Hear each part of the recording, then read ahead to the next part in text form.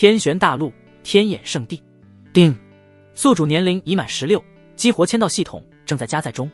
丁，系统加载完毕，发布签到任务。签到地点：圣女闺房。任务时限：1日之内。任务奖励：主仆契约、极品体验卡、黄体。丁，鉴于宿主初次签到，允予降低难度，宿主将会被直接传送至签到地点。脑海里忽然接连传来一道道清冷的系统提示音，白夜顿时面色一愣，目光震颤。系统终于来了。身为穿越者的他自然知道系统是何其逆天的存在。然而白夜还没缓过劲来，突然眼前白光一闪，一阵恍惚，下一刻他周围的环境发生了天翻地覆的变化。一间奢华典雅的房间内，各种各样的家具都是由昂贵的特殊材料所制，空气中弥漫着沁人心脾的淡淡芳香，以及还有一位绝色少女。丁，检测到宿主已经抵达了签到地点，请在签到地点范围内保持1秒钟，视为签到成功，否则任务失败。听见系统的提示音再次响起，白夜顿时猛地回过神来，这里是圣女的闺房。天眼圣地之中，横压同个时代所有女弟子的天之娇女，才有资格成为圣女。而当今这个时代的圣女，正是此时白夜眼前的那位绝美少女，不仅是圣女，同时还是圣地之主的女儿，其名姬清长。身穿雪白色的纱裙，身材高挑玲珑有致，五官也是无比精致，眉目如画，脸上白净如玉，吹弹可破，双眸宛若夜空星辰，但又寒冷至极，与其对视一眼，神魂仿佛都要被冻结了。可以说是白夜在这个世界所见过的最美的女子没有之一。但他曾听说圣女姬清长非常讨厌男人。果不其然，此时姬清长神色震惊的同时柳眉倒竖，对于一个陌生男人闯进自己的房间而感到震怒不已。大胆淫贼！虽不知对方是如何闯进来的，但姬清长此时也根本没心思在意这个了，立即手握一柄利剑指向白夜。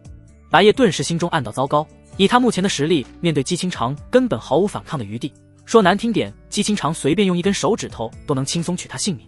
好在1秒钟的时间转眼间就过去了，系统提示音随之而来。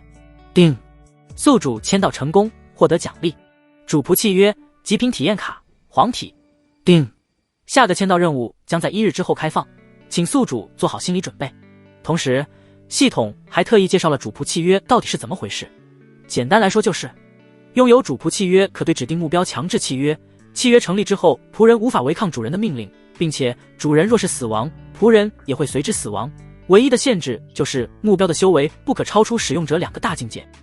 补充一下，仆人与主人是单方面的同生共死，也就是说即便仆人死了也对主人没有任何影响，所以对于白夜没有任何负面效果。然而转眼间圣女姬清长就已经朝着白夜杀过来了，一副要取他性命的样子。受死！这道冰冷无比的声音让白夜瞬间清醒。如此危急的关键时刻，白夜什么都顾不上了，直接反手对姬清长使用了主仆契约。此刻白夜与姬清长的神魂瞬间绑定，白夜身为使用者自然是主人，那么姬清长就是仆人了。此时姬清长完全不知发生了什么情况，在利剑马上就要刺入对方身体的时候，他的手突然就不听使唤了，整个身体顿时都莫名其妙地定住了，手中的利剑无法再前一分毫，明明只差毫厘就能刺入对方要害。这是什么情况？在姬清长惊疑不解的时候，白夜忽然开口道：放下武器，乖乖站好。他看得出来圣女姬清长已经被他控制了，说明对方满足主仆契约的条件。天玄大陆武道一图有明确的境界划分，从弱到强依次为淬体境、辟府境、灵海境、开天境、融天境、神府境等等，各个大境界还细分了9重小境界。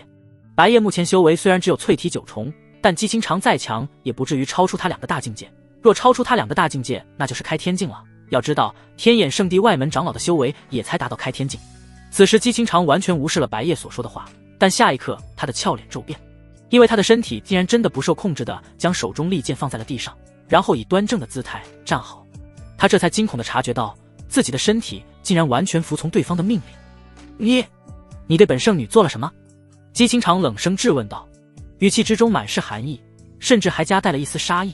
然而白夜脸色却是十分从容，甚至有点想笑，淡淡说道：姬圣女，你似乎对自己的处境还不太清楚啊。说着他一步一步靠近姬清长，看着对方步步逼近，姬清长美眸中充满厌恶的同时还浮现了一抹恐慌之色。只要有男人站在他身旁，他都会不由自主地感到十分厌恶。他现在非常想反抗，但身体却不知为何丝毫无法动弹，这令他下意识的有些恐慌感。此时姬清长的心里十分不解，对方那身打扮分明只是一个外门弟子，而他的修为高达临海境，区区一个淬体境的外门弟子，为何能命令控制他？就在这时，白夜用手轻轻挑起了姬清长那白净精致的下巴，淡淡说道：“现在应该反应过来了吧？你无法违抗我的命令。”被一个男人触碰到了身体，姬清长顿时深感厌恶，屈辱至极。不过他脸上的表情仍然无比冰冷，这并不是因为表情被白夜控制了，而是他不想在对方面前示弱。你刚刚是想杀我吧？我擅自闯入你的房间固然是我的不对，但也罪不至死。白夜仍然挑着姬清长的下巴，直视着姬清长的双眸道：“我这人一向是有求必报，听说姬圣女你好像极度厌恶男人。”他对此事真的有点气愤，这女人刚刚不给他半点解释的机会，一见面就想杀了他。他要是没有系统给的主仆契约，刚刚他必然会死在这女人的剑下。作为报复，你的初吻归我了。此时白夜完全不像是开玩笑的样子，逐渐逼近姬清长那精致绝美的脸蛋，姬清长的瞳孔骤然一缩，美眸之中的惊恐绝望之色愈发浓郁。本身他就极度厌恶男人，尤其对方还是个他以往根本不放在眼里的外门弟子。是啊，毕竟姬清长可是天眼圣地尊贵无比的圣女，而白夜这样的外门弟子则是天眼圣地的最底层，二人的身份差距完全是一个天一个地。被一个外门弟子强行夺去初吻，对于姬清长而言简直就是莫大的耻辱。然而正是因为如此，白夜才会想到用这种方式报复姬清长。不要！姬清长的语气十分抗拒，但他的身体根本无法动弹，只能任由白夜蹂躏。这也是因为白夜刚刚的命令只控制了姬清长的身体，而没有特意控制姬清长的神色和言语，否则他连说话的机会都没有。白夜完全无视了姬清长的抗拒反应，甚至变本加厉地再次命令道：“不准说话！”姬清长的阴唇顿时不受控制地合上了，并且无法再发出任何声音，甚至连呜咽都做不到。虽然白夜的长相并不差，可以说五官就像是上天雕刻一般俊秀天成，但姬清长对男人的厌恶并不是随便说说那么简单。极其不对等的身份差距只是一种耻辱，但厌恶男人几乎是他的本能反应。眼前对方的脸庞已然靠近的近在咫尺，几乎能够感受到对方的温热呼吸，极致的惊恐、绝望、无助以及屈辱感。一时间，姬清长变得脆弱至极，这些情绪无法宣泄，只能化作眼泪。泪水缓缓划过脸颊，此时姬清长脸上的表情很是委屈，但又有一副强撑着，似乎想维持住身为圣女的威严的样子。这一幕几乎美得令人窒息，就连白夜见状都微微愣了愣，心中不禁升起一丝怜惜。不过他立马轻咬舌尖，使自己瞬间清醒，心想着自己可不能被这女人的美人计给忽悠了。然而白夜最终还是略有些心软了，只在姬清长那诱人的阴唇上轻轻一触，即便只是这么轻轻一触，都体会到了前所未有的美好。这种温润柔软的触感能令人回味无穷。好了，仇也已经报了，现在可以给你暂时的自由了。白夜暂时解除了对姬清长的那些命令，紧接着他又补充了一句：对了，提醒你一下，现在你与我单方面同生共死，所以别想动什么歪脑筋。这下姬清长的身体重新恢复自由，他强行忍住了当场一剑将对方诛杀的念头，忍得娇躯微微颤抖，但他不得不忍，因为他对白夜所说的那句话也有所察觉。有一种未知的神秘力量将他与对方牵连在一起，对方若有生命危险，他也必会遭罪，这使他完全不敢对白夜动手。淫贼，无耻之徒！姬清长无法动手，就只能动口了。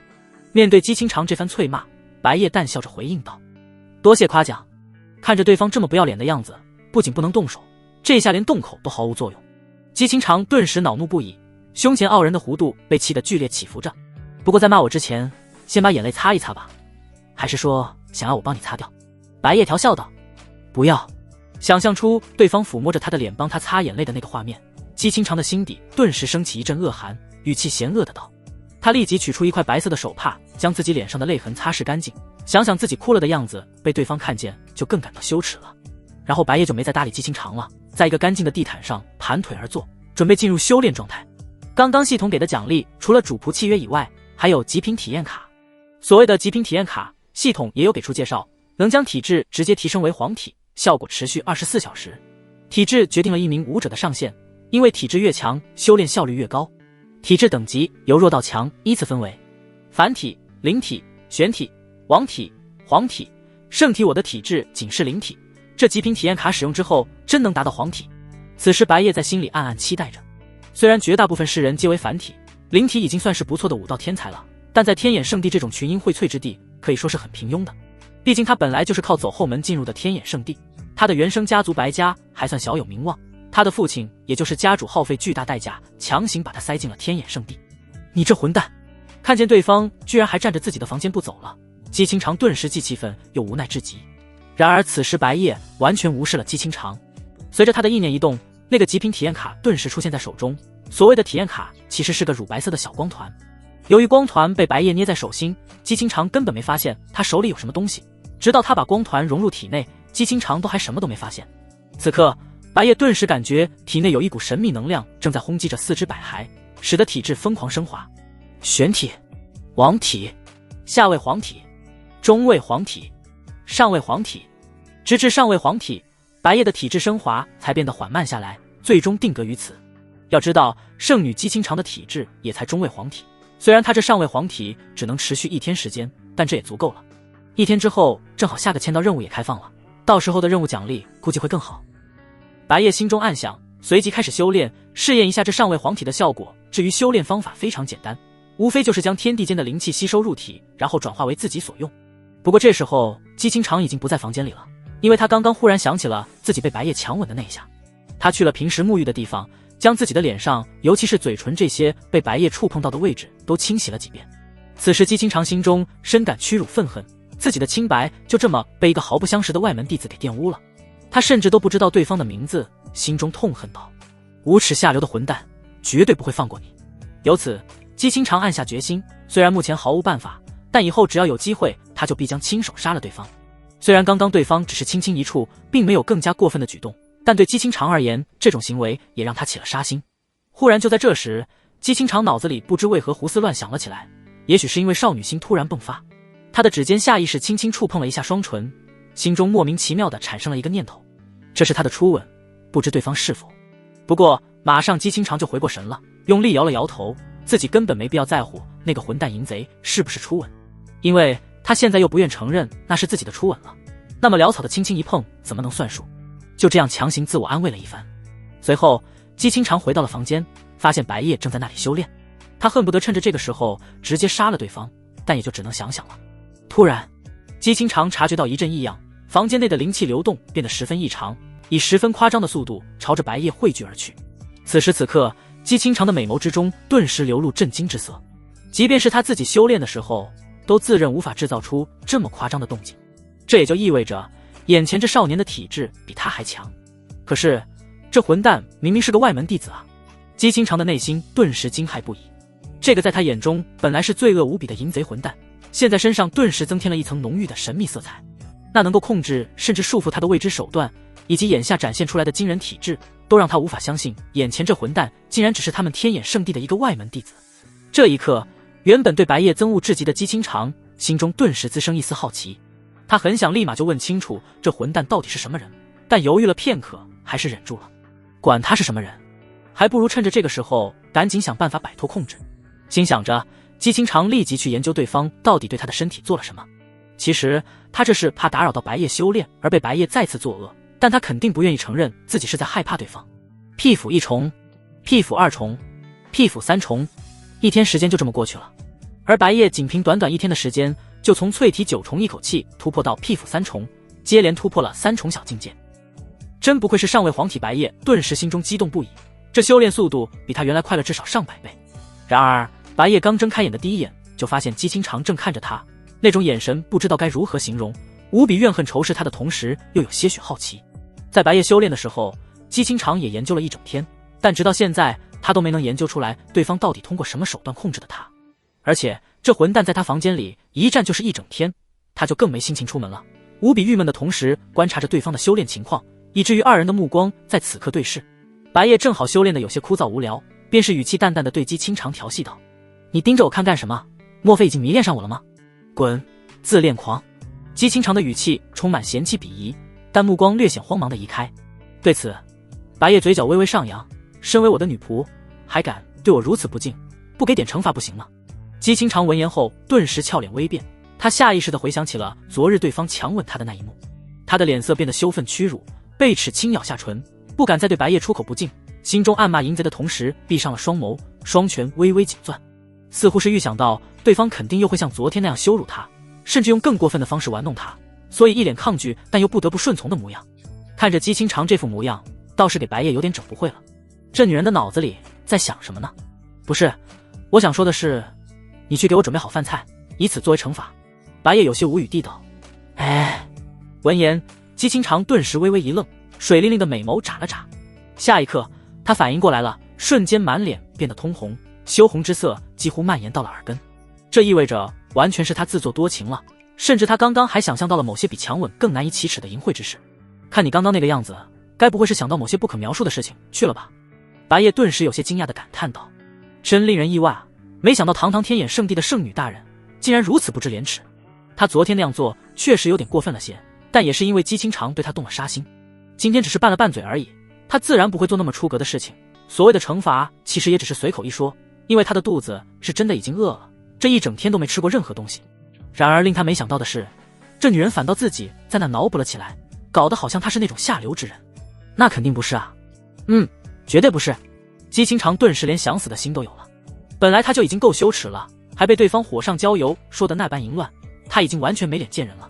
此时姬清长羞耻万分，无颜再在这里停留片刻，连忙逃也似的离开了，而且还得服从对方的命令去准备饭菜，随便做点简单的东西应付一下。然而走到半路，姬清长这才突然反应过来有哪里不对，自己干嘛要亲手给那混蛋做饭，直接去膳堂随便弄点饭菜回去不就行了。一路上姬清长还在回想着刚刚的事情，若不是那家伙昨天真敢强吻了他也不会因为惩罚一词联想到那些不知廉耻的事情，归根结底还是那家伙导致的。姬清长越想越气，心中暗骂一声混蛋。与此同时，白夜忽然打了个喷嚏，他立马明白估计是那女人在背后咒骂他，不过他对此并不在意，反正那女人根本逃不出他的手掌心。现在白夜没在修炼，不过也不是在发呆，而是在等待系统的消息。如果他没估错时间的话，下个签到任务马上就快要开放了。定，时间已至，发布新的签到任务。定，签到地点天陨冰晶，任务时限1日之内，任务奖励天眼圣体。天眼圣体，白夜眸中顿时金光一闪。众所周知，圣体可是凌驾于上位皇体之上的，上位皇体都已经那么恐怖了，圣体更是难以想象，因为已经远远超出他的认知，而且他的上位皇体在刚刚就已经失效了，而这天眼圣体想必是永久的。不过为何名为天眼圣体？难道跟天眼圣地有什么特殊关系？天眼圣地内门善堂，内门善堂正如其名，坐落于圣地的内门，这是专门为内门弟子和核心弟子提供用膳的地方。姬清长不仅是圣女，同时也是核心弟子，而杂役弟子和外门弟子则是只能在外门的区域活动，所以通常而言，一个外门弟子根本没有资格进入内门。然而那个混蛋不仅进了内门，甚至还在自己完全察觉不到的情况下闯进房间。姬清长对此困惑不已。快看那边，我没看错吧？那个好像是姬圣女。竟然真的是姬圣女。圣女大人怎么会出现在这里？估计是突然想换换口味吧，不然姬圣女平时几乎从未来过善堂。此时此刻，周围弟子见到了姬清长，顿时都惊叹了起来，因为往日里姬圣女基本不会轻易露面，不少弟子从拜入天眼圣地以来，甚至都没见过姬圣女一面。令他们深感遗憾的是，姬圣女脸上戴着深色面纱，无法看清容颜。这是姬清长出门之时特意戴上的，他不喜欢在外人面前露出自己的容颜。传闻姬圣女的美貌倾国倾城，只可惜我们都无法目睹姬圣女的全貌。有个男弟子不禁遗憾道。不过即便只从轮廓也能看得出来，姬圣女的容貌绝对是美如画，身材也是妙曼玲珑，十分完美。此刻他们觉得那些传闻没有丝毫夸张成分。一时间里，姬清长的出现引来了万众瞩目，但无一人敢靠近他，因为这些内门弟子已经在天眼圣地多年了，几乎人人皆知圣女大人十分厌恶男人。而且姬圣女身上那冰霜冷傲的气质也让他们下意识有一种不可靠近的感觉，再加上姬圣女的实力和身份，他们更是不敢作死我们天眼圣地的男弟子，只要见了姬圣女一眼，估计都会把姬圣女视为梦中情人吧。我哪怕做梦能梦到都乐开花了。嘘，小声一点，你自己在心里意淫还好，要是让圣女大人听见了你，可就完蛋了。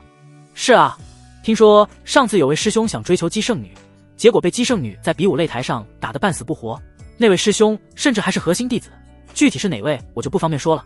有人把自己对姬圣女产生的想法说了出来，都被旁边的其他弟子特意提醒了一番，因为这种事情要是让那位圣女大人知道了，是真会出事的。毕竟那般厌恶男人，肯定不乐意有男人对她产生非分之想。然而此时姬清长完全无视了周围那些人，他现在心情被白夜整得很差，既没心思在乎，也听不清他们在说什么。在膳堂内，此时已经不是饭点的高峰期，很多弟子都已经吃完走人了，所以这里面并不会拥挤。负责盛饭盛菜的老大爷和老大妈见到圣女来了，第一时间都没反应过来，毕竟这位圣女可是最尊贵最罕见的稀客，若不是腰间挂的那块翡翠令牌象征着圣女的身份，他们也认不出来眼前这位是圣女姬清长。圣女大人，他们顿时都十分恭敬地对姬清长称呼道。姬清长微微颔首，阴唇轻启，随便打一份饭菜就行了，什么样的都无所谓。他不知道也不在乎那个混蛋想吃什么，反正按照命令做了就行，没必要还为那混蛋特意挑选。话虽如此，但负责盛菜的大爷和大妈可不敢真按圣女大人说的那样随便，他们随即精挑细选那些昂贵以及营养价值高的佳肴，不敢对圣女大人有丝毫的招待不周，就连他们平时拿着勺子抖个不停的手都再也不抖了。阴差阳错之下，最终姬清长得到的反而是一份精心准备的美味佳肴，还用精致的木盒包装了起来。然而他也没留意里面到底有什么，转身就离开了膳堂。此时周围不少男弟子都目不转睛地看着那道渐渐远去的绝美倩影。以后姬圣女要是能经常来膳堂就好了，单单看着都感觉非常养眼，看一眼仿佛能多活1年。姬圣女来得快去得也快，如此难得来了膳堂一次，还要带回去用膳爱。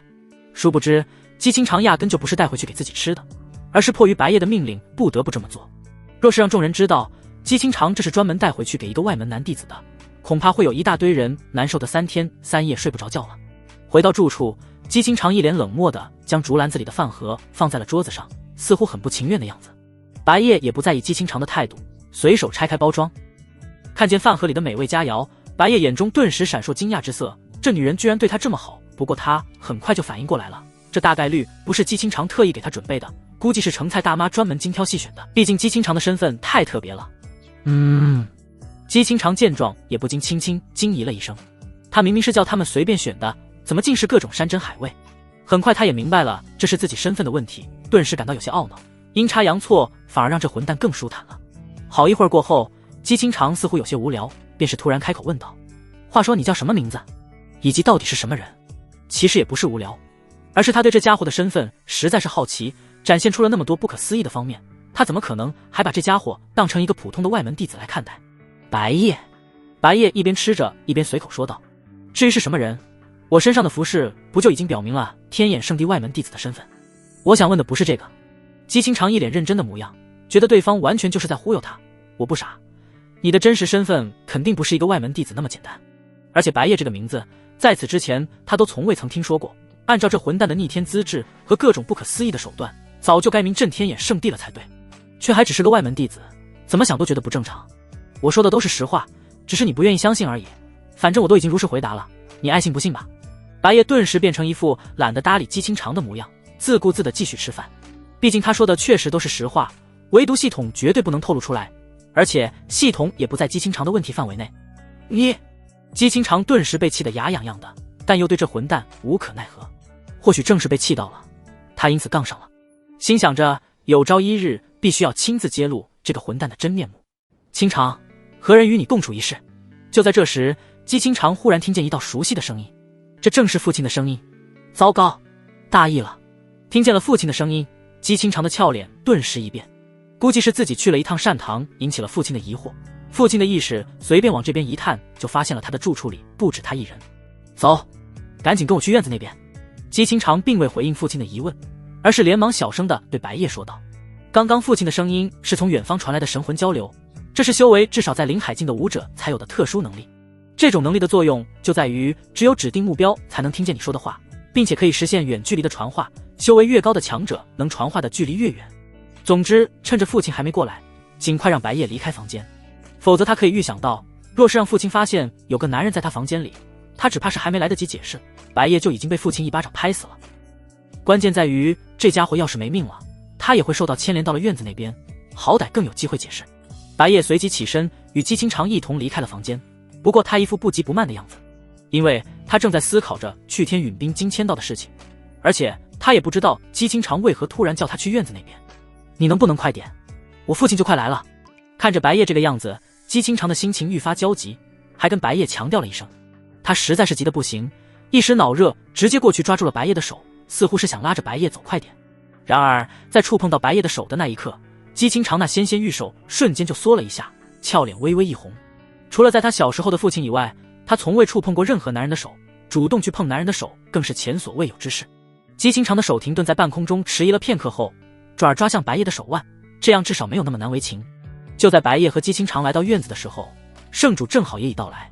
清长，一位身穿白色衣袍、玉面书生般的中年男子，几乎是凭空出现在白夜和姬清长的面前，根本无法用肉眼看清男子行动的踪影。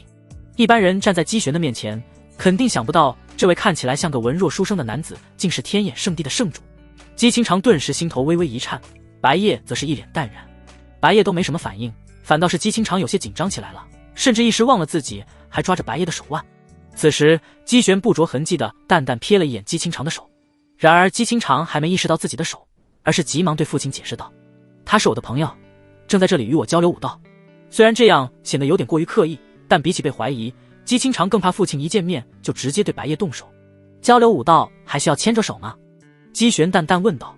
姬清长这才终于反应过来，自己由于太紧张而疏忽了。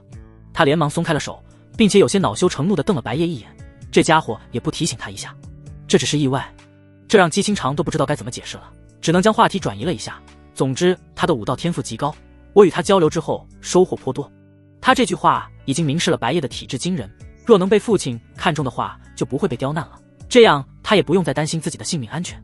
至于跟父亲说明真相，那肯定是不行的，毕竟白夜随时都能控制他的身体，除非他决定跟白夜同归于尽。天赋极高，不论姬清长如何解释，姬玄都仍然深感怀疑，因为疑点实在是太多了。其实别的疑点都没必要多说，最关键的一点在于这少年是男人。姬玄不可能不知道自己女儿极度讨厌男人，而且不是一般情况，更像一种怪病，迄今为止他都没能找到化解方法。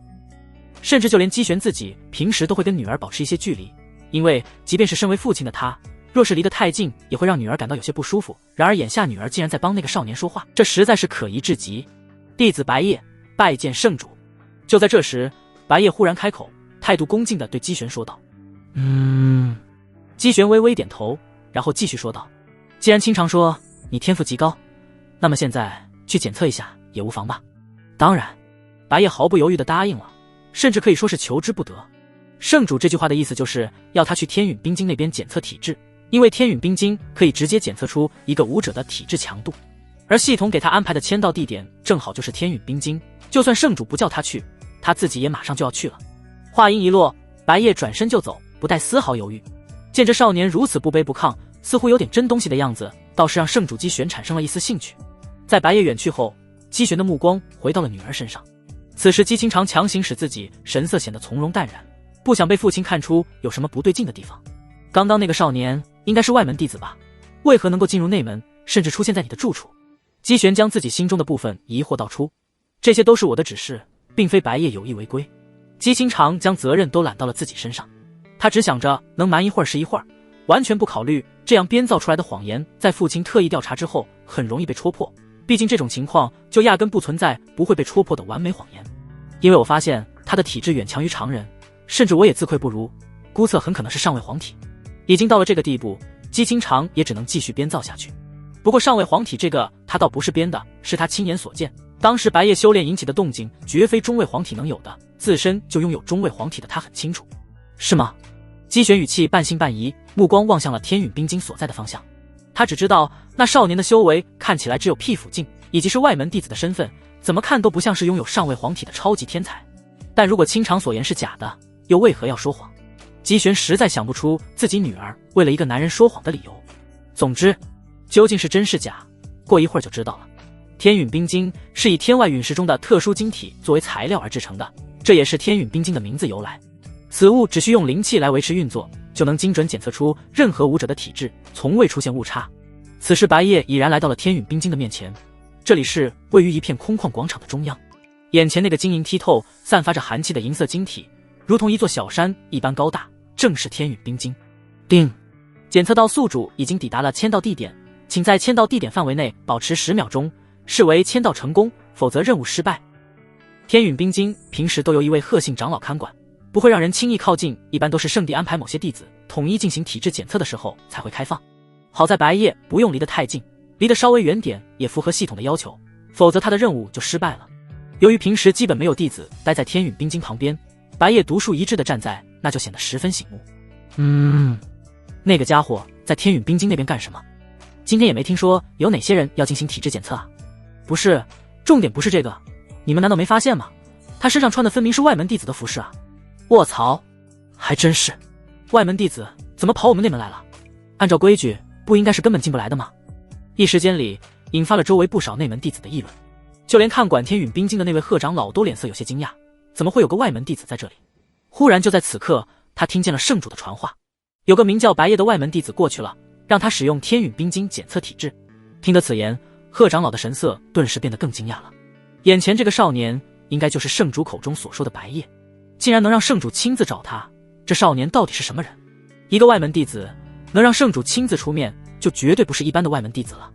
好的，贺长老随即也用神魂交流对圣主回应道，然后他反手解开了原本封锁住天陨冰晶的阵法。这道阵法无形无色，但能将任何人隔绝在外，除非有开天境强者用蛮力强行打破阵法。你的名字是叫白夜对吧？贺长老还对白夜问了一声。弟子正是。白夜的语气平淡，但不失尊敬。你可以进来检测体质了。贺长老微微点头，然后示意白夜进来。这一幕被周围那些内门弟子看在眼里。不是，我没看错吧？贺长老居然真让他进去了，这是什么情况？我们平时都没资格靠近天陨冰晶，那个外门师弟为什么能进去？难道他是外门的特殊天才，所以能有这些特权？一个身穿外门服饰的家伙，不仅能进内门，还能靠近天陨冰晶，这分明就是妥妥的特权啊！但他们也没听说过外门最近有出现什么特殊天才啊。此刻在他们眼里，白夜的身份顿时成了个谜。不过看他那个样子，应该是要检测体质，一个外门弟子能在我们内门独自进行体质检测，肯定不是一般天才，具体如何待会就知道了。这时有个人分析道，一时间里周围不少内门弟子都聚集在这围观了起来，都很期待和好奇那个外门师弟能检测出什么级别的体质。别说这些外门弟子了，就连贺长老都很好奇这小伙子的体质是有多高，能引起圣主的关注。贺长老压根不知道白夜与圣女和圣主发生的事情，就以为白夜是有什么特别过人之处，引起了圣主的重视。与此同时，白夜已经在签到地点范围内维持了10秒钟。叮，宿主签到成功，获得奖励天眼圣体。叮，下个签到任务将在1日之后开放，请宿主做好心理准备。在系统提示音落下的这一刻，白夜体内瞬间有一股无比恐怖的能量，以极快的速度不断凝聚压缩，转瞬间压缩到极限，然后爆炸。轰！白夜身体里突然有一束璀璨金光冲了出来，刹那间冲破了9天云霄，天穹之上风云色变，赫然形成一阵威势惊天动地的灵气风暴。天地间的灵气迅速变得稀薄，因为都被灵气风暴贪婪地吸去了。此时此刻，整个天眼圣地所有人都抬头看向了那灵气风暴，如此恐怖骇人的一幕让他们个个目瞪口呆。众多弟子、护法、长老，甚至圣主和老祖们无一例外，都被这天地异象震惊得不轻。这是天眼圣体。一道古老沧桑的声音从天眼圣地的禁地深处传出，那是太上长老闭关的地方。有人说太上长老早已作化了，也有人说太上长老在暗中默默守护着天眼圣地，只有在圣地危亡之际才会从禁地走出。而今日白夜引发的异象惊动了太上长老，也证实了太上长老并未作化。一道恐怖的神识顿时横扫了整个天眼圣地，不仅在寻找天眼圣体的主人，也在寻找圣主姬玄。姬玄，与我合力启动大阵。就在这时，姬玄突然听见了太上长老的声音。太上长老没有多言，但姬玄也领会了太上长老的意思，这是不想这阵天地异象被太多人察觉。圣体现世不仅会引发某些存在的恐慌，也会引来眼红嫉妒，他可不希望圣体的主人早早夭折。至于圣体主人是谁，该不会不对，应该说大概率就是那个少年了。而在姬玄身旁的姬清长，绝美的容颜震惊地凝固住了，美眸之中异彩连连。此刻他的脑海之中仿佛也有一团风暴，将他心绪搅得混乱不堪。在圣主和太上长老的合力下，护宗级别的大阵顿时启动，此阵瞬间将天眼圣地内的天地异象与外界隔绝开来，圣地之外就好像什么都没发生过一样，甚至就连圣地内的弟子们都没有察觉到阵法的启动。与此同时，漫天卷地的灵气风暴已然成长到了极限，因为四面八方的灵气都已经被彻底抽空了，灵气风暴开始不断压缩，并且汇入白夜身体。白夜的修为气息顿时疯狂膨胀，膨胀，突破，再膨胀，再突破，屁府4重，屁府5重，灵海1重，几乎是一个呼吸间，白夜的修为疯狂突破。由于突破的太快，就连他都不清楚自己已经突破多少次了。直至修为境界定格在灵海一众，白夜稍微想了想，自己刚刚足足突破了7次，而且这还不是全部。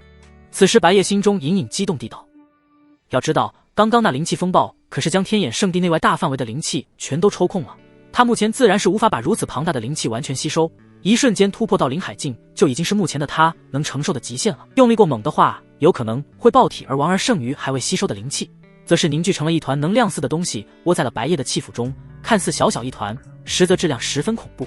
至于气府，是每个武者体内都有的，也是修炼武道不可或缺之物，因为吸收、转化、储存灵气都要用到气府，说白了，一旦气府被毁，就会变成一个无法修炼的废人，可见气府的重要性。而那能量窝在白夜的气府里，也便于他以后慢慢将这能量吸收。哦对，差点忘了。就在这时，白夜忽然想起来自己还没检测体质呢。刚刚天眼圣体引发的恐怖动静把他自己都震撼到了，导致他差点就忘了这事。而检测体质的方式还是很简单的，直接把自己的手按在天陨冰晶上面就行了。然而正当白夜伸出手的时候，眼前突然出现一道人影，他都还没看清楚对方的面貌，周围的景象就已经发生了变化。这时白夜才察觉到对方的手不知何时放在了自己肩膀上，也不知被对方带到了何处。他定睛一看，才发现眼前的人影原来是圣主。你的天眼圣体是从何而来的？圣主姬玄羽其中的激动之情难以抑制，甚至声音都有些颤抖了。天眼圣体与天眼圣地自然是渊源极深，因为天眼圣地这个名字就来源于天眼圣体，万年前创立圣地的天眼老祖便是天眼圣体的拥有者。然而从那以后，天眼圣地再也没有出现过身怀天眼圣体的天才，直至今日，若非太上长老提醒了他，他都认不出来白夜的圣体竟然是天眼圣体。体质不都是天生就有的吗？白夜的脸色强行保持着平静淡然。也是我失态了。姬玄的情绪冷静了一些。体质基本都是天生的，虽然听说过有人后天获得了圣体，但这终究是极小概率的事情。既然白夜都说了是先天圣体，他也没必要再多问了。与此同时，天陨冰晶那边，由于圣主姬玄的速度太快了，周围的弟子们压根不知道圣主亲自出现过，他们甚至都还没察觉到白夜已经消失不见了，也就只有贺长老勉强能察觉到圣主刚刚来过。异象消失了吗？刚刚那到底是什么情况？我这辈子都没见过这么恐怖的异象。我刚刚看着感觉好像是那个外门师弟引发的天地异象，不过我也不敢肯定，刚刚那个动静太吓人了，似乎真是那个外门师弟，难怪他有那些特权，果然体质非同寻常。我记得当初圣子和圣女的黄体都没这么夸张的异象，那个师弟检测出的难不成是圣体？秦圣子的位置恐怕不保了啊！等等，奇怪了，那位外门师弟怎么突然不见了？直到这时，才有弟子发现白夜不知何时消失了，而且所有人都以为白夜是在检测体质的时候引发了天地异象，就连贺长老和圣主也是如此。贺长老虽然是离得最近的，但他刚刚都被那天地异象惊呆了，哪还有心思留意白夜的手是否有放在天陨冰晶上？殊不知，白夜压根没来得及触碰天陨冰晶。不过他的具体修为倒是被天陨冰晶暴露了，因为他离天陨冰晶太近，刚刚又正好在突破修为，天陨冰晶便显示了他的修为处于灵海一重。天眼圣地，传承之地，这是圣子和圣女才有资格进入的传承之地，能获得天眼圣地的传承。在天地异象刚结束的那一刻，传承之地内的某道神秘的古老封印忽然开始松动，无数条符文密布，闪烁着微光的锁链原本尘封了不知多少岁月，今日突然微微颤动起来。天眼圣体引发的天地异象不只震撼了天眼圣地，还惊动了整个南域。虽然天地异象中途就被圣主和太上长老合力启动阵法与外界完全隔绝，但南域的不少势力也已经察觉到了，只是他们不确定这个异象到底是什么引起的。太上长老当然知道不可能做到让外界完全无法察觉，但他的真实意图其实是表明态度，向世人表明态度。引发异象的天才，他们天眼圣地必保，外人休想动歪念头。刚刚那异象的源头应该是天眼圣地吧？这到底是怎么回事？我从未见过阵势如此浩大的异象，只可惜那异象中途突然断了，难以判断这到底是由什么引起的异象，尚未黄体，亦或者甚至是圣体。我觉得应该是圣体，异象突然中断，肯定是天眼圣地的那位存在出手了。上位黄体虽然也很恐怖，但并不值得那位出手。又有一位圣体妖孽现世。自古以来，同个时代出现两位圣体的局面都寥寥无几，南域莫非要变天了？整个南域四面八方的诸多大势力、大人物们都在为之惊叹。天眼圣地中途使异象与外界隔绝，这让他们更是十分好奇，天眼圣地那边到底是哪位妖孽引发了异象，是黄体还是圣体？若是圣体的话，又是哪种圣体？直到这时，太上长老才将护宗大阵关闭。不过这时候异象已经终止了，整个天眼圣地回归平静，唯独天地间异常稀薄的灵气仿佛在诉说着刚刚发生过何其恐怖的事情。但天眼圣地的众人可就无法平静了，到现在他们都还没完全缓过来。尤其是现任圣子秦无缺，此事给他带来了极大的危机感。秦无缺本来正在一处瀑布中闭关，天地异象的动静让他猛地睁开双眼，眼神顿时变得犀利深沉。竟然有人检测出圣体了，圣子之位恐怕不保，我可不能坐以待毙。白夜正在感受天眼圣体给他带来的好处，不仅体内杂质全都被清空了，气血也是磅礴汹涌，仿佛有无穷的精力，但却无从释放。不过最重要的当属修炼效率，圣体带来的修炼效果定然比上位黄体还要恐怖得多，具体有多恐怖就只有他自己修炼了才知道了。就在这时，圣主姬玄的一句话将白夜的心思拽了回来。这样吧，你最近这段时间千万不要离开天眼圣地，以及今天发生的事情我也会封锁起来，不让外传，原因你应该明白吧？此时姬玄语气严肃地对白夜说道。白夜微微一愣，随即反应过来，点头道：弟子明白。正所谓匹夫无罪怀璧其罪，身怀天眼圣体的他若是没有圣地庇护，非常容易早早夭折，他当然也明白这个道理。整个南域何其之大，各种强者更是数不胜数，以他目前的实力，若是贸然离开圣地，随便一个南域强者对他动了杀心，他都必死无疑。那么我有事先走了，今日起你直接晋升核心弟子，可在内门随意活动。离开前，姬玄留下了最后这句话，并且给了白夜一块令牌。他所说的有事，其实就是准备去跟长老们商量关于白夜的事情。这是他们天眼圣地有史以来首次出现圣体妖孽，甚至还是与天眼圣地渊源极深的天眼圣体，应该给白夜怎样的待遇，成了一个不得不商量的大事。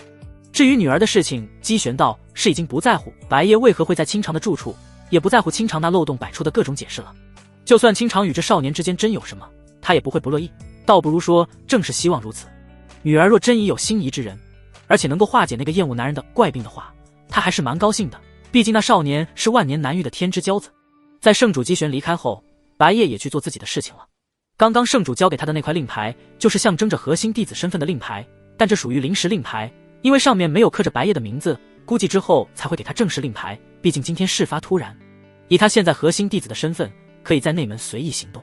不过他只打算随便找个地方修炼，顺便等着系统开放新的签到任务，先体验一下天眼圣体的修炼效率。来到内门的一片幽静竹林里，白夜心中暗想到，他就准备在这里进行修炼，环境幽静舒适，不易受到干扰。一会儿后，极其夸张的修炼速度顿时把白夜给吓到了。仅仅这么一会儿的功夫，竹林内本就稀薄的灵气被他彻底吸收干净。还想继续修炼，就要换个地方，或者等着这里的灵气慢慢自然恢复。不过白夜倒是无所谓了，他已经大致清楚天眼圣体的修炼效率。如果说上位黄体的修炼效率是他原来的上百倍，那么天眼圣体的修炼效率就是他原来的上千倍。也就是说，他现在只需修炼1天就能顶得上他原来修炼几年的效果。关键这圣体还是永久的，自己这下是真要起飞了。终于找到你了。然而就在这时，一道空灵动听的声音打断了白夜的心绪，只不过这道声音听起来有些气愤。白夜顿时扭头一看，发现这道声音的主人果然是姬清长，同时看见了姬清长美眸中的幽怨之色。怎么了？白夜疑惑道。姬清长迟疑了片刻，还是没有说出口。他可不想说自己为了找到白夜费了不少功夫，最后还是问了长老才知道白夜来了这里。姬清长直入正题地道，现在圣地之内几乎人人皆知你有圣体，我父亲肯定也会着重培养你，我对你已经构不成威胁了，应该可以解除对我的控制了吧。他之所以迫切想要找到白夜，主要就是为了让白夜解除对他的控制，他觉得现在白夜已经没有控制他的必要了。确实是这个道理，但问题在于我压根不知道如何解除控制。白夜面色略显尴尬地道。姬清长顿时俏脸一变，如同遭到沉重打击，但很快他的脸色就转变为羞怒之色。混蛋，淫贼，非要将我彻底玩弄才甘心吗？显然他觉得对方完全就是在忽悠他，只为了以后能任意使唤和玩弄他。不是，我说的真是实话。再说了，谁有兴趣非要玩弄你？又被误解和污蔑，白夜也有些不乐意了。他是真不知道主仆契约如何解除，因为系统只告诉了他使用方法和使用条件，压根没说解除方法，搞得好像他非要玩弄姬清长不可。虽然他不敢以正人君子自居，但也没有那么淫邪不堪。那你如何解释之前强夺初吻？说到一半，姬清长意识到初吻2字有些不妥，连忙捂住了自己的嘴。本来他心里早已不愿承认那是自己的初吻，结果刚刚一时心急说漏嘴了。我说过了，那是为了报复你，而报复当时就已经结束了。白夜已经懒得再跟这女人多说废话了，打发似的对姬清长摆了摆手，算了，懒得跟你多解释了，你爱怎么想怎么想，反正只要你别太过分了，我都不会对你如何。可恶！姬清长被气得不轻，但又对这混蛋无可奈何，只能憋屈的回去了。他根本不相信这混蛋能控制他，却无法解除控制，绝对是为了能随时使唤和玩弄他。这样他就更不可能相信白夜今后不会对他如何了，因为在他眼里，男人都是只知道用下半身思考的动物，当然除了父亲以外。由此可见，姬清长对男人的厌恶早已深入骨髓，而且还是几乎已经没救了的那种。然而走到半路上，姬清长才忽然想起来，自己本来还想问白夜关于圣体的事情，结果发生了那样不愉快的事情，他暂时也没机会问了。毕竟那可是古往今来都极其罕见的圣体，他能不好奇吗？紧急会议上，圣主姬玄以及诸位内门长老聚集于此，整个会议都是围绕着今天白夜的事情展开的。那个名叫白夜的外门弟子，哦不对，现在是核心弟子了，他的体质真是圣体。我们天眼圣地曾有上位皇体，但远远没有今天这样的异象，应该是圣体无疑了。当时白夜不是在天陨冰晶那边吗？贺长老应该看得最清楚吧。这时好几位长老的目光都看向了贺长老，当时他们都在各司其职，距离天陨冰晶较远，唯独贺长老正好是在看管天陨冰晶。这其实我也不是很清楚，但凭我的感觉应该是圣体没错。贺长老有些尴尬地陪笑道，当时天地异象来得太过突然，他被震撼的压根没心思注意天陨冰晶的反应，甚至贺长老都不知道白夜始终没把手放在天陨冰晶上面过。圣体这点毋庸置疑，我与太上长老已经确定过了。此时姬玄开口道，他并没有将天眼圣体说出来，似乎有意将天眼圣体的事情保密，目前仅有他、太上长老以及白夜本人知晓。紧接着姬玄对某位长老说道，方长老，关于白夜的个人信息拿来了吗？方长老点了点头，随即张开了紧握的掌心，一颗金色的小光团自他掌心飘向姬玄，这颗光团里就记载着白夜的信息。大前皇朝白家少主，这么说他还是破例招收的。姬玄的目光有些惊讶，白夜的家境比他想象中的差了不少，而且说直白点，还是走后门才进来天眼圣地的，怎么看都不像是个拥有圣体的绝世天才。还是说之前一直隐藏得很深，但隐藏的目的又是什么？姬玄愈发的觉得这少年十分神秘，他心想着之后去问一问清长。还记得在检测体质之前，清长就说过白夜的体质惊人，估计清长知道些什么。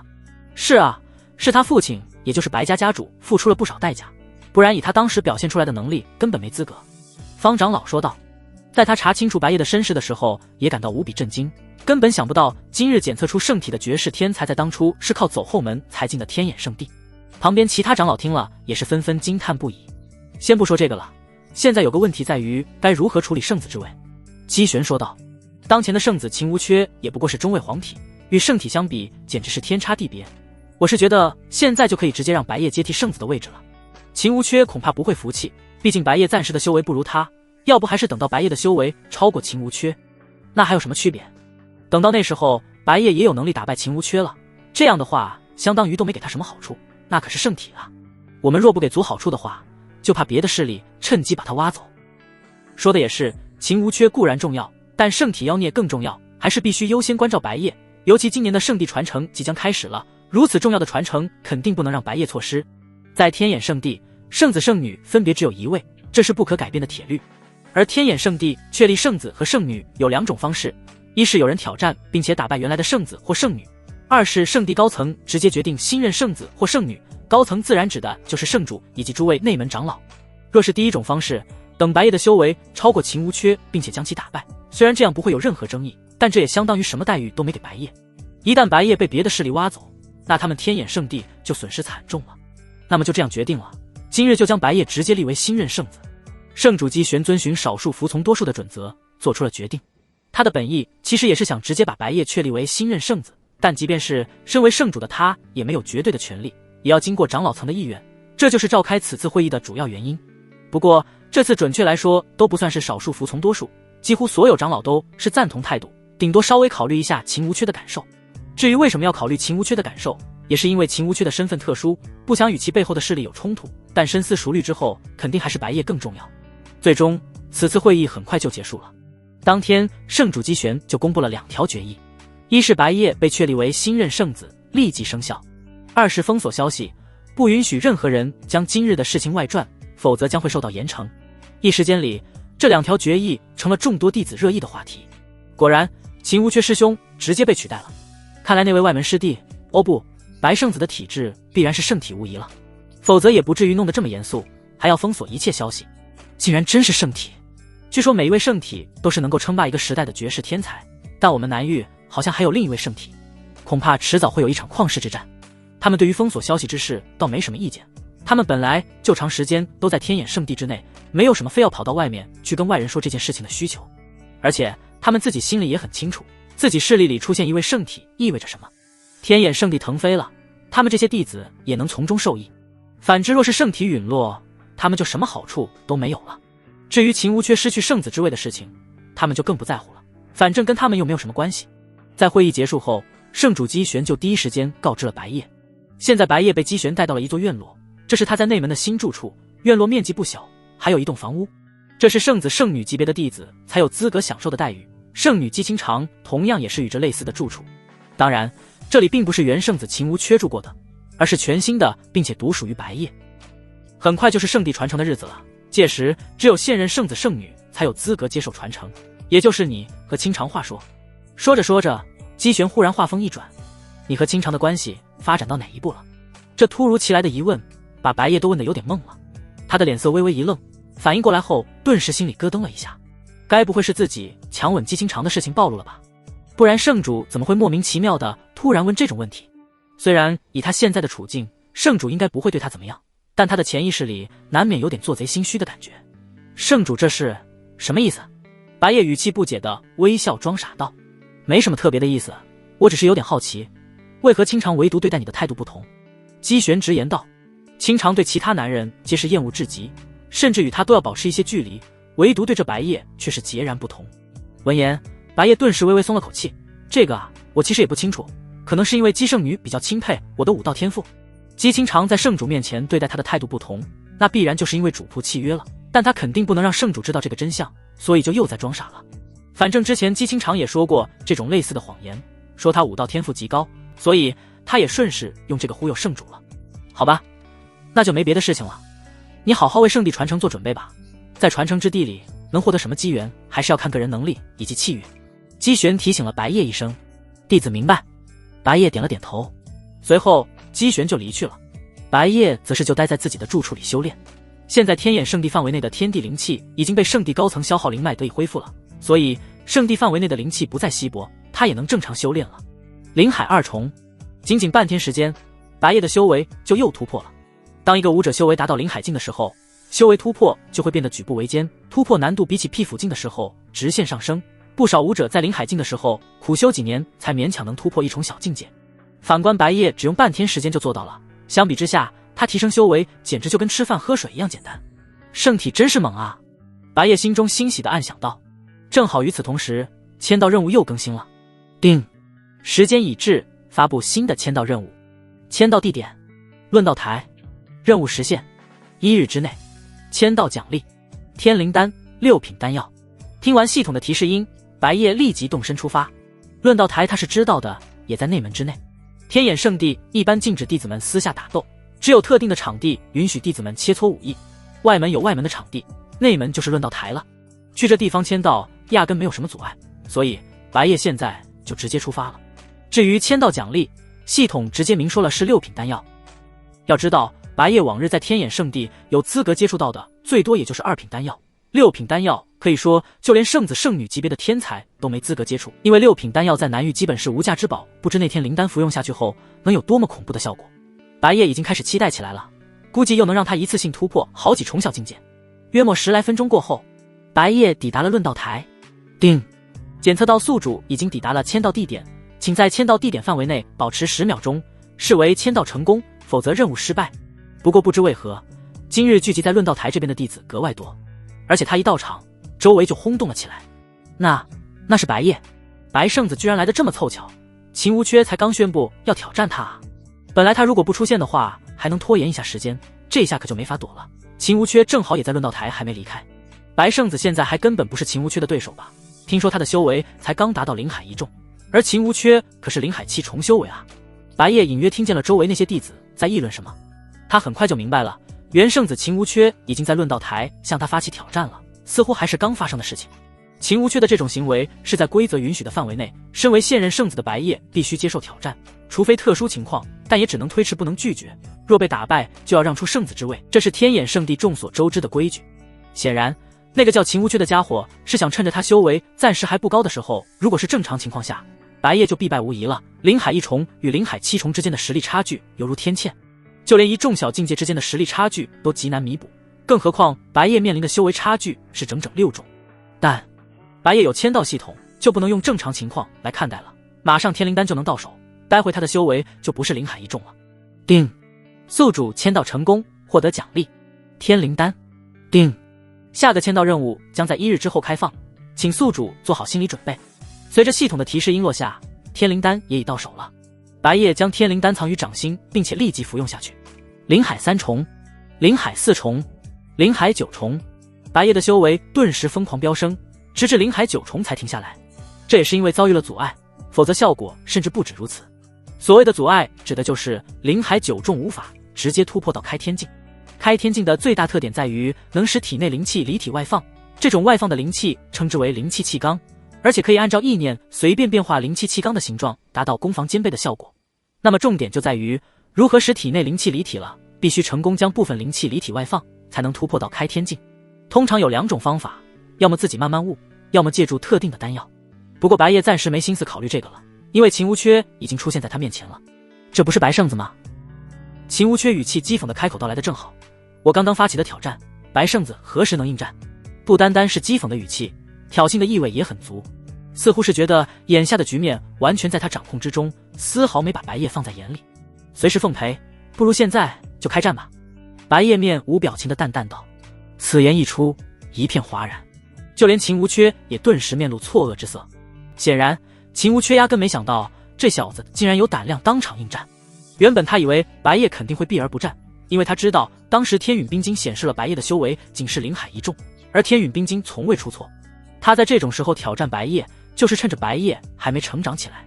圣体是不争的事实，他当然是不敢小觑，估计这小子的修为过不了多久就能超越他，等到那时候就一切都来不及了。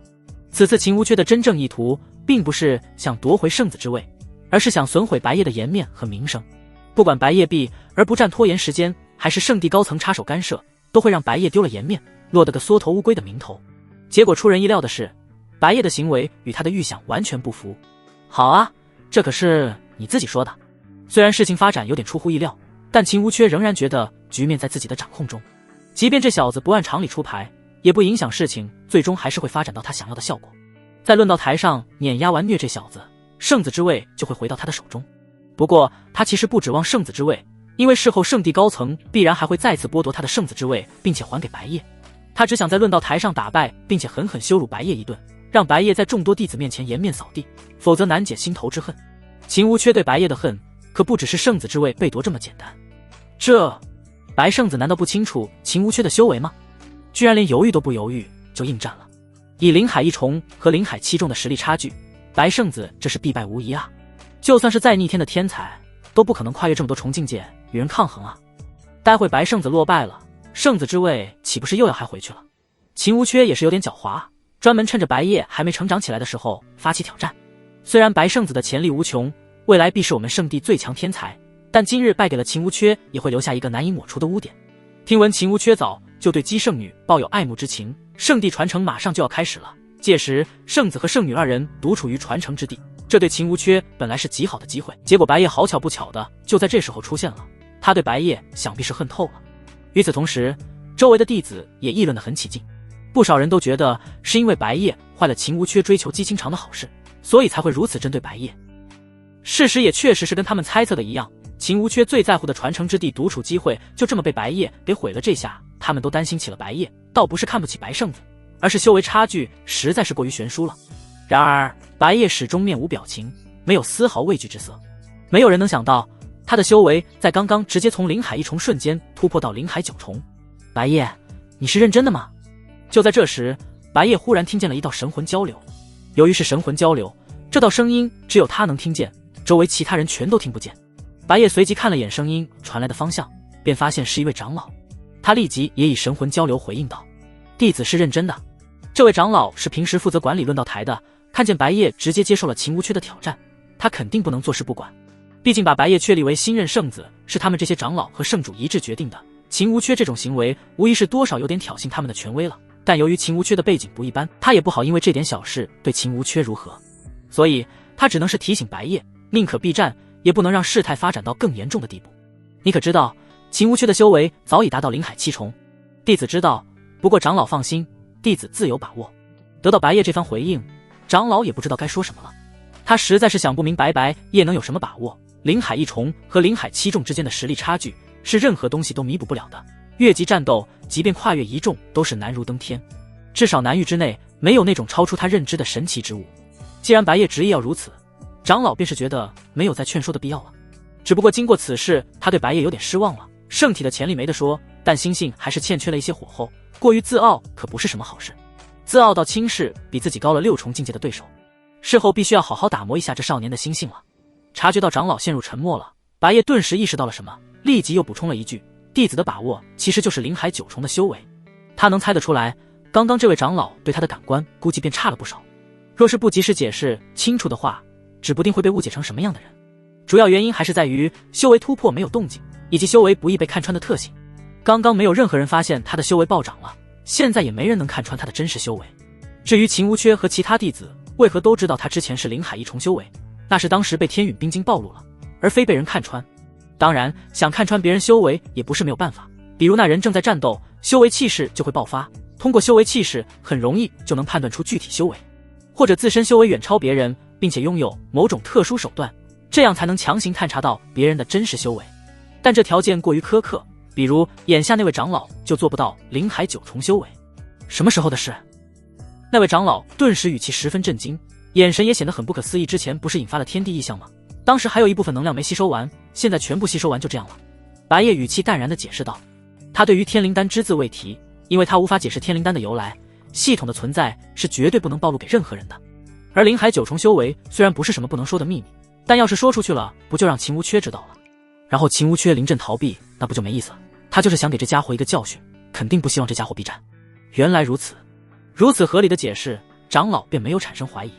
不过他的神情从震惊转变成了羞愧，刚刚他还觉得白夜的心性有所欠缺，结果转眼间他就被狠狠地打脸了。纯粹是自己狗眼看人低了，小丑竟是我自己。长老不由对此感到庆幸，幸好自己刚刚只是心里想想，没有对白夜说什么，不然他就尴尬羞愧极了。嗨嗨，那我就放心了。长老轻轻咳嗽一声，以此缓解尴尬，决定不再多管闲事。他也肯定不会去提醒秦无缺，秦无缺今天的所作所为本就让他有些不悦，正好可以让白夜好好打压一下秦无缺的气焰。这时秦无缺见白夜在那迟迟不说话也不行动，立即嘲笑道：“怎么想反悔了？刚刚不是还挺硬气的吗？”这道嘲笑声顿时让白夜回过神，他目光冷漠地瞥了一眼秦无缺，少说废话，直接开始吧。白夜主动走向论道台上，通俗来说就是一座比武擂台，但这座比武擂台的材质十分特殊，是由坚硬无比的特殊岩石制成的，能轻松承受得住弟子之间的切磋打斗。论道台平时最多也就出现一些轻微的损坏，只要有人定时来进行维护就行了。白夜率先登上了论道台，紧接着秦无缺也上来了，而刚刚那位长老则是充当这场比武的裁判，所以也在论道台上。居然是徐长老亲自担任裁判，平时这种事情可都是执事来干的，毕竟是前任圣子和现任圣子的对决，重视程度肯定不一样。话说白圣子这是来真的了啊，真打算跟秦无缺一较高下，看他都丝毫没有退缩的样子。我也不懂为什么白圣子就这么自信吗？还是说他压根不了解秦无缺的实力？周围弟子们的议论声很杂乱，唯独共通的是，在场几乎所有弟子都不看好白夜。毕竟除了徐长老以外，没人知道白夜的修为突然暴增了那么多，他们对白夜的印象都还停留在灵海1重修为。这场比武仅为切磋性质，双方都禁止恶意下死手，禁止使用禁术，点到为止即可，都明白了吗？在决斗开始前，徐长老对白夜和秦无缺简单讲述了下规则。明白。白夜微微点头，知道了。秦无缺也应了一声，不过态度有些吊儿郎当。不仅如此，甚至紧接着还讥笑道：“放心吧，徐长老，我秦某人规规矩矩，一定会注意不伤到白圣子的。但万一不小心下手重了点，那也没办法。”这番话虽然字字都没有骂人，但侮辱性和嘲讽的意味十足，明里暗里都在讽刺白夜实力太弱。然而白夜一脸漠然，仿佛完全无视了秦无缺的这一番阴阳怪气。因为他懒得跟这货浪费口舌，与其浪费口舌，不如待会直接用拳头让这货闭嘴。徐长老也并没有对此开口说什么，他不仅没有被秦无缺这阴阳怪气的言语气到，反而还有些想笑。这小子还以为论道台的规则让白夜占便宜了呢，然而实际上被规则保护的是这小子自己。等待会比武开始了，看这小子还能不能再叫嚣得起来。倒数3声，徐长老当即开始读秒。3、2、1，最后一声落下，决斗正式开始。白夜和秦无缺本就是一触即发的紧张状态，在徐长老最后一声落下的这一刻瞬间爆发。天眼圣地，圣女住处。姬玄此时来到了这里，正在与姬清长谈话。清长，你对那少年了解多少？姬玄一来就开门见山地问道。父亲指的是那白夜。姬清长差点就没忍住把那混蛋说出口，还好反应够快，及时改口了。对，你知道他的家世和身世吗？姬玄略带试探性质地问道。不知道。面对这种问题，姬清长就没法忽悠父亲了，只能如实回答道。因为他对白夜的身世完全不知，甚至在那天之前他压根没听说过白夜这个人，但父亲随时都能调查出真实答案。大前皇朝听说过吧？他出生的白家是一个中等偏上的家族，他是白家少主。姬玄对姬清长详细说道。如果只是如此也就算了，当初他能进入我们天眼圣地，还是白家付出不少代价才勉强将他破格录取的，是不是觉得很难以置信？正如姬玄最后那句话说的那样，姬清长的美眸中逐渐流露出震惊之色。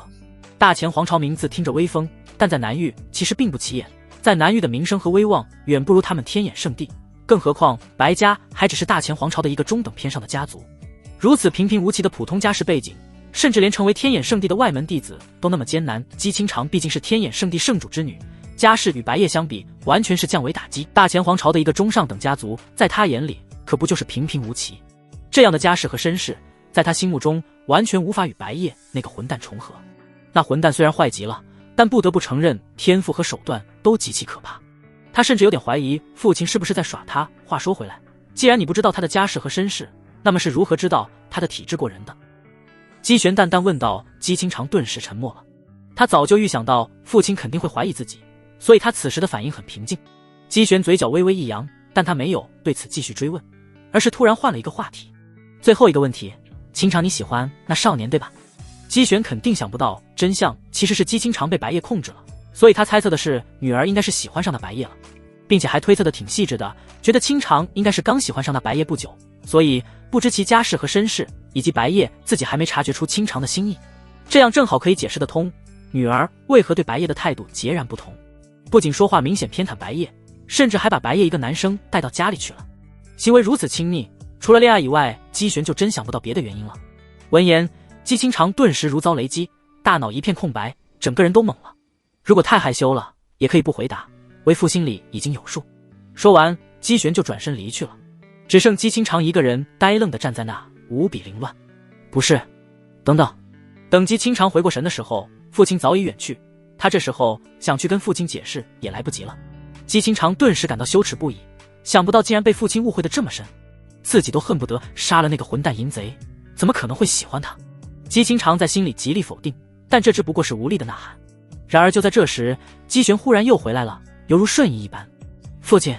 姬清长顿时心头一喜，正想跟父亲解释清楚，却立马就被打断了。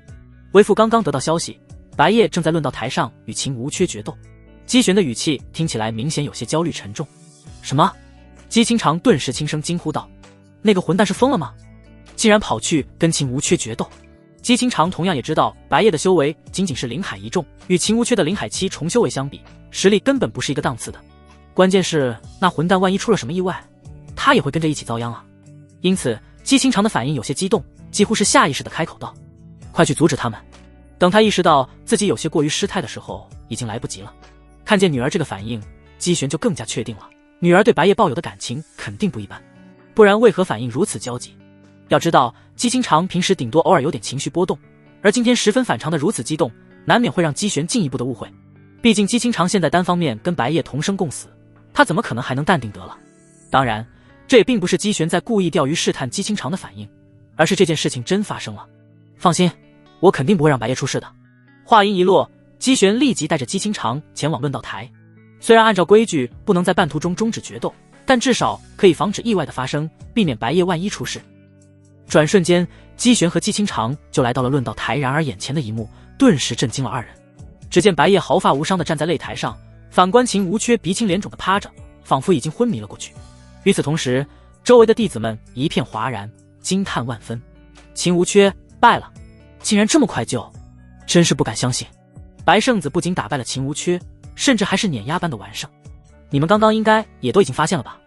白圣子的修为气势比秦无缺强了不少，而且眼下的结果也说明了白圣子的修为肯定高于秦无缺。但白圣子不是才刚检测出灵海一重修为吗？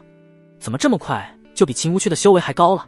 周围弟子亲眼看着白夜只用3招就轻松打败了秦无缺，给他们带来的震撼无疑是无比巨大的。毕竟白夜跟秦无缺不仅有着2重小境界的修为差距，天眼圣体给他带来的身体素质也是碾压秦无缺的，即便秦无缺掌握的武技比他高级，也根本无法弥补这天大般的差距。唯独身为裁判的徐长老没什么惊讶的样子，因为只有他提前知道了白夜的真实修为。事实证明，先前白夜完全没有夸大，他刚刚通过白夜的修为气势判断出来，正是灵海9重修为。胜负已分，胜者为白夜。徐长老立即宣布道。前任圣子与现任圣子的对决以白夜完胜而告终，然后秦无缺就被徐长老手下的执事抬了下去。闹剧就这样结束了，白夜也准备离开了。本来他到这论道台就是为了签到奖励，只不过突然冒出来个秦无缺挑衅他。然而白夜刚一转头，就看见了圣主姬玄和圣女姬清长正朝这边走来。也是这时候，周围的弟子们才发现圣主大人和姬圣女都来了。刚刚他们被白夜惊呆了，所以完全没注意到。我的天，我才发现连圣主都被惊动了。圣主大人和姬圣女都亲自过来了。看圣主大人和姬圣女的那个神色反应，估计就连他们都未料到白圣子能完胜秦无缺，所以白圣子到底是怎么做到的？估计是跟圣体有关吧，毕竟圣体的强大已经超出了我们的认知，发生什么不可思议的事情，感觉都有可能。众多弟子们纷纷议论道。稍微聊一聊，圣主姬玄淡淡问道。白夜随即微微点头，倒是姬清长的模样看着有点奇怪，他的目光有点像在躲着白夜，似乎不好意思与白夜对视。这都是因为先前父亲误会他喜欢白夜，导致他现在面对白夜就会略感心虚和害怕，害怕父亲当面对白夜说些什么。不过白夜没去关注姬清长的模样，下一刻周围的景象就瞬间发生了变化。圣主姬玄仅是站在他的身旁，并未触碰到他，都能带着他传送至别处。3人同时出现在一间豪华典雅的房间里。这时候姬玄才开口道：白夜，你是如何做到的？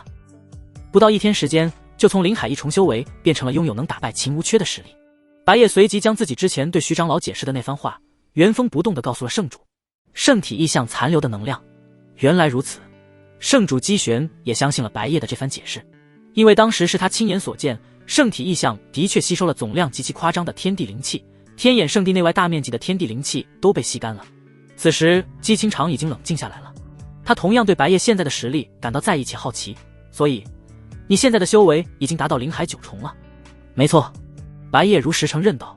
姬清长顿时小嘴微张，欲言又止，感觉几乎是转眼间，这家伙的实力就已经比他强这么多了。他自身的实力比起秦无缺也就是伯仲之间，然而这家伙却已经能轻松打败秦无缺了。谁能想到在此之前，这家伙还只是个平平无奇的外门弟子。本以为短时间内秦无缺会给你带来不小的麻烦，想不到你反而这么快就把他解决了。姬玄顿时感叹道。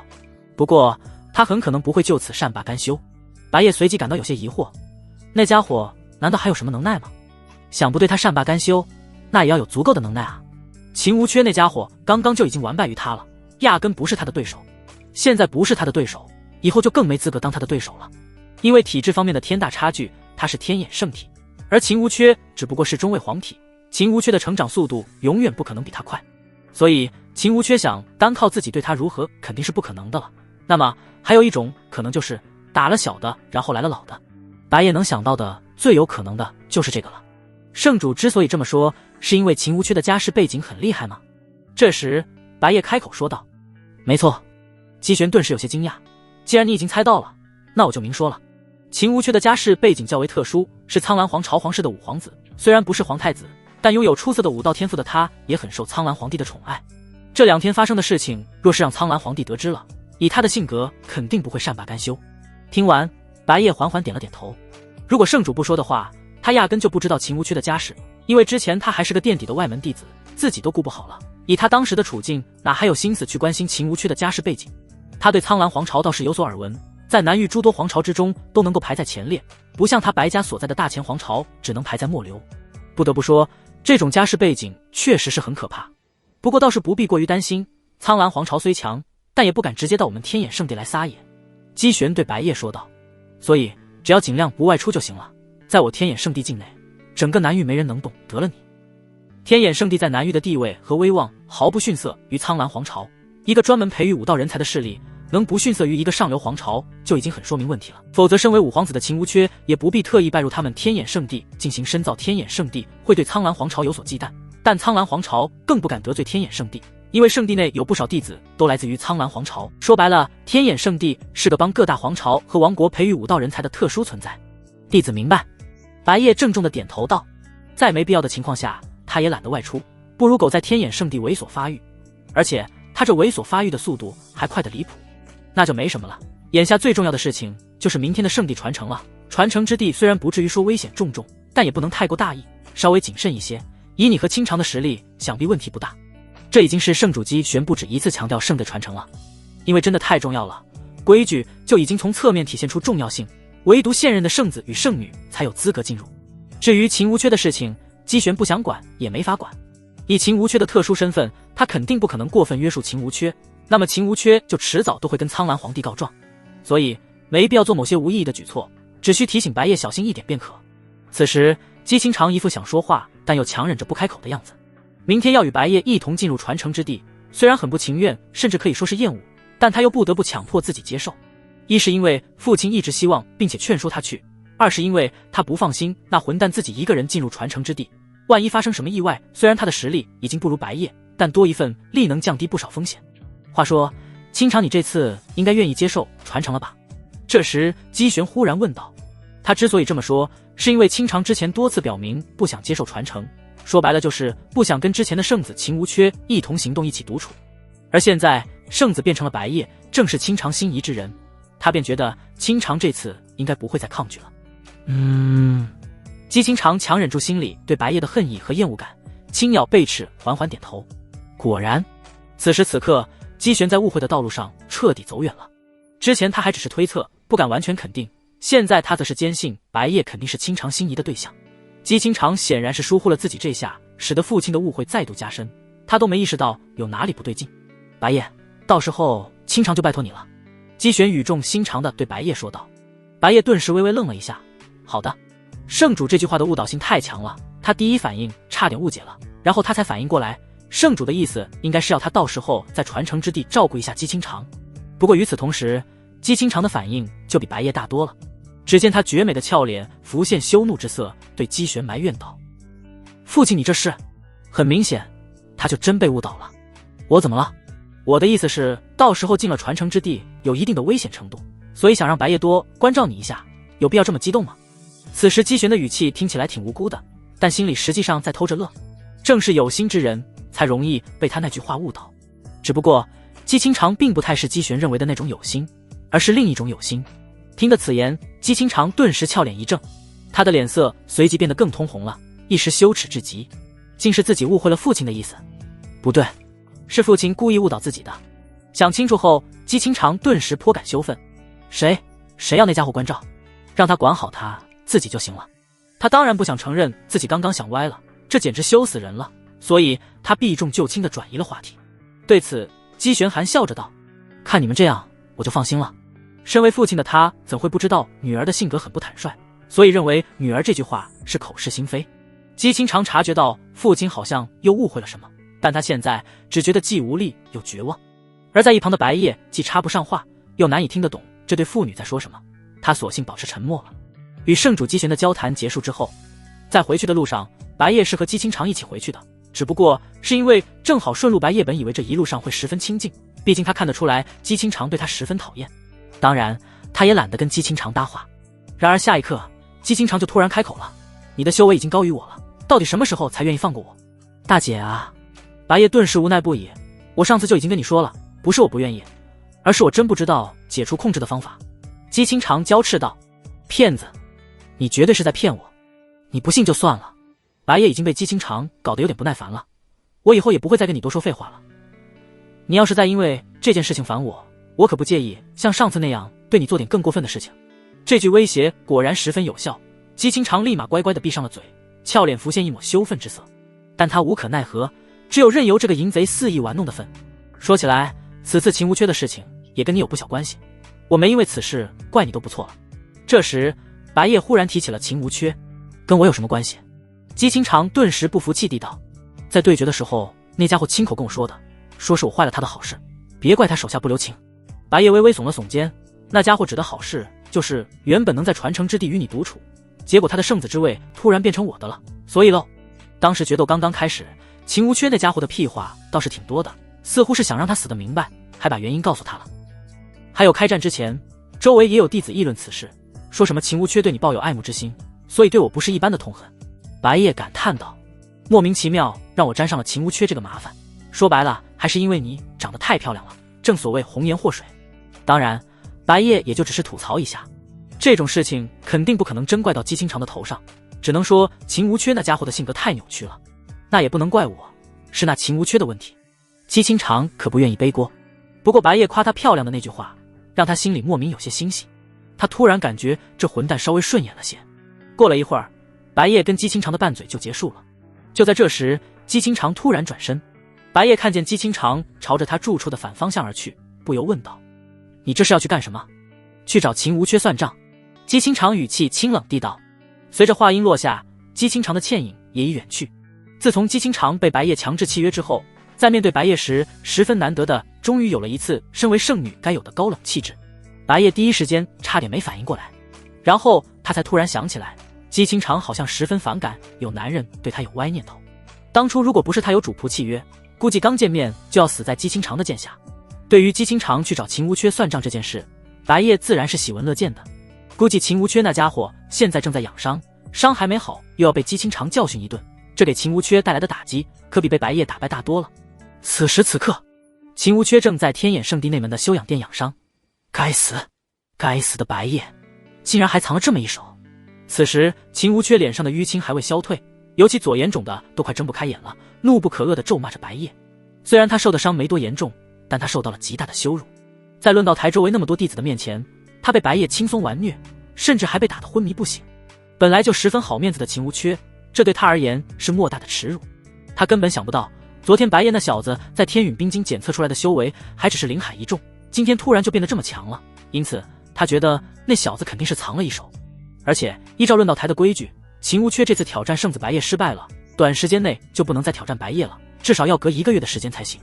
他现在就已经敌不过白夜了，体质方面的差距他是心知肚明的，时间拖得越久，他只会被白夜甩得越远。不行，秦无缺十分不甘心，那小子不仅坏了他的好事，还让他在众人面前丢尽了颜面。要他就这样收手的话，他实在是不甘心，绝对要让他付出惨痛的代价。秦无缺歇斯底里地道，你想让谁付出代价？就在这时，门外突然传来一道清冷却不失动听的声音，当然是白夜那小子。秦无缺几乎是下意识地说道。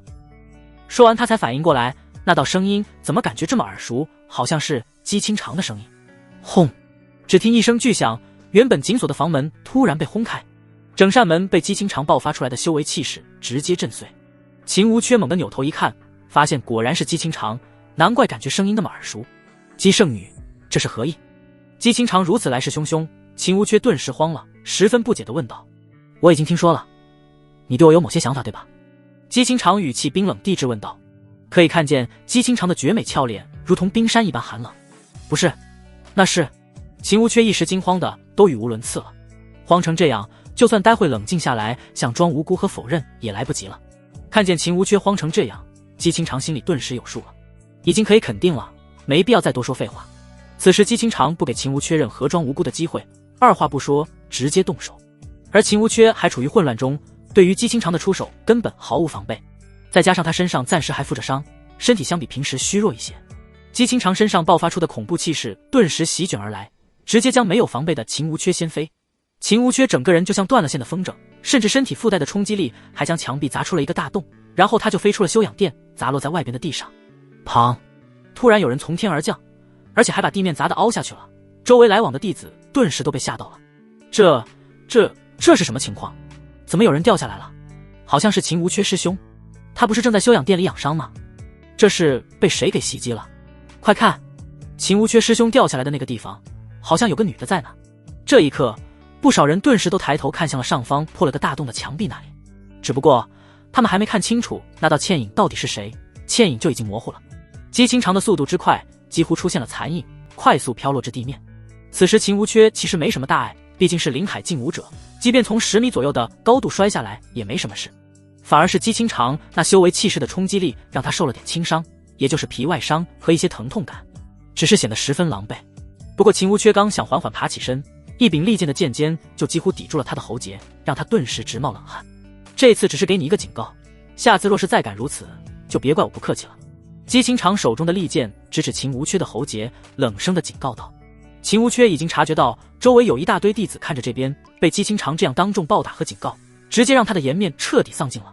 他堂堂苍蓝皇朝五皇子，竟是被羞辱到这种地步。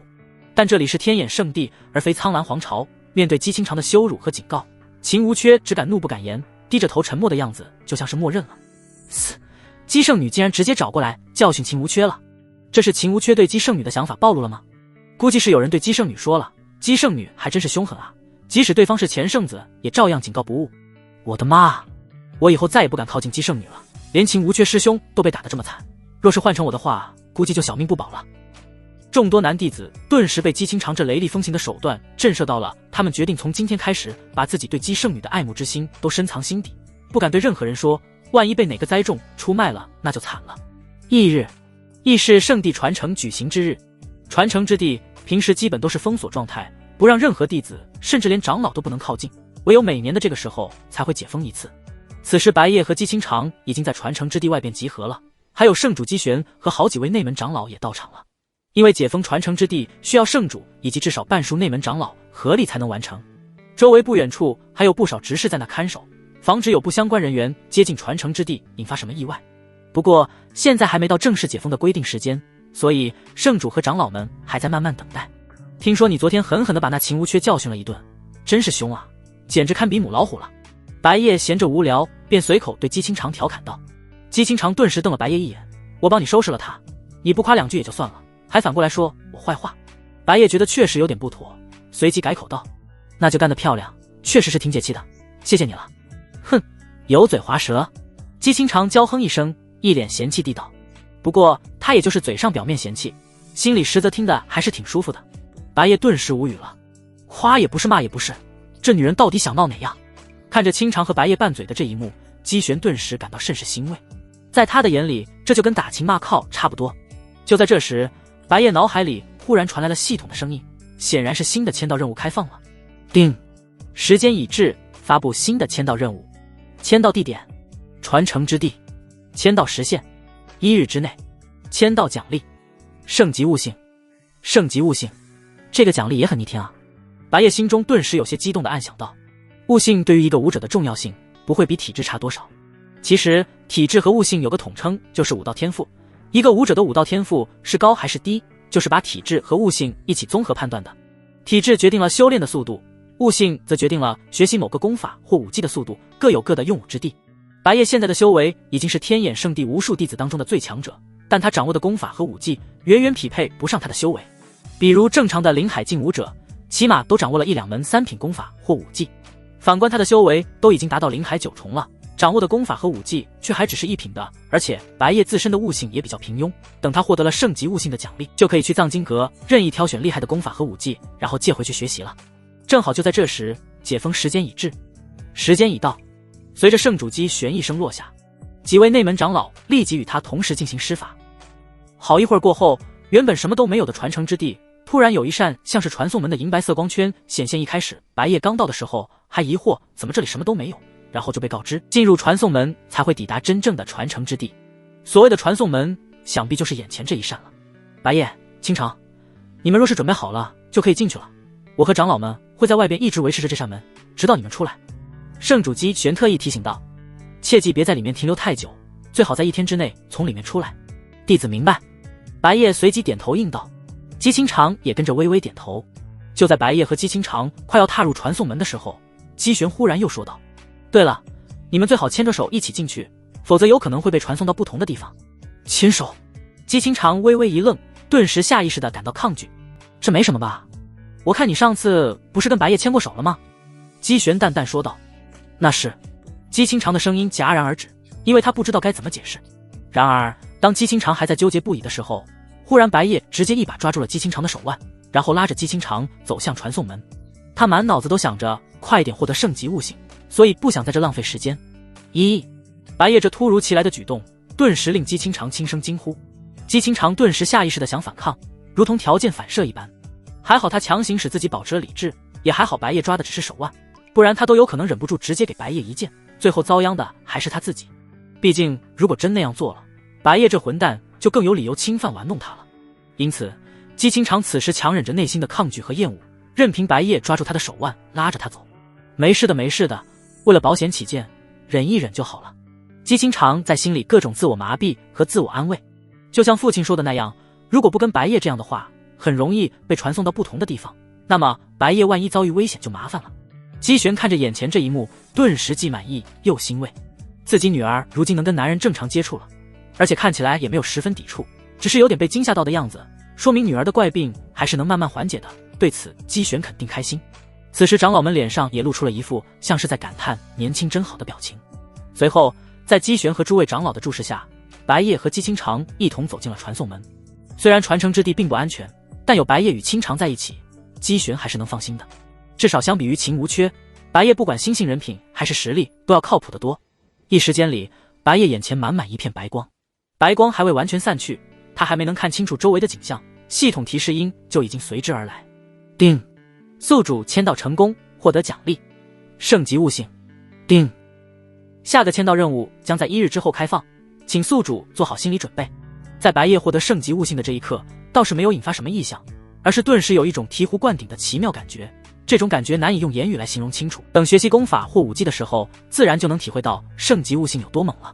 当系统提示音结束，白夜原本眼前的朦胧恍惚也都已经消散了。环顾了一下四周，发现自己身处于一片荒芜之地，完全望不到边际，能看到的只有无数奇形怪状的血红色怪物，以及一颗颗大大小小的金色光团。除了白夜和姬清长周围方圆100米之内是安全的，外边的血红色怪物随处可见，就好像是在守护那些为数不多的金色光团。能松手了吗？就在这时，姬清长一道清冷且夹杂着些许羞涩的声音，让白夜顿时回过神来。白夜随即松开了姬清长的手腕，然后语气正经严肃地道：那些全身血红色的怪物都是什么东西？那些怪物的身体外形很像各种各样的妖兽，但他从未见过这样的妖兽，不仅全身血红色，没有任何别的颜色，身体也略微有一种虚幻感，或者说让人觉得有点不真实。姬清长分得轻轻重，没再纠结刚刚牵手的事，而是对白夜正色道：那是幻妖，也算是妖兽的一种。传说创立圣地的初代圣主，也就是天炎老祖，镇压封印了一只能给整个南域带来灭顶之灾的绝世凶兽，凶兽的魂魄就被封印在传承之地，也就是我们所在的这片秘境空间。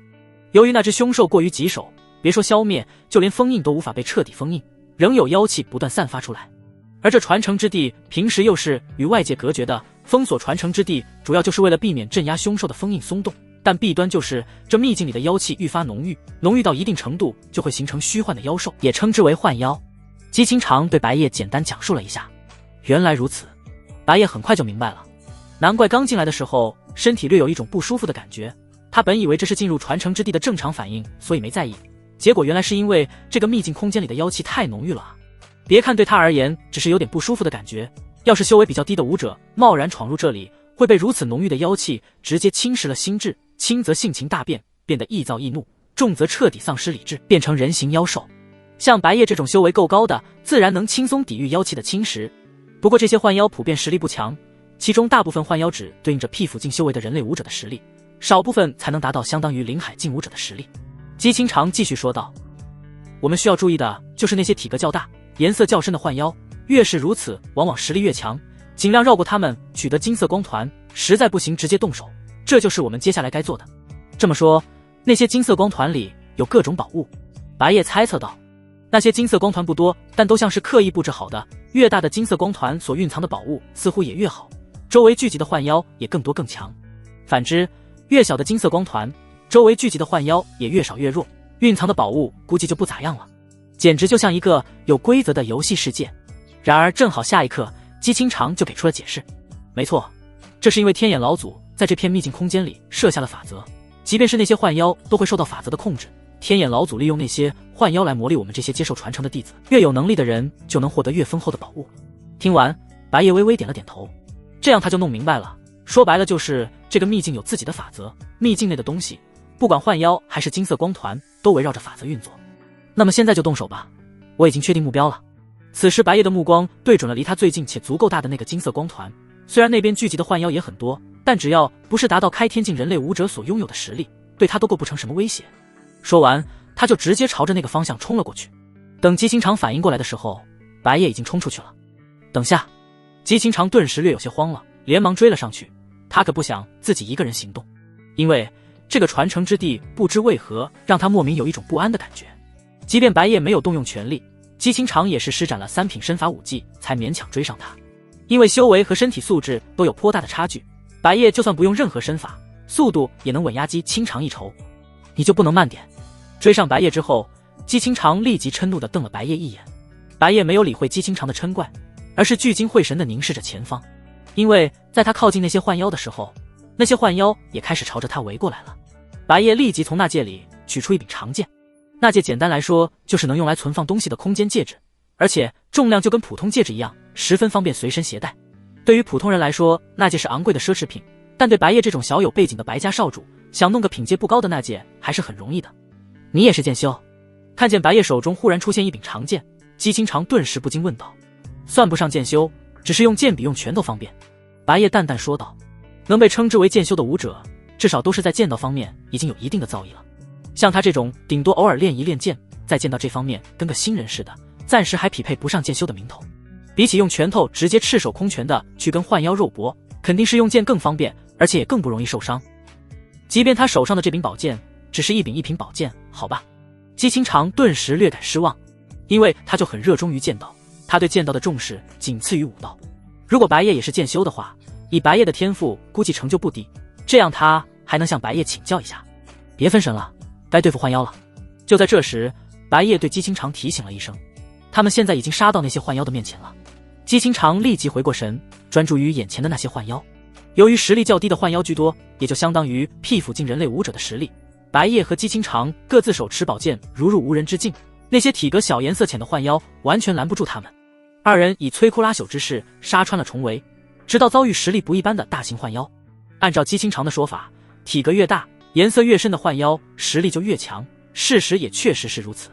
眼下白夜首次遇到一件杀不死的幻妖，正是体格比一般幻妖大了2倍的存在，全身的血红色也更深，就像一座小山挡在了白夜和姬清长的面前，压迫感十足。这是3阶妖兽，实力就相当于灵海境修为的人类武者，不过还算不上难以对付的那种。姬清长停下了脚步，深吸了一口气，手握利剑，摆出起手姿势，似乎要认真了。下一刻，只见半空中突然出现一道月牙状的银色剑光，姬清长已然闪身至那只幻妖的身后，身体仍然保持着刚刚那起手姿势。再看那幻妖身上瞬间有一道伤口开始飙血，紧接着第2道、第3道身上越来越多的地方开始飙血，准确来说应该是妖气流失，毕竟本质上来说，幻妖的整具身体都是由妖气构成的。幻妖虽然有着很不错的自愈能力，但自愈速度根本赶不上姬清长给他造成的流失效果，很快那庞大的身躯就彻底土崩瓦解了。与此同时，白夜也解决了一只同样是3阶级别的幻妖。经过将近半小时的厮杀，白夜和姬清长终于将附近的幻妖全都清空了。金色光团近在眼前，几乎触手可得。姬清长正想走过去触碰金色光团，眼角余光无意间发现白夜似乎在发呆。你怎么了？姬清长顿时不由问道。他还是第一次看见白夜如此心不在焉的样子，难道是发生了什么特殊情况？白夜顿时回过神来，迟疑了片刻之后微微摇头道，没什么，可能妖气太浓郁了，有点不适应吧。他也不知为何，越是深入传承之地，身体就愈发感到不适，仿佛传承之地的深处有什么东西影响着他。也可能是因为妖气越来越浓郁了。你确定没事吗？姬清长语气强调般的又问了一声。现在他的性命与白夜紧密关联，白夜突然出现了异样，他肯定无法轻视。这里的妖气确实是比刚开始更浓郁一些了，但对他都仍然没什么影响。比他修为更高的白夜为什么会感觉不适应这种异常情况，他得问清楚来。没事，我们去触碰那金色光团吧。白夜面色平静地摇了摇头。姬清长也不再多说什么了，与白夜一同上前去触碰金色光团。此时此刻，金色光团顿时发生变化，变成一部灰色的秘籍。你来看看这是什么？白夜直接把秘籍交给了姬清长。这是天眼圣地的东西，他觉得姬清长应该能认得出来。这是……姬清长仔细翻看了一下，美眸之中逐渐显露惊喜之色。这好像是我们天眼圣地失传已久的天眼通灵诀。你就直接说极品功法吧。白夜对那些虚的不感兴趣，只在乎这是极品功法。我记得有在古籍之中看到过，天眼通灵诀是6品功法，若能修成，我的中位黄体都可媲美，甚至超越上位黄体。姬清长的语气明显有些激动，难怪失传已久，原来是在这里。6品功法，那确实是好东西。白夜微微点头，大部分功法的效果与体质是差不多的，可以提高修炼效率，甚至还有别的特殊功能。而且功法与体质互不冲突，两者的效果可以直接叠加。这也是为什么姬清长会说修成天眼通灵诀之后，中位黄体能媲美甚至超越上位黄体。总之，这天眼通灵诀对白夜肯定有不小好处。就在白夜把秘籍接过来准备翻开看2眼的时候，他突然听见一道锁链断裂的声音，咔嚓，声音十分清脆，似乎是从心灵深处传来。白夜顿时目光微微一惊，立即对姬清长问道：你有听见什么东西断裂的声音吗？什么？没有啊。姬清长的俏脸一时有些懵，难道是我的错觉？白夜愈发感到惊疑。下一刻，他忽然面色微变，立即望向秘境深处，仿佛猜到了什么。你之前不是说有一只凶兽被镇压封印在这里吗？有可能就是他。此时白夜身体有一种怪异的感觉，似乎像是一种共鸣，并且这种感觉愈发强烈。而使他产生共鸣的东西就在传承之地深处，因此他有个可怕的猜测，那个东西会不会就是姬清长所说的被天眼老祖封印的凶兽？这怎么可能？姬清长一脸难以置信地说道。按照古籍记载，这个封印大概还能维持1000年，届时天眼老祖将会归来重新封印那只凶兽，怎么可能会有这么大的误差？我也只是猜测，不敢完全肯定。白夜神色谨慎地道。不过我是觉得我们最好是就此离开吧，不然接下来保不准会发生些什么。他有一种危机预感，总感觉接下来会发生什么不得了的事情。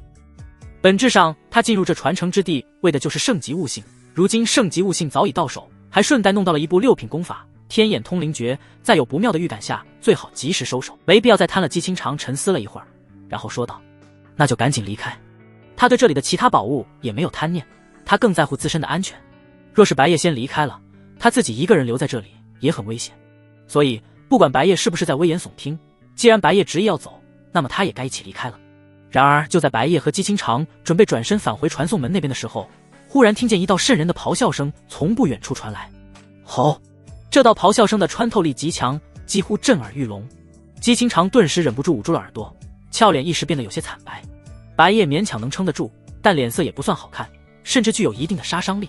他立即扭头朝着咆哮声传来的方向看去，那边不知何时出现了一只体格异常庞大的人形幻妖，就像突然凭空冒出来的一样。比起一般的幻妖，这只幻妖的形态更接近人类，体格之大就像一个血红色的巨人一样，并且周围的妖气也突然变得浓郁了许多，甚至都快要实质性化了，能看见到处都弥漫着血红色的气体。这是4阶幻妖。姬清长顿时黛眉紧蹙地道，已经是幻妖中的王者，灵智更上一层，甚至还能统帅其他幻妖。4阶幻妖实力就相当于开天境修为的人类武者，对于他和白夜这种灵海境武者而言，是完全无法抗衡的存在。虽然眼前这只幻妖是刚刚诞生的，估计只是4阶一重，但也极其不容乐观。即使白夜的修为已是灵海9重，面对实力相当于开天一重武者的幻妖，也是绝对的劣势。要知道，灵海9重和开天一重之间的实力差距，可不单单是1重小境界那么简单的问题了，而是跨越了一个大境界。这么说吧，就算有4-5名灵海9重武者合力对抗1名开天一重武者，也基本占不到上风，顶多就是勉强抗衡。快跑！就在这时，白夜看见那幻妖之王以极其夸张的速度冲了过来，他连忙对姬清长喊道：巨人般庞大的身躯不仅步幅跨度极大，步频也是快得可怕。随着地面的震颤越来越剧烈，转眼间幻妖之王就已经近在眼前。姬清长的反应不慢，但当他想施展身法逃离的时候，却发现自己难以动弹，连迈一步都很艰难。似乎是因为刚刚那道咆哮声对他产生的负面影响，那显然不是一般的咆哮声，而是一种声波攻击。姬清长顿时花容失色，他下意识朝着白夜的方向伸了手，似乎是想求救，却愕然发觉白夜的身影已经在远处了。白，他微微张嘴，迟疑了片刻，手还是垂了下来，眼神也变得暗淡了许多。因为他觉得白夜应该不会管他了。这种时候若还回头过来救他，他们两个人大概率都逃不掉幻妖之王的速度本来就奇快无比。白夜如果回头带他一起撤离，结局不言而喻，更何况他不觉得这混蛋会好心到回过头来救他。反正横竖都是必死无疑，姬清长也认命了。此时姬清长缓缓闭上了双眸，想平静地接受死亡，但他却发现自己的内心无论如何也无法平静，一滴眼泪无法抑制地流了出来。这时候白夜才察觉到姬清长似乎并没有跟上来，他疑惑地回头一看，才发现姬清长竟然还在原地，甚至一副等待着死亡降临的模样。白夜顿时懵了，这女人还愣在那干什么？难道是发生了什么意外？不管如何，他都难以对此坐视不管，但肯定不能就这样贸然回去救姬清长。危急时刻，白夜能想到的唯一希望就是天眼通灵诀，若能及时学会天眼通灵诀，并且修为突破到开天境，就有能力与幻妖之王抗衡。白夜连忙将手中的天眼通灵诀秘籍翻开，仅仅快速扫了一眼，突然他有一种开窍式的神奇感觉，如同顿悟一般。不对，就是顿悟。白夜的修为在这一瞬间突破，气势猛地攀升，达到开天一重。虽然十分不可思议，但他此刻完全顾不上震惊了，立即回过身去救姬清长。他的想法非常理性简单，若能及时突破到开天境，就回去救人，反之若是不能，那他无能为力，不能怪他冷血无情，他不可能为了救人而去送死。由于修为已经与幻妖之王几乎持平了，以及他的身体素质更胜一筹，他现在的速度超过了幻妖之王，比幻妖之王更快赶到姬清长身旁。闭上眼的姬清长只能感受到地面的震动愈发剧烈，幻妖之王踩踏大地的轰隆声也越来越近。然而就在此时，耳边突然传来了白夜的声音：“你不要命了！”他还以为自己出现幻觉了，自嘲的微微一笑，马上就要死了，居然还产生那个淫贼的幻觉。见姬清长没有反应，白夜就猜测很可能是刚刚那声波攻击导致姬清长无法动弹了。幻妖之王已然杀到跟前，白夜根本顾不上那么多了，直接用公主抱的姿势将姬清长抱了起来，即刻朝着传送门的方向全速冲去。突然被人抱起，姬清长自然是猛地睁开双眸，水灵灵的大眼睛眨了眨，一脸呆愣的样子，显然是没反应过来发生了什么。下一刻，姬清长才反应过来，自己正被白夜以公主抱的姿势抱着，他的俏脸顿时唰的一下通红，仿佛绽放了一朵娇羞的玫瑰，一双美眸也瞪得大大的。他下意识有抗拒和厌恶的情绪，但被他强行忍住了，因为他知道白夜是为了救他才不得已这样做的。最让姬清长震惊的是，白夜竟然真的回来救他了。原本这家伙完全可以扔下他自己逃走，却是冒着生命危险回来救他，这让他的内心顿时有了一丝触动。你刚刚到底怎么了？是被幻妖之王的声波攻击影响了？由于白夜的速度已经比幻妖之王快了，基本可以提前宣布危险解除，所以有闲心跟姬清长说话。应该是的，明明获救了，但姬清长的脸上却看不出高兴的样子，因为他压根还不知道白夜的修为已经突破到开天境了，所以觉得现在这个样子很快就会被幻妖之王追上，到时候他还是会死，甚至还会拖累白夜一起死在这里。姬清长微微叹息了一声，把我放下吧，继续带着我只会拖累你，让我去吸引幻妖之王的注意，你可能还有一线生机，否则我们两个人都要死在这里。他已经认清了现实，也自愿牺牲自己，这样至少有很大希望让白夜活下来。虽然由于之前的一系列事件，他对白夜憎恨厌恶，但他并不希望白夜死在这里，因为白夜是他们天眼圣地的未来。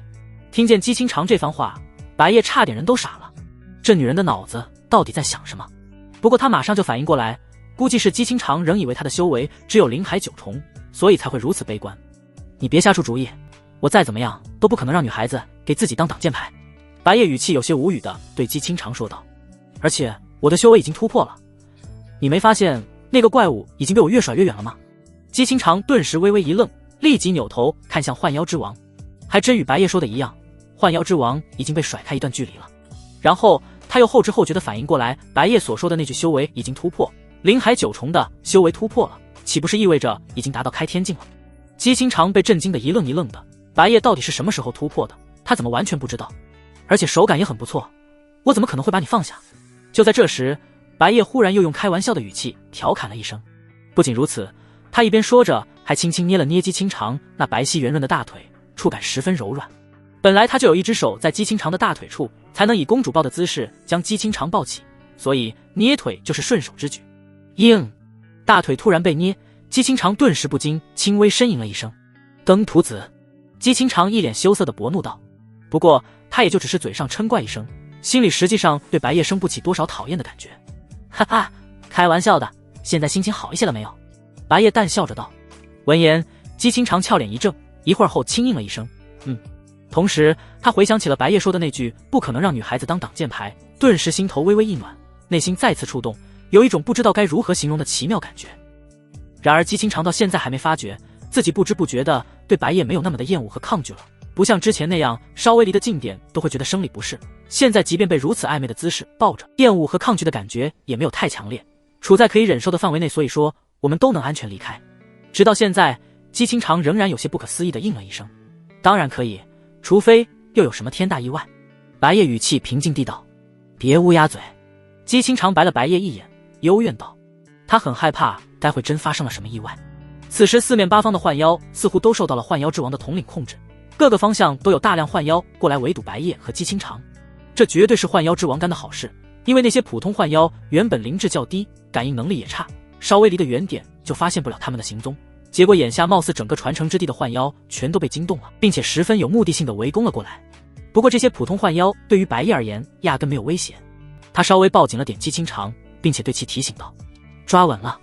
闻言，姬清长虽然犹豫纠结了，但片刻后他就下定了决心，自己本来就是拖后腿的累赘，这种时候可不能再任性。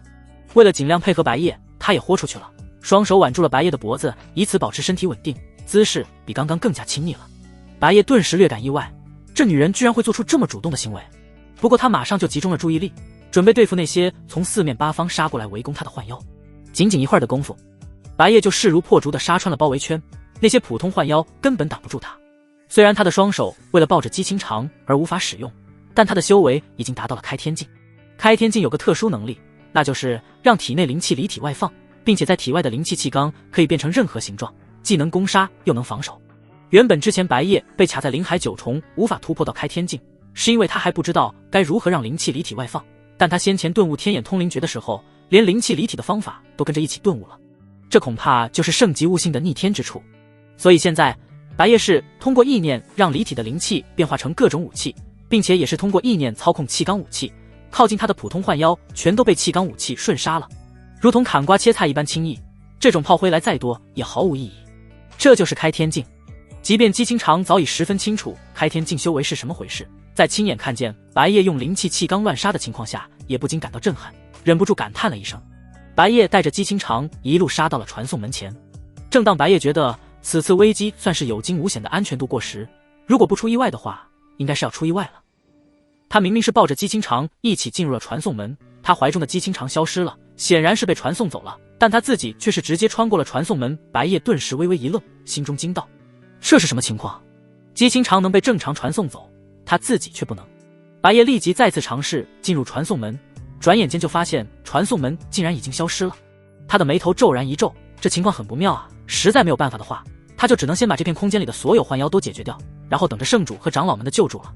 然而就在白夜准备迎战四面八方袭来的那些幻妖时，惊愕地发现那些幻妖不知为何都停下来了，就像时间静止一样。还未待他弄清楚状况，紧接着忽然就有一道鬼魂般的人影出现在他面前。他的瞳孔一缩，险些被这突然冒出来的鬼东西吓到。果然如此，难怪啊难怪。鬼魂般的人影在那自言自语了起来，并且语气听起来有着难以抑制的激动。阁下是何人？此时白夜忍不住问道。眼前的人影看起来没有实体，一身黑，而且看不清容貌，估计就是一道虚影。但出现在传承之地这种地方，肯定不是一般的存在。老夫就是天眼圣地的创始者。虚影没有跟白夜绕弯子，而是直接回答道：创始者，天眼老祖。白夜顿时语气微微惊疑地道：没错，不过现在不是说这些的时候，在传承之地的老夫只是一道虚影分身，维持不了多久就会消失。天眼老祖说道。长话短说，由于你有着与老夫相同的天眼圣体，老夫当年正是以天眼圣体设下的封印，而你的圣体与封印产生共鸣，从而导致封印松动。身为我天眼圣地的圣子，你应该知道传承之地封印着一个什么存在吧？弟子只知道是一只凶兽。白夜沉默了一会儿才回答道。难怪他在这里一直感觉不对劲，身体也莫名的不舒服，原来是与天眼老祖当年镇压凶兽的封印产生了共鸣。在此之前他完全想不到自己竟会在阴差阳错之下酿成如此的大祸。准确来说是那只凶兽的魂魄，老夫将那凶兽的魂魄与肉身分开封印了，如今魂魄已经趁机破除了封印，但想闯出传承之地还要一些时间，因此老夫几乎用尽了这道分身的力量来将传承之地强行封锁，顺便也把引发这一切的你留了下来。天眼老祖缓缓说道：当然，老夫对你没有恶意，天眼圣地能再出现一位天眼圣体，这是再好不过的事情了。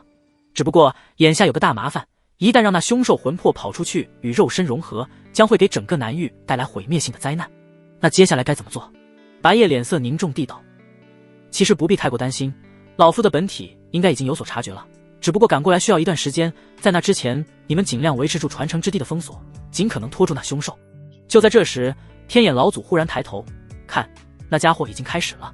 白夜也随即抬头，便能看见有一个极其庞大的龙形魂魄正在冲撞传承之地的屏障，伴随着一道震颤渗人的龙吼声，一次凶猛无比的撞击就能让整个秘境空间猛地一颤。传承之地作为一个秘境空间，自然不可能是无限大的，天上的屏障一旦被冲破，就意味着传承之地被摧毁了。当白夜看清楚了那龙形魂魄的模样，也顿时明白了为何要称其为凶兽。那是一只庞大的森白色巨龙，有着一双遮天蔽日般的巨大翅膀，却没有丝毫的血肉和羽翼，甚至可以说全身上下都只有白骨，就连尾巴也是如此，看起来就像很长的一条白骨巨齿。一双空洞的眼眶中各有一团幽绿色的火焰不断跳动，身上弥漫着紫色与红色混淆的妖异之气，看着惊悚的同时却又略微有一种妖异的美感。虽然这是魂魄而非肉身，但魂魄也有着与肉身几乎相同的模糊外表，只是没有实体而已，完全就像一只死亡已久止剩下尸骨的巨龙。这到底是什么妖兽？白夜被那凶兽魂魄的外表震撼到了，不由对天眼老祖问道。天灾古龙属于远古妖族的一种，眼前这只天灾古龙仅是幼年体，实力都强得可怕，老夫的本体用尽浑身解数都无法将其消灭，所以只能用封印的手段。天眼老祖解释道。天灾古龙，白夜还是第一次听说这种妖兽，差不多也该把你送出去了，把这个东西交给如今的圣主，他自会明白的。说着，天眼老祖把一块老旧的黑色令牌放在了白夜手中。白夜一脸郑重地点了点头，他肯定会尽力而为，毕竟此次危机因他而起，即便他是无意的，他也不会逃避这个责任。在姬清长刚被传送出去的时候，当周围的景象发生了变化，意味着已经从传承之地出来了，姬清长顿时松了口气。但下一刻他却听到了父亲的疑惑声：白夜呢？他难道没有跟你一起出来吗？闻言，姬清长顿时心头一惊，他立即左顾右盼，都没有看见白夜的身影。不可能啊，他明明跟我一起进了传送门。姬清长的语气满是不可思议，刚刚白夜还抱着他，肯定是一起进了传送门才对，为何却没有看见白夜？但白夜的确没有出来，我与长老们一直都在这里守着。姬玄渐渐察觉到情况有些不妙，语气也变得愈发凝重。圣主，传送门突然关闭了。就在这时，有个长老忽然大喊道：什么？姬玄顿时震惊道：就在刚刚，传送门不知为何自己关闭了，而且无法再次启动。长老们也感到无比震惊和慌张，他们明明还正常维持着传送门的运作，这是从未发生过的天大意外。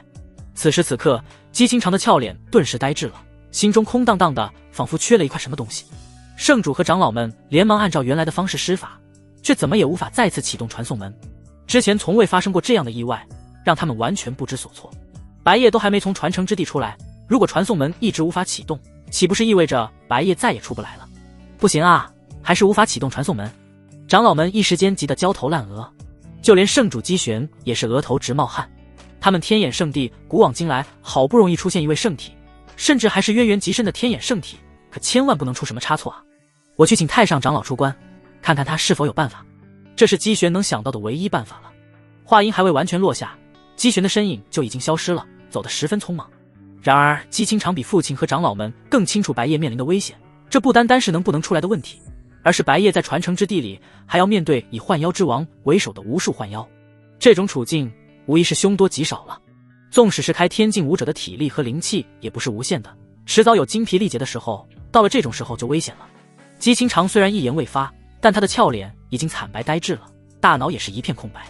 他此刻的心情十分混乱，一言难尽，空虚、难过、害怕、自责，他也不知道为什么自己会如此的难受，明明自己很讨厌那混蛋才对。至于自责，是因为姬清长觉得应该是白夜为了救他才发生了这种意外，如果不来救他的话，白夜早就能进入传送门，估计也不会发生这样的悲剧。然而在突如其来的双重打击之下，姬清长忽略忘却了最重要的一点，那就是他的性命是跟白夜直接挂钩的。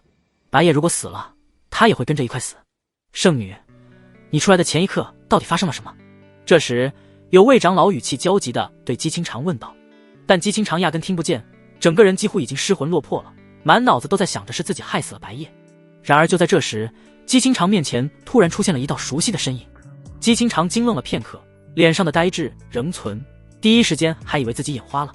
当他目光一凝，看清楚了眼前的人影时，美眸瞬间一亮，再无暗淡失神之色。白夜，你终于出来了！长老们也看见了白夜，欣喜若狂的同时还感到十分惊讶。他们都还无法启动传送门，白夜是通过什么方式出来的？今天先后发生的事情都太惊奇诡异了，发生了一点小意外，差点以为自己出不来了。白夜淡淡一笑，仿佛是在说一件风轻云淡的小事。下一刻，白夜突然感受到一个温暖柔软的怀抱，由于太过突然，顿时让他呆住了。只见姬清长不知为何抱住了他，而且抱得很紧。姬清长身上的淡淡清香扑鼻而来，柔弱的娇躯在微微颤抖着。怎么了这是？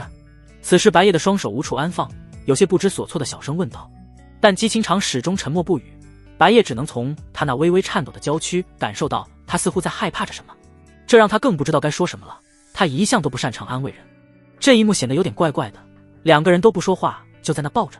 长老们也察觉到气氛有点不对劲，纵使有许多疑惑迫不及待地想询问白夜，他们也在这时候强行忍住了，不想破坏这对小情侣的氛围。不过仅过了一会儿，姬清长就松开了白夜，并且别过脸不与白夜对视，因为他的脸蛋已经羞红不已，不想被白夜看见自己脸上的红晕。他现在清醒过来了，想不明白自己刚刚为何那么古怪，身体仿佛不受控制，鬼使神差的就直接抱了上去。你刚刚到底怎么了？白夜对姬清长的举动深感疑惑，因而再次问道。什么都没有，你可不要多想。姬清长仍然背对着白夜，语气故意假装冰冷，似乎这样能缓解一些尴尬。明明是你莫名其妙占我便宜，我能多想什么？白夜很是无语的道。呸，谁想占你便宜？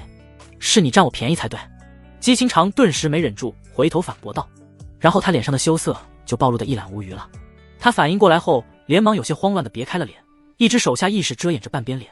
然而正如自己刚刚说的那样，白夜这时还是没有多想，他看得出来姬清长是因为害羞而脸红，但并没有细想是因为什么而害羞，觉得姬清长只是被他刚刚那句调侃惹得恼羞成怒了。正好这时圣主姬玄也回来了，因为他找到太上长老的时候，太上长老却说白夜已经从传承之地出来了，他就又自己一个人回来了。白夜，你没事吧？姬玄看见了白夜的身影，远远的就急切地问道。弟子没事。白夜点了点头，并且瞬间变得十分正经，开始说起正事。我在传承之地见到了天眼老祖的分身，我没能及时出来，也是因为天眼老祖的特意所为。这番话正好解释了圣主和长老们心中的疑惑。不过取而代之的是更大的惊疑，白夜居然见到了天眼老祖。姬清长的心情一时有些复杂，他差点以为白夜出事了，刚刚还担心的要命，结果是因为天眼老祖。天眼老祖有对你说什么吗？具体发生了什么事情，能否细细道来？姬玄有些迫不及待地问道。的确发生了不得了的事情，由于我的圣体导致了封印的松动，当年被天眼老祖镇压的凶兽破坏了封印，因此惊动了天眼老祖留下来的那具分身。白夜大概阐述了一下整件事情的经过，现在破开封印的凶兽魂魄正企图摧毁传承之地，按照天眼老祖的原话，一旦让凶兽魂魄跑出去与肉身融合，整个南域将会遭受灭顶之灾。所以天眼老祖要求我们尽可能稳固传承之地的封锁，等到他的本体赶回天眼圣地，以及让我把这东西交给圣主。说完，他将天眼老祖给他的那块黑色令牌交给了圣主姬玄。姬玄看到黑色令牌，顿时眼神猛地一颤，对白夜所说的话不再有丝毫怀疑。我知道了。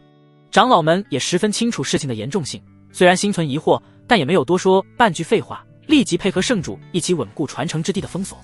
他们的疑惑在于白夜所说的圣体为何会导致封印的松动，毕竟他们不知道白夜的圣体其实是天眼圣体。白夜本来也想帮忙，结果发现自己好像什么都帮不上。只有圣主和内门长老们懂得如何施法维持住传承之地的封闭，也只有他们的修为能够做到。内门长老的修为至少都是融天境，圣主的修为甚至在融天九重，已经是南域顶尖强者行列了。至于更高的神府境，传闻闭关多年的太上长老已经达到这个境地了，整个南域的神府境强者屈指可数。这种超级强者一般不会轻易出现，一旦出现几乎就意味着南域要大乱了。白夜目前开天一重的修为虽然已经完全足以傲视南域年轻一辈了，但也仅仅只是年轻一辈，与圣主和内门长老仍然相差甚远。在眼下这种情况，他根本帮不上忙。你和清长回去休息吧，这里交给我们就行了。这时圣主姬玄对白夜说道。好的。白夜微微点头，他随即与姬清长返回各自的住处。刚离开没几步，姬清长就忍不住对白夜问道：“当时那个幻妖之王和那些幻妖都被你打败了吗？”这还是他酝酿了好一会儿才组织好的语言，因为他实际上是在担心白夜有没有受伤，但他不好意思直接问出来，所以就如此拐弯抹角。不是我打败的，在天眼老祖的分身出现的时候，那些幻妖包括幻妖之王就全都纹丝不动了，应该是被天眼老祖强行控制了。白夜摇头道：“这么说，你应该没受伤吧？”姬清长的语气略微有些在意，似乎是在担心白夜。我没受伤，不过你这是在关心我吗？白夜有些好奇地问道。由于姬清长这番话听着像是在关心他，这让他感到很意外和难以相信，所以忍不住问了一声。闻言，姬清长顿时冷着脸，语气冷漠嫌弃地道：“你想多了，我怎么可能关心你？你没受伤，只会觉得太遗憾了。”呵。白夜顿时嘴角微微一抽，有些无语的道：“那还真是让你失望了。”姬清长冷哼一声，然后扭过头：“知道就好。”接下来的一段路程，二人皆是沉默不语，气氛一时有些奇怪。途中自然是会遇到一些内门弟子，白夜和姬清长的出现引得他们议论纷纷。那是白圣子和姬圣女，今年好像就是每年圣地传承的日子吧？这难道是已经结束了吗？这么快吗？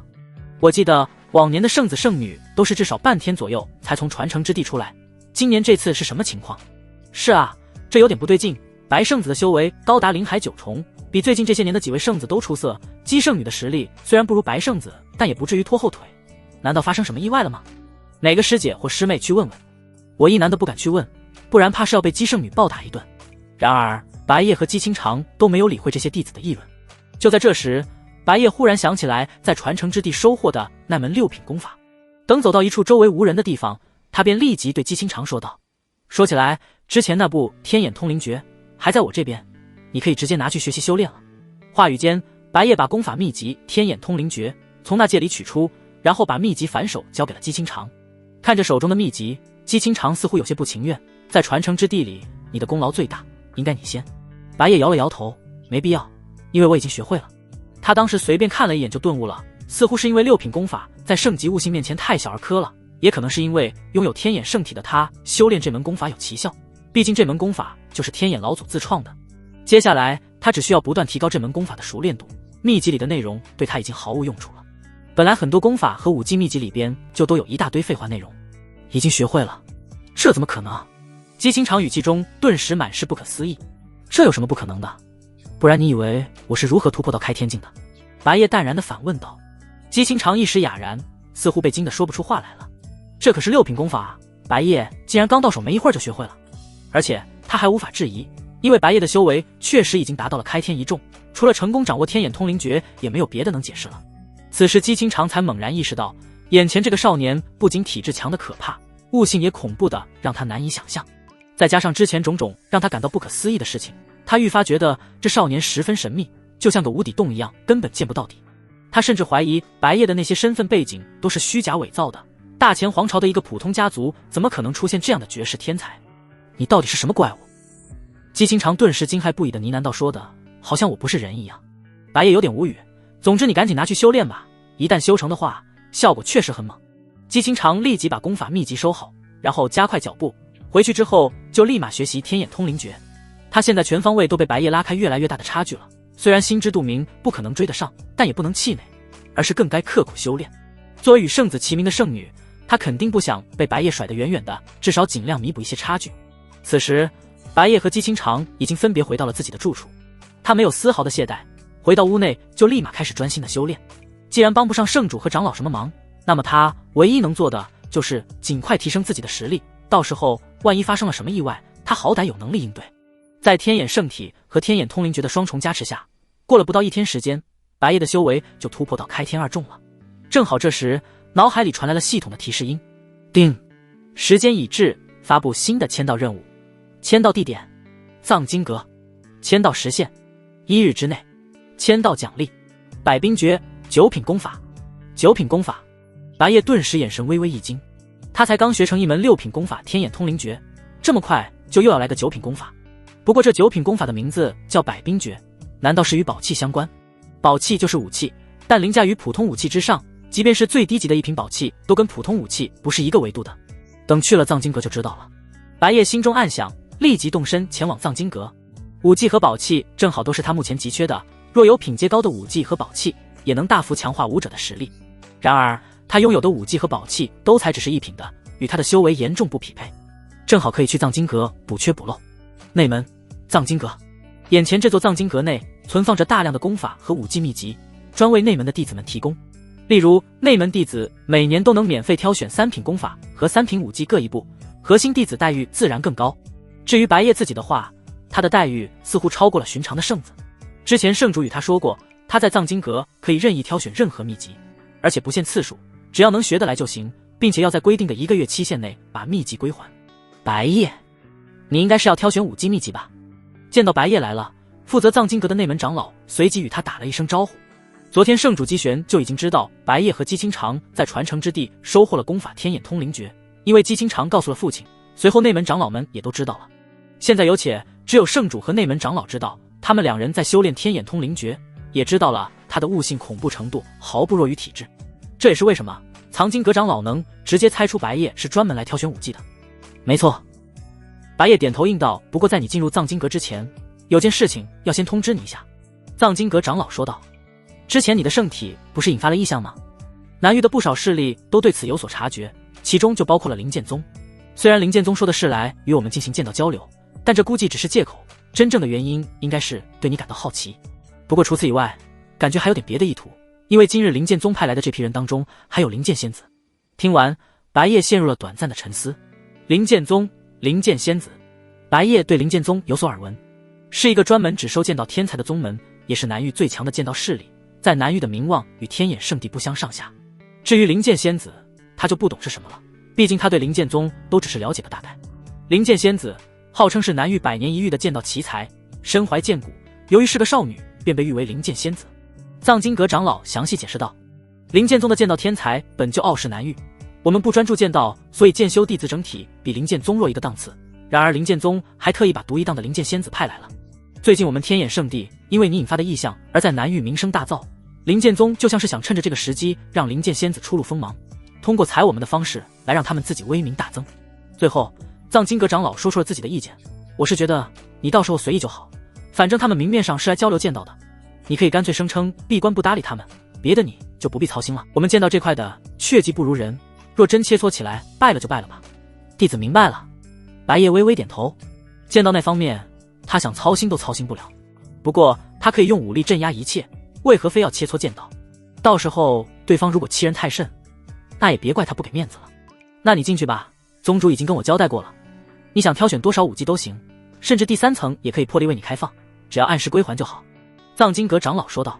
白夜顿时感到惊讶，要知道内门藏经阁的第3层储藏的可是5品功法和武技，5品已经是天眼圣地明面上最高级别的了。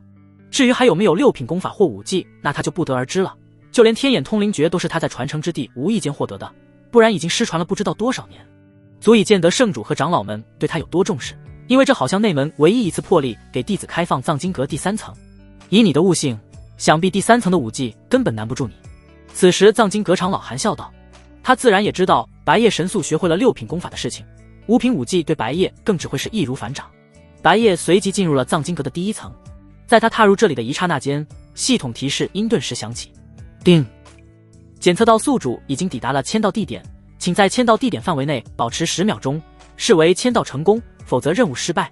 白夜慢慢等着10秒结束，一边朝着通往更高层的楼梯走去。因为第1层的武技和功法都是3品的，而他目前想要的至少都是4品武技，最好是5品武技，这些在第2层和第3层才有。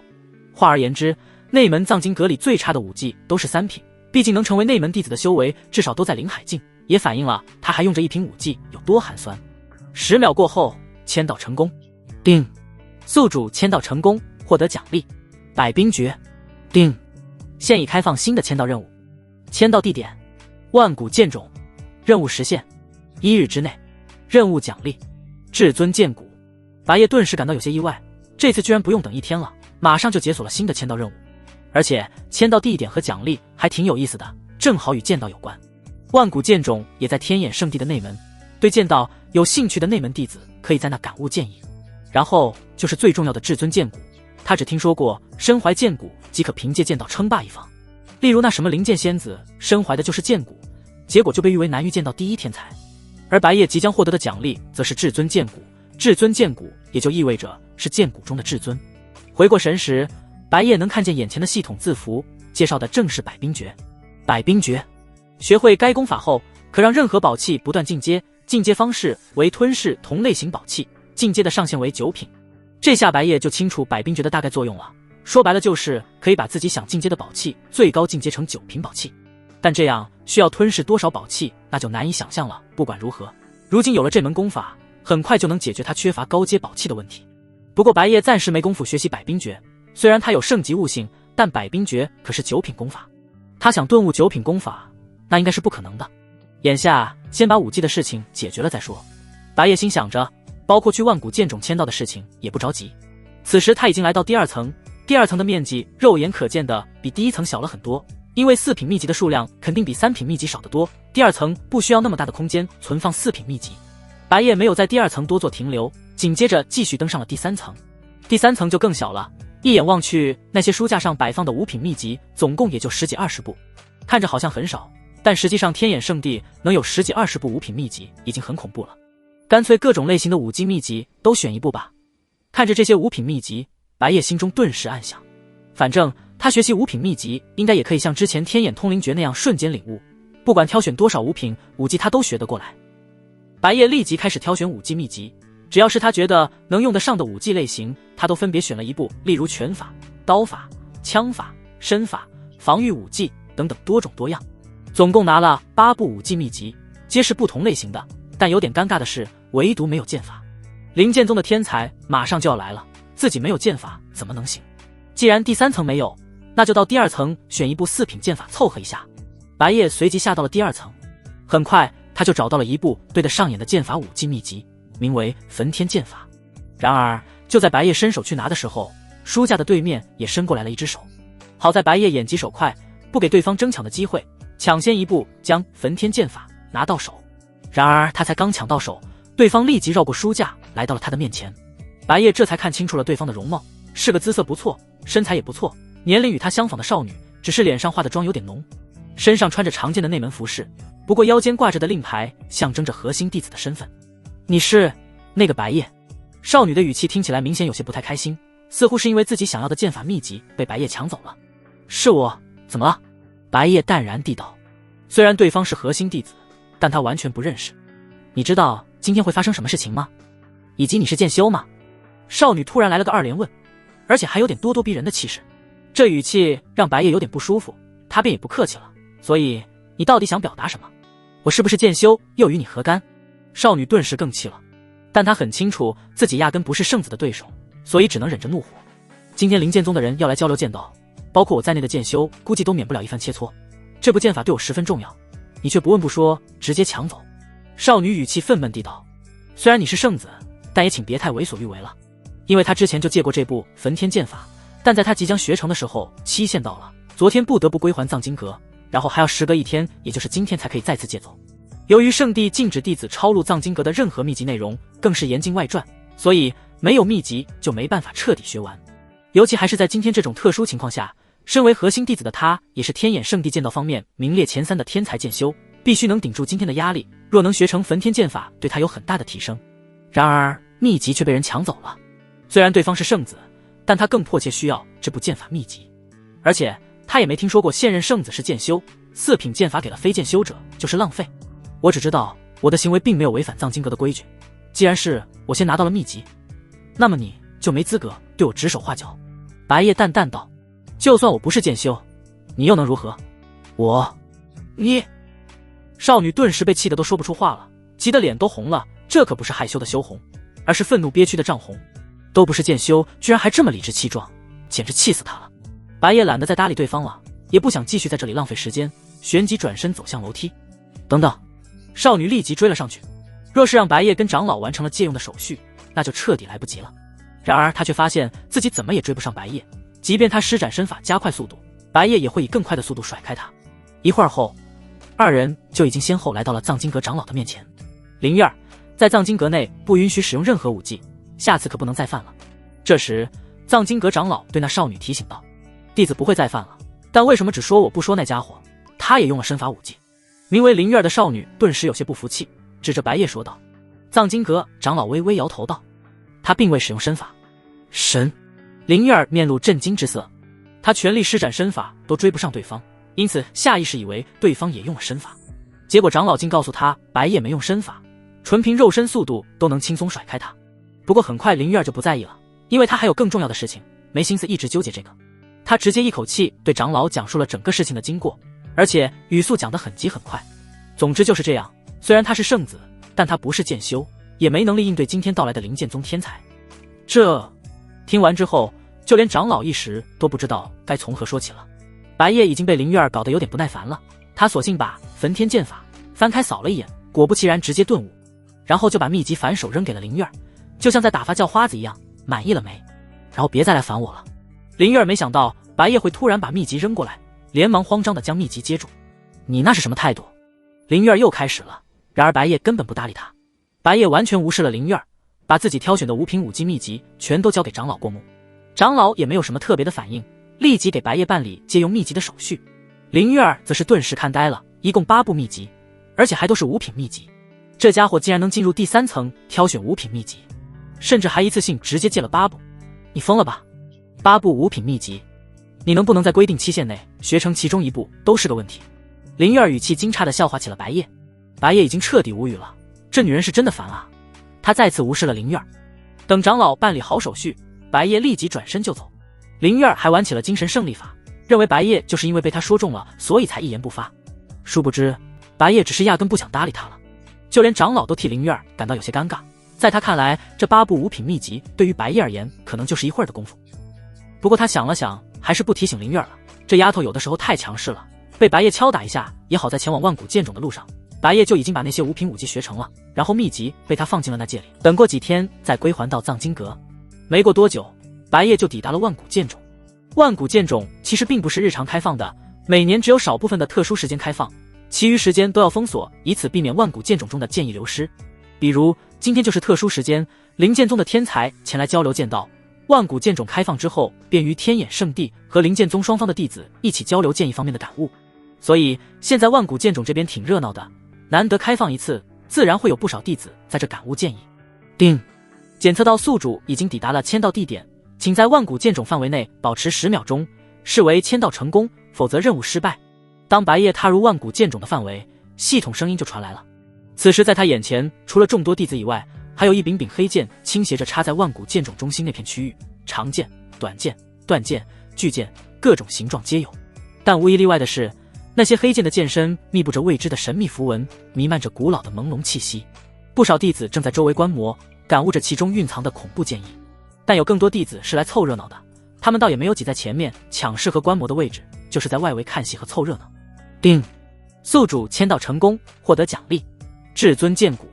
叮，下个签到任务将在1日之后开放，请宿主做好心理准备。就在这时，签到任务也完成了。这一瞬间，白夜能感觉到自己体内突然多出一块骨头，但全身上下并没有任何的不适感。他立即好奇地内视自己身体，发现是在胸口位置多了一块剑形骨头，并且剑骨上有着密密麻麻的金色符文，这就是至尊剑骨。就在白夜思索着至尊剑骨的时候，周围也已经有不少弟子发现了他。快看，那不是圣子白夜吗？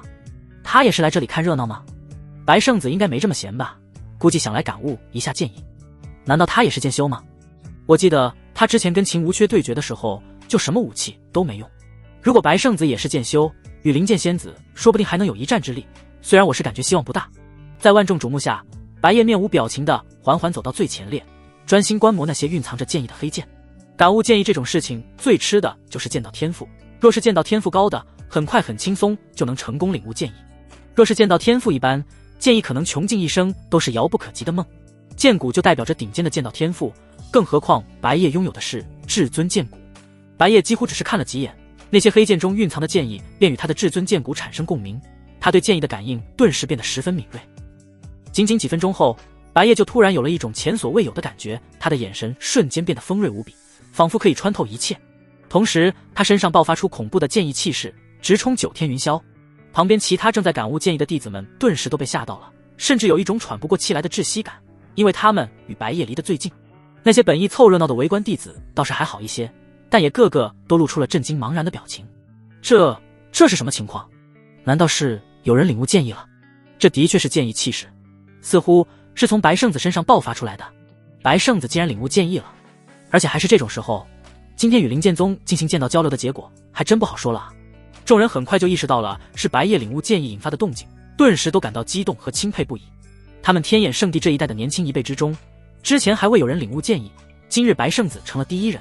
原本他们都觉得今天跟灵剑宗的剑道交流完全没有悬念，肯定是灵剑宗完胜他们，直到刚刚白圣子领悟了剑意，让他们看见了希望。与此同时，3只庞大的飞行妖兽进入了天眼圣地的领空。不过这并没有引起天眼圣地的警戒，因为这3只飞行妖兽承载着的皆是灵剑宗之人。其中一名身穿青色衣裙的绝美少女，银发如雪，肤若凝脂，娇嫩的耳垂上戴着一个形似利剑的雪白色耳坠，眼瞳犹如蓝宝石一般漂亮。就在这时，她的目光忽然朝着某处方向看去，那其实就是万古剑种所在的方向。3只飞行妖兽的背部一共10来号人，飞在最前面的那只妖兽身上仅有2人，分别是灵剑仙子和带队的灵剑宗大长老。那个动静是有人领悟了剑意。灵剑仙子身旁的大长老自然也察觉到了某处方向的剑意气势，脸上顿时显露震惊之色。我们过去看看。此时灵剑仙子开口，传来空灵悦耳的声音，一言一行犹如人间仙子般的气质。直接去那边吗？大长老顿时犹豫了一下，毕竟这与他们原定的计划不符合，而且他也不清楚那个方向到底是什么地方，因为这是天眼圣地的地盘，未经天眼圣地的允许，他肯定不能用神识肆意探查天眼圣地。也行吧，先去那边看看再说。大长老犹豫了一会儿，最终还是答应了灵剑仙子。毕竟他们此行正是以灵剑仙子为主，宗主也叮嘱过他要尽可能满足灵剑仙子的要求，所以他不惜打乱了原定的计划。不仅大长老和灵剑仙子，后头的其他灵剑宗弟子也察觉到了远处那冲破天穹的灵力气势。你们都发现了没有？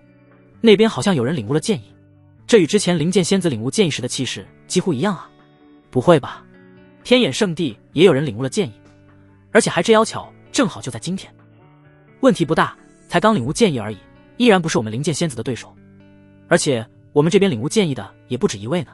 灵剑宗的弟子无一例外皆是剑修，有资格前来天眼圣地的更是灵剑宗弟子中的佼佼者，他们都很清楚剑意的难度和重要性。剑意几乎可以说是每个剑修的毕生追求，一旦领悟剑意，对于剑修的提升就是质变的升华，但难度也难如登天。不知有多少剑修一辈子都与剑意无缘。纵使是他们灵剑宗聚集了南域大部分剑道天才的灵剑宗，当代弟子中也就堪堪只有2人领悟了剑意，其中一位是灵剑仙子，另一位则是仅次于灵剑仙子的庄拳师兄。然而如今天眼圣的也出现了一位剑意天才，这大大出乎了他们的意料。欢迎诸位来访。就在这时，天眼圣的派人来接应了。灵剑宗之人随即控制那3只飞行妖兽，落在了天眼圣地提前安排好的停放处。随后灵剑宗大长老与对方客套了几句，对方则是天眼圣地的一位内门长老。经过询问得知，刚刚领悟剑意的人正在万古剑种，甚至由于事发突然，就连这位圣地长老都还不知道是谁领悟了剑意。如果没有亲眼所见，估计没人能想得到刚刚领悟剑意的其实是白夜。圣地长老同样也好奇，到底是哪个弟子竟然正巧在这种时候领悟了剑意，顺便给灵剑宗这一行人带路，前往万古剑种。话说姬圣主最近在忙什么吗？听闻我们宗主未能联系到姬圣主，最后是与你们大长老完成了商议。半路上，灵剑宗大长老随口问道：圣主之事我也无权得知啊，不过最近很忙是真的。圣地长老微笑着说道：传承之地的事情他虽然知道，但肯定不能外传，就连除了圣子圣女以外的所有弟子都对此事毫不知情。目前传承之地附近一小片区域已经彻底封锁了，不让任何人靠近。圣主与一半的内门长老日夜在那维持传承之地的稳固，所以最近有什么大事都暂时交由大长老处理了，甚至迫不得已的时候，太上长老都可能出关。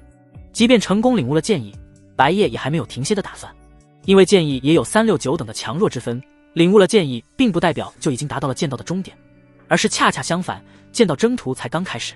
且不说剑意之上还有更强的意境，单论剑意就有初期、中期、后期3大境界，现在白夜才刚领悟剑意，自然只是剑意初期，因此他还在朝着剑意中期继续冲击。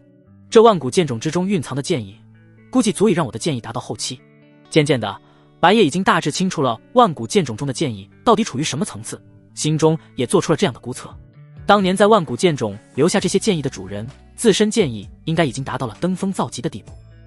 假如万古剑种的剑意仅是初期的层次，那么白夜现在就无法通过万古剑种继续提升剑意了。至于周围那些弟子的各种惊叹反应，白夜就像是完全没听见一样，仍能专心致志地感悟剑意。与此同时，大长老和一位负责剑道的长老忍不住直接放下手中的事物赶过来了。灵剑宗之人的到来都无法让他们同时亲自出面，一会儿的功夫就到场了。是谁？是何人领悟了剑意？见到长老于长老顿时不顾形象的激动问道。大长老也已经到了，缓缓开口道：老于，别这么激动，有不少弟子正在感悟剑意呢，若是影响到他们可不太好。于长老，如果我们的意识没出错的话，应该是白圣子。这时有一名弟子对于长老禀告道：白圣子，竟然是白夜！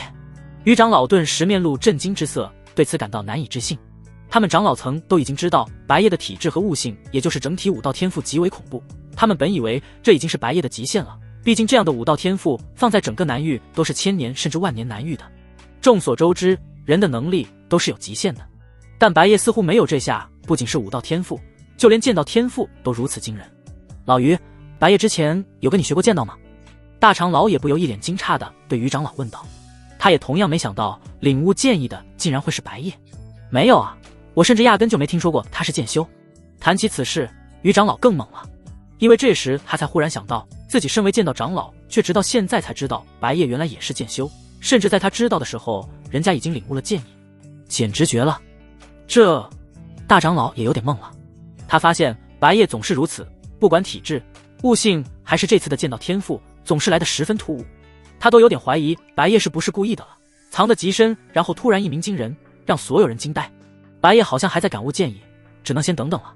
于长老强忍着想要立马跟白夜问个清楚的冲动，因为他怕影响到白夜的剑意提升。我们先在一旁静静观望吧。而且灵剑宗的人似乎也已经过来找白夜了。大长老自然知道灵剑宗的人已经到了，而且他的神识覆盖着天眼圣地，能感受到灵剑宗那一行人的动向，正在朝着万古剑种这边过来。这么说，白夜今天估计免不了要跟灵剑仙子碰一碰了，对我们天眼圣地来说依然不是什么好事啊。于长老微微叹息道，原本是由姬清长和包括灵月在内的一些天才剑修顶住压力，本以为白夜不是剑修，所以没有考虑在内，结果白夜突然领悟了剑意。但即便如此，面对灵剑宗派来的天才，也还是有很大的劣势。如果能给白夜多点时间成长就好了，这还没成长起来，就要被那灵剑仙子当成踏脚石。无妨，我已经跟灵剑宗宗主谈妥了，我们可以接受他们前来进行剑道交流，而他们也要拿出足够的诚意，那些诚意我都会交给白夜。这句话，大长老是专门用神魂交流传话给于长老的。那倒还好，于长老还算是能接受了。他们的想法很明显了，可以接受天眼圣地名声上的牺牲，只要灵剑宗给足诚意，换来白夜更快的成长就行。至于今日白夜就算见到造诣败给灵剑仙子，也是虽败犹荣，并不影响白夜那不可限量的前程。而且圣主也同意了大长老的这个决定，并非大长老独自一人随意做决定。圣主和大长老已经猜出了灵剑宗的真实意图。如今灵剑仙子已经是代表着灵剑宗的门面，灵剑宗想给灵剑仙子造势，同时也能扩大灵剑宗的名声，吸引南域更多武者成为剑修，从而壮大灵剑宗的实力。而最近他们天眼圣的出现了圣体，正好名气盛极一时，与他们天眼圣地来往不多的灵剑宗突然就想来交流剑道，而且还把灵剑仙子派过来了。刚刚那短暂一瞬间的剑意气势几乎震撼了整个天眼圣地。不过外门认得出剑意气势的人并不多，内门的姬清长和灵月儿都直接坐不住了。灵月儿正好刚把焚天剑法学成，就突然感受到一股无比凌厉的恐怖剑意，他连忙走出屋外查看情况，连手里的剑法秘籍都忘了放下。这好像是万古剑种那个方向。灵月儿判断到剑意气势传来的方向后，立即快步前往万古剑种。他很好奇是何人领悟了剑意，姬清长还是秦无缺？他猜测比较大，可能是姬清长，毕竟秦无缺才刚被白夜碾压打败，还被姬清长教训了一顿，道心没崩溃都很不错了，哪可能还静得下心感悟剑意？灵月儿唯独最先排除的就是白夜，毕竟那家伙自己当时都说了自己不是剑修。然而走到半路，灵月儿就悄然遇到了自己心中猜测的那个人，也就是姬清长。圣女，你不应该在万古剑种那边吗？灵月儿有些惊愕地问道。姬清长顿时被问得微微一愣，眸中闪烁疑惑之色，没听懂灵月儿这是想表达什么。没啊，你听谁说我在那的？姬清长疑惑道。他原本也在住处为即将开始的剑道交流做准备，然后就突然感受到一股剑意气势，他也忍不住想去看看什么情况。刚刚不是有人在万古剑种领悟了剑意，居然不是你吗？灵月儿这才把话说清楚了点。姬清长微微摇头，另有其人。好吧，那到底会是谁？林月儿顿时惊疑不已，他已经猜不出来到底是何人了。姬清长也愈发疑惑，因为他原本猜测的也正好是林月儿，感觉林月儿的可能性比较大，结果半路上就跟对方碰面了。就在这时，姬清长的脑海里忽然浮现一道熟悉的背影，这让他下意识的难道该不会是那混蛋吧？那混蛋也不是第一次发生这种情况了，再来一次似乎也不是不可能，但他记得上次那混蛋还说过自己不是剑修，所以到底是不是那家伙？混蛋？哪个混蛋？林月儿隐约听见了姬清长的自言自语。没什么。姬清长并不想跟林月儿提及白夜的事情。哦，林月儿也没太在意。不过走着走着，林月儿又跟姬清长闲聊了起来，说起来我今天倒是真遇到了一个大混蛋。姬清长其实并不是很想跟林月儿闲聊，但出于礼貌还是稍微应了一声。就是那个白夜，我跟你说他真的很过分。林月儿才刚开口，正想把那一大堆事情经过全都向诉说的时候，姬清长却打断了他。你说白夜？只见姬清长顿时黛眉微蹙，语气也稍微变得冰冷了一些。他自己把白夜说成混蛋就没什么，但听见林月儿把白夜称呼为混蛋，几乎是下意识的就有些不乐意了。就是他。林月儿还想继续说，是突然察觉到姬清长的眼神似乎有些不对劲。怎么感觉姬圣女好像生气了？姬圣女的眼神虽然平时就很冰冷，但此刻感觉更冰冷了一些，还有着些许的不悦。那个，我有说什么不该说的话吗？林月儿随即小心翼翼地对姬清长问道。闻言，姬清长顿时意识到自己的反应有些不妥，强行使自己神色恢复了平静，什么都没有，你继续说吧。随后林月儿还真就继续说了，只是比先前稍微谨慎用词了一些。然而姬清长听到一半就快要忍不住了，不知为何，一听见林月儿说白夜的坏话，姬清长心里就有点不太舒服，但不想让林月儿产生怀疑，姬清长就强忍着一言不发，否则他真想让林月儿别再说了，甚至都想直接出言反驳，这样帮白夜说话更容易引起怀疑。很快二人就抵达了万古剑冢，结果看见大长老和于长老也在这里。大长老，刚刚到底是什么情况？林月儿立即对不远处的大长老问道。你们也来了？刚刚是白夜领悟了剑意。大长老说道。白夜？林月儿顿时瞪大了双眼，瞠目结舌，脸上满是不可思议之色。他怎么都没想到领悟剑意的竟然会是白夜，明明那家伙当时说了自己不是剑修，结果其实是骗他的。姬清长的反应则是没有林月儿那么大，毕竟他先前就已经预想到了这个可能，不过难免还是多少有点惊讶。惊讶在于白夜的剑道天赋也跟武道天赋一样不可思议般的恐怖，而且之前姬清长还对白夜不是剑修而感到遗憾，结果突然之间这混蛋就领悟了剑意，这分明就是在耍他。看见姬清长尤其是林月儿的反应，于长老感叹道，别说你们了，连老夫也想不到白夜在剑道方面也能有这样的天赋。林月儿仍未从震惊之中缓过来，同时他有一种十分丢脸的感觉。他想起来自己之前在藏经阁的时候还对藏经阁长老说白夜根本没能力应对灵剑宗天才，然而当天白夜就领悟了剑意，狠狠将他一顿打脸。领悟了剑意的剑修，如今天衍圣地众多弟子之中唯有白夜一人，如果说白夜没能力，那么其他剑修就是纯废物了。察觉到了林月儿脸上又震惊又有些羞耻的神色，季清长顿时感到一阵舒畅。灵剑宗的人已经到了，看看他们想干什么吧。就在这时，大长老的目光忽然看向某个方向，只见那个方向有一批人走了过来，这批人中除了那位圣地长老，其余人身上都有着一枚图案是青色利剑的徽章，这枚徽章似乎正是象征着灵剑宗。此时灵剑宗大长老也注意到了圣地长老，随即前来尊敬地道：阁下应该就是薛长老吧？薛某人也以久仰郑长老的大名。大长老薛清也客气地回应道：贵圣地刚刚似乎出现了一位剑意天才，我们灵剑宗正好顺便来恭喜一下。名为郑明远的灵剑宗大长老祝贺道：郑长老有心了。薛清微笑着道，然而他并不认为对方是真心实意的在祝贺他们，毕竟他知道对方是破坏原定计划特意跑来万古剑冢这里的，如果只是为了祝贺还不至于做到这个份上。剑心。谈笑间，郑明远示意身后的银发少女过来与对方大长老打声招呼。叶剑心随即面无表情地走了出来。哦，这位就是贵宗那位剑道奇才灵剑仙子吗？薛清看清了眼前少女的面貌，与传闻中描述的形象差不多一致，不仅剑道超群，美貌也是一绝。姬清长和林月儿正好也在一旁，林月儿顿时打量起了叶剑心，下意识产生攀比的心思，结果自然是甘拜下风了。他就算再怎么自信，也无法昧着良心觉得自己比得过叶剑心，不管美貌还是剑道天赋都被叶剑心碾压了。林月儿眼中显露出一丝自卑之色，在这单方面的暗中较劲下认输了。紧接着他瞄了一眼身旁的姬清长，有点好奇这位圣女会有什么反应，却发现姬清长脸上平静不已，没有丝毫波动，可以说一点反应都没有。不愧是姬圣女，心境与我等庸俗之人就是不一样。林月儿顿时心里对姬清长钦佩不已，而且她觉得姬圣女的美貌和才华是天眼圣地唯一能与那灵剑仙子平分秋色的存在了，只是才华的侧重点不同而已。灵剑仙子侧重剑道，姬圣女则是侧重于武道。然而实际上林月儿有些高看姬清长了，姬清长只是面部表情控制得很好，不代表他的内心也心如止水。比美之心挺正常的，姬清长也不禁稍微比较了一下，但并没有比出来什么东西。与此同时，周围也有不少弟子发现了灵剑宗之人，尤其是灵剑仙子的出现，以及姬圣女也在场，让这些弟子很有议论的话题。那些就是灵剑宗的人吧？还有那个银发少女，应该就是灵剑仙子，发色和美貌都太显著了，果然如同传闻中的那般，美得如梦如画。不过姬圣女倒也毫不逊色于灵剑仙子，反正都是我不可触及的梦中情人啊。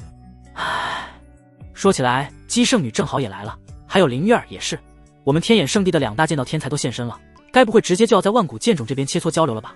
当然，不单单是天眼圣地的弟子对叶剑心的美貌感到惊艳，灵剑宗的那些男弟子也被姬清长的美貌惊艳到了。叶剑心与姬清长的美貌在南域都是顶尖的，但各有各的特点和魅力。而且俗话说，家花哪有野花香，虽然叶剑心并不是他们当中任何一个人的道侣，但时间一久也没少欣赏叶剑心的美貌。相比之下，今日首次亲眼所见的姬清长自然就能让他们忍不住看得目不转睛。然而就在这时，叶剑心对薛青直接说道：领悟剑意的人是哪个？话语比较没礼貌，语气也是十分冷淡。薛青顿时眉头微微一挑，还是第一次有晚辈敢在他面前这般说话，这小女娃有点意思。郑明远面色微变，随即歉意地对薛青解释道：抱歉，剑心他并非有意冒犯薛长老，他对剑道太过痴迷，一遇到跟剑道相关的事情就容易犯糊涂。无妨，对剑道痴迷也不是什么坏事。薛青并没有计较这点小事，眉头也舒展了开来。紧接着他对叶剑心说道：你想找的人就在那里，那个名叫白夜的少年。然而薛青的话音刚落，白夜身上忽然爆发出比之前更强的剑意气势。白夜，听见这个名字，郑长老、叶剑心以及灵剑宗那些弟子都没有什么反应，因为天眼圣殿把消息封锁得很好，灵剑宗这些人压根就不知道白夜是谁，甚至当时那个异象究竟是不是圣体引发的，也还处于无法确定的猜测中。好，听见了薛青的答复，叶剑心立即朝着白夜那边走去，言行显得有些木讷，并且完全无视了周围其他人，仿佛在他的眼里就只有剑道。至于叶剑心到底想找白夜干什么，那就不得而知了。姬清长不由对此有些在意了起来，这女人是想做什么？然而就在此刻，白夜的剑意再次突破了。换而言之，他的剑意已然达到中期，比初期强了一大截。初期剑意本就已经足以让人轻松越级战斗，除非对方也有剑意，更何况是中期剑意，对白夜的提升只会更加恐怖。这次突破的气势也比上一次更猛，如此短的时间内又出现了一股更为凌厉的剑意气势，在场几乎所有人都一时没能反应过来，顿时陷入一片短暂的沉寂，因为全都被惊得沉默了。过了一会儿后，才陆续有人开口：怎么又是这种感觉？难道又有人领悟了剑意？甚至比白圣子刚刚那股剑意气势还猛，真是不敢相信，我们天眼圣地在同一天竟然有2位领悟了剑意。所以到底是哪位师兄或师姐？有人发现了吗？不是，我怎么感觉好像还是从白圣子身上爆发出来的？难不成是我的感知能力出错了？我也感觉是白圣子，但仔细一想又觉得不太可能，他刚刚不是已经领悟剑意了吗？难道是剑意更进一层了？在场的绝大部分人都还弄不清楚状况，即便有部分人察觉到是白夜身上传出的剑意气势，但他们也都不敢肯定，因为这实在是太匪夷所思了。同一个人，而且是在短短10来分钟之内连续2次爆发剑意气势，这肯定不可能是反复领悟剑意，那么就只有可能是剑意的境界突破了。他们虽然没有那个能力领悟剑意，但都对剑意有所了解，知道领悟剑意极难，也知道剑意境界突破更是难上加难。在此之前，整个南域年轻一辈之中，领悟了剑意并且境界达到中期的，也就只有那位灵剑仙子能够做到。结果今日他们亲眼见证白夜如此轻易地追上了那位灵剑仙子，这是真的太不可思议了。剑意中期，郑明远第一时间就判断出了这股气势所对应的剑意层次，毕竟他的剑意已经达到后期，对于剑意已经十分清楚。薛青和于长老等人的反应也同样很快，正是如此，也都被震惊得不轻。姬清长的反应慢了半拍，林月儿则是慢了一拍，他们也都不敢相信竟然又是白夜。叶剑心的反应倒是跟长老们一样快，别看他还是年轻一辈，剑道造诣已经赶超不少老一辈人了，不然怎会被誉为灵剑仙子？只见叶剑心的美眸之中顿时金光一闪，原本一向面无表情的他，首次有了稍微明显的情绪波动。他似乎迫不及待地闪身至白叶面前，一柄银色利剑直接插在白叶身前的地面。本该是坚硬无比的地面，竟是被那银色利剑轻松嵌入，甚至剑身都没有明显的弯曲。白叶的危机意识比较敏锐，预先就终止了剑意感悟，睁开双眼看着眼前的银发少女。你是何人？白叶的语气有些疑惑且警惕。眼前少女美得犹如画中走出来般的不真实，银色长发随风飘动，白净如玉的绝美容颜却没有丝毫感情。少女双手按在剑柄底部，如同一位待战的剑士直视着自己的对手。你与我一战。然而叶剑心无视了白叶的询问，直接对白叶发起了挑战，声音听起来没有丝毫的感情，但仍能令人觉得空灵悦耳。白叶一时有点无语，不过他这下倒是有些反应过来了，猜测出对方的身份应该不简单。这身打扮也不是天眼圣地的弟子，而且看似柔弱的娇躯隐隐散发出恐怖的剑意，大概率就是藏经阁长老之前提到的灵剑宗那位灵剑仙子了。暂时没空，无可奉陪。白叶不想搭理这所谓的灵剑仙子，他感悟剑意感悟的正起劲呢，这家伙也不先吱一声就直接来打扰他。说完，白叶就继续闭眼集中精神感悟那剑意。虽然说观摩那些蕴藏剑意的黑剑，但此观摩非比观摩，靠的是感悟，而不是直接用眼睛去看。然而白叶刚闭上眼，叶剑心就忽然反手将银剑拔出地面，并且指向白叶的眉心。白叶不得已再次睁开眼，语气顿时变冷了一些。你这是想强行开战？难道不知道这里是天眼圣地，而不是你们灵剑宗？对方虽然剑道造诣极强，但武道修为离他差得远。如果真要撕破脸动真格，他完全可以用武道修为强势碾压。难不成这女人天真的以为他会顺从地只用剑道切磋？郑明远意识到事情发展的不太妙，连忙过来劝阻了叶剑心，并且对白叶陪笑道：剑心他太痴迷于剑道了，很多时候言行不知轻重，还望小友莫要生气。薛清等长老们本来还因为叶剑心的行为而有些不满，看见郑明远这副模样，反而是生不起气来了。看来那位灵剑仙子真是因为个性特别，郑明远这堂堂灵剑宗大长老都还要因为那女娃的言行时不时跟人赔罪。前辈又冒出个完全没见过的陌生人，白叶又一次问道：我是灵剑宗大长老，今日带队前来交流一下剑道。郑明远立即解释道，他的态度格外客气，即便对方是个晚辈，主要是因为白叶连续的剑意爆发太惊人了，强者自然受人尊敬，对方态度不错，白叶也会友善以待。然而正当他想开口说什么的时候，叶剑心突然抢先了一步：与我一战，我可以答应你任意一个条件，包括男女之事。此言一出，全场轰动，顿时一片哗然。卧槽，我真没听错吗？男女之事，该不会真是我们想象中的那种男女之事吧？实在想不到那位灵剑仙子竟然会说出这种话，虽说是剑痴，但也未免也痴迷的太夸张了，竟然能提出这种条件。可恶，真是羡煞我也。我要是白圣子根本不可能拒绝啊，这种诱惑谁能抵抗得了啊？所有人都被叶剑心这么大胆的话震惊到了，连不少男生听得都有些脸红，就更不用说那些比较矜持的女生了。林月儿被惊得嘴都合不上了，呈现一个 O 型，尤其是姬清长顿时面红耳赤，仿佛他的脑海里已经想象出了白夜与叶剑心 XXOO 的那幅画面。此刻他的反应显得十分动摇，美眸中闪烁着慌张之色，叶剑心的那番话让他心里莫名的有些慌乱不安，他也搞不懂自己为何会如此动摇，但胸口就是感觉闷闷的很不舒服。就连薛清他们几位长老都有点惊呆了，他们都怀疑是不是自己太老跟不上时代了，现在的年轻人都这么开放吗？就在叶剑心身旁的郑明远脸上的表情也很精彩，他张着嘴又不知道该说什么，也被叶剑心的语出惊人给雷到了。此时灵剑宗那10来个弟子的反应也不小，尤其有个身材高瘦面容还算俊气的少年，整个人都直接瘫了。不好了，庄师兄差点晕倒了。旁边的其他弟子连忙扶住了庄全师兄。庄全，灵剑宗这一代仅次于叶剑心的剑道天才，对叶剑心暗恋已久，但他的剑道造诣距离叶剑心差得太远，无法引起叶剑心的兴趣。叶剑心根本不关心除了与剑道相关的任何事情，所以他完全没办法跟叶剑心增进感情，甚至对方都不知道他叫什么名字。结果今天叶剑心对另一个少年说出那么不得了的话，让他一时无法接受，被打击得险些昏厥了过去。其实整个灵剑宗爱慕叶剑心的男弟子多了去了，但他们的剑道造诣还不如庄全，更是想都别想跟叶剑心接触。在场的这些灵剑宗男弟子们也对白夜嫉妒不已，唯独说出那番话的叶剑心本人仍然面无表情，甚至连半点一般少女会有的羞涩都没有，仿佛他刚刚说的只是一句再普通不过的话。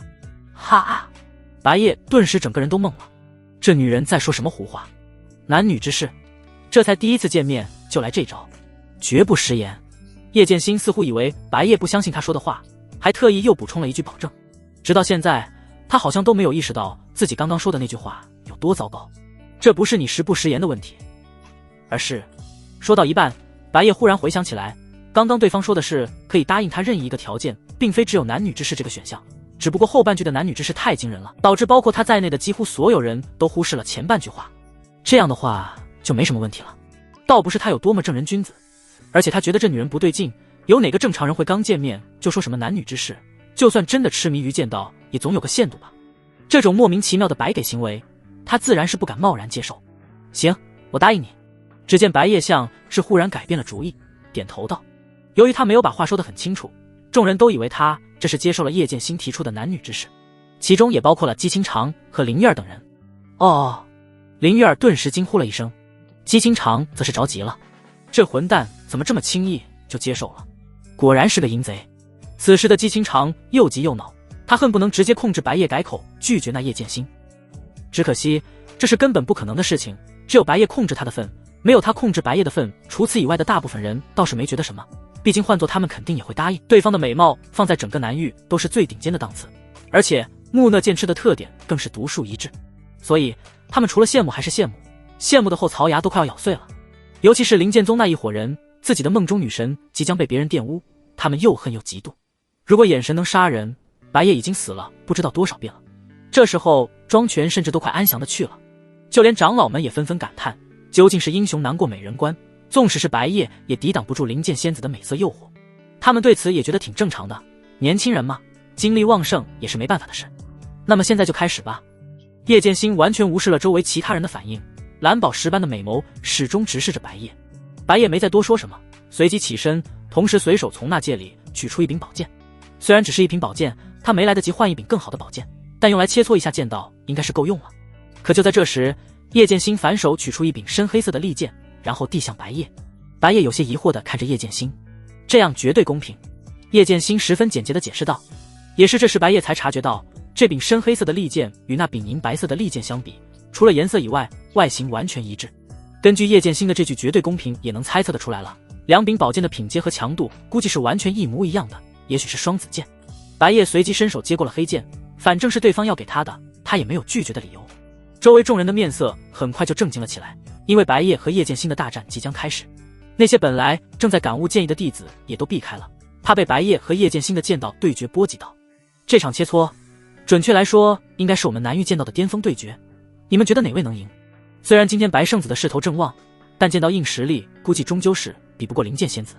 是啊，据说灵剑仙子的剑意境界突破到中期已经是挺久之前的事了，现在正在冲击剑意后期，感觉白圣子与他比起来还是差了一些火候。不过至少不会输得太难看，要是没有白圣子突然站出来顶住压力的话，那我们天眼圣地今天肯定就要惨败了。就连天眼圣地自家的弟子们都不看好白夜，主要是因为灵剑仙子太强了。与此同时，秦无缺也出现了，但还没有什么人注意到，他也是被万古剑种这边爆发出来的剑意气势吸引过来了。本来他都已经被白夜和姬清长整自闭了，最近2天都是闭门不出，更不想管什么灵剑宗的剑道交流。但万古剑种那边突然就爆发出了恐怖的剑意气势，秦无缺远在自己的房间里都能清楚地感受到。如果只是一次也就算了，没过多久又来了一次，甚至比上次的剑意气势更猛，他终于还是忍不住想来万古剑种看看到底什么情况。结果就看见了白夜跟叶剑心的这一幕，又是这小子。此时秦无缺的顿时想骂娘了，他追求姬清长的希望彻底破灭了。反观白夜这小子与叶剑心如此暧昧，让他心里极不平衡，极度的咬牙切齿。他能认出那位银发少女是叶剑心，毕竟他是苍兰皇朝的五皇子，像灵剑仙子这样闻名于南域的剑道奇才，他自然是见过画像。当初他原以为画像是有些美化过的，结果如今见了真人才发现画像并非美化的，真人甚至比画像还要美。然而却便宜了白夜，这令秦无缺极度的咬牙切齿。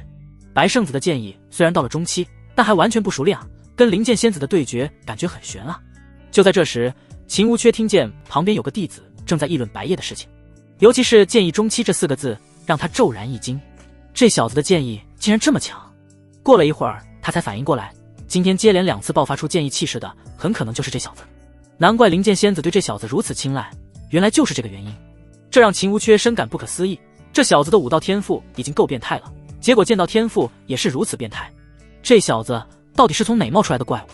在此之前，他都没听说过白夜这个名字，突然之间就出现了。秦无缺心想着，等之后有机会返回苍蓝皇朝，绝对要把这小子的一切都调查清楚。此时此刻，白夜与叶剑心马上就要开战，周围众人几乎是清一色的看好叶剑心，就连薛青等长老都对白夜没有什么信心。白夜今天的表现固然无比耀眼，甚至可以说是整个南域都前所未有的神迹，但留给白夜的时间太少了。白夜的剑意才刚突破到中期，反观叶剑心已经在剑意中期沉淀已久，这种差距太致命了。算了算了，也别想太多了，今天败了就败了吧，反正以白夜的恐怖潜力，很快就能超越叶剑心了。如今南域就是他的时代，要是白夜真能跟叶剑心成一对也不错，有利于促进我们跟灵剑宗的合作。要是这小子会忽悠的话，甚至还有可能直接把叶剑心挖来我们天眼圣地。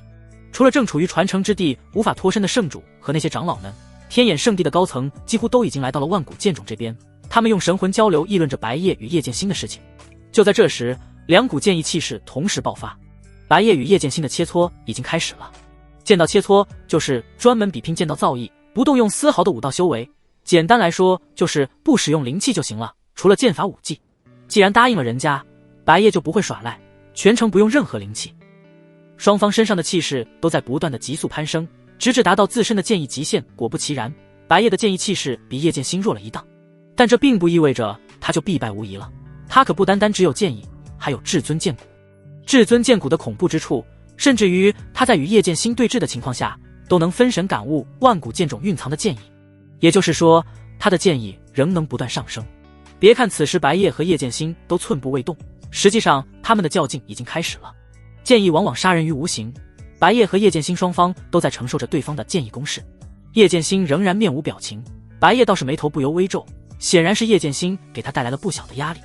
即便他们只在相互针对，周围众人也多少还是会被波及到。白圣子和灵剑仙子已经在用剑意对抗了，我都快喘不过气来了。难以想象此时他们两位承受着怎样的压力，真恐怖啊！要是把白夜换成我，估计1秒就暴毙了。果然灵剑仙子的剑意还是要更胜一筹，我们圣子明显处于劣势，估计过不了多久就撑不住了。唉，已经很好了，要是换成其他人来，都是只有被灵剑仙子瞬间碾压的份。不少人都已经后退得远远的，因为离得越近的人受到的剑意余威就越猛，有的人甚至都得运转体内灵气来抵抗剑意余威。此时姬清长也有些担心白夜，不过比起担心这个，他更多在意的是那男女之事。按照叶剑心的说法，切磋结束之后，不管白夜输赢都会履行承诺。姬清长的内心因此焦虑不安，就好像自己的宝物被别人抢走了一样，大概就是这种感觉。难不成自己这是因为喜欢白夜？不对，虽然姬清长自己都已经想明白了，但又不愿承认，自己怎么可能会喜欢上那个家伙？那个强行闯入他的房间，甚至还夺走了他初吻的淫贼混蛋。在姬清长纠结这些事情的时候，剑意对抗的局势已经开始逆转了。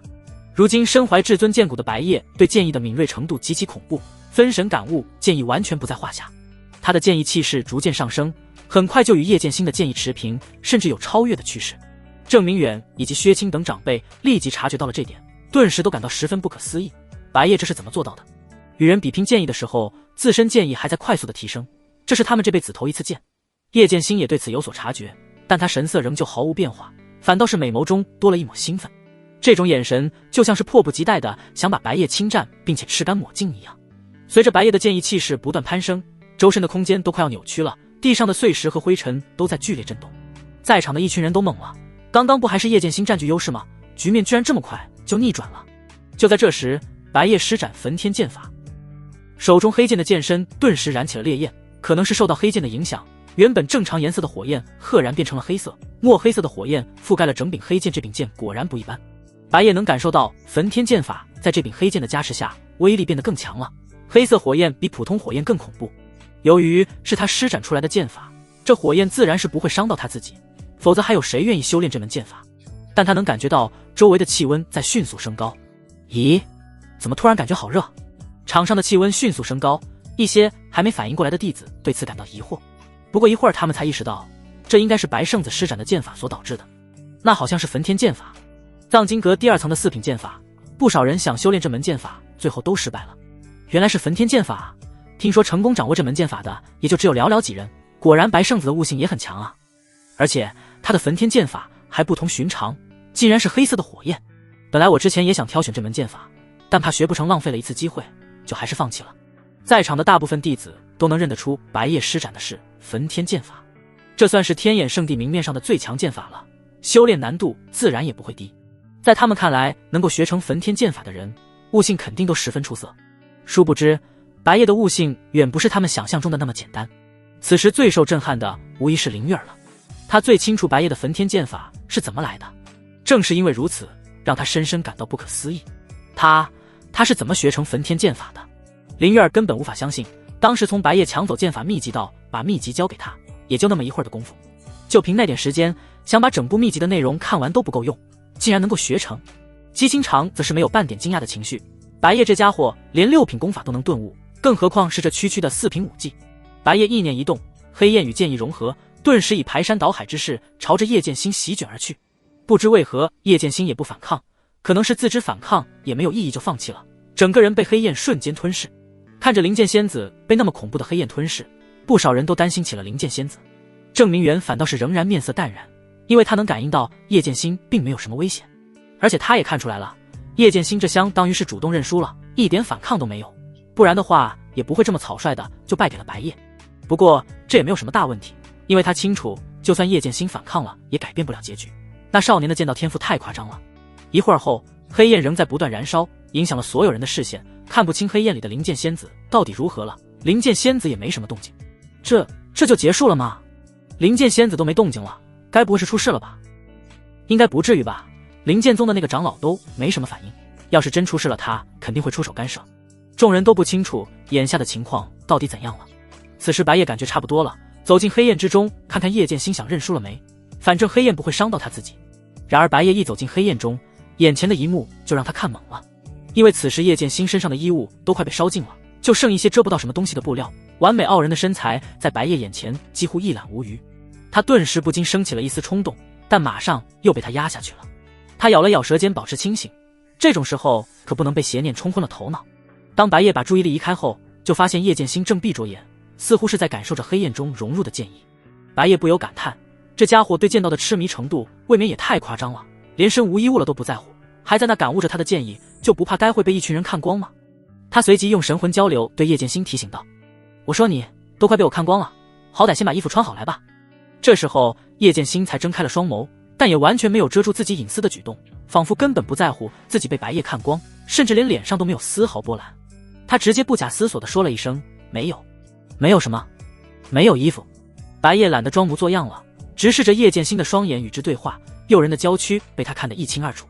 叶剑心微微颔首，那我的借给你，事后记得还我。白夜有些无语地说道。显然是叶剑心没有在那戒里随身携带一些备用的衣物，而他就有这个习惯。白夜立即从那戒里取出了一件上衣和长裤，至于内衣那肯定是没有，他的不适合叶剑心，而且他也不想给。叶剑心也没有丝毫犹豫，利索地将白夜给他的衣物穿上。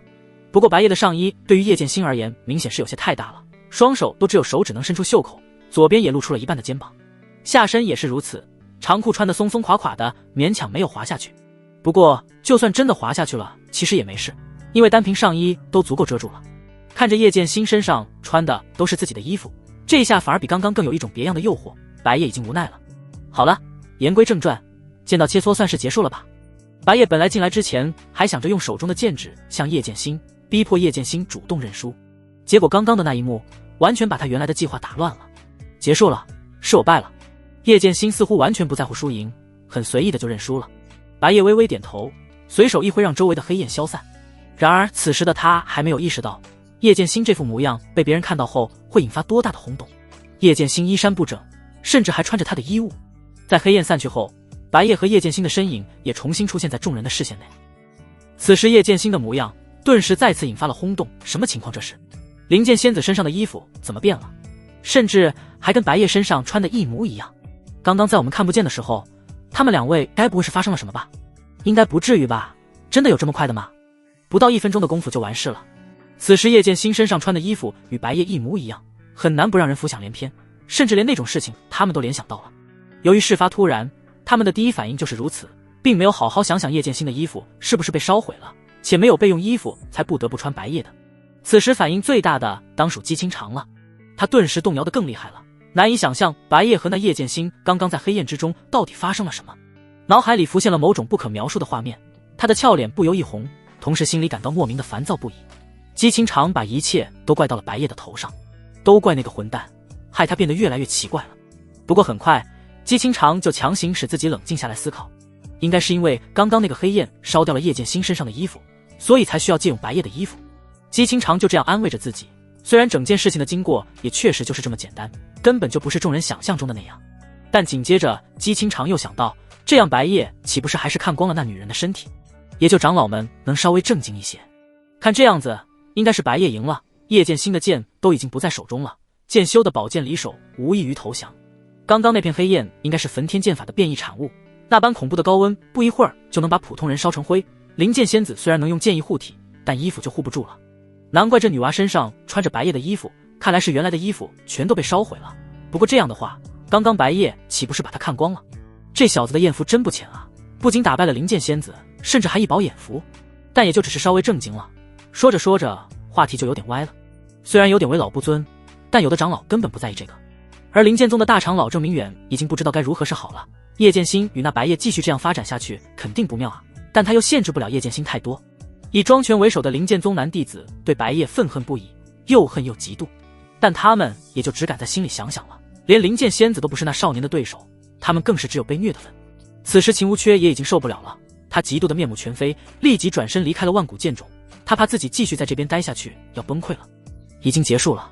这时白夜对众人宣布道，他当然有察觉到自己好像被误会了，但他懒得解释，因为他觉得自己就算解释了也没用，除非叶剑心也一起帮他解释误会，但他认为以叶剑心的性格，能不帮倒忙都不错了，反而有可能会让事态变得更混乱。此次切磋十分精彩，不过接下来还是请各位换个合适的地方吧。薛清大长老有些无奈地说道，这万古剑种平时可是都要保护得好好的，今天白夜和叶剑心的这一战破坏了不少地方，之后他们就要费不少功夫去维护了。还好破坏得不严重，都不是什么大问题，否则他也早就出手制止了。但接下来他肯定不能让其他人都在这里切磋剑道，唯独对白夜和叶剑心睁一只眼闭一只眼，那是因为身份特殊，情况特殊。当然，抱歉给贵生的添麻烦了。郑明远随即点头道，他打算继续按照原计划进行了。万古剑种这是意外的一环。剑心，我们走吧。郑明远对叶剑心说道。叶剑心微微点头，不过在他临走前，忽然对白夜说了一声，我叫叶剑心，之后也请你多关照了。白夜以为叶剑心这是在跟他郑重的自我介绍，所以他也说道，我叫白夜，并且习惯性的伸出了手，意思是想与叶剑心握手。然而叶剑心似乎并不懂这个，看着白夜的手迟疑了一会儿，还呆萌的歪了歪头，我是想跟你握手。白夜没想到叶剑心连这种常识性的东西都不懂，虽然这里是玄幻世界，但他早就确认过了，这个世界也是有握手礼的。感情除了剑道，这家伙连这种常识都没有了解的兴趣。握手，叶剑心这才大概明白白夜的意思，随即伸手与其相握。白夜顿时能感觉到对方的小手十分冰凉柔软，几乎柔弱无骨，手心也没有一般剑修会有的老茧，反而是极其的白嫩光滑。一会儿后，白夜就松手了，叶剑心也动身离去。不过在离开时，他还意味不明地看了白夜一眼，然后才随着郑明远一同离去。剑道交流持续3天，肯定不是只有切磋这一环节，要去的地方有不少。不过他们原本的真正目的现在是达不到了，因为代表着灵剑宗门面的灵剑仙子都落败了，其他弟子就算能碾压天衍圣的除了白夜以外的弟子，意义也不大了。在灵剑宗一行人离开后，周围的圣地弟子也散去了不少，长老们也打算回去继续处理自己该负责的事务，但却发现白夜似乎还要继续留在这里。白夜，他这是还要留在这里继续感悟剑意吗？估计是的，感觉他的剑意都快突破到后期了。薛清与于长老对此议论道，白夜在剑道方面有如此恐怖的才能，他们肯定是很激动和惊喜的。这下不仅他们天眼圣地的名声不会受损，灵剑宗反而还要给予之前约定好的诚意。正如薛清说的一样，白夜正打算在这里继续感悟剑意，忽然发现姬清长朝着这边走了过来，你刚刚跟那女人玩的还挺开心呢。闻言，白夜顿时微微一愣，怎么感觉姬清长好像生气了？姬清长这句话的语气听起来明显有些不对劲，多少有点阴阳怪气。这还是白夜第一次听见姬清长用这种语气说话，听着很像是生气了。但为什么要生气？白夜有点想不明白，自己难道做了什么让姬清长不开心的事情吗？你这是怎么了？为什么感觉你好像有点生气？白夜疑惑问道。这是因为我看不惯你那嘴脸，遇见个漂亮的女孩就丑态毕露了。姬清长冷着脸说道。白夜顿时有点懵了，他也没做什么啊，怎么就丑态毕露了？他唯一能想到的就是看光了叶剑心的身体，但那也是不可抗力，错不在他。当时叶剑心大可逃脱，但却为了感悟他的建议站在原地不动。白夜感觉有些莫名其妙，便警告了姬清长一声，什么叫做丑态毕露？你可别随便污蔑我，就算我脾气好，你人也有3分火气。姬清长这才忽然反应过来，自己还被白夜控制得死死的，他不得不闭上了嘴，小嘴不由微微鼓起。他也明白了自己刚刚说的那句话确实有点过了，但他这是为了掩饰某些东西而故意说的假话。然而一旁不远处的林月儿仿佛已经看穿了一切，原来姬圣女也有喜欢的人了，还以为她对男人根本不感兴趣呢。林月儿心想着，颇有兴致地观察着白夜和姬清长。同样身为女人的她，直觉还是很敏锐的，能感受到空气中弥漫着浓浓的醋意。姬圣女的神色这么反常，显然是因为白夜与那灵剑仙子的亲密接触而吃醋了。之前他还怀疑过姬圣女的性取向，现在来看，姬圣女并不是性取向的问题，而是之前还没遇到合适的人。想想也很正常，以白夜的天赋才华，整个南域都很难找到第2位能与其媲美的，再加上长相也挺不错的，也难怪圣女会沦陷。而且林月儿还发现了很有趣的一点，那就是白夜那家伙也很迟钝，他一个旁观者都能看出来姬清长的心思，然而那家伙却好像什么都还不懂。就在这时，林月儿的脑海里忽然冒出了一个想法，他想找点乐子。只见他缓缓走向白夜，语气中带有一丝调戏和愉悦。圣女大人也真是的，白公子哪有您说的那么不堪？我觉得整个南域都找不出几个能比白公子更优秀的男人了呢。白公子，白夜不由微微一愣，他都不知道多久没听见有人这样称呼他了。也就之前在大前皇朝的时候，比他身份低的人会称呼他为公子。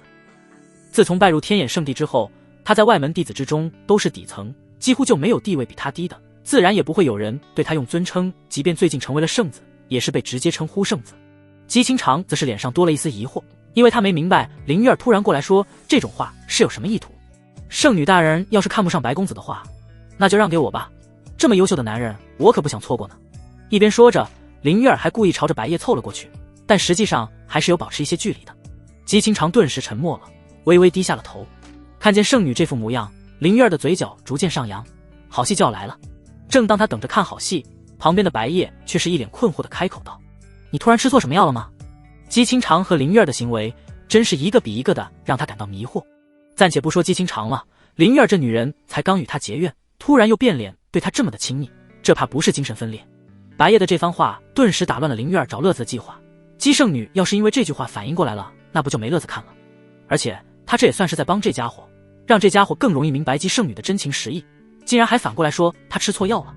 林月儿又恼怒又无语地瞪了白夜一眼，用笨蛋的嘴型无声地骂了白夜一句。看懂了林月儿的嘴型，白夜顿时就不乐意了，淡淡回对道：笨蛋是你才对。此时林月儿的脾气也上来了，不管那么多了，被姬圣女看破就看破吧，嘴上可不能认输，笨蛋笨蛋笨蛋，反正你就是大蠢蛋。然而姬清长并没有注意到白夜和林月儿刚刚的这些细节漏洞。不行，不能让给你。就在这时，姬清长忽然低着头沉声道。由于延迟太长，林月儿都有点没反应过来。林月儿属实没想到姬圣女竟然这样都还上套了，她和白夜刚刚都已经露馅成那样了，看来姬圣女是真的很动摇啊，都急眼成这样了。她从未见过姬圣女如此动摇的模样，在此之前，姬圣女在她的印象里都是冰冷孤傲、聪颖冷静的冰山美人，今天算是极其难得发现了圣女不为人知的另一面。林月儿这下也没心思搭理白夜了，而是继续对姬清长说道：妈，我也只是随口一说，既然姬圣女不同意，我肯定也不敢乱来。此时姬清长仍然低着头，是因为他不敢抬头跟白夜对视。在刚刚林月儿说出那番话的时候，他就顿时有了强烈的不安和危机感，仿佛很害怕白夜被林月儿抢走。一个叶剑心已经够让他不舒服了，现在又来了个林月儿，即便可能会被白夜看出来点什么，他也不得不开口了，因为那种焦躁不安的感觉实在是太难受了。姬清长现在不禁有些紧张和忐忑，不知道白夜听到他刚刚说的话会有什么想法和反应。林月儿远离了白夜一些，并且对白夜使了使眼神，像是在怂恿白夜赶紧趁机上，这可是最好的机会。他本来就不是真的对白夜有什么想法，虽然他十分清楚白夜无比的优秀，但他今天才刚跟白夜闹了点矛盾，而且还有姬圣女和灵剑仙子这两位特别的竞争对手，他心知肚明自己肯定是没有机会的，所以就搞了这一出，顺便还能看乐子。相比于完全不认识的叶剑心，他当然更愿意帮姬清长助攻。白夜注意到了林月儿的眼神，缓缓点了点头，仿佛明白了点什么。他随即对姬清长直言道：“你难道吃醋了吗？”很好。听见白夜十分直球地说了这句话，林月儿顿时心中夸赞了一声。看来白夜这家伙虽然迟钝了些，但该上的时候也还是不含糊的。姬清长本来还有点忐忑，但一听见白夜问他是不是吃醋了，顿时就急了，俏脸微红地反驳道：“谁吃醋了？我只是不希望林师妹被你这种淫贼祸害了。”原来如此。白夜倒也习惯了这女人动不动说他淫贼的，他也没太在意，懒得深究思考这种事情。他一向以来都不喜欢在这种事情上多想，万一是他自作多情了，那还很尴尬。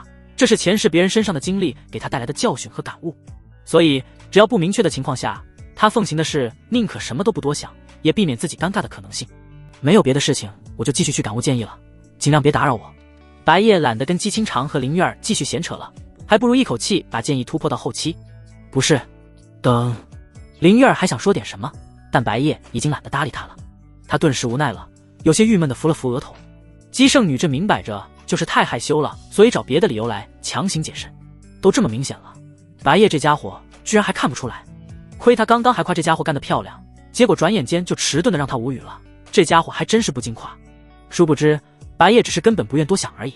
林月儿感觉自己都快操心死了，还有姬圣女也是，为什么偏就这么不坦率呢？我的圣女大人啊！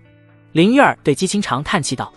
而在白夜离开了，姬清长立马就恢复了往日的冷言，仿佛刚刚什么事情都没发生过一样。你刚刚故意说那些话，就是为了看我失态对吧？姬清长现在思考能力也恢复正常了，不像刚刚那样心情焦躁，而导致了无法正常思考，以至于落入了林月儿的圈套。不被白夜那家伙影响后，他立即就意识到了林月儿的意图。是的，林月儿语气心虚的承认了，紧接着他又说道：“但我也是想帮圣女你啊，你不是喜欢白夜吗？”姬清长顿时黛眉一皱，语气冰冷地道：“谁告诉你我喜欢他？”似乎只要白夜不在面前，姬清长应对这种情况都能将神情控制得很好，但林月儿已经认定了这一点，就算姬清长再怎么控制的好神情，在他看来都是不坦率的掩饰。说真的，姬师姐你要是再怎么不坦率下去，那家伙迟早要被灵剑仙子抢走的哦。我是感觉灵剑仙子那么特别的个性，对男人的杀伤力挺大的。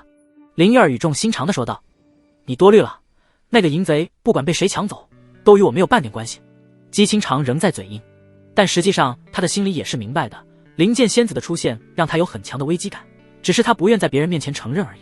见姬圣女还在冷脸嘴硬，林月儿愈发的无奈。不过就在这时，他忽然察觉到了一个细节，那就是他已经听见姬圣女连续2次把白夜称呼为淫贼了，这总不能是无缘无故的这样称呼别人吧？话说，姬师姐你为什么要把他说成淫贼啊？他难道对你做过什么吗？林月儿有些好奇地问道。听见此言，姬清长顿时瞳孔微微一颤，他险些控制不住自己的神态。毕竟白夜还真对他做过什么，也就是在那天强吻了他。但这种事情他怎么可能好意思透露给别人？一旦传出去了，他的清白名声也将不复存在。没有，我只是觉得那些男人都是只知道用下半身思考的家伙，没有别的特别原因。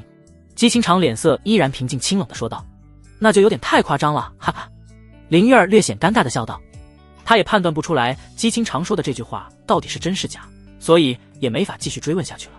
不过经过了今天发生的事情，他突然觉得这位圣女还是挺可爱的，也没他原先想象中的那么难接触，所以他刚刚都用比较亲近一些的姬师姐来称呼了，没有以前那么小心翼翼的距离感。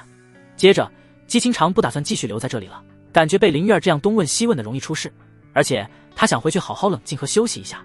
自己的心境从未像今天这样混乱不堪，感觉自己整个人都变得十分奇怪，该不会真是喜欢上那个混蛋了吧？想到这里，姬清长用力摇了摇头。他的内心很纠结和烦恼，但就是不愿承认自己会喜欢上那混蛋。此生从未体会过的羞辱都是白夜给他带来的，虽然之前白夜也救了他一命，但是姬清长越想脑子就越乱，他索性还是什么都不想了，赶紧回去冷静休息。就在当天，白夜的建议再次突破了，也就意味着他的建议达到了后期。众人的反应反而是没有之前那么震惊了，因为都已经麻木了。白圣子的剑道天赋当真是他们前所未见前所未闻的，整个南域近万年来都未曾出现过这么恐怖的剑道天才吧。再往前的远古时期就不清楚了，记载着远古时期的资料少之又少。剑心，那少年体内肯定也有剑骨吧，而且应该不会是一般的剑骨。灵剑宗大长老郑明远望着万古剑种的方向，感受着那比起他都逊色不了多少的恐怖剑意，不由对身旁的叶剑心感叹道。叶剑心只点了点头，一言未发，谁也不知他心里到底在想些什么。此时此刻，剑意突破了，白夜也睁开了双眼，他这才面色平静地起身离去，并没有因为周围那些弟子的惊叹声和钦佩崇拜的目光而骄傲自大。随着剑意境界不断精深，他整个人的气质也发生了不小变化，显得比之前更加帅气了几分。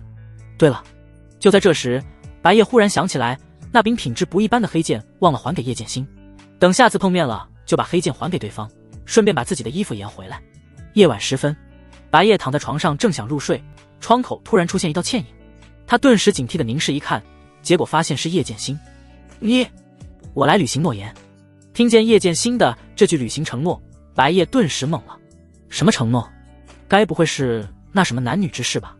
夜深人静突然找上门来，估计也就只有这么一种可能了。说实话，如果不是叶剑心突然出现，白夜本来都差点忘了那件事。而且他当时想要的条件也不是那什么男女之事，而是答应他的任意一个要求。这时叶剑心也没经过白夜的许可，直接进入了白夜的寝室。等等，我想先问清楚一下，你所说的履行诺言该不会是指男女之事吧？白夜立即坐起身，试探着问道。他越来越觉得叶剑心这家伙离谱了，三更半夜突然闯入他的房间，而且还是直接从窗户进来的，不知道的还以为有小偷进来了。没错，叶剑心面无表情的点了点头，完全不会因为这种事情感到害羞。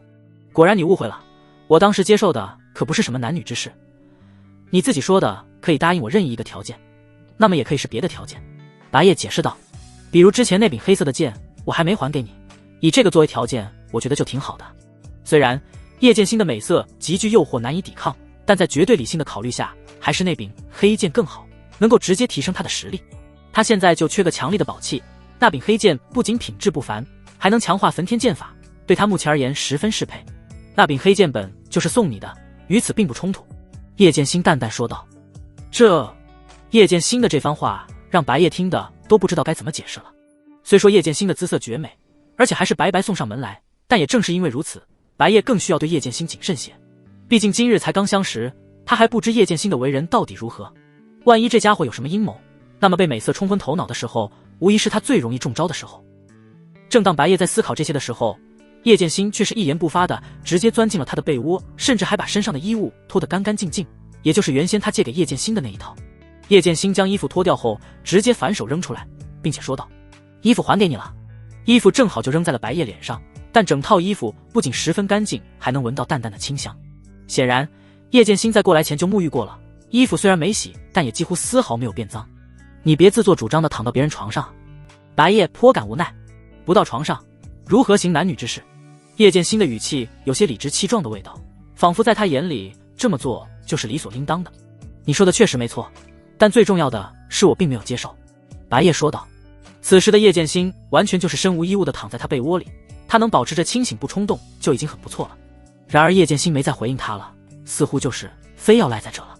不过接下来被窝里的少女都没有任何的动静，似乎已经睡着了。白夜心怀疑或仔细一听，果然能听见那熟睡时才会有的均匀的呼吸声。这家伙还真睡着了。忽然之间，白夜仿佛明白了什么，心中猜想道：这家伙难不成以为男女之事就是睡一觉就完事了？他感觉这个猜想的可能性很大，因为从一开始这家伙就像是来睡觉的，完全不像是一不小心睡着的。白夜顿时既无语又感觉想笑，真是想不到叶剑心能够单纯到这种地步。面对如此天真单纯的叶剑心，他更是没有什么想法了。白夜直接闭眼准备入睡。虽然叶剑心睡在身旁可能会有小概率的危险，但他对自己的敏锐意识足够自信，一旦叶剑心有什么危害他的举动，他就会立即察觉到，并且及时做出应对。毕竟现在都这么晚了，叶剑心既然已经睡了，那就继续睡吧。而且叶剑心还是身无一物的状态，白夜也不好把人家赶走。翌日清晨，白夜一如既往的睡到自然醒，与往日唯独不同的是，他的身旁多了一位绝色少女。然而昨天整夜无事发生，他完全没碰叶剑心，叶剑心也没有对他如何，这倒是可以排除了叶剑心有什么阴谋的可能性，而是这家伙就是这种怪性格。而此时叶剑心还在熟睡之中，白夜就轻手轻脚地下了床。然而就在他洗漱完的时候，门外突然传来了轻轻的叩门声。何人？白夜开口问道。是我，找你有事要谈。门外随即传来了回应声，白夜一听就知道是季清长的声音。如果换作平时，白夜肯定马上就去给季清长开门了，但今天就不一样了，叶剑心还光着身子睡在他的床上，被别人看见了肯定很不好。不过白夜沉思了一会儿，又觉得好像也没什么。反正对方是姬清长，女的看了女的又没什么，而且姬清长还受限于他只要不让姬清长将此事外传，就不会有其他人知道没听见吗？门外的姬清长等了一会儿都没听见白夜的动静，就又问了一声：“来了。”白夜回过神来，随即去给姬清长开门。走进门内，这是姬清长第一次进入白夜的房间，也是第一次进入同龄异性的房间，让他莫名的有一种轻微的紧张感和好奇心。他偷瞄了几眼房间里的模样，也没发现有什么特别的地方，整个环境就是给他一种简单干净的感觉。但就在这时，姬清长忽然隐约闻到了一股气味，一股淡淡的清香。他的直觉告诉他，这是女人身上的气味，并且不可能是他的。所以说，这个房间里还有别的女人，还是这种大清早的时候，岂不是有女人在白夜的房间里过夜？姬清长顿时对此不由自主的十分在意。说吧，找我有什么事情要谈？白夜回头对姬清长问道，却发现姬清长仿佛完全没听见他说的话，不知道在那干什么。此时姬清长的目光变得犀利，身上的气场也变得有些强势，简直就像是在捉奸一样。你在干什么呢？看着姬清长这副奇怪的样子，白夜不由问道。但姬清长仍然没有理会白夜，因为他已经有所察觉了，也没有经过白夜的同意，直接闯入了白夜的寝室。等等！白夜立即叫住了姬清长，有你这样在别人房间里随便乱窜的吗？白夜的这句等等直接相当于命令生效，姬清长的身体顿时不受控制地停了下来，他就差一步之遥就能推开眼前的房门，但却无法再前一分毫。姬清长这才反应过来自己又被白夜控制了，他顿时给了白夜一个白眼，语气略带一丝幽怨，有啊，不就是你这混蛋，当初这混蛋可比他今天这样过分多了，不仅强行闯进他的住处，甚至还对他做了那种事情，这混蛋现在还好意思来说他。嗨，白夜差点忘了自己曾经做的比姬清长更过分，顿时略显尴尬的咳嗽了一声。所以你是在找什么东西吗？怎么不先谈论正事？白夜正经问道。有个女人在你家里，对吧？姬清长下意识地对白夜质问道。他怀疑是叶剑心或林月儿，其中叶剑心的可能性最大，毕竟昨天叶剑心还亲口说过男女之事。白夜毫不忌讳地承认道。你说对了，但这跟你又有什么关系？我……姬清长顿时哑口无言，仿佛一语惊醒梦中人。是啊，这混蛋家里有没有别的女人，跟他又有什么关系？他干嘛要这么在意这个？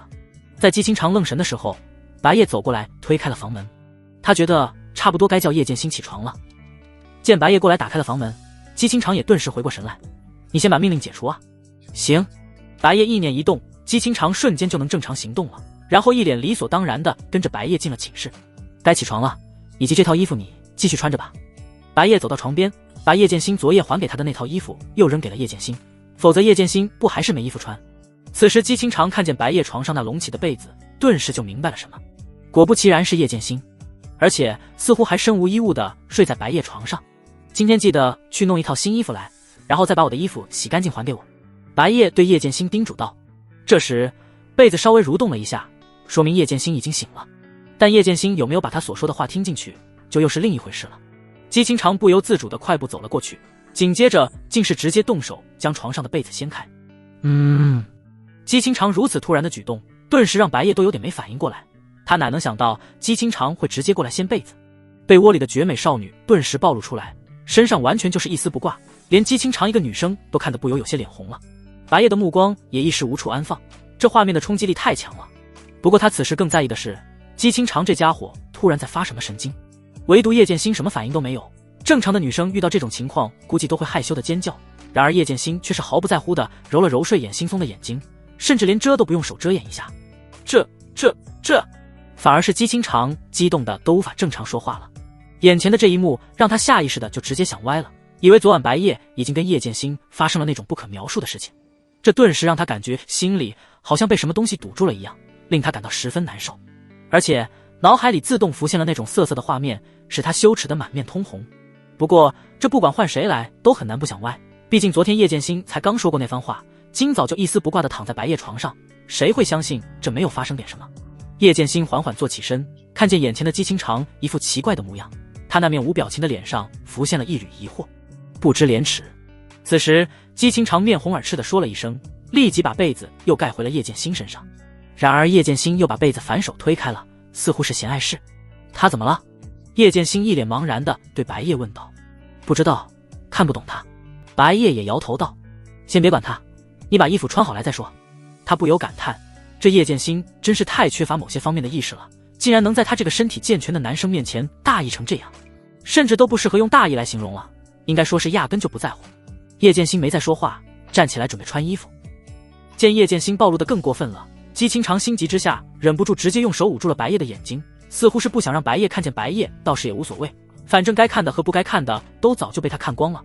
他主要是搞不懂姬清长这家伙到底怎么了，今天这家伙的言行举止格外古怪。一会儿后，叶剑心终于把衣服穿好了，姬清长也是这时候才松开了手。你到底怎么了？今天怎么这么奇怪？白夜对此很是疑惑，直接对姬清长问道。被白夜这么一问，就像是灵魂拷问一样，让姬清长顿时眼神有些慌乱。他的眼神飘忽不定，似乎不敢与白夜对视，但嘴上依然振振有词。如此不知廉耻，你还好意思问我怎么了？不知你个头的廉耻，被子明明是你掀开的，我压根就没碰过它。真要说不知廉耻的，也应该是你才对。白夜直接用手指给姬清长的额头来了个暴力，当然这一弹没怎么用力，以姬清长的实力几乎感觉不到什么疼痛。不过姬清长还是下意识捂了捂额头，并且不相信白夜说的话，骗子，谁会信你？随你信不信，有正事就赶紧说，别在这浪费时间。白夜已经没什么耐心了，随口说道。然而就在这时，叶剑心忽然开口道：昨晚非常舒服，从未做过那种事情，第一次做感觉还是挺新奇的。我靠！叶剑心突然来了一句非常容易引人误会的感慨，顿时把白夜给干傻眼了。本来还没什么，被叶剑心说的越来越奇怪了，这下顿时让姬清长误会的更深了，立即对白夜冷声道：你现在又怎么解释？白夜眉头微皱，总感觉你有点蹬鼻子上脸了，说到底我想怎么样就怎么样，你管得着吗？他也是真觉得奇了怪了，就算他真的对叶剑心做了什么，又跟姬清长有什么关系？更何况他什么都没做，还要被姬清长质疑，他是真的纳闷。姬清长被说得一时语塞，刚刚那冰冷强势的气场也顿时萎了。怎么不说话了？刚刚不是还很横吗？白夜追问道。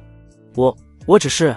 姬清长的目光明显在躲闪着，脸上也慌得冒了一些冷汗，把姬清长呛住了。白夜就没再搭理他了。说起来，你对男女之事到底是怎么理解的？这时白夜忽然想起一件事情，对叶剑心问道：你该不会觉得两个人躺在床上睡觉就是那种事情了吧？难道不是吗？叶剑心歪着头，一脸呆萌地反问道。好吧，果然是我想的那样，你对这方面的知识十分匮乏，不过这样也好。白夜觉得叶剑心还是什么都不懂更好，不然的话以这家伙的性格就要出大事了。一旁的姬清长也已经冷静下来了，听见了白夜和叶剑心的这番对话，就反应过来这位叶剑心貌似什么都不懂，这两人似乎只是睡了一觉，这让他不由自主地感到一丝庆幸，心里微微松了口气。所以现在你可以回去了吧，别忘了弄一套新衣服，然后把我的衣服还给我。白夜在叫叶剑心离开的同时，又强调了一下衣服的事情。叶剑心倒是格外听话地点了点头，临走前还说了一声再见。再见。白夜也没有多想，随口回了一声。殊不知叶剑心的这句再见是真正意义上的再见，而不是分别时的客套话。待叶剑心离开后，白夜就立即对姬清长说道：那么现在可以谈正事了吗？说有正式结果，到现在还什么都不说，是关于传承之地的事情，父亲派人通知我们一起过去一下。姬清长也意识到了自己的不妥，难得没有跟白夜顶嘴，而是心平气和地认真说道：那我们现在就过去。白夜点了点头。此时此刻，白夜和姬清长已经抵达了传承之地的附近，远远的就已经有执事在这里守着，不让任何普通弟子接近传承之地，甚至连这些执事都不知道传承之地到底发生了什么事情，他们只是奉命守在这里。也就白夜和姬清长身份特殊能被放行。到了地方，可以看见圣主姬玄和几位长老们围成一圈，在那盘膝而坐。长时间要施法稳固传承之地，自然是坐在那比较舒适。察觉到白夜和姬清长来了，姬玄这才睁开眼，但身体并没有挪动，而是直接开口道：天眼老祖的分身已经耗尽最后一丝力量传话于我，天眼老祖本人保守估计还要3天才能抵达南域，但我与长老们最多只能坚持到明天了。现在整个传承之地的内部空间都快要支离破碎，那只凶兽的魂魄随时都有可能冲出来。虽然南域还有几位实力不弱于天眼老祖的隐士老怪可以对付那只凶兽，但惊动他们对我们没有什么好处，而且各大势力估计还会将罪名怪到我们的头上，趁机制裁我们。总之我们现在的形势很不容乐观。姬玄的语气十分严肃，此次的事情已经关乎到了天眼圣地的未来。虽然当初天灾古龙是被天眼老祖封印的，但没什么人会记得别人的好，一旦发生了什么巨大的危机，世人只会怪他们天眼圣地没有封印好天灾古龙。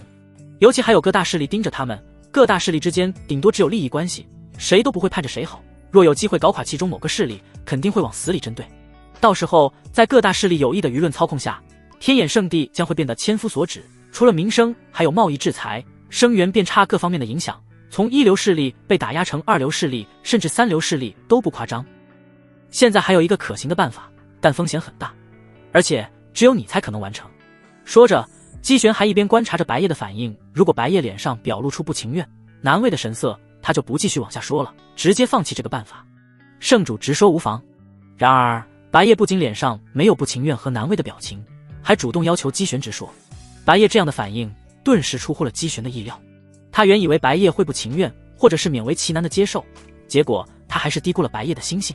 姬玄顿时对白夜愈发的喜欢，这少年的天赋和心性都让他极为满意，简直就像一个老丈人在看女婿的眼神。对于白夜而言，天灾古龙会提前破开封印，就是因他而起，因此他觉得自己有义务承担这个责任。问出方法之后，再视具体情况而考虑也不迟。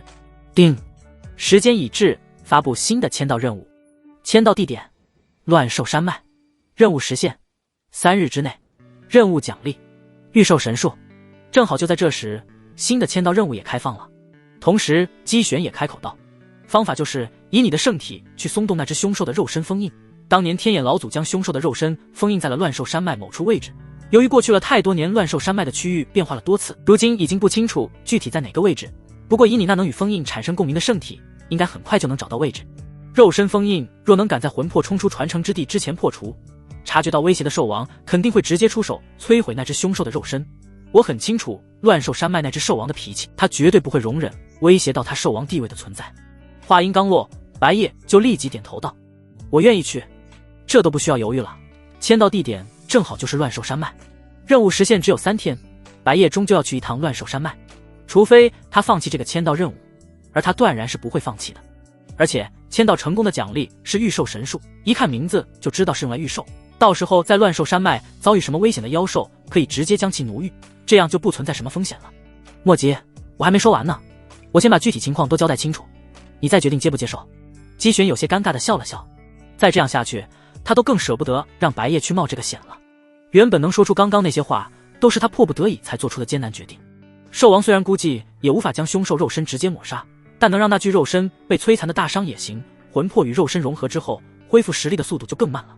按照天眼老祖分身的说法，这样就能稳妥拖到他的本体赶回来。然后我会给你能够保命的宝器，一旦遭遇危险，使用宝器即可瞬间回到天眼圣地。切记一定要把安全放在首位，没有什么东西比安全更重要，千万不要逞强。姬玄着重强调了最后那句话。白夜的安全必然是最重要的，如果不是这个任务，只有白夜能够胜任，他也不想让白夜去冒这个险。虽然他肯定是会尽可能保证白夜有足够的保命手段，但前提是白夜能谨慎不大意。过于大意的话，有再多的保命手段都是无用。我会注意安全。白夜点了点头，而一旁的姬清长微微张嘴，欲言又止。他本来想说想跟白夜一起去，但忽然想起了之前在传承之地的经历，不仅拖了白夜的后腿，还差点害死了白夜。他直到现在都还对那件事情耿耿于怀，怕再次拖了白夜的后腿，所以他还是没有说出口。做好了充足的准备，白夜即将出发。他一个人独自前往乱兽山脉，无人与他同行，因为实力差的与他同行只会拖了他的后腿，实力强的又容易引起乱兽山脉高阶妖兽的警觉，反而增加了危险度。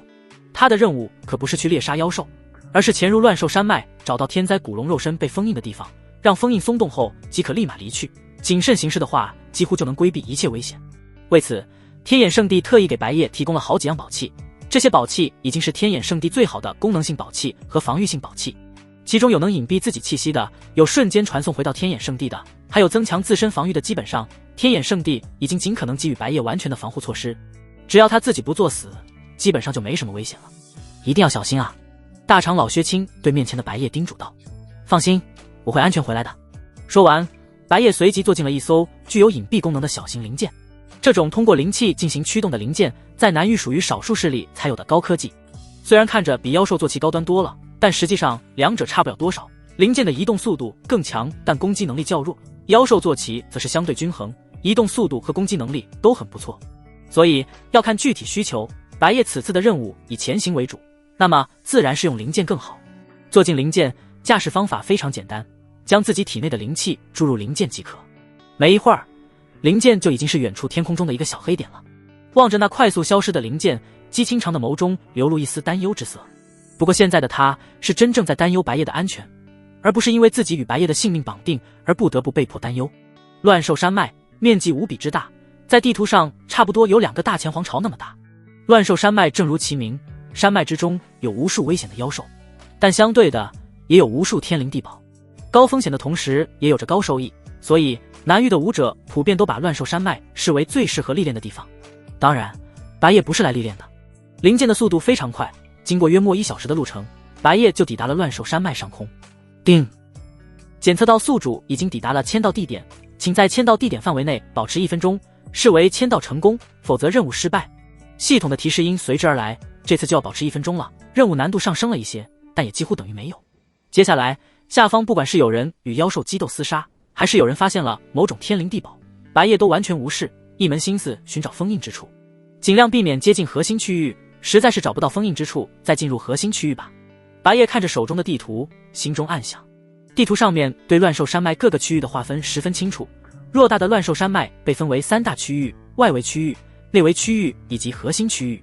越深入乱兽山脉自然是越危险的，其中核心区域最为危险，几乎没有人类敢闯进去，因为乱兽山脉的兽王就栖息在核心区域，除此以外还有好几个仅次于兽王的危险存在，一般武者贸然闯入他们的领地基本就是十死无生了，所以除非迫不得已，都最好是不要深入核心区域。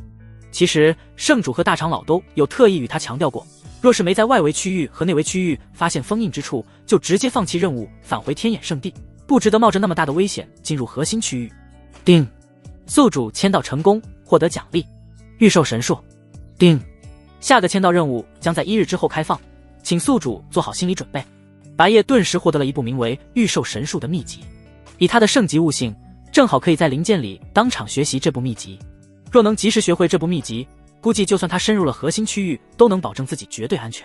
随后，白夜便是一边在外围区域和内围区域的上空飞行，一边学习御兽神术。此时他已经清楚了御兽神术的具体功效，可以直接驯服不超过自己2个大境界的妖兽。目前他的开天境修为对应的就是4阶妖兽，不超过2个大境界则是6阶妖兽及以下都可以。如果他没记错的话，乱兽山脉的兽王正是南域唯一的6阶妖兽。如此一来，白夜在乱兽山脉基本可以横着走了。不过也正是因为御兽神术这么猛，修炼难度也非常大。当然，所谓的难度大也是相对于他之前直接顿悟6品功法天眼通灵诀的情况。实际上白夜也就花费了不到半小时的时间，他就已经学成了御兽神术。正好也是这时，白夜的身体突然出现了熟悉的不适感。有了上次在传承之地的经验，他立即判断出来，这是有某种东西与他的天眼圣体产生了共鸣。至于具体是什么东西，也不需要猜了，肯定是天灾古龙的肉身封印。白夜几乎马上就确定了方向，驾驶灵剑朝着那个方向全速飞去。他大致感觉得出来，封印之处应该在内围区域的范围内，并不需要深入核心区域，但离核心区域其实也已经不远了。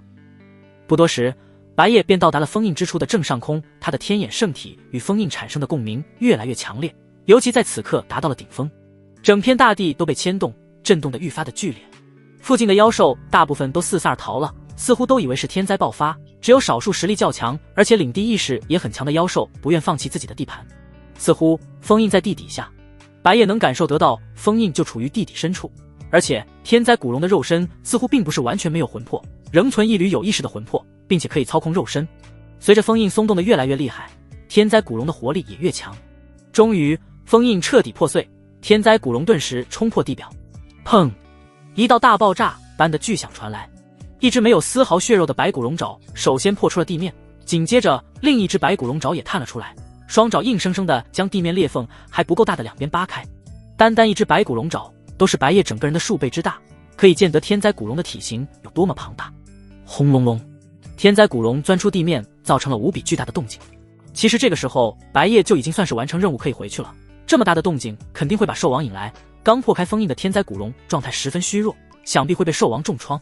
但正是因为天灾古龙现在的状态十分虚弱，白夜不由得动了点别的心思，那就是试着能不能用御兽神术把天灾古龙驯服。转眼间，天灾古龙整具身体都已经破出了地面，或者应该说是整具骨架。天灾古龙的肉身外观与白夜当时在传承之地见到的魂魄外观几乎一致，唯二的区别就是比魂魄形态更加庞大以及压迫感更强。此时在半空中的白夜都被压迫得有些呼吸不畅。不管怎样，试试看吧。白夜狠下决心，直接尝试对天灾古龙使用御兽神术。一旦情况不妙，他就立即使用大长老给他的宝器，瞬间传送回到天眼圣地。御兽神术通过神魂进行施展，或者说本质上就是神魂类型的攻击手段。一道形似渔网的神魂扑向了天灾古龙，然后瞬间收紧，将整个天灾古龙的庞大身体都束缚住了。天灾古龙意识到不妙，就开始猛烈挣扎，但根本来不及了。天灾古龙正在被白夜的神魂不断侵蚀。能成！白夜顿时眸中一亮，这分明是即将驯服成功的趋势，而且驯服的也挺困难，说明状态虚弱的天灾古龙实力下滑到了6阶妖兽的地步，所以是能够驯服但很困难的情况。反过来说，这是天灾古龙最虚弱的时候，竟然都还有6阶妖兽的实力，难以想象实力恢复巅峰期的天灾古龙有多恐怖。天灾古龙在御兽神术的束缚下挣扎，变得越来越无力，最终归于平静。发现天灾古龙已经没有什么反抗的行为了，白夜心想着，难道已经成功驯服了？就在这时，他的神魂之海中忽然多出了一道契约，正是主人与受宠的契约。这意味着天灾古龙已经被白夜驯服完成了，从此刻起他就是天灾古龙的主人，而天灾古龙无法反抗他，只能对他绝对服从，反过来对他倒是没有任何的负面影响。白夜这才驾驶灵剑降落，落在了天灾古龙的旁边。下了灵剑后，大胆地靠近天灾古龙，甚至还伸手去轻轻触碰。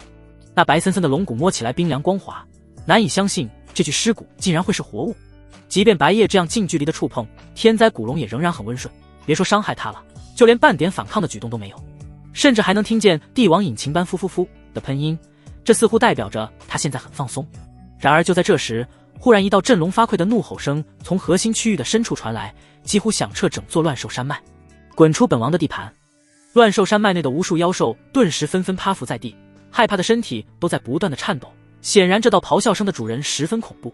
白夜都被震得耳朵一阵刺痛，立马就反应过来，这应该是兽王动怒了。乱兽山脉出现了第2位6阶妖兽，自然是威胁到了兽王的地位。虽然按理来说乱兽山脉的兽王是6阶妖兽，白夜也能将其驯服，但他经过刚刚对天灾古龙的驯服，神魂消耗十分巨大，现在他的神魂已经所剩无几，短时间内无法再对兽王使用御兽神术，因此白夜现在唯一的选择就是带着天灾古龙离开了。可他愁的是，就这样把天灾古龙带回去，肯定会引发巨大的恐慌。忽然他想到了一个事情，话说你现在还有6阶妖兽的实力，应该能化形吧？白夜立即对天灾古龙问道。他曾听说过6阶妖兽具备化形的能力，也就是能够变成正常人类的模样，虽然还会保留一部分妖兽的特征，但整体上跟人类差不多。主要是天灾古龙如果能化形变成人类，他就可以让天灾古龙跟他一起乘坐灵剑返回天眼圣地，这样就能避免很多不必要的麻烦。天灾古龙能听懂白夜说的话，眼眶中不断跳动的幽绿色火焰定格了片刻。下一刻，天灾古龙整具身体闪烁耀眼白光，体型开始快速缩小，并且那团白光越来越有人类的轮廓，最终缩小的出奇的娇小。在白夜惊讶的目光之下，一位娇小可爱、头上长着白色龙角的小萝莉赫然出现。啊！当耀眼的白光消散，天灾古龙化形后的模样也定型了，白夜的眼神顿时从惊讶转变为震惊。不论外形还是气质的压迫感都十足的天灾古龙，竟然变成一个这么娇小可爱的小萝莉，身高看起来估测也就1.5米左右，这缩小的未免有点太夸张了。脸蛋如同瓷娃娃般精致可爱，白嫩的脸蛋上有一抹健康的红晕，齐腰的柔顺长发是罕见的血红色，长长的睫毛微微颤动，水灵的眼睛缓缓睁开，一双幽绿色的眼瞳之中隐约能看见有火焰在小幅度跳动。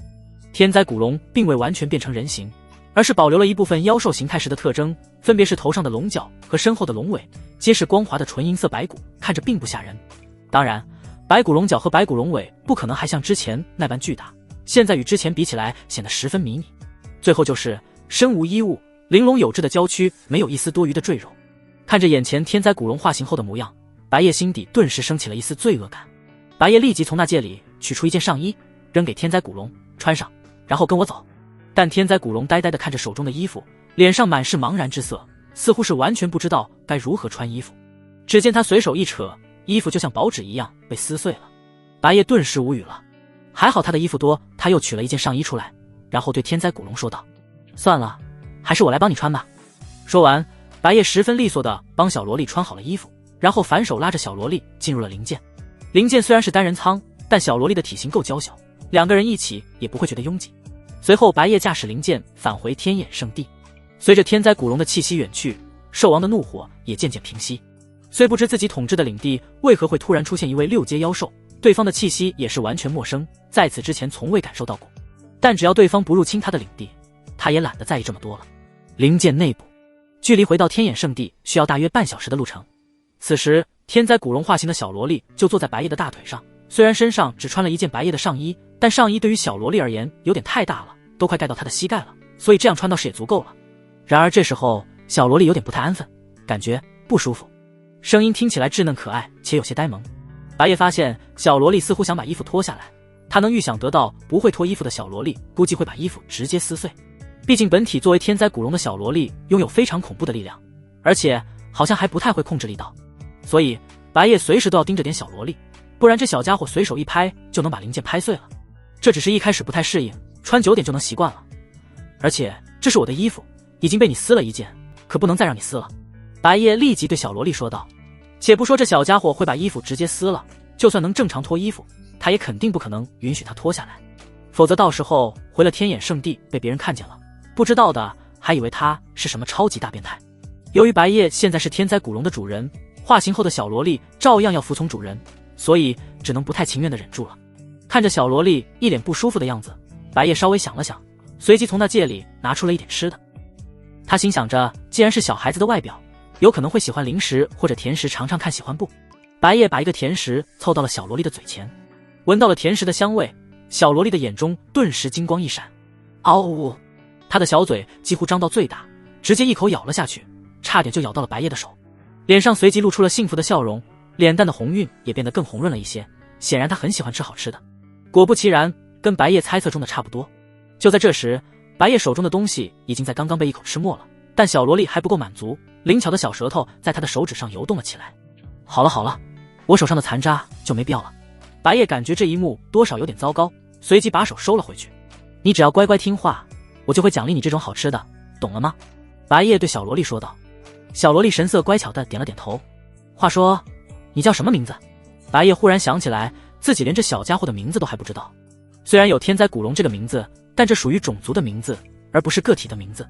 而且他也总不可能直接用天灾古龙来称呼这小家伙，这也太拗口了。名字？我没有名字，从出生起就没见过父母。小萝莉面色平静地说道，就像是在说一件微不足道的事情，仿佛他压根不在乎这个了。这样啊。白夜沉默了片刻，那我帮你取一个名字吧，不然的话都不方便称呼你。小萝莉没有什么反应，似乎对名字这种东西不是很感兴趣。由于白夜有点取名费，帮这小家伙想名字都想了好一会儿，然而还是没有想好到底要取什么名字。就在这时，他忽然注意到小萝莉那血红色的长发，顿时说道，血红色的头发很漂亮啊，那么就叫你绯红吧。漂亮。然而小萝莉的关注点并不在名字上面，而是在漂亮这2个字上。怎么了吗？难道说不喜欢这个名字？白夜疑惑道。不是，只是没想到你会说漂亮，以前只会被人视为可怕吓人的怪物。小萝莉解释道。这……白夜一时不知道该怎么说，估计以前绯红就是以本体的形态示人，那肯定会被当成怪物啊。以天灾古龙本体的外观，就算放在千奇百怪的妖兽中，都算是非常惊悚的那种了。还有就是绯红这个名字我很喜欢。小萝莉又说道。她已经接受了绯红这个名字，仅仅只是因为白夜夸她头发漂亮。喜欢就好，那么以后就叫你绯红了。白夜微笑着道。那我应该喊你什么？主人。绯红语气有些疑惑。别，主人就算了，我的名字是白夜，你直接叫我白夜就行。白夜立即纠正道。不然的话，绯红要是在别人面前喊他主人，他可以想象到别人会用什么样的眼神看他，恐怕第2天他就会多出一个外号，变态萝莉控圣子，这样他的名声不就毁了？除非绯红变回天灾古龙本体形态，否则人类这个外表太那啥了。绯红微微点头。白夜，他当然不懂主人在顾虑什么，反正主人让他怎么叫他就怎么叫。话说，你刚刚所说的以前，那是多少年前的事情了？白夜有些好奇地问道。说起来，绯红身上让他在意的事情还挺多的，除了当年发生了什么，还有就是绯红被他驯服之后，远在传承之地那边的魂魄会怎么样？是一起被驯服了，还是直接与绯红本体分割开来了？几千年吧。绯红被封印了太久，早已记不清具体的时间了。几千年前为什么会被封印？白夜继而问道。他感觉绯红的性格明明挺温顺的，虽然本体的外观很吓人，但也不像那种会滥杀无辜的。还是说，飞鸿被他驯服后，天灾古龙原本的暴力性格也发生了变化？因为我杀了人，那些伤害我的全都被我杀了，然后就被几个实力很强的人围攻，最后被一个人类老头关进来。飞鸿语气平静地道。飞鸿所说的人类老头，应该指的就是天眼老祖。至于那几个实力很强的人，估计是那个时代的南域强者。白夜一时沉默。如果真是那些人类伤害飞鸿在先，飞鸿还手也是无可厚非。但基本上没什么人会跟妖兽同情，尤其还是天灾古龙这种长得就恐怖的妖兽。而且天灾古龙的实力也强得可怕，更是容易引起世人的恐慌，会被人类强者合力讨伐也很正常。这么看来，飞鸿当初过得很不容易，被人敌视甚至伤害还不能还手，还手就要被围攻讨伐。这玩意说不清谁对谁错，纯粹就是立场问题。以飞鸿的视角，对伤害他的人还手没什么大问题，以人类的视角讨伐飞鸿也没什么大问题。所以白夜无法对此评价，只能对飞鸿说道：总之我以后绝对不会再让你受到那样的委屈了，放心跟着我吧。飞鸿淡淡一笑，飞鸿相信主人，不是说了别叫我主人了吗？白夜提醒了一声，以免回去的时候飞鸿又不小心把他称呼为主人。虽然他用御兽神术驯服了飞鸿，对飞鸿有绝对的支配权，但他并不想限制飞鸿的自由。只要飞鸿不做太过分的事情，他也不会强行支配飞鸿如何如何。飞鸿，好的主人，知道了主人。白夜看见白夜无语的样子，飞鸿偷偷一笑。白夜也知道飞鸿明显是在开玩笑，就没说什么。而且飞鸿现在的情绪也比刚刚乐观了不少，这倒是好事。对了，你现在多少岁了？这时白夜忽然问道。飞鸿思考了一会儿，我只记得被封印的时候是1000岁左右，现在的话不清楚了，但应该还没有超过10000岁。白夜顿时感慨道。果然龙族的寿命都很夸张啊。不过话说起来，天灾古龙属于龙族的特殊种，这么说飞鸿大概已经好几千岁了，都还没有成年，连基础寿命都已经是以万为单位了。更何况随着修为的上升，寿命上限还会不断提高。不知道。飞鸿摇了摇头，对龙族什么的一概不知，我从未见过自己的同族同类，甚至如果白夜不说的话，他都不知道自己是天灾古龙。好吧，不过现在有个很重要的事情，在我们接下来即将抵达的地方，那里还封印着你的魂魄，等你的魂魄出来了，是会与你融为一体，还是分割出去？这是白夜最关心的一件事了。飞鸿随即回答道。感觉应该不会太听话，我现在的魂魄是残缺的，以至于缺失了很多情绪，其中就包括了积累数千年的怨念和戾气，这些情绪都在另一个我那边。原来如此，白夜顿时得到了很重要的情报，这也解除了他的另一个疑惑。飞鸿之所以这么温顺，就是因为缺失了很多情绪，倒也不能说完全没有那些情绪，而是微乎其微。如此看来，即便他已经把飞鸿驯服了，飞鸿的魂魄或者说另一个飞鸿也还是个不稳定的因素。至于融为一体还是分割出去，我能感觉到另一个我已经出来了，但只是跟我试探了一下之后就没有任何反应了。飞鸿继续说道。居然已经出来了，看来真要独立成另一个你了。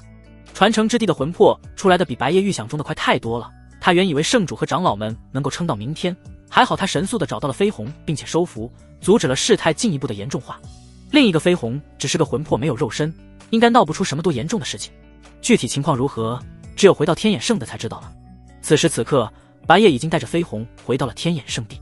在灵剑即将抵达圣地的时候，圣地的高层们就已经察觉到了，因此白夜才刚降落下来，圣主和大长老就已经提前在这边等他了。天灾古龙的魂魄已经冲出了传承之地，圣主姬玄自然也没有继续守在那边的意义了，所以才能出现在这。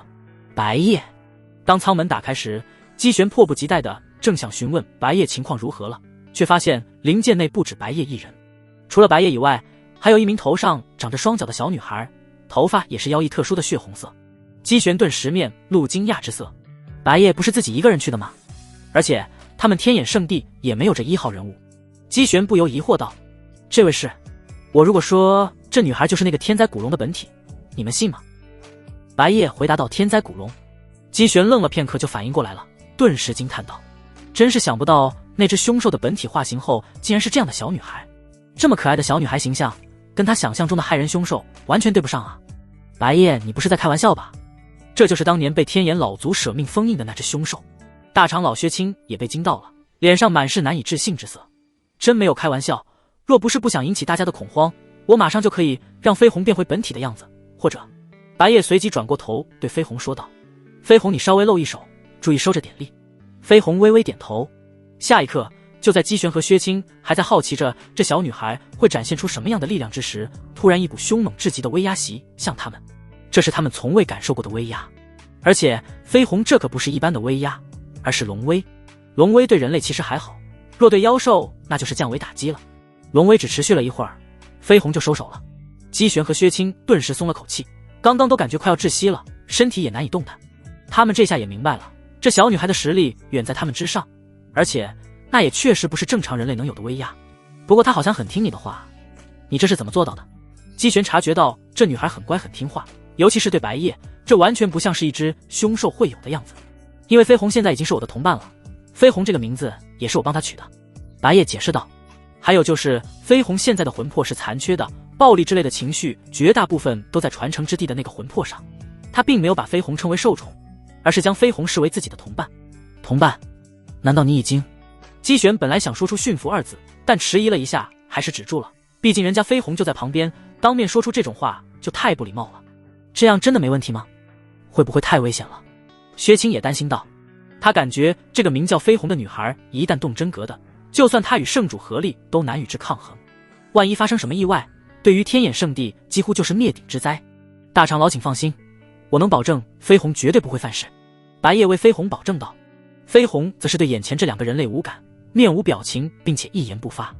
好吧，薛青也明白担心这个其实没什么意义，毕竟他又没能力对飞鸿怎么样。既然白夜如此信任飞鸿，那他也没必要再多虑了。姬玄则是心里十分好奇白夜是如何驯服飞鸿的，连当年的天眼老祖都拿这只凶兽没什么办法，白夜却能直接驯服。但他想了想，还是没有对此过问。他觉得这应该是白夜不可告人的秘密，肯定不能过分深究。对了，传承之地的那个魂魄现在怎么样了？这时白夜问道。传承之地已经被摧毁了，但不知道魂魄现在去了哪里，我们根本没有发现他的踪迹。姬玄有些惊讶地疑惑道。按理来说不是应该已经跟飞鸿融合了吗？飞鸿不是本体吗？没有，那魂魄似乎独自分割出去了，算得上是已经变成了另一个飞鸿。白夜摇头道。既然这样，不过应该也没什么，单凭一个灵魂体翻不起什么浪花，等天眼老祖归来就可以彻底解决这个问题了。姬玄沉思道。唯独就怕一种可能，那就是他有占据别人身体甚至夺舍的能力，这样的话麻烦就大了。听见圣主这番话，白夜顿时心里微微一咯噔，貌似还真有这个可能。白夜立即对飞鸿问道。飞鸿，你有夺舍人类或者妖兽的能力吗？这种事情直接问飞鸿本人就能确定了。没有夺舍能力，不过强行占据别人的身体倒是真可以做到。飞鸿淡淡说道。这……白夜目光有些无奈地看向了姬玄，还真被圣主给说中了。这下就麻烦了，在天眼老祖回来之前，另一个飞鸿怕不是要把整个天眼圣地搞得天翻地覆。姬玄也无语了，说不定那魂魄已经开始搞破坏了，我还是赶紧去准备一下应对措施吧。说完，大长老薛青就急匆匆地离开了，及时防范，以免被弄得措手不及。有没有什么比较好的办法？比如说你找机会强行把那魂魄收回。这时姬玄对飞鸿求助道。飞鸿摇了摇头，我无法将另一个我强行融合，需要他自愿才行。关键就是飞鸿与白夜之间已经形成了神魂契约，他与灵魂体的他的排斥性更强了。好吧，那就只能另想办法了。姬玄想到的就是比较繁琐但又直接有效的办法，在天眼老祖归来前，整个圣地全境加强戒备，尽可能减少这期间的损失吧。这趟辛苦你了，你先回去休息吧。而且我看清长挺担心你的。姬玄正想问白夜要不要去跟清长报个平安，他就忽然察觉到了身后不远处有一股十分熟悉的气息，他已经来了。话音刚落，姬玄就直接消失了。姬清长本来离得远远的还没过来，但当他一看见白夜身旁有个小女孩，就几乎是瞬移似的出现在了白夜面前，脸上仍保持着清冷淡然的表情，但内心就不太平静了。尤其是当他看清楚了那个小女孩的美貌，又是一位危机感与叶剑心差不多的存在。父亲和大长老调用了那么多贵重的宝器护你去执行任务，结果你就带回来了一位女孩。姬清长语气颇为不满地说道，特别是亏他之前还那么担心这家伙。不啊，任务已经完成了，就是他咯。白夜目光看向飞鸿，淡淡说道。姬清长一时没听懂白夜这句话是什么意思，他就是被天眼老祖封印的那个凶兽，不过他现在的名字叫飞鸿。白夜解释道。闻言，姬清长顿时有点懵了。他这是化形后的样子，不过也确实跟本体的反差感太大了。白夜解释道。你真不是在开玩笑吗？这孩子就是被天眼老祖封印的那个绝世凶兽。姬清长的眼中满是难以置信之色。反正事实就是如此，而且他的龙角和尾巴也不是正常人能有的。白夜说道，本来有个很直接粗暴的方法可以证明，那就是让他释放龙威，但怕他控制不好力度，容易伤到你，所以还是算了。也是，看见飞鸿头上那非同寻常的白色龙角，以及身后那条从上衣底部探出来的尾巴，姬清长也只能信了。也难怪这个名叫飞鸿的女孩身上穿着白夜的衣服，估计是化形后身上没有衣服。姬清长早就注意到了，飞鸿不仅穿着白夜的上衣，而且还是仅有上衣，看起来就感觉很色情。单单看着飞鸿这身模样，姬清长都不由脸蛋一红。不过这么看，他是传说中的龙族。姬清长惊讶道，反正他是天灾古龙，应该属于龙族，而且也有龙族寿命漫长的特点，几千岁了都还远远没有成年，这也是为什么他化形后会是人类小女孩的样子。白夜说道，而且换而言之，飞鸿都还没到成年，就已经有那么恐怖的实力了。准确来说，是在被天炎老祖封印前，大约1000岁的时候，就已经拥有能给整个南域带来恐慌的实力。当年天炎老祖也不是仅凭一人之力封印的飞鸿，而且在多位南域强者合力围攻飞鸿的情况下，即便如此，最后也还是只能封印。就算是现在最虚弱的时候，飞鸿的实力也还有6阶妖兽的层次。通过这些足以见得，世人对龙族的神话并不浮夸，实力的确就是那么恐怖。尤其是寿命方面的极大优势，比如飞鸿要是苟着闭关到成年再出世，这起码是上万年的修行，在南域直接无敌了。但接下来你要怎么安顿他？姬清长有些在意地问道。还能怎么安顿？当然是由我看管了。白夜语气理所当然地说道。整个天眼圣地除了他，就没有任何人能管得了飞鸿，主要是压根不敢管。就连圣主和大长老都难以跟飞鸿抗衡，谁有那个胆量看管飞鸿？闻言，姬清长顿时联想到了白夜即将跟飞鸿同居，俏脸微红的清脆道，果然是个淫贼，连妖兽都不放过。白夜顿时一头问号，你在想什么呢？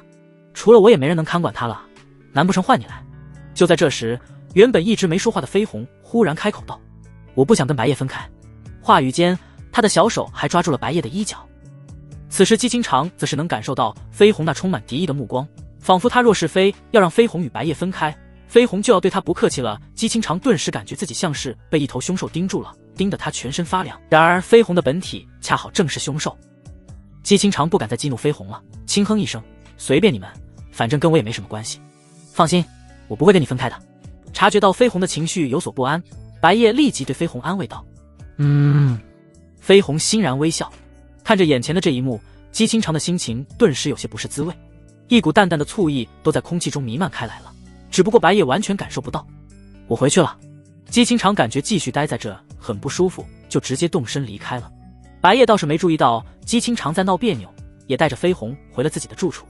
途中自然是遇到了不少弟子，不过他们并不知道传承之地和天灾古龙的事情。为了避免引发恐慌，圣主和长老们没有跟弟子们透露这些事情。白圣子这么快就回来了，不是有传闻说他今天要去执行秘密任务吗？现在看来是谣言吧。谣不谣言都无所谓了，我只想知道白圣子身旁的那个女孩是谁啊？看起来年龄这么小就已经有着如此惊人的美貌了，再过几年起还了得。可能是白夜的妹妹吧？不对，头上怎么还有一对奇怪的角？难不成是我眼花了？还真有一对角，甚至好像还有尾巴。卧槽，白圣子该不会是有那方面的特殊癖好吧？这一路下来，由于跟在白夜身后的飞鸿太亮眼了，几乎每个遇见他们的弟子都要议论一下，甚至有人以为飞鸿头上的角和身后的尾巴都是为了迎合白夜的喜好而带上去的。毕竟6阶妖兽会化形也不是人人都熟知的，这种属于冷门的常识，大家不一定能立马想到化形这方面去，而且正常人也无法想象，这样可爱柔弱的小女孩本体竟然会是比乱兽山脉的兽王还恐怖的天灾古龙。隐约能听见某些弟子的离谱猜想，白夜的嘴角顿时微微抽搐，不过他也懒得去跟这些人较真了。然而就在这时，飞鸿突然开口问道，那些人类说的特殊癖好是什么意思？白夜顿时无语了，嘟，问什么不好，偏偏正好问的是这个问题。小孩子不适合知道这个，而且他们也是在污蔑我，我可没有什么特殊癖好。白夜说道。飞鸿似懂非懂地点了点头。与此同时，大长老薛青已经开始行动了，把我接下来所说的话传达给所有执事和执法队的人。从今天起，整个天眼圣地范围内若是发生了什么怪异的事情，都记得及时告知我。薛青对自己的一位手下说道。是。那人迟疑了片刻，又开口道，不过已经有怪异的事情发生了。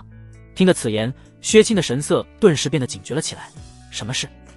那人随即道来，有一个平时都很内向孤僻，几乎不跟女弟子接触的男弟子，刚刚却是公然猥亵骚扰了某个女弟子，被执法队抓住的时候，又突然大喊自己是无辜的，说什么有人在操控他。我明白了，你下去吧。大长老薛清沉声道。是。那人随即去做大长老刚刚交代给他的事情。在那人离开后，薛清的脸色逐渐变得凝重了起来。他能够判断得出来，大概帅是那个飞鸿在作恶，但让他有些意想不到的是，飞鸿干的似乎并不是什么特别严重的大事。不过也还不能大意，毕竟不知道飞鸿接下来还会干什么。然而还没过去多久，那个下人又回来了。大长老，又有怪异的事情发生了。这次是一个文静内向的女弟子到处去骚扰男弟子。我知道了，接下来这类事情你就不用跟我说了，让执法队的人去处理就行了。不过暂时不要处罚那些有怪异举动的弟子。薛清又让那人下去了。目前来看，那个飞鸿做的都不是什么很严重的事情，准确来说就只是恶作剧。由于根本看不见也抓不到飞鸿，他们只能被动防范，只希望那飞鸿在天眼老祖回来之前都是只做这种恶作剧。至于有人被骚扰和有人被控制去骚扰别人，这也是没办法的事情，根本防不胜防。同时薛清有所庆幸，还好灵剑宗的人已经回去了，不然要是灵剑宗的人在他们天眼圣地这边出了事，那就麻烦大了。此时此刻，白夜已经带着飞鸿回到了自己的住处。我已经拜托一位执事前辈去帮我们再弄一张床了。白夜看着寝室里仅有的一张大床，对飞鸿说道。虽然这张大床够大，足以容下2-3个人，但让飞鸿跟他睡在一起显然有些不太合适。此时飞鸿直接把身上的衣服脱了，然后一蹦一跳的，似乎想直接跳到床上。然而半途中就被白夜抓住了。你的脚那么脏，可不能直接上床，先去洗干净。白夜反手把飞鸿抱了起来，然后带他去洗脚。由于一直都没穿鞋子，飞鸿的脚底估计很脏了。还有，虽然是在家里，但也别随便脱衣服。白夜继续说道。为什么？飞鸿语气疑惑地问道。没为什么，这只是个很正常的规矩。晚上睡觉的时候你可以随便，但平时就别随便光着身子了。白夜淡淡说道。好。飞鸿虽然始终觉得穿衣服不舒服，但为了白夜能给他好吃的，他还是忍了。然而就在白夜准备帮飞鸿洗脚的时候，却发现飞鸿的脚底异常的干净，整个脚底白嫩光滑，几乎没有起皱，整体晶莹剔透，圆润小巧，如同温玉一般。白夜不由把手放上去摸了一下，果然是很白嫩干净。好痒。飞鸿顿时小脚一缩，发出银铃般的轻笑。说起来，你都被封印了几千年了，身上也是很干净啊。白夜有些好奇地对飞鸿问道。不只是脚底，飞鸿的全身上下都看不出来半点脏的地方。可能是因为我可以自行排除体内和体外的杂质吧。飞鸿有些不确定地解释道。他自己是从来没关心过这种问题，只知道自己好像确实有这么个能力。原来如此，真不愧是龙族。白夜顿时感叹道。接下来他就不管飞鸿了，任由飞鸿在床上蹦跶。不过一码事归一码事，你的衣服至少还是要去买一些的。白夜说道。他打算明天就带飞鸿去买新衣服。天眼圣地内有那种让弟子们相互交易的地方，也就是交易所。到时候在交易所找那些女弟子买一些适合飞鸿的衣服就行了。我不想买衣服，除非……飞鸿的话还没说完，白夜就已经帮他说出来了。除非我给你好吃的。飞鸿点了点头。白夜淡淡一笑，这小家伙还真是好懂啊。他随即从那戒里取出一些甜品，先给你这些，等明天的时候还会给你奖励。飞鸿立即狼吞虎咽了起来。然而就在这时，门外突然传来了一阵敲门声。哪位？白夜走出寝室问道。本来飞鸿躺在床上很舒服，不知为何此时他也特意下了床，跟在白夜身后一起走出了寝室。是我。门外随即传来了姬清长的声音，但这却让白夜感到有些疑惑，因为今天姬清长敲门的力度比之前粗鲁得多。不过这种小细节可能只是自己想多了。白夜前去开了房门，一开门就问道。这是又有什么事吗？姬清长脸上有着淡淡的微笑，一言不发地走进了白夜的寝室。你又来这套？看着姬清长又莫名其妙闯入自己的寝室，白夜顿时眉头微微一挑。然而在白夜和飞鸿也进入寝室的时候，姬清长突然回身把房门直接反锁了。你想干嘛？姬清长的行为愈发让白夜感到诡异。没想干嘛，就是玩点有意思的游戏。姬清长的语气之中有着一丝魅惑，并且步步贴近白夜，将白夜推到了床边，甚至还在白夜耳边吹气，给白夜弄得痒痒的。住手！白夜眼神一凝，已然察觉到了不对劲，直接对姬清长命令道。姬清长今天的这副模样太古怪了，以他对姬清长的了解，如果换作是平时的姬清长，肯定不会做出这种言行举止。而且正好他知道天灾古龙的魂魄或者说另一个飞鸿可能会到处闯祸，所以立马就联想到了。应该是另一个绯红强行占据了姬清长的身体，然后来做这种事情。虽然姬清长的身体被绯红占据了，但白夜对姬清长的主仆契约仍然能够生效，并且主仆契约是绝对优先的。所以姬清长的身体即便被绯红占据了，也无法违抗白夜的命令。这时由于身体完全不受控制，无法动弹，姬清长显然略有些慌了。他并不知道白夜与姬清长有着主仆契约，所以在这种突发情况下有些不知所措。此时白夜直接顺势把姬清长压制在了床上，但他并没有对姬清长做什么，而是语气平静地质问道：你不是姬清长，是天灾古龙的魂魄对吧？被白夜戳穿后，姬清长也不装了，一脸无趣地说道：真没意思，想不到这么快就被你发现了。说吧，你到底想做什么？白夜对姬清长问道。受限于主仆契约，姬清长不得不将实话说了出来。我只是想看看能驯服我本体的人类是个什么样的家伙。不过他很明显对此也不在意，不然他完全可以立马离开姬清长的身体，而不会对白夜说出这些实话。那为什么要控制姬清长的身体？白夜继续问道。没什么特别的原因，看这个人类女人长得比较漂亮，就直接选中她了。姬清长随口说道。白夜有点无语了，所以这家伙占据姬清长的身体，就是为了来看他是什么样的人，顺便调戏诱惑一下他。话说绯红，你还没发现他的身体被另一个你操控了吗？这时白夜扭头对绯红问道。发现了，一开始就发现了。绯红说道。那你为什么不早说？因为他对你没有什么明显的恶意，只是想做恶作剧。好吧。然而就在白夜跟绯红交流的时候，姬清长嘴角微扬。下一刻姬清长的面部表情突然僵硬住了，因为绯红已经离开了姬清长的身体，并且白夜根本看不见灵魂体的绯红。当白夜察觉到有哪里不对劲的时候，姬清长已经渐渐回过神来了。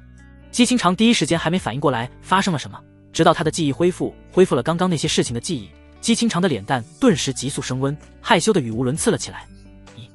你，尤其是被白夜压在床上，双手也被控制住了，即便他的身体现在可以动了，也顿时软得无力了。别激动，这是误会，刚刚你被人控制了，所以才会发生这种情况。白夜一脸冷静地对姬清长解释道。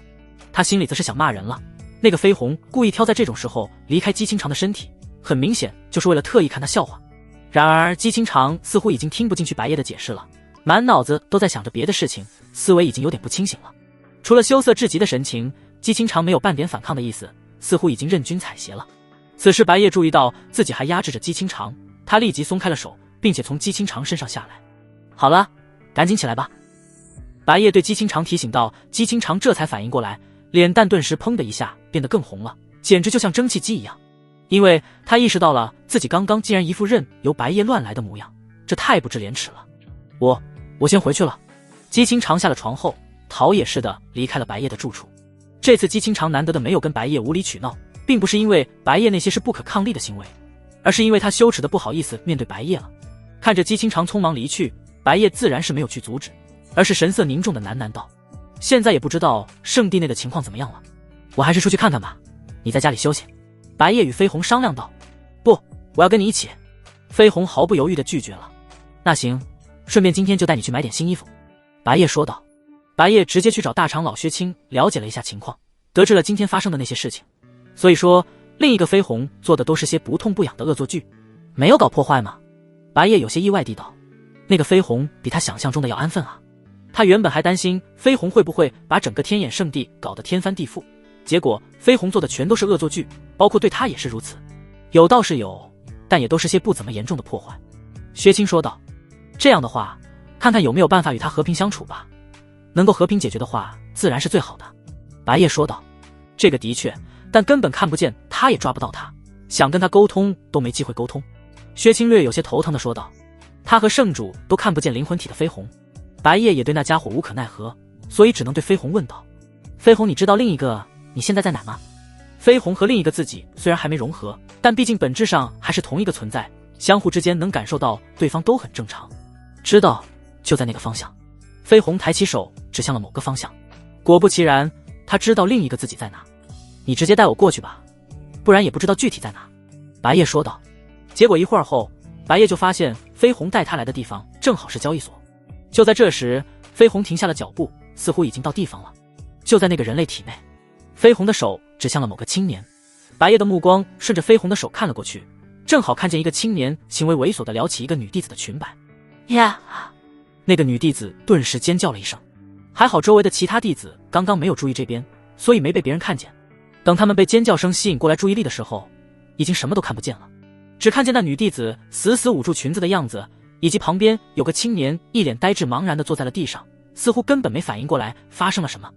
等下，在飞鸿脱离那青年身体的时候，白夜短暂地捕捉到了飞鸿的踪迹，并且对飞鸿传去一道神魂交流。飞鸿本来并不想搭理白夜，但发现自己的本体也在，就回应了一下。想干嘛？我想跟你谈一些事情，就在这里直接说吧。白夜继续通过神魂交流与飞鸿谈话，别再做这种恶作剧了，与我们和平共处吧。或者你有什么要求可以跟我商量，我会力所能及的满足你。和平共处？没那兴趣。你们人类也不会真心与我和平共处，我的本体不也是被你用卑劣的手段驯服了？显然飞鸿没那么好商量。飞鸿如此不好商量，也算是在白夜的意料之中。他也能够理解，毕竟飞鸿在封印前就遭受了人类的歧视和敌视，然后又被封印了数千年，再加上飞鸿的绝大部分负面情绪都在这个灵魂体上，能对他有好脸色才是奇怪了。我能理解你对人类的怨念，但我也是真心想帮你。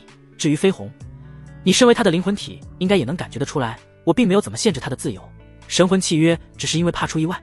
白夜仍有耐心，语气柔和地对飞鸿说道。其实他能察觉出来，灵魂体的飞鸿虽然不像本体飞鸿那样绝对服从于他，但也有一定程度的影响。比如飞鸿虽然很讨厌他，但也无法对他有太大的恶意，想害他肯定是做不到的。而且通过今天飞鸿做的这些事情，也让白夜觉得飞鸿的本性并不坏。毕竟他影响不了飞鸿对人类的态度，就好比飞鸿依然反感他，即便如此，飞鸿做的那些顶多也就只算是有点过分的恶作剧，没有杀人泄愤已经很不错了。不信，反正说什么都免谈。飞鸿不给白夜半点商量的余地，言尽于此，白夜也不知道该怎么让飞鸿相信他了。他便说道，既然如此，那你就赶紧离开吧，别做什么太过分的事情，应该就没事的。他没有直说天眼老祖很快就会回来，只是这样提醒飞鸿，毕竟帮飞鸿也不能帮得太彻底，否则他不就有点像是在卖队友了。凭什么要我听你的？我偏就不走，你能怎么样？飞鸿非要跟白夜唱反调，白夜叫他往东，他就偏要往西。那随便你吧，反正我已经好心提醒你了。白夜彻底拿这家伙没办法了。飞鸿与飞鸿由于分别拥有的情绪占比不同，现在几乎相当于是两个不同的人格了。不过实话实说，灵魂体的飞鸿才是最接近原本真实的飞鸿，因为飞鸿的魂魄最完整，情绪占比也是最大，机灵古怪，有脾气，很任性，或许这才是最真实的飞鸿。现在与白夜关系很好的本体飞鸿，其实就是因为魂魄和情绪的残缺，才会如此温顺乖巧略，我才不需要你所谓的好心。飞鸿对白夜比了个鬼脸，只不过白夜看不见那可爱的鬼脸，然后飞鸿就飘走了，不再跟白夜多说半句话。对不起，另一个我让你这么头疼。这时身旁的飞鸿有些难过的对白夜道歉道，对我道歉干什么？这跟你又没什么关系，而且也是我让你跟另一个你分割开来了，非要说的话，责任也出在我的身上。白夜轻轻揉了揉飞鸿的头发，语气轻柔地道，我会想办法负责到底的，除非真的无能为力。飞鸿微微一笑。过了一会儿，白夜本来都放手了，飞鸿却主动要求道，可以再多摸摸我的头吗？当然可以。白夜顿时略感意外，飞鸿这么喜欢被摸头啊？貌似动物都是如此，不管是小猫小狗之类的宠物，还是某些大型动物，都喜欢被人类抚摸，包括人类自己也有不少人是如此。只能说人类的手真是很神奇。此时飞鸿已经飘到了很远的地方，回头看见那个人类少年正用手抚摸着自己本体的头，他顿时下意识微微撇了撇嘴。随后白夜顺便带飞鸿一起去买新衣服。交易所这边有很多弟子摆摊出售自己的东西，上至丹药宝器，下至日常用品，什么样的东西都有。此时白夜找到了一个女弟子的摊位，正在售卖衣服饰品之类的东西。白圣子。那个女弟子看见眼前少年的面貌，立马就认出来是圣子白夜了。她顿时很惊讶，没想到白圣子会出现在交易所这种地方，甚至还光顾他的摊位。因为这个交易所虽然是内门的交易所，但一般也就只会有普通的内门弟子在这里进行交易。如果是核心弟子甚至圣子圣女级别的存在，既要专心修炼，也不缺修炼资源，很少会来交易所这边闲逛。很多普通的内门弟子觉得自己潜力有限了，就没那么专注于刻苦修炼了，分心从圣地外拿货，然后放到这里售卖赚钱。由于差价较大，时间久了就能发家致富。请问有适合他穿的衣服和鞋子吗？白夜按着飞鸿的肩膀，把飞鸿轻轻推到了自己身前。那女弟子这才注意到白夜身旁还有个女孩，只不过身上的打扮有点与白圣子身上穿的上衣完全相同，而且白嫩纤长的腿也暴露在外，仿佛除了一件上衣就什么都没穿了。看着飞鸿这样的打扮，女弟子顿时脸蛋微红，有些不好意思了起来。嗨，对方迟迟没有回话，白夜随即咳嗽一声提醒了一下。他看得出来对方明显误会了点什么，不过他也习惯了，懒得进行多余的解释。抱歉。女弟子这才回过神来，连忙说道：有的，有适合她身材的衣服。他立即借助神魂在那界里寻找了一下，然后取出了好几套差不多跟飞鸿身材符合的衣服。摊位就只有这么小，摆放在这里只是用来展示的，真正的存货其实都放在那界里。飞鸿，你看看感觉喜欢哪些，只要是喜欢的都可以买。白夜对飞鸿说道。飞鸿本来差点脱口出了一句都不喜欢，但想起来白夜会给他奖励，就又强行把这句话吞下去了。话说这位是白圣子的妹妹吗？怎么头上和身后都有那种？在飞鸿挑选衣服的时候，那个女弟子有些好奇地对白夜问道。妹妹吗？算是吧，至于脚和尾巴的由来就不方便透露了。白夜回应道。反正飞鸿迟早都要有个身份，那就干脆对外声称是自己的妹妹吧。哦，女弟子点了点头。至于双脚和尾巴的问题，她也不追问了，毕竟能听得出来这应该是较为隐私的问题，肯定不好多问。你的这些衣服质量没问题吧？白夜把话题转移回到了交易上。那是当然，这些都是全新的衣服，要是质量有问题的话，我以双倍价格赔偿给圣子大人。女弟子保证道。好的，我相信你。白夜微微点头。最终飞鸿选好了2套衣服，分别是一套淡粉色的连衣裙和一套纯白色的上衣加长裙。那就暂时先买这2套吧。白夜正准备付钱，忽然想起来还有鞋子没买，就去给飞鸿挑了2双跟新衣服搭得上的漂亮鞋子。交易完成，女弟子顿时笑容很灿烂。她就喜欢跟圣子大人这种财大气粗的人交易，付款的时候一点也不犹豫。接着白夜让飞鸿再换一件，当场把新衣服换上，省得待会回住处的路上又要被一群人误会。差不多可以了，我们回去吧。看着飞鸿被自己打扮得漂漂亮亮的，白夜满意的点了点头。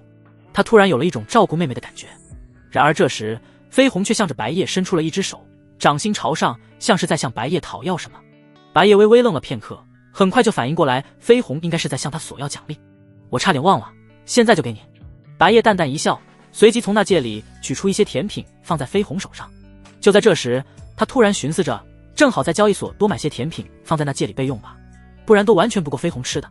接下来白夜就像进货一样去其他摊位买了一大堆甜品。白圣子竟然会出现在交易所这边，可真是稀客啊。我看他好像已经买了一大堆甜品了吧，几乎什么样的都买，这么准备干什么？居然买这么多，或许是为了他身旁的那个女孩。那个小妹妹现在不就正在吃甜食？白圣子真宠她啊，还特意跑来这里买那么多甜品，应该是白圣子的妹妹吧。白夜的这番行为自然是引来了在场不少人的关注，毕竟白夜的身份特殊，走到哪都会引人注目。与此同时，飞鸿其实没去做恶作剧了，而是就在空中看着白夜和飞鸿在交易所做的事情。看着白夜那么宠爱飞鸿，他就有些心烦意乱。他想不明白，这个人类明明是用那么卑劣的手段控制了另一个自己，为什么还要这么宠爱另一个自己？不应该是把另一个他肆意虐待当成牛马一样使唤吗？由于飞鸿更接近原本完整真实的飞鸿，当初在人类身上受到的委屈对他是最深刻的，以及被封印这么多年产生的怨念让他厌恶反感人类，觉得人类都是最可恶最卑鄙的存在。换而言之，他也是极其孤独的，从出生以来就没见过自己的同族同类，遇到的人类全都敌视他，不同种族的妖兽也害怕他，因为他是凌驾于普通妖兽之上的龙族。别说亲情了，就连友情都没有体会过，这让飞鸿甚至对另一个自己感到有些羡慕和嫉妒，能被那个人类少年那样照顾和宠爱。看得愈发心烦意乱，飞鸿就不想继续看下去了，这次他彻底飞走了。不过接下来他就不打算到处做恶作剧了，因为他已经觉得腻了，而是打算观察一下那些人类。被封印前的他根本没机会这样近距离观察人类，每个人类见了他不是伤害他就是惊恐而逃，如今灵魂体的状态倒是很方便在暗中观察。此时白夜与飞鸿已经回到家中了，他当然不知道刚刚飞鸿一直在交易所的上空观察着他和飞鸿的言行举止，而飞鸿虽然能感受到另一个自己在哪，但白夜没有专门问他，他也不会特意去说这种事情。夜里，白夜嘱托某位执事帮他弄来的新床也已经到了，你想睡哪张床？随便你选。白夜先询问飞鸿的意见。那个，飞鸿的手指指向了原来那张旧床，仅仅只是因为他明确知道在旧床躺着舒服，而不知道新床舒不舒服。行，白夜随即把新床铺好，他今晚或者说今后都睡这张床了。但就在白夜准备入睡的时候，飞鸿却是抱着枕头直接从旧床那边一跃跳到了这边。你干嘛呢？不是说好了你睡那边吗？白夜顿时睁开眼，扭头对飞鸿问道。不，我要跟你一起睡。飞鸿语气平淡地说道，但他的内心同样也跟飞鸿一样，孤独且害怕孤独，尤其现在有个真心对他好的人，因此几乎是想跟白夜形影不离。情绪严重缺失的飞鸿尚且如此，另一个飞鸿的孤独情绪只会更加严重不知道多少倍。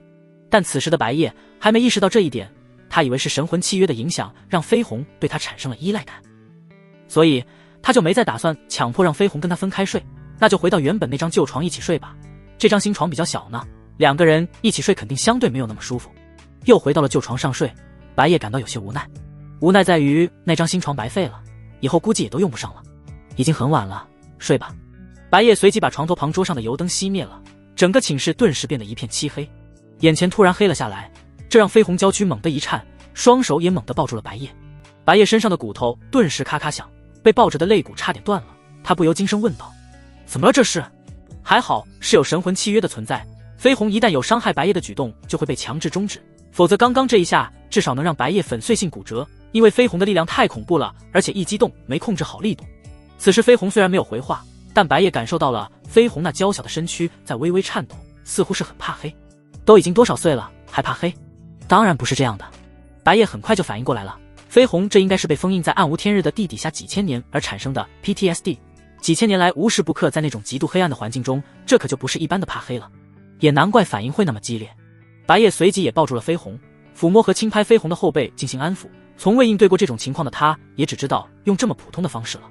然而这对于另一个飞鸿同样也是煎熬，准确来说情绪完善的他比飞鸿煎熬的多了。尤其随着夜深，整个天眼圣地的光源都熄灭了，去哪都感到无比折磨和害怕的他迫不得已前往另一个自己所在的地方，也就是白夜的寝室。在白夜压根不知情的情况下，飞鸿闯入了他的住处，灵魂体的任何举动都不会发出丝毫动静，只有飞鸿能感受到另一个自己在这里。然而飞鸿已经睡着了，所以也就无人知晓飞鸿的举动了。由于只有微弱的月光照进来，飞鸿勉强才能看清与白夜一起睡在床上的飞鸿，他的心情顿时十分复杂。魂魄和情绪都相对完整的飞鸿 PTSD 自然是更严重的，不管他的内心再怎么坚强，在这种时候都是最脆弱的，实在是无处可去了。飞鸿只能学着另一个自己一样钻进了被窝，与另一个自己在一起，以及还有个人类少年，这样他就没那么害怕了。虽然飞鸿对那人类少年比较抗拒，但发自内心的害怕还是让他身体很实诚的，与白夜凑得越来越近，就差直接抱上去了。灵魂体的飞鸿从传承之地出来的时候就已经化形了，所以基本上跟飞鸿长得一模一样，只不过别人根本看不见他。此时此刻，一左一右两个飞鸿睡在白夜身旁。翌日醒来，白夜就感觉自己昨夜被鬼压床了，因为飞鸿和飞鸿都抱着他不说，还分别把他的左右两边胸口当成了枕头。虽然他看不见也摸不到飞鸿，但正是因为如此，更容易出现鬼压床的现象。醒来后，白夜随即轻轻地拨开了飞鸿，然后下床去洗漱。此时飞鸿没醒，另一个飞鸿倒是先被白夜的举动惊醒了，他一声不吭的连忙离开了这里，不想被飞鸿，也更不想被那个人类少年发现自己来过。然而就在这时，突然有一道黑影闯入了白夜的房间。想跑！只听黑影发出一道低沉沙哑的声音，随手一扬，一条半透明的黑色锁链袭向灵魂体的飞鸿。事发突然，而且没有什么防备心理，飞鸿根本反应不及，直接被那黑色锁链捆住，想挣扎也根本挣扎不开，越挣扎黑色锁链反而会越来越紧。如此突如其然的状况也让白夜有些反应不过来，他看着眼前那位身材有些佝偻的黑袍老者，愣了一会儿才意识到这位可能就是天眼老祖。天眼老祖居然回来的这么早，而且天眼老祖刚刚的那句话也很奇怪，难道是灵魂体的飞鸿就在他的房间里？又是你这个死老头！正好就在这时，白夜听见了飞鸿的声音，可能是受到了黑色锁链的影响，原本完全无形无影的飞鸿渐渐显形了。白夜顿时就发现飞鸿与飞鸿长得一模一样，这倒也不奇怪，毕竟本来就是同一个人。在黑色锁链的束缚下，飞鸿的力量越来越弱。天眼老祖似乎是想着等到飞鸿的力量被削弱的差不多了，就再次把飞鸿彻底封印。老祖等等！白夜回过神后，立即对天眼老祖说道。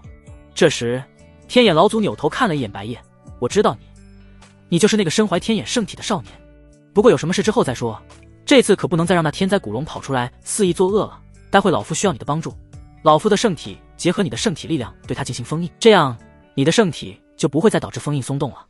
不对，这是……说着说着，天眼老祖突然发现床上还躺着一名与那天灾古龙魂魄长得一模一样的女孩，而且身上的气息也让他很熟悉，分明也是天灾古龙的气息。天眼老祖顿时有些懵了，这是什么情况？他还以为天灾古龙的肉身还没有突破封印，所以只有灵魂体在外，结果眼下却发现灵魂体也出来了，甚至肉身和灵魂体还待在同一个房间，竟然没有融合在一起。老祖，请您先听我说。白夜立即对天眼老祖解释道，现在天灾古龙的本体已经是我的同伴了，甚至可以说是像妹妹一样，灵魂体虽然仍有些不合，但他的本性并不坏，弟子觉得没有必要再封印了。此言一出，灵魂体的绯红顿时面色一正，他完全没想到白夜会这样帮他说话，甚至还说他本性不坏，为他求情。等下，你说天灾古龙本体是你的同伴，你难道已经驯服他了？天眼老祖语气惊奇地问道。此时白夜没有说话，而是将自己与绯红的灵魂契约展示了出来。天眼老祖一看就明白了，顿时面露震惊之色。他实在是觉得不可思议，当初他与其他南域强者费尽心力，冒着生命危险才勉强将天灾古龙封印，结果如此棘手的凶兽竟是被这少年直接驯服了，这到底是怎么做到的？此时白夜继续说道，您老人家如果不相信的话，也可以去问一下圣主和大长老，他们也都知道灵魂体的他破除封印之后做了些什么，都是一些算不上太恶劣的恶作剧。好吧，老夫已经明白了，也不需要去问他们了，老夫就听你的意思来。天眼老祖几乎没有纠结，就直接对白夜妥协了。因为如果白夜不愿意跟他合作的话，他仅凭自己的力量，就算再次把天灾古龙封印了，白夜也还是能通过圣体共鸣来让封印松动。而且他也愿意相信这少年说的话，正是因为这少年与他一样是天眼圣体的拥有者。我可不需要你帮我求情。这时绯红小声地嘀咕道，只是嘴上闹着别扭，实际上心里被白夜感动得不轻，因为这少年是唯一一个会为他求情的人类。遥想数千年前被南域一众强者围攻的时候，他当初多么希望有人能站出来为他求情，但他自己想想也知道不可能。但这声嘀咕还是被白夜听见了。白夜顿时很认真地说道，你与绯红分割开来也不是我想看到的，这一切的主要责任也在于我，所以我不可能对你坐视不管。绯红顿时被说的嘀咕都不敢再嘀咕了，因为他刚刚只是在跟自己闹别扭，若是不小心让白夜伤心，那他就要后悔极了，毕竟这是唯一待他好的人类。在跟白夜妥协后，天眼老祖随即解开了黑色锁链，绯红顿时恢复了行动自由，但力量也已经被削弱了不少，估计需要不少时间进行恢复。那么现在你打算怎么办？让灵魂体与本体融合吗？老夫是觉得这样比较好。这时天眼老祖对白夜问道，他看得出来，刚刚那只是白夜跟天灾古龙本体的神魂契约，而灵魂体并没有神魂契约，始终是个不太稳定的因素。若是让本体和灵魂体融合的话，这样就是同一个个体了，那么神魂契约也会对灵魂体生效，这无疑是最保险的。随便吧，反正也是你们说了算。绯红语气满是无所谓的说道，他已经想开了，那个人类少年如果是真心对他好，那么他跟另一个自己融合也没什么，毕竟本来就是同一个人。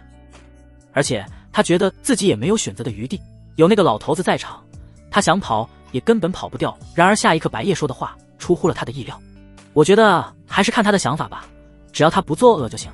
白夜沉思了一会儿才开口道，他已经把绯红当成不同人格来看待了，感觉绯红不一定会乐意与绯红融合，所以他不想直接替绯红做决定，而是看绯红自己的意愿如何。绯红顿时面露惊讶之色，这人类少年的想法总是让他意想不到，就这么相信他不会四处作恶吗？天眼老祖虽然多少有些不放心，但还是对绯红说道，所以你的想法如何？白夜他已经这么照顾你的感受了，你若是还让他失望，就太不应该了。他已经想好了，暂时就先听白夜的，只要天灾古龙的灵魂体不在人间作恶，他就睁一只眼闭一只眼，否则到时候若是再次引起世人的恐慌，他就算想睁一只眼闭一只眼都不行了，因为南域的其他强者肯定会给他施压。天灾古龙提前破除封印，在外人看来就是他和整个天眼圣地的责任，我自己知道，不用你这老头子来提醒。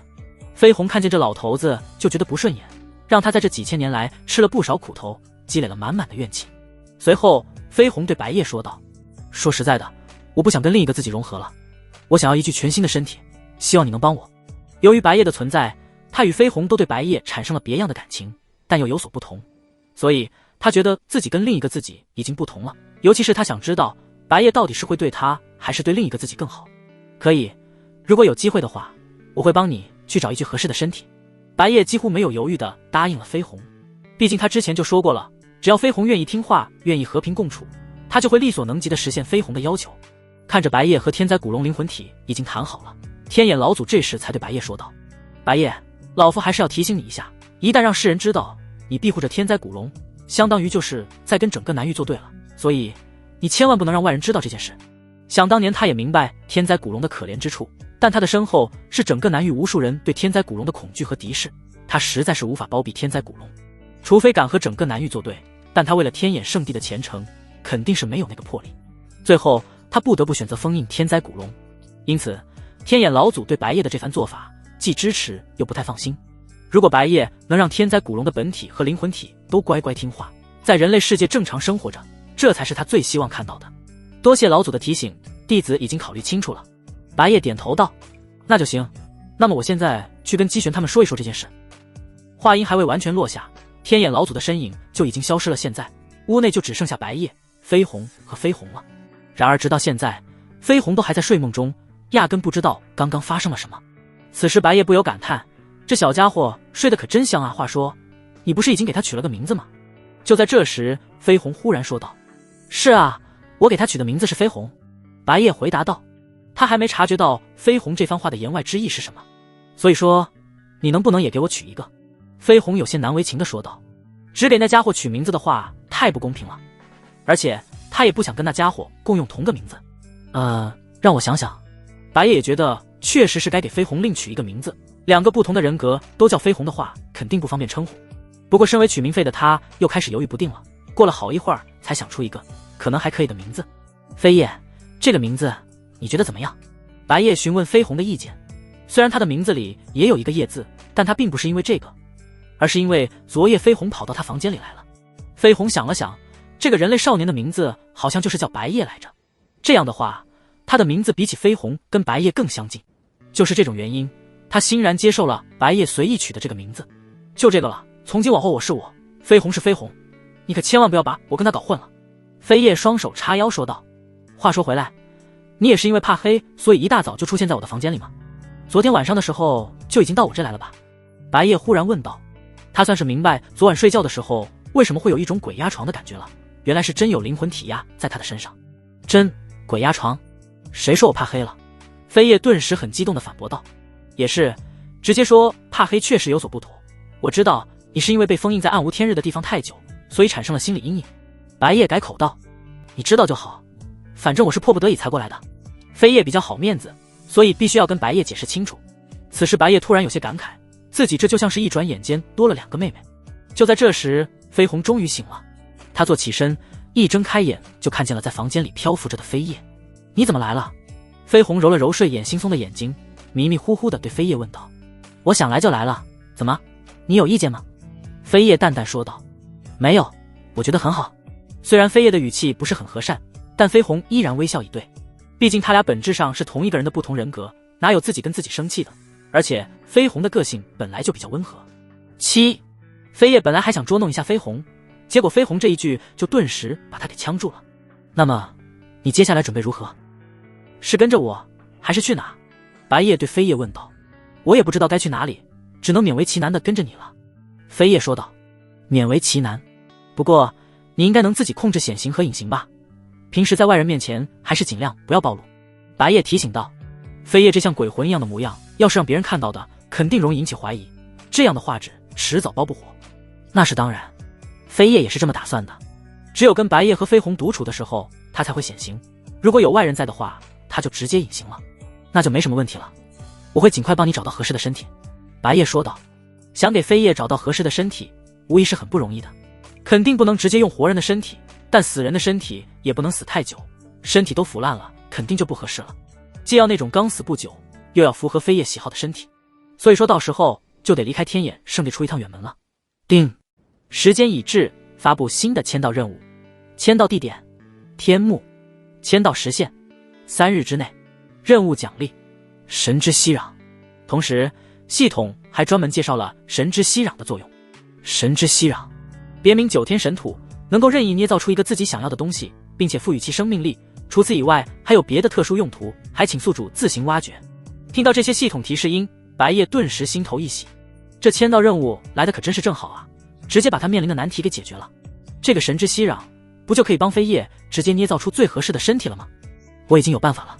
这时，白叶冷不丁的突然开口：“什么办法？”飞叶好奇问道。“我们准备去一趟天幕，可以帮你弄到最合适的身体。”白叶说道。所谓的天幕在南域是个很特殊的地方，因为南域比较有名的大人物死后都是专门埋葬在天幕，换而言之就是只有大人物才有资格被埋葬在天幕，普通人可没有这个待遇。在天幕中，尸骨能够保存许多年不腐烂，虽说人已经死了，一切都没意义了，但对后代来说能够成为一种信仰。前往天幕签到之后能够获得神之熙壤，这样至少不用在天幕刨别人祖坟，不然的话多少有点太冒犯了。天幕那是哪里？飞叶压根不知道天幕是什么。被封印前，他虽然已经在南域生活了1000年，但绝大部分时间都不外出，毕竟不管遇到人类还是妖兽都会发生不愉快的事情。我直接带你过去，到时候你就知道了。白叶说道。时隔数千年，天眼老祖终于归来，但只有极少数人知情，白叶、圣主和长老们这些人。天眼老祖与圣主交代了一些事情，就准备离开了。在离开前，天眼老祖最后还跟白叶说了一些事情。白叶，你听说过中州吗？有所耳闻，但基本不了解。白叶如实说道。他只听说过天玄大陆的人类领地分为4域1州，分别是东域、南域、西域、北域和中州，其中中州最为强大和神秘，他曾经了解到的就只有这么浅。在天眼圣地好好成长吧，南域迟早容不下你，等到时机成熟了就可以前往中州。天眼老祖也没有特意说什么事情，顶多只算是提了一嘴中州。弟子明白了。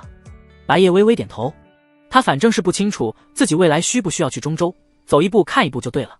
随后天眼老祖便离开了。你与天灾古龙的那些事情我已经听天眼老祖说了，我们不会对这些事情进行干涉，你自己注意一些就行了。这时圣主姬玄对白叶说道。好的，然后待会我想外出一下，去给飞叶弄个适合他的身体。白叶对圣主申请道。当然可以，直接驾驶灵剑去吧。话说飞叶是你给天灾古龙灵魂提取的名字吗？姬玄说道。没错，他和飞鸿估计不会再融合了，所以肯定要取个不同的名字更方便。白叶说道。随后白叶再次驾驶着上次那个灵剑，带着飞鸿和飞叶一起朝着天幕的方向飞去。看似是3个人，实际上顶多就只能算1个班，因为飞鸿的身材很娇小，而飞叶又是灵魂体，直接附在白叶身上都行。飞叶确实是能附在白叶身上，只不过不能像对其他人那样强行占据白叶的身体，而且他现在对白叶也不像之前那样的抗拒了，而是恰恰相反，对白叶依赖的不行，只不过不会那么明显的表露出来。此时此刻看着灵剑快速远去，姬玄突然为自己女儿感到有些担心，到时候飞叶也获得了身体，清场岂不是又要多出2个情敌了？再加上之前的那位灵剑仙子，总共就是3个情敌了。主要是清场还那么的不坦率，也不知道什么时候才能跟白叶有比较大的进展。忽然就在这时，一位长老走了过来。圣主，有一个与白叶有关的信封，但我没有找到白叶。长老并不知道白叶已经驾驶灵剑离开圣地了，他刚刚还去白叶的住处找人，结果没有找到。他有事已经离开了，什么样的信封给我看看。姬玄从那位长老手中接过了信封，打开来一看，发现是大前皇朝的白家送来的，也就是白叶的原生家族。扫了一眼信中内容，赫然发现白叶居然还有个未婚妻。只不过正当姬玄替女儿感到不妙的时候，却注意到信中的具体内容与退婚有关，也就是说未婚妻的家族即将前去白家退婚，所以白家通知白叶在7天内尽快回到白家。未婚妻名为赵凌雪，背后的家族是赵家。不过姬玄对于大前皇朝的势力构成并不太清楚，打算待会立马派人去调查一下赵家和赵凌雪的具体情况。此时旁边的长老也有些好奇地凑过来看了一眼，顿时就被震惊到了，这赵家赵凌雪什么来头，竟然想跟白叶退婚。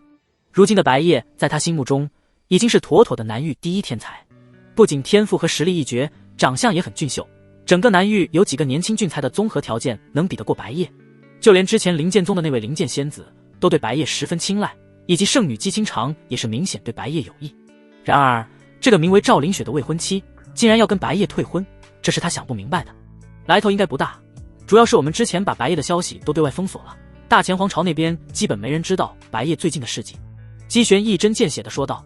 他们对白叶的认知显然还停留在之前白叶给别人的感受就是一个平庸少年，谁能想到他后来会在这么短短几天摇身一变成绝世天才。原来如此，我倒是忽略了这回事，这戏剧性可就太……长老不由可怜起了赵家和赵凌雪。原以为未婚夫是个平庸少爷，所以前去退婚，结果人家突然变成绝世天才，他能够预想到赵家那些人到时候肠子都要悔青，那赵家原本能够攀上大腿飞黄腾达的大好机会，就这样自己放弃了。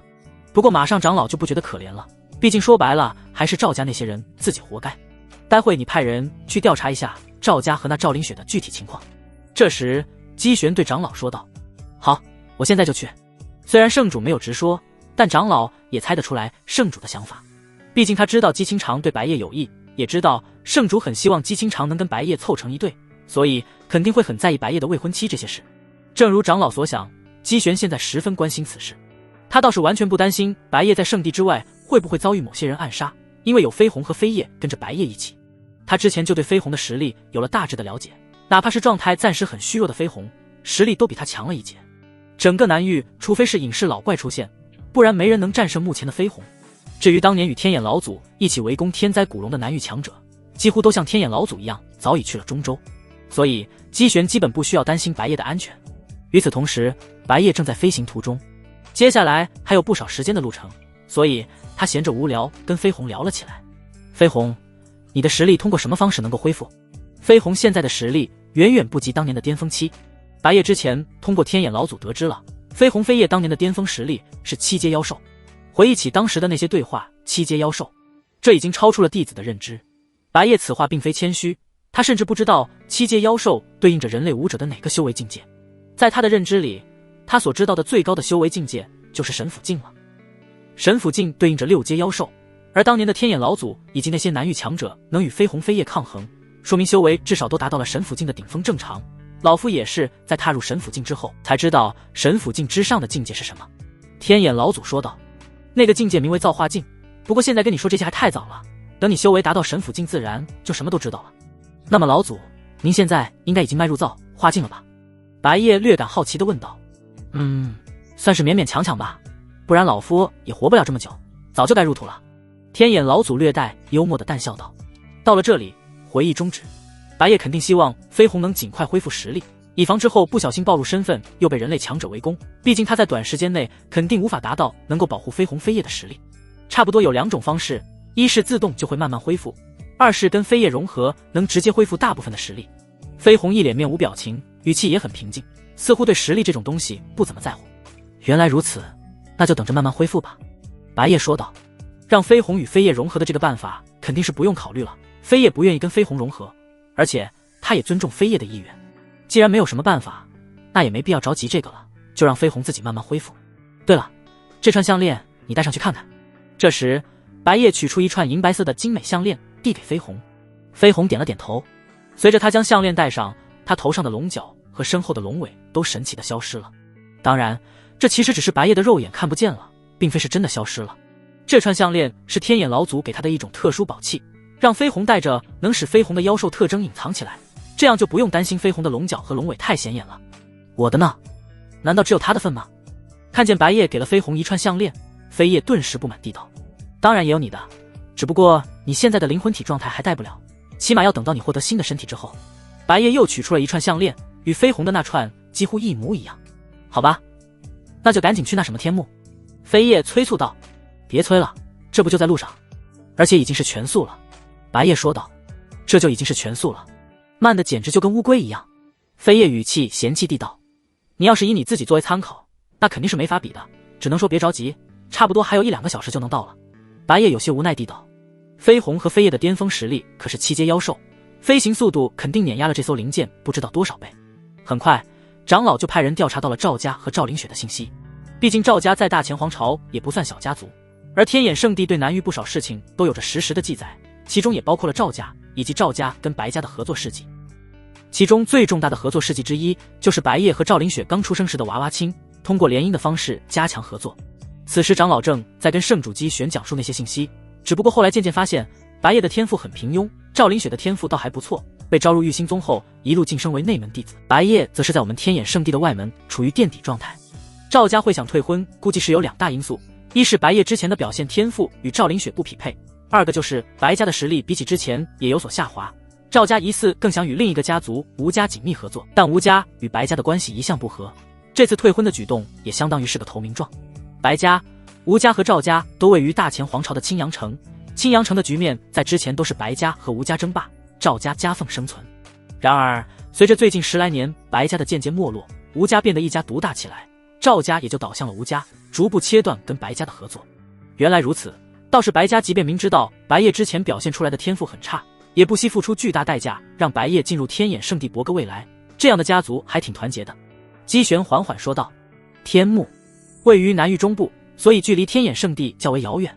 此时白夜终于抵达了天幕，眼前这一片几乎看不到边际的墓地便是天幕。天幕之中还有无数道结界屏障，那些都是各个大人物的亲属或者后代为了防止外人闯入甚至破坏墓地而建立的。这些各种各样的结界对白夜倒是没什么影响，他只需要在天幕范围内就行了。此时白夜已经降落到了地面，也已处于天幕的范围内。叮，检测到宿主已经抵达了签到地点，请在签到地点范围内保持1分钟，否则视为任务失败。1分钟的时间很快就过去了。叮，宿主签到成功，获得奖励神之息壤。白夜的手中顿时出现一团大概掌心大小的七彩泥土。只有这么点吗？白夜看着手中这点七彩泥土，顿时有些怀疑这真的够用吗？不管怎么样，先试试看吧。白夜随即对飞叶问道：就给你捏造出一具跟你自己一模一样的身体吧，不然的话，即便你想要其他模样的身体，我也没法想象出来。神之息壤的使用方式就是自己想象出一个具体的形象，然后神之息壤就会变成那个形象。好，飞叶几乎毫不犹豫地接受了，因为他肯定是更喜欢自己原来的形象。不过你要怎么捏造？也没看到什么能够捏造身体的东西，飞叶不由问道。就用这个。白叶将手中的七彩神土给飞叶看了眼，就只有这么点，能用来干什么？飞叶顿时质疑道。别说飞叶了，连白叶自己都有点会怀疑。然而下一刻就证明他多虑了。随着白叶意念一动，手中的七彩泥土随即有一小块飘了起来，然后快速变成他脑海里想象出来的飞叶的模样。眼前飞叶的灵魂体就是个参照物，所以基本上不会有任何误差。转眼间，一具完美的毫无瑕疵的身体就形成了，完全看不出来这是由泥土构成的。白叶摸了摸这具身体头上的龙角，发现也是十分真实。这神之息壤还真是厉害啊！就在这时，飞叶突然喊道：等等，你在乱摸哪呢？怎么了？难道不能摸吗？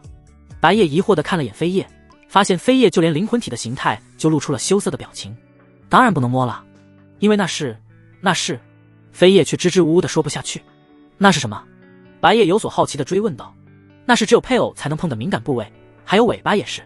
这时飞鸿倒是一脸淡然地说出了真相。原来是这样，白叶顿时长见识了，难怪飞叶会不好意思说出口。他估计害羞之类的情绪也在飞叶那边，反观飞鸿就能很淡定地说出口来。没事没事，反正你也还没进入这具身体，现在你进去看看效果吧。白叶语气有些抱歉地对飞叶说道。哼！飞叶轻哼一声，然后直接钻入那具新的身体。在飞叶进去后，仅仅不到3秒钟的时间，身体的双眼就睁开了，似乎飞叶已经能够自由控制这具身体了。感觉怎么样？白叶随即问道。还行，除了太久没有肉身，刚开始有些不适应，别的基本没有什么问题。飞叶张开了双手，然后又握拳，感受着这具全新的身体。毕竟飞叶以灵魂体的形态被封印了数千年，此时飞叶又有了一些新的发现。哦对，还有实力也是远不如前，各方面的天赋倒是没有什么变化，并且也能变回妖兽本体。白叶的脸色顿时变得有些惊讶，居然连这些都能继承。这神之息壤未免也太神奇了，不仅只消耗了一小块就能捏造出完美的身体，还能继承原先的一切能力。至于实力远不如前，其实这是很正常的，跟神之息壤没什么关系，只是被封印太久导致的实力衰退，就与飞鸿同理。实力衰退，这是封印所致，就跟飞鸿一样，慢慢的就能恢复了。白叶说道。然而就在这时，白叶突然察觉到有人正在快速靠近他，他立即警惕的扭头一看，却发现是一艘大型灵舰，就降落在他眼前不远处，很可能是为他而来的。但这并不是天眼圣地的大型灵舰，他根本不认识对方。随着舱门打开，几道人影陆续从灵舰内走出。白叶看着这几道完全陌生的人影，更确定了压根不是自己认识的人。你们……白叶正想问对方是什么人，然而他才刚开口，就有一位五官精美、气质高贵、身穿宫装长裙的绝色少女走了出来，神情忧郁地对白叶请求道：小女子须梦溪，恳求公子救救我太爷爷。白叶一时被整懵了，这到底是什么情况？那个，我好像不认识你们吧？白叶被整得自己都有点不自信了，自己难道什么时候与对方相识过吗？没错，小女子与公子是第一次见面。这番话看似解除了白叶的疑惑，但又给白叶带来了更大的疑惑。既然是第一次见面，为什么一上来就叫他救对方的太爷爷？抱歉，我还有些不太明白，你们到底是什么人？然后你太爷爷又是什么情况？白夜随即问出了心中的疑惑。我们都是太虚皇朝之人，我是太虚皇朝的皇女，我太爷爷身患重疾不治而亡，本来已经准备前来天幕安葬，但刚刚无意间发现公子有起死回生的神奇手段，因此想向公子求助。虚梦溪哀求道：恳请公子救救我太爷爷，不管什么条件我都会答应的。白夜顿时明白了，但也无语了。原来是因为对方无意间看见他给飞叶重塑身体，但似乎产生了误会，以为他能起死回生。太虚皇朝他倒是听说过，因为是南域的顶尖皇朝之一，甚至比那什么苍蓝皇朝还强不少。对方所说的太爷爷应该是太虚皇朝的前任皇帝，但这些跟他又有什么关系呢？说实话，连白夜自己都不知道神之息壤到底能不能起死回生。但不管怎么样，他也不可能随便为了不认识的人而使用神之息壤啊！即便神之息壤还剩2/3以上，他也不想当个烂好人。但我没有什么想要的条件啊，白夜说道。而且我也没有什么起死回生的能力，恕我无能为力。说完，他就牵着飞鸿和飞叶的手一起进入了灵剑。等等，公子。虚梦溪还不愿意放弃，但白夜已经不想搭理他了，而是直接驾驶灵剑启程。梦溪，还是放弃吧，那位公子明显不愿意帮我们。这时，有一位面相威严的中年男子对虚梦溪劝说道：可是他肯定有起死回生的能力，刚刚都亲眼看见了，他让那个女孩死而复生。虚梦溪语气坚定地道：不行，只要还有希望，就绝不能放弃。感觉那少年的身份应该很不一般，不然的话可以强行将他拦截，逼迫他帮我们。此时又有另一个人说道：这可不能随便乱来，万一他背后的势力是我们招惹不起的，那我们就惨了。其余人皆是秉持着反对的意见，也还好是他们没有这样的歪念头，否则的话飞鸿和飞叶就能送他们一起去跟虚梦溪的太爷爷见面。在离开天幕的这一刻，白夜的脑海里顿时传来了系统提示音：叮，现已发布新的签到任务，签到地点大前皇朝白家，任务实现7日之内，任务奖励5枚洗髓丹。听到这个签到地点，白夜顿时有些意外，下一个签到地点居然就是自己家。不过白夜现在还是打算先回天眼圣地再说，反正任务实现有足足的7天，压根不急这一时半会的。此时白夜也已经给飞叶戴上了那串项链，飞叶顿时与飞鸿一样，龙角和龙尾都隐形了，外人根本无法看见。他身上的衣服都是新衣服吧？我也想要新衣服。飞叶抱怨了起来，似乎觉得白夜不给他买新衣服就是不公平。我知道你很急，但你先别急，等回到了天眼圣地，我自然会带去你买新衣服。现在的飞鸿和飞叶喜好不同，性格不同，完全就像是双胞胎一样。相比于飞鸿，飞叶更加偏好灰黑色之类的衣裙。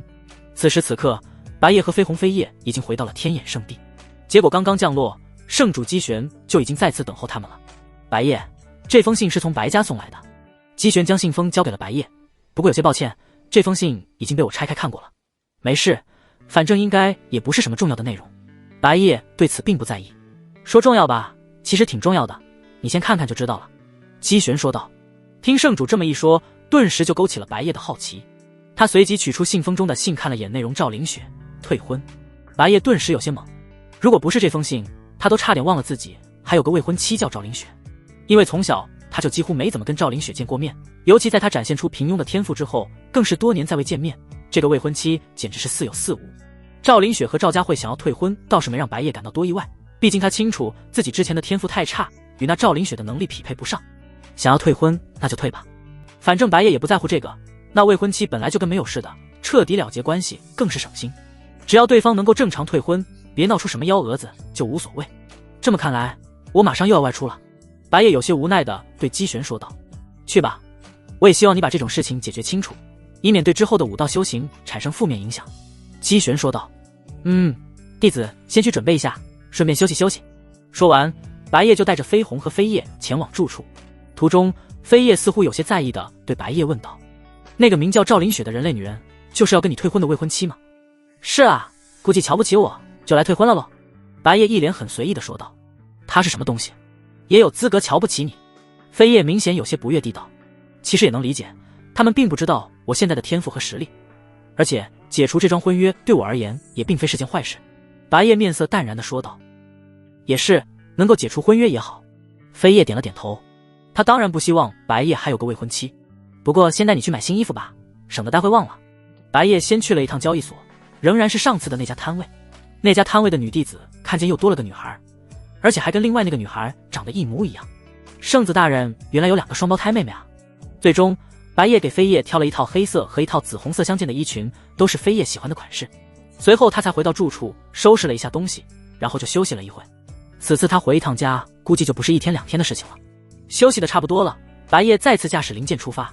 飞鸿和飞叶分别坐在白夜左边和右边的大腿上，一路上吵吵闹闹的。他们问白夜问的都是一些人类习性方面的琐事。大前皇朝距离天眼圣地倒是不算太远，也就1小时的路程。即便如此，当白夜抵达大前皇朝的时候，也有点口干舌燥了。终于到了，差不多已经快1年没回来了。看着眼前的皇朝边境，白夜呢喃自语地感叹道。然而白夜并没有意识到的是，从他这次离开天眼圣地不久后，姬清长就开始偷偷跟踪他了。此时就在他后方大概几千米的位置。姬玄其实对此知情，但他并没有阻止姬清长，因为他也希望姬清长能主动出击。在进入大前皇朝的领空之前，白夜先降落在边境接受检查。未经检查直接闯入大前皇朝领空的话，属于违反大前皇朝法律的行为。边境有大量的军队看守，负责检查白夜的就是这些人。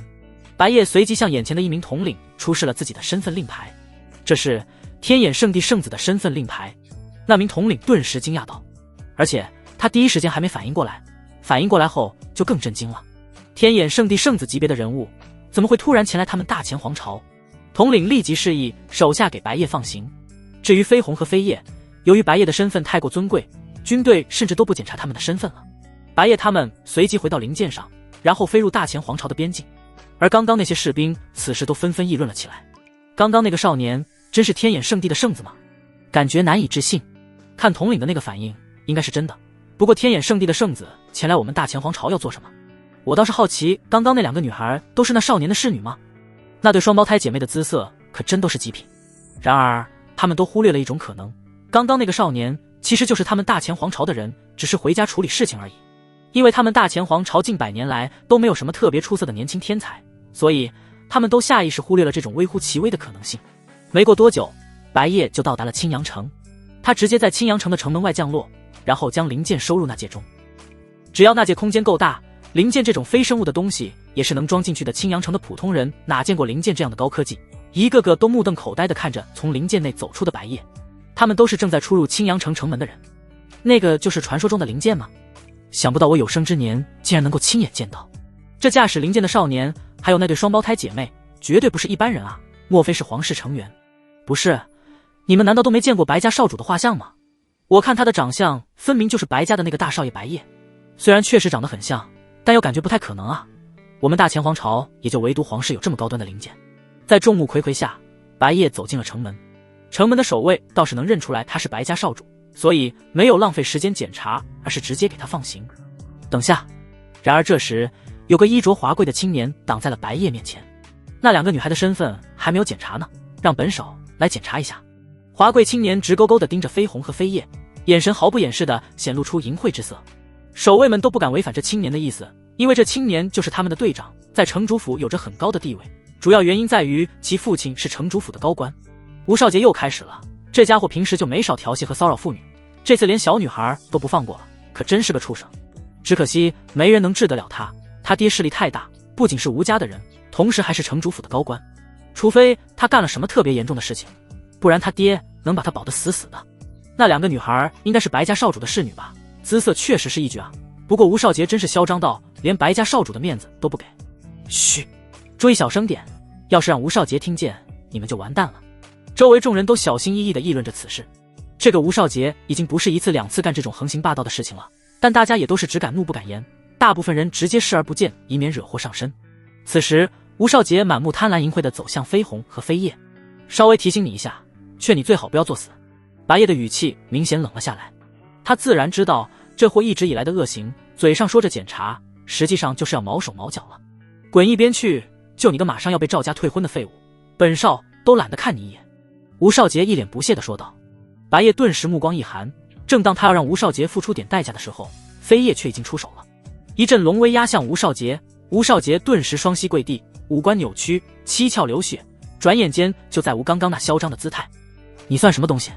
飞叶居高临下的俯视着吴少杰，冰冷的脸蛋上满是肃杀之色，原本正常的眼睛也变成了金色的龙眸。但此刻吴少杰的耳朵都已经聋了，意识也模糊不清了，压根听不见飞叶说了什么。至于周围众人全都已经懵了，个个瞠目结舌，他们完全没有看懂吴少杰为何突然就跪在地上，甚至痛苦的五官都扭曲了。明明他们也没看见有谁动手了，没有得到答复。飞叶也不再给吴少杰丝毫喘息的机会，直接一腿扫向吴少杰的头部。吴少杰顿时整个人飞了出去，就像折了线的风筝一般，随后砸在地上不省人事。此刻全场死一般的沉寂，吴少杰就这样死了。过了好一会儿，周围众人才从震撼之中缓过劲来。这是什么状况？吴少杰怎么突然就变成这样了？貌似就是那个黑裙少女动的手吧，一脚能把吴少杰直接踢飞，这力量绝对不是一般人能做到的。白家少主的侍女居然这么强，原本还以为他们要被吴少杰糟蹋了，结果反而是吴少杰被狠狠教训了一顿。虽然很解气，但这下白夜可就麻烦大了。以吴少杰他爹那小心眼，肯定不会放过白夜。白家现在本就处境困难，经过此事怕是要一蹶不振了。众人纷纷对此事议论道，他们没有一人能够认出白夜腰间的那块令牌意味着什么。毕竟在白夜之前，大前皇朝从未有天才成为过天眼圣地的圣子，普通人根本没有接触的途径，就更不用说这小小的青阳城了。没意思，太弱了。飞叶淡淡说道，然后他用手帕擦了擦鞋子，再随手扔了。刚刚把吴少杰踢飞的时候，他的鞋子自然与吴少杰的脸发生了接触，就连这样他都嫌脏，手帕也只用一次就扔了。此时白夜也不打算对吴少杰如何了，因为飞叶已经替他动了手。这下吴少杰就算不死，也至少会成个植物人。对于吴少杰这种人来说，成了植物人就是生不如死了，还不如死了痛快。这还是飞叶已经收了力的结果，否则刚刚那阵龙威要是毫不保留地释放的话，吴少杰的五脏六腑直接都会瞬间粉碎。看着队长趴在地上不省人事的凄惨模样，那些守卫全都懵了。按理来说，他们现在应该去把袭击队长的人抓起来，但实际上他们一直以来也都不太看得惯队长的恶劣行径，只是他们都不敢说什么。眼下这个情况多少有点大快人心，而且他们也不敢对袭击吴队长的那个黑裙女孩动手。吴少杰能成为队长，倒也不全是靠自己爹的关系，自身也是有点实力的。然而连吴队长的下场都这么惨了，他们贸然动手只会更惨。我们走吧。白夜不打算在这里多做停留了，直接带着飞鸿和飞叶前往白家府邸。在场没有一人敢来阻止他们，甚至守卫们都不敢轻易去碰吴少杰的身体，生怕引起他们不满。在白夜三人离开后，才有守卫去把吴少杰扶着送往城主府。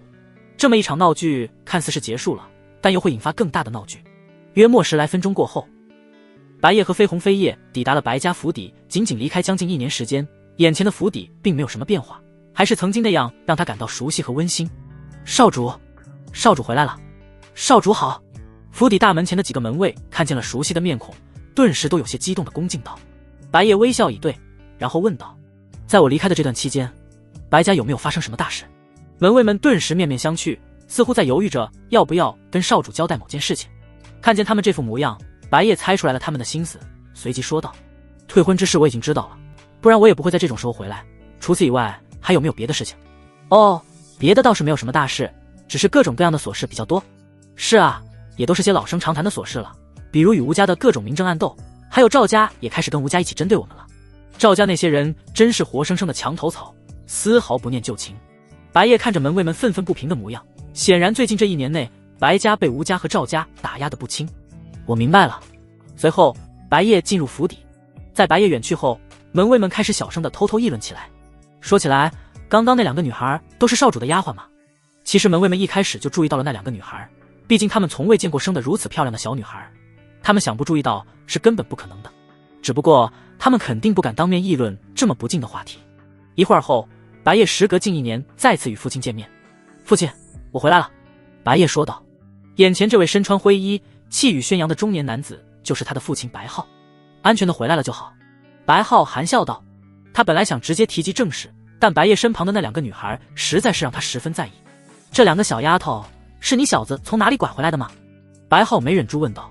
被父亲用古怪的眼神看着，白夜顿时略显尴尬的解释道，不是，他们怎么说呢，算是我的义妹吧。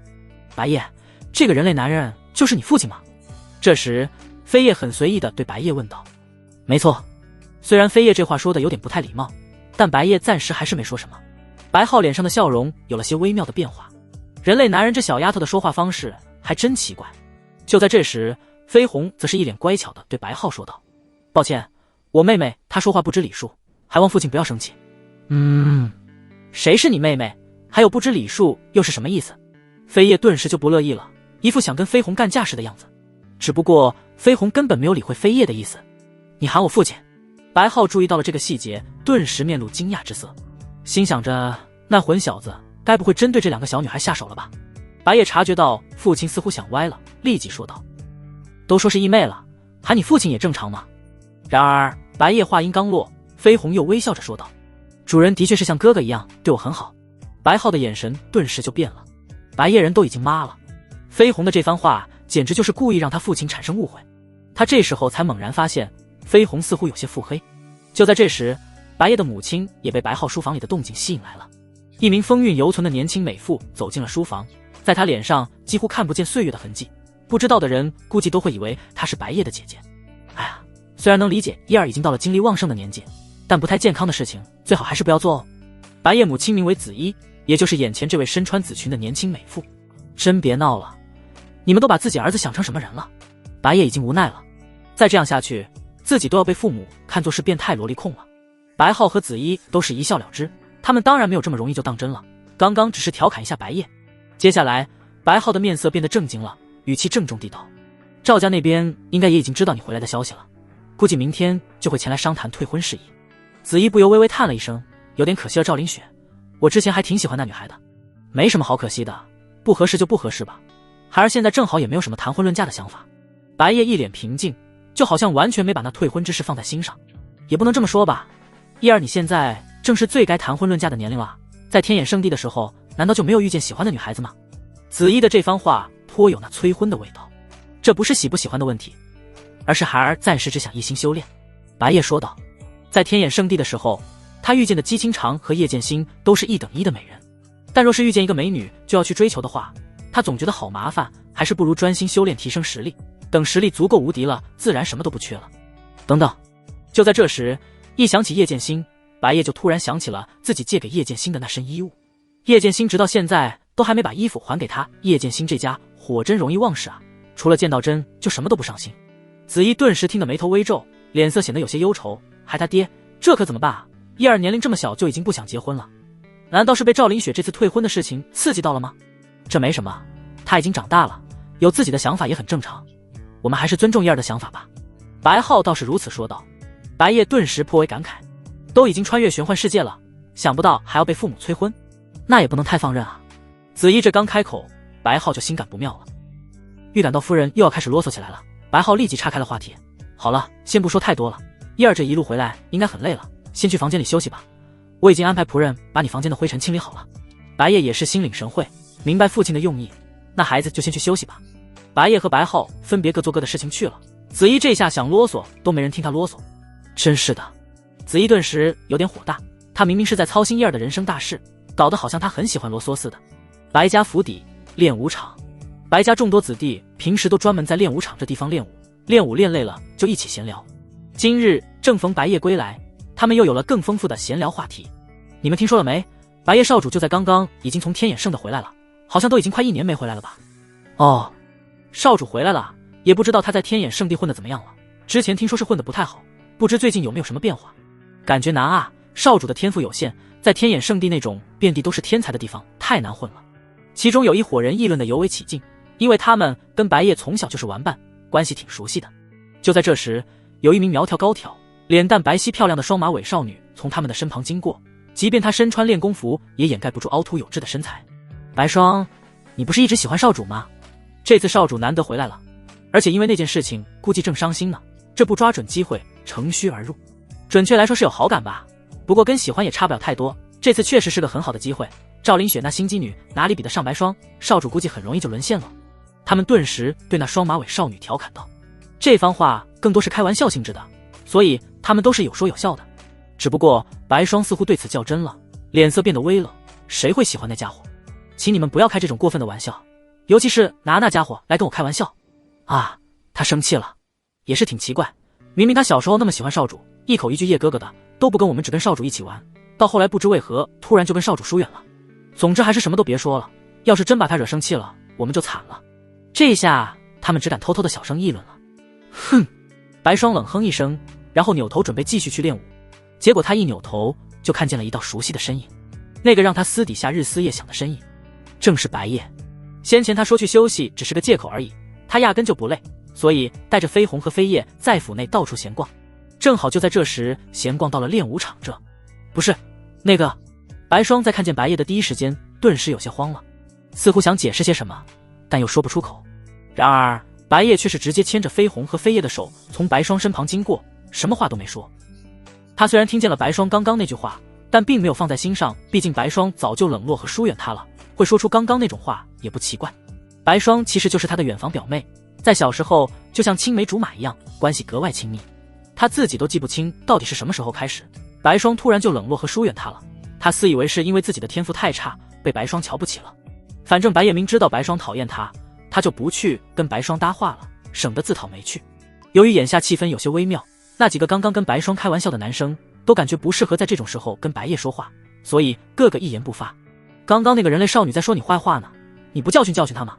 这时飞叶对白夜提醒了一声，没这必要，他也没对我怎么样，被讨厌就被讨厌吧，不去接触不就行了。白夜淡淡说道。此时他们已经走得比较远了，白霜并没有听见他们的这段对话。不过白霜仍然注视着白夜的背影，尤其在意白夜身旁的绯红和飞叶。白霜的俏脸上显露出有些复杂的神色。叮，检测到宿主已经抵达了签到地点，请在签到地点范围内保持半小时，视为签到成功，否则任务失败。叮，宿主签到成功，获得奖励5枚洗髓丹。此时白夜已经获得了签到奖励，这5枚洗髓丹都是高阶丹药，作用就是能够洗精伐髓，直接强化武者的体质。只不过白夜的天眼圣体已经太高级了，这洗髓丹对他的圣体的强化效果微乎其微。他寻思着，还不如把这5枚洗髓丹留着，可以拿去交易，换取对他有作用的宝物。洗髓丹这种东西相当于是无价之宝，只是对他没什么用而已，总能换到对他有用的宝物，或者也可以给自己重要的人使用，比如他的父母，当初为了他能拜入天眼圣地可是煞费苦心，即便如今父母仍以为他在天眼圣地的外门处于垫底，这次回来也没有责备他，估计是担心他受不了退婚的打击，不敢再进一步的刺激他了。就连一向严厉的父亲这次都对他温和了很多，等有机会了就分别给父亲和母亲1枚洗髓丹。白夜心中已经做好决定，随即将那5枚洗髓丹收进那戒存放好。父母比他更需要洗髓丹，他也想回报父母的恩情。今日除了少主白夜归来，白家还来了一位不速之客。姬清长一路跟踪白夜来到了青阳城，脸上戴着深色面纱，尽可能遮掩住了自己的美貌，但完美的轮廓是怎么也遮不住的。在经过大前皇朝边境和青阳城城门的检查时，他出示的都是天眼圣地普通内门弟子的身份令牌，而没有暴露自己的圣女身份，以免太过引人注意。现在姬清长已然来到了白家府邸门前。这位小姐，你不是我们白家的人吧？看见眼前忽然出现的姿色惊人的白裙少女，某个门卫不由问道。由于姬清长的美貌太惊艳了，惊艳到他们可以肯定白家没有这1号人物。我是天眼圣地的弟子，与白夜相识，请问能让我进去吗？姬清长轻声问道。如此悦耳好听的声音让门卫们心头一颤。眼前这位白裙少女，双眼和面部轮廓都美得惊人，声音也如此之动听，绝对是个超级大美人啊！而且还是从天眼圣地来找少主的，难道说跟少主关系不浅？这门卫们还是有些犹豫，因为按照规矩，他们是不能让非白家之人进入府邸的，但对方又是天眼圣地的弟子，还与少主相识，又不太敢怠慢，让这位姑娘进来吧。就在这时，子衣走了过来。家主夫人，门卫们立即恭敬地称呼道，并且也遵从家主夫人的意思，给姬清长放行。家主夫人，姬清长看着眼前的年轻美妇，很快就反应过来，意思就是眼前这位是白夜的母亲。我是白夜的母亲子衣，你找我家燕儿有什么事情，可以先跟我说说。子衣示意姬清长与她一起进去。同为女人，子衣一眼就看得出眼前这位白裙少女容颜绝美，如此美人既然直接找上门来，身为白夜母亲的她自然十分欣喜。本来她刚刚还正在为燕儿的婚姻大事操心，结果突然就来了一位自称与燕儿相识的绝美少女。子夫人，我其实只是有些小事情要跟白夜商量一下。此时姬清长的内心有些不知所措，因为他刚刚对门卫说的找白夜有事其实只是个借口，并不是真有什么重要的事情，所以被白夜母亲这么一问，他都有些不知道该怎么回答了，只能勉强地圆一下这个借口。他之所以会一路跟着白夜来到这里的真实原因，就是那件退婚之事，而且突然就跟白夜的母亲见面了，姬清长也不由有些紧张，还好有那深色面纱掩饰住了他脸上的那丝羞红。看来是不方便说啊。那好吧。实际上子怡已经察觉到了一丝端倪，但他看破不说破，也没有继续追问。不过叶儿现在正在府内到处闲逛，我待会就派人去叫他过来，我们就先喝茶聊一聊吧。子怡微笑着说道。好的。姬清长略显乖巧的点了点头。子怡顿时用意味深长的目光看着姬清长，就像是在看自己未来的儿媳妇一样。这小姑娘又漂亮又讨喜，让她越看越喜欢了。在专门招待贵宾的房间内，子怡亲自为姬清长沏茶。话说你叫什么名字呢？是怎么认识燕儿的？这时子怡突然问了起来。姬清长这才反应过来，自己到现在都还没报上姓名。可能是因为跟白夜的母亲见面，让他内心无法平静，连这最基本的行为都忘了。抱歉，是我疏忽了，我的名字是姬清长。姬清长连忙说道没事没事，原来是姬姑娘。此时的子怡仍然不知道，眼前的这位姬清长其实是天眼圣地的圣女，同时亦是圣主之女，身份无比尊贵。那么姬姑娘是怎么认识燕儿的呢？能告诉我吗？子怡继续好奇地问道。姬清长沉思了一会儿才开口道，就是很普通的认识的，毕竟都是同门弟子，平时也都经常能够见面。他肯定没法说出实话，实话就是白夜闯入他的房间强吻了他，这种话他怎么可能好意思说出口，尤其对方还是白夜的母亲。这样子怡继续有意地问道，那你感觉叶儿这个人怎么样？优缺点都可以评价一下。说的太直接的话感觉不太礼貌。姬清长对此有些为难。无妨，尽管评价，我想听听你对叶儿最真实的想法。子怡毫不在意地道。好吧。姬清长都没意识到自己已经陷入了子怡的话题陷阱。白夜他就是个闷骚色狼，但心地不坏，而且很有责任心。听完姬清长说的这些对叶儿的评价，子怡的心里顿时就有数了，嘴角微微一扬，脸上的微笑愈发灿烂。子怡紧接着试探地问道，所以你喜欢我家叶儿吗？11。姬清长刚发出声音就连忙捂住了嘴，差点就下意识地直接开口说喜欢了。他的脸蛋愈发羞红，甚至都已经蔓延到耳根，这下面纱也遮掩不住了。此时子怡的眼神别有深意，就像是看破了一切。眼下的气氛让姬清长颇为尴尬，都不好意思跟子夫人对视了。然而就在这时，房门突然被人推开。姬清长正觉得自己得救了，下一刻却发现来者正是白夜。姬清长，你怎么来了？白夜一进门就问道。他本来还有些不信，因为他想不明白姬清长为何要特意跑这么远来上门找他。理应来说最近也没有什么很重要的事情了吧。姬清长这下心里顿时绝望了，谁来不好，偏偏来的是白夜这家伙。刚刚他的口误要是让白夜知道了，那他就真羞耻的没脸面对白夜了。这位姬姑娘特意万里迢迢的来找你，你怎么能一上来就说这种话？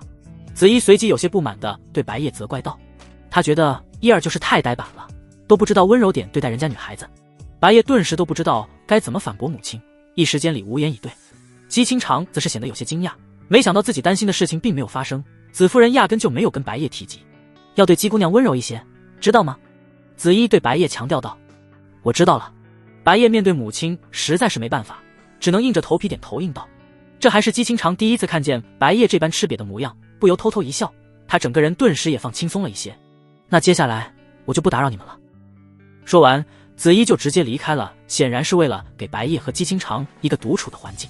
待母亲离开后，白夜微微叹息，这才再次对姬清长问道，所以你这次过来有什么事情吗？没有什么事情，只是听说你退婚的事情，就好奇来看看。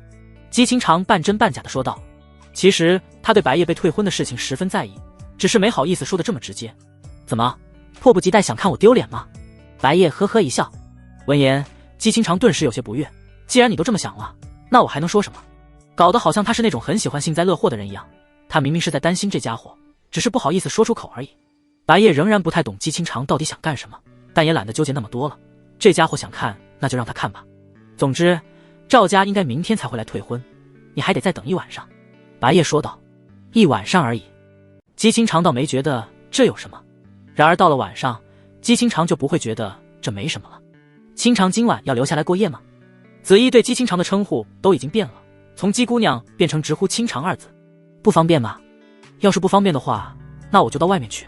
姬清长想说的是去外面找个客栈过夜，但他的话还没说完，子怡就已经开口道，当然方便啊，就在我们府内过夜吧。哦，好的。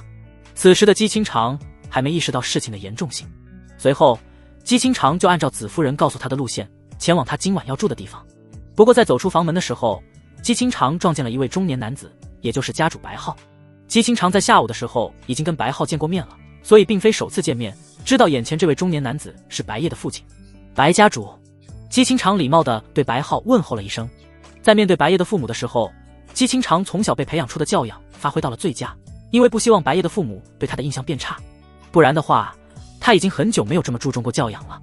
之前在天眼圣地的时候，直接无视别人都是常态，面对女弟子还好些，面对男弟子那就白浩点头回应，去好好休息吧。在姬清长远去后，白浩略显担忧地对子衣说道，这样真的好吗？对他隐瞒真相。所谓的真相指的就是刚刚子衣告诉姬清长的地方其实就是白夜住的房间，他故意想给白夜和姬清长制造独处的机会，不然的话以他对叶儿的了解，很担心叶儿太呆板会错过这么优秀的姑娘。没事，我能肯定那个女孩对我们家叶儿的好感不小，她肯定不会介意的。子衣很有信心地说道。希望吧。这时白浩又说道，不过我总感觉她的名字不太一般。姬清长的这个姬姓，他总感觉自己好像在哪里听说过，而且这个姓氏背后的势力很不简单，但他一时半会又怎么都想不起来。他自称是天眼圣地的内门弟子啊，能成为内门弟子的天才，背后势力不一般也正常。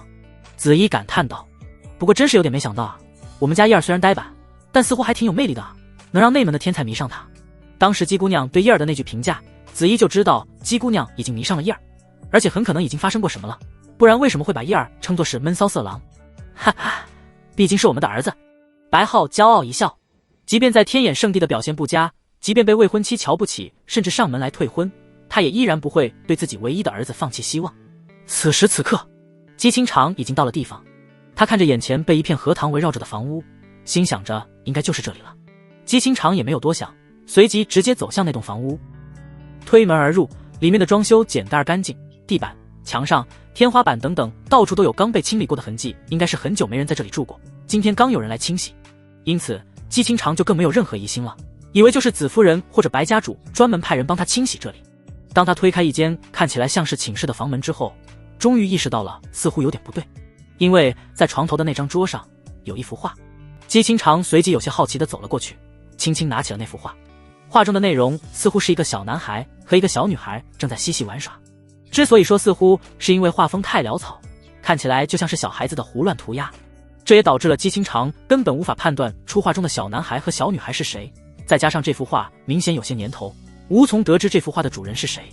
然而就在这时，姬清长忽然听见门外传来了声音，而且声音由远及近，越来越大，尤其还能听得出来是白夜的声音。这是白夜的声音，他怎么来了？难道这里是他的房间？姬清长的心里顿时下意识就慌了，第一反应就是想找个地方躲起来，但显然是已经来不及了。此时白夜已然推开房门，二人相互对视，白夜顿时懵了，姬清长则是脸上浮现一丝惊慌羞涩。姬清长，你怎么会在我房间里？白夜顿时惊疑道。闻言，姬清长骤然心头一颤，这里果然是白夜的房间。子夫人却等下。这时姬清长突然反应过来，难道子夫人是故意这样做的？可是姬清长的脑子已经乱了，搞不清楚头绪，只能先连忙跟白夜解释道，不是的，是子夫人叫我来这里的，我不知道这是你住的地方。原来如此，我知道了。白夜倒是很平静地接受了姬清长的这个解释，因为他知道母亲确实是很可能会做这种事情，所以几乎毫无怀疑地相信了姬清长的解释。白夜顿时有些无奈，母亲也真是的，居然这样对待客人。看着姬清长那有些不知所措的样子，白夜微微叹了一声，既然来都已经来了，今晚就在我这住下吧。姬清长的脸蛋顿时变得更红了，明明十分害羞，他却鬼使神差的并没有拒绝。若是换做以前的他，是绝对不可能在异性的房间里过夜的。此时的姬清长似乎是在隐隐期待着什么事情，毕竟这房间里也就只有这么一张床。然而下一刻，白夜反手从那戒里搬出了一张床，还好他之前脑子一抽，把当时那张用不到的新床直接放进了那戒，这种时候倒是正好派上用场了，不然的话姬清长今晚都没床睡。白夜压根就没有想过让姬清长与他睡在同一张床上，毕竟他觉得姬清长肯定会对此感到厌恶，否则即使有飞鸿和飞叶在，再加个姬清长也还是挤得下的。姬清长顿时有些错愕，同时还有一丝丝失望。怎么了吗？还是说嫌弃这床太普通了？白夜对姬清长的反应有些疑惑。不是，什么都没有。姬清长立即使自己的神色恢复了平静。那就准备洗洗睡吧，时间也不早了。说完，白夜沉默了一会儿，才又说道，那么你先洗还是我先洗？你先吧。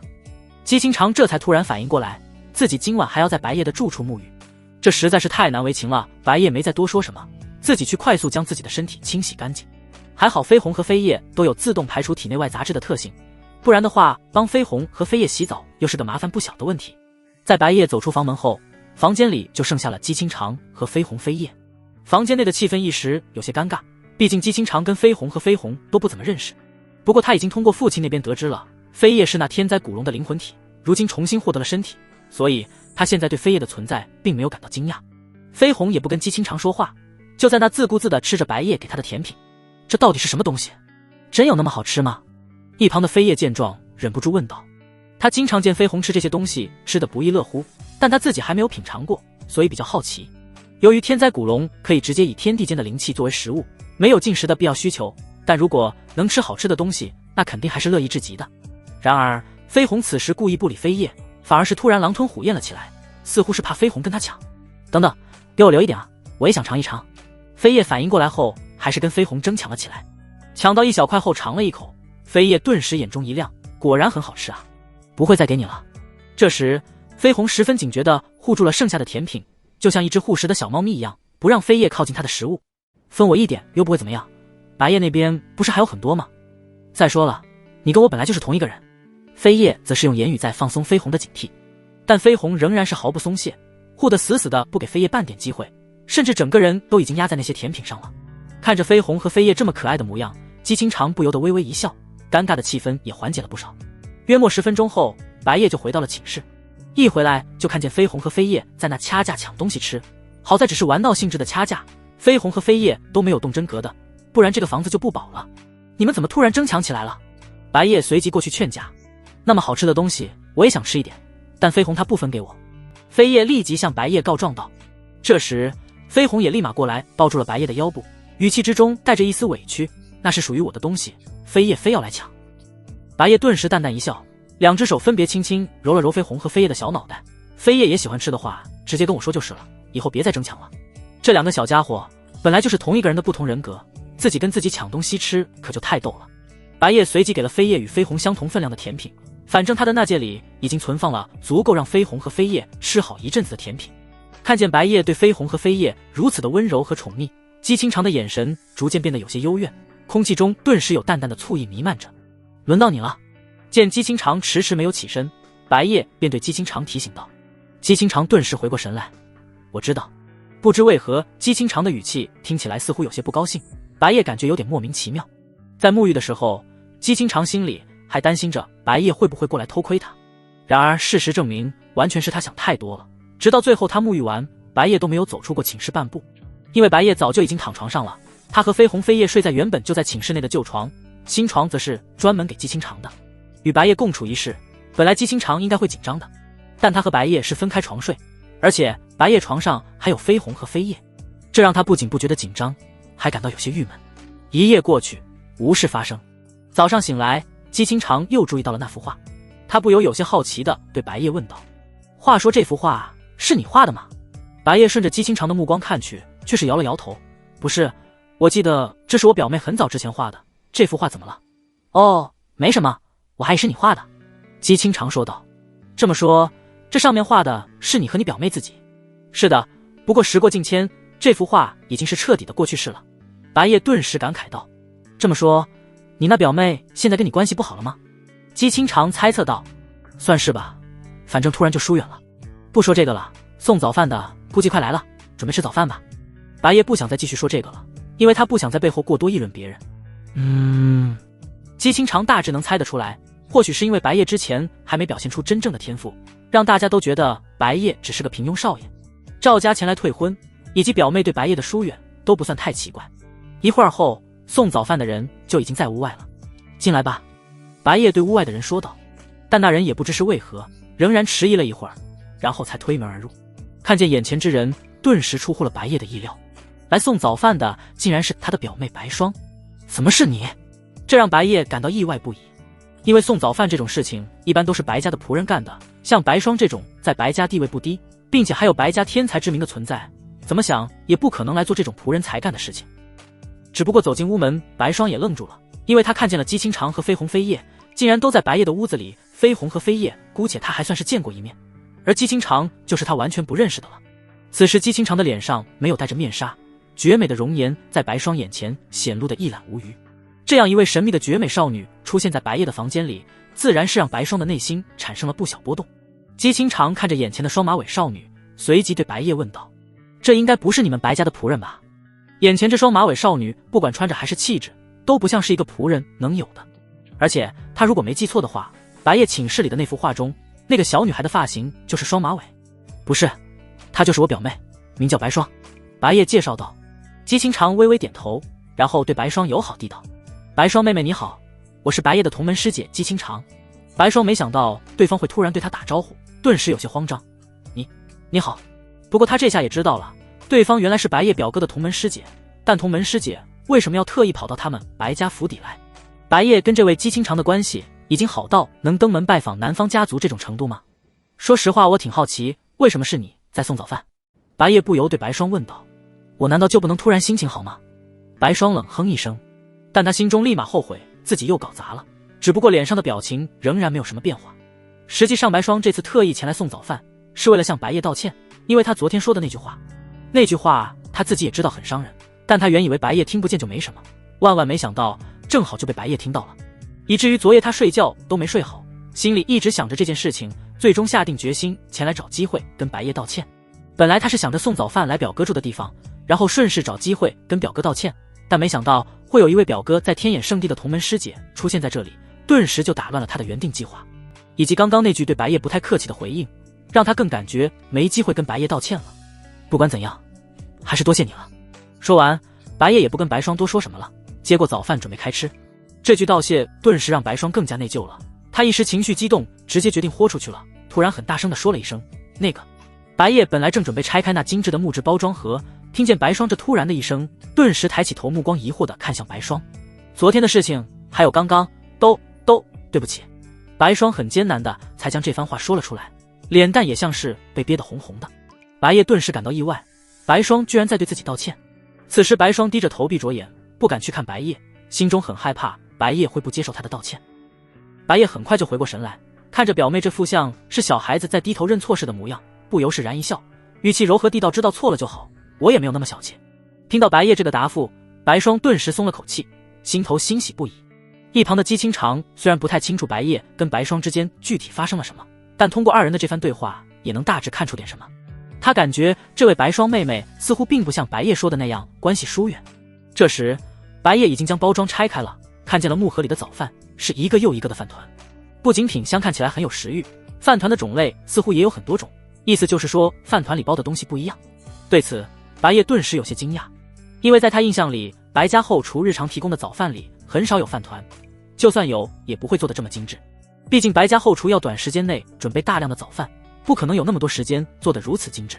而且白夜还记得小时候白霜第一次亲手为他做的早饭就是饭团，虽然那时候做得非常差，堪称黑暗菜肴，也是正因如此让白夜的印象尤为深刻。不过这么多年过去了，白霜的手艺这是见长了，好不好吃还不知道，至少看起来很好看。白霜，这些是你做的？白夜顿时问道。是的，白霜很小声地说道，但我只做了一份。他只做了白夜的那一份，没想到足足有4个人在这里。没事，绯红和飞叶可以吃别的东西，倒不如说他们最喜欢吃的就是那些了。白夜说道。至于姬姑娘的话，我们2个分着吃应该也差不多够了。随后白夜把一半的饭团分给了姬清长，二人随即开始品尝了起来。此时白霜看了看白夜，又看了看姬清长，尤其是白夜会有什么反应让他很期待。很好吃，手艺比一开始提升了好多。白夜评价道。闻言白霜顿时心头一喜，这些年来他经常都在练习制作这些饭团，就是为了能有这么一天。一会儿后姬清长忽然开口问道，白霜妹妹，看你也不像是讨厌白夜的样子，为什么你们会疏远呢？此时白夜有些惊讶地看了眼姬清长，他自己一直以来都没问过白霜这种问题，想不到倒是姬清长帮自己问出来了。这个白霜明显脸色微变，也一副难以开口的样子，因为他单纯只是因为长大了，若是还像以前那样黏着表哥，不仅自己会觉得难为情，别人还会笑话他。很好面子的他为了不让人笑话，就故意疏远了表哥一些，只是没控制好这个度，疏远的有些太过头了。因为不想被人笑话，这么大了还天天黏着表哥，以前就有人用这种事情取笑我。白霜很不好意思的将原因说了出来。原来如此，白夜这下终于是明白了。联想到自己的处境，白霜被取笑的原因也很容易就能猜得出来，那就是他在白家并不受所有人待见，他虽然身为少主，但天赋平庸，势必会有不少人在背后对他指指点点。而白霜如果太亲近，他肯定会被人调侃甚至取笑。尤其在他拜入天眼圣地的时候，父亲为了他付出了不少代价，那些都是调用的白家的资源，这种行为绝对引起了很多人的不满。对不起。这时白霜又说了一声对不起，为自己的过度疏远而感到后悔。没事，这不怪你，要怪也只能怪我之前太无能了。白夜语气温柔地道。不是他们的要求太苛刻了，表哥明明已经很努力了。白霜对此感到愤愤不平。没事，你表哥现在已经今非昔比了。这时姬清长说道，他已经发现了白家这些人似乎都不知道白夜如今的真实天赋有多强，估计仍以为白夜是平庸的外门弟子。白霜面露些许疑惑之色，有些没明白姬清长说的什么意思。难道表哥在天眼圣地成功逆袭了吗？就在这时，突然又有人来到了房屋门前，而且脚步听起来急匆匆的。一名仆人快步走进了屋内，连忙对白夜说道，少主，以赵凌雪为首的赵家之人已经来了，长老们通知你赶紧过去。说完，他才注意到房间里远不止少主一人，白霜小姐以及3位没见过的面孔都在这里。我知道了，待会我就过去。白夜淡然说道。消息已经传达到了，仆人随即也退下去了。随后白夜对他们说道，那么我先过去了，你们自己随意。然而飞鸿和飞叶一刻也不想跟白夜分开，二人直接分别牵住了白夜的左右手。我也想一起去。白霜立即说道。姬清长虽然没说话，但行动起来可没比白霜慢半步。毕竟他之所以特意前来白家，就是因为这个退婚之事。发现他们全都一起跟过来了，白夜顿时有点无语。此时此刻，白夜已经抵达了白府的议事大厅，白家高层以及赵家一行人都在大厅内等候白夜。一进大厅，白夜就顿时感受到无数道目光朝着他这边汇聚而来。白夜则是第一眼就看见了赵凌雪，一名身穿蓝裙的少女，面容姣好，但美貌相比于姬清长和叶剑心显然逊色了许多。只能说在青阳城算是不多见的美女，但若放在男欲层面就远远不够看了。其实白夜这么多年没见过自己的未婚妻，他几乎都已经忘了对方长什么样，但大厅内除了他认识的以外，就只有这个蓝裙少女了，所以很简单就能判断出来谁是赵凌雪。此时白霜走到了大厅的角落，毕竟她不是今天的主角。你就是白夜？赵凌雪正好与白夜对视，直接问道。同时他注意到了白夜身旁戴着面纱的白裙少女，以及2个看起来是双胞胎的女孩。正是在下。白夜淡淡说道。面对大厅内众人的目光注视，他的脸色仍然从容不迫。赵凌雪意义不明地凝视了姬清长2眼，没再回应白夜。其余的赵家之人也都似乎很在意姬清长和飞鸿飞叶，毕竟美貌皆是过于惊艳，而且也不像是白家的人，为何会与那白夜一起出现在这里？一二，来这边坐。这时子衣对白夜招了招手，一张椭圆形的长桌几乎已经坐满了人，也就家主白浩和家主夫人子衣旁边还有个空位，显然是留给白夜的。白夜点了点头，立即入座，而赵凌雪就坐在他的正对面。飞鸿和飞叶没地方坐，直接习惯性地坐在了白夜的大腿上，因为之前在乘坐灵剑的时候习惯这样了。虽然这种行为在正式的场合有点不好，但白夜并不想给上门退婚的赵家多余的尊重，所以就任由飞鸿和飞叶坐在他的左右大腿上。姬清长则是站在白夜的身后，始终一言不发。叶儿，看着飞鸿和飞叶这样的举动，白浩想对叶儿提醒一声。某些白家长老眉头微皱，对面的赵家之人也是明显对此有些不满。飞鸿不在乎这些，但飞叶注意到那些人的眼神和神态，就顿时不乐意了。怎么？你们有意见吗？飞叶的语气冰冷，身上顿时有一股龙威爆发而出。不过他没有特意针对哪个人，龙威的气势也控制得比较微弱，只是想起到威慑的作用，龙威只覆盖刚刚对他有意见的那些人。即便如此微弱，那些人也顿时都被吓得不轻。此时他们都感觉自己像是被无比恐怖的凶兽盯住了一样，惊得脸色骤变。尤其是修为较低的赵凌雪，被吓得脸色煞白。你！就在这时，赵家那边有人正想拍桌而起，却是被坐在赵凌雪身旁的老者制止了。这位老者正是赵家的大长老赵平远，在赵家的地位和威望仅次于家主。那人虽然不明白大长老为何要制止他，但他只能照做，不敢违背大长老的意思。当然没有意见。只见赵平远向飞叶让步了，他已经意识到了眼前这个小女孩的实力绝对不简单，否则肯定爆发不出刚刚那样的气势。其余的赵家人也对此多少有所察觉，所以能够理解大长老的让步。但这女孩到底是何方神圣，为什么会跟白夜在一起，而且似乎还很亲近的样子？白浩和紫衣也是一脸惊讶，没想到飞叶居然这么强。叶儿，这到底是从哪认的医美？此时白夜面不改色，对赵家之人淡淡说道：“直接开始说正事吧。你们不是想解除婚约吗？把婚书拿出来吧，以及当初的礼金也退回来。解除婚约其实很简单，双方商量都同意了，然后双方得到的礼金和陪嫁都交还给对方，并将2份婚书直接撕毁，这样解除婚约就完成了。只不过当初白家给了礼金，但赵家一直还没有给陪嫁，直到今天来退婚了。其实退婚这2个字就已经表明了赵家的态度，赵家必然是来者不善的。婚书在这，但礼金，这些年来我们与你们白家的合作，给你们白家带来的利益早就抵过那些礼金了。”赵平远说道。婚书已经被他放在了桌上，但当年的礼金明显是不愿意返还了。其实本来赵家想盛气凌人的羞辱白夜以及白家一番，给吴家做做样子看，但刚刚那黑裙小女孩的恐怖气势让赵平远顿时打消了这个念头，以免惹到了不该惹的存在。这样耍赖可就不太好了吧？白夜双目微微一眯，所谓的那些合作，白家固然得到了利益，但搞得好像赵家就没有获得利益似的，不然合作2字不就成了笑话吗？所以赵家这番言行纯粹就是耍赖，不想把当初他们给的礼金还给他们。再说了，那些礼金相比于白公子当初拜入天眼圣地时付出的财力，也完全不值一提吧。赵平远阴阳怪气了起来，这番话明显是在暗讽白夜当初浪费了白家那么多的财力，言外之意就是能浪费那么多财力让白夜去做毫无意义的挣扎，何必在意当年那点礼金？闻言，白浩和紫衣顿时眉头一皱，白家长老们的脸色也有些难看。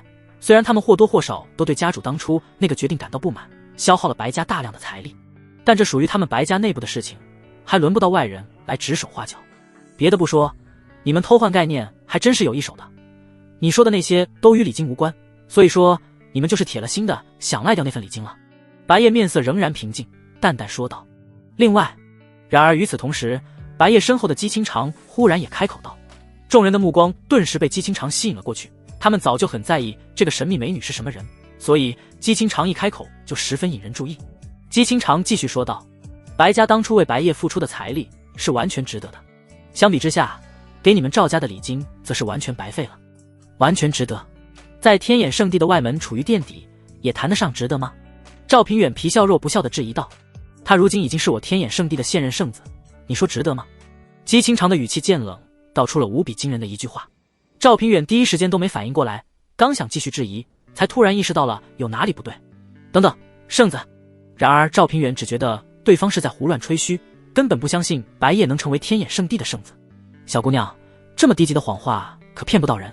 赵平远呵呵一笑，其余赵家之人也是这么想的，就凭白夜那平庸的天赋，在天眼圣地那种地方就只有垫底的份，想成为圣子也就在梦中才有可能实现。赵凌雪则是轻蔑一笑，以他在青阳城数一数二的天赋，拼了命也才勉强在玉心宗成为内门弟子，而天眼圣地至少比玉心宗高了一个档次，凭白夜那天赋想成为圣子简直就是痴人说梦。别说赵家那些人了，就连白家自己人都不敢相信姬清长说的话，毕竟他们比赵家之人更清楚少主的天赋。此时白浩和紫衣相视了一眼，都从对方眼中看出了不可思议的神色。关键在于在场除了白夜、白霜和绯红飞叶以外，唯独他们2人知道姬清长自称过自己是天眼圣地的内门弟子，所以姬清长说的话其实还是很有可信度的。但这话未免也太难以置信了，眼下局势的发展有些出乎了白夜的意料，没想到姬清长会突然帮他说这些话。面对众人的质疑，姬清长的手中突然出现了一柄利剑，剑尖直接指向了赵平远，一阵修为气势毫无保留地压向赵平远。见姬清长一副要动手的样子，赵家之人也坐不住了，欲要起身与姬清长对峙。因为姬清长的修为气势只针对了赵平远，其他人一时间里还没察觉出来姬清长的修为高低。慢着！赵平远连忙阻止了其他人，只见他的脸上已经冒出了不少冷汗，眼中满是惊恐之色，仿佛已经意识到了什么。没错，赵平远已经察觉到了对方的修为距离开天境已经不远了，估计是在灵海7重到9重之间，而赵平远自己的修为也不过是在灵海8重，即便青阳城明面上的最强者，也就是城主，修为都才灵海9重。眼前的白裙少女如此年纪轻轻就能拥有青阳城最高层次的修为，绝对是某个超级势力的顶尖天才。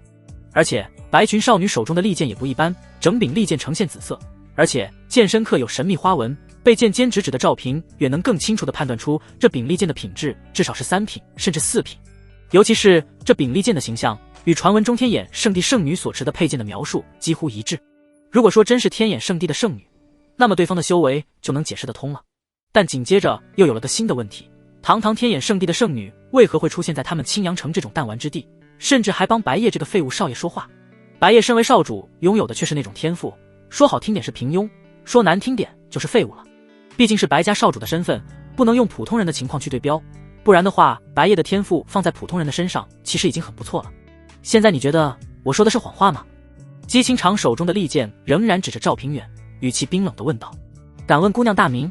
赵平远的语气听起来明显就已经怂了，察觉到大长老很明显在示弱，赵家众人的内心顿时都无法平静了。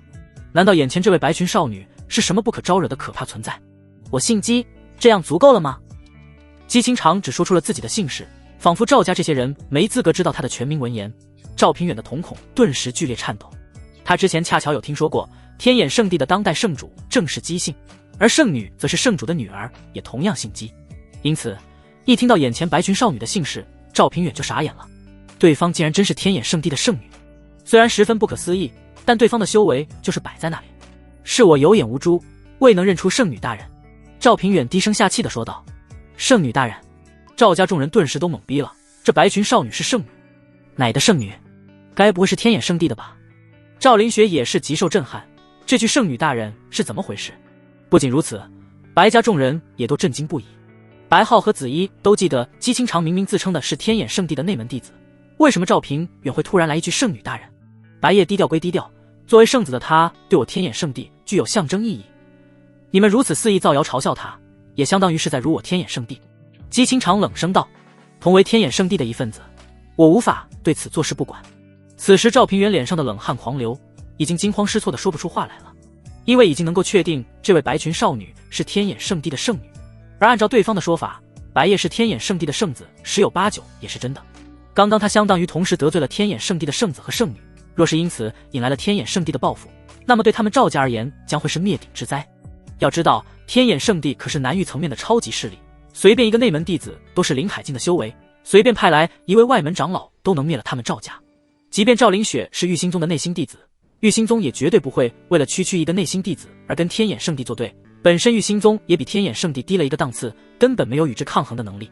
至于吴家就更不用说了，且不说还算不上他们赵家的靠山，就算吴家已经是他们的靠山，也只有被天眼圣地随手灭族的份。赵平远实在是万万没想到，今日气势汹汹的前来白家退婚，竟然会给自己赵家带来灭顶之灾的危险。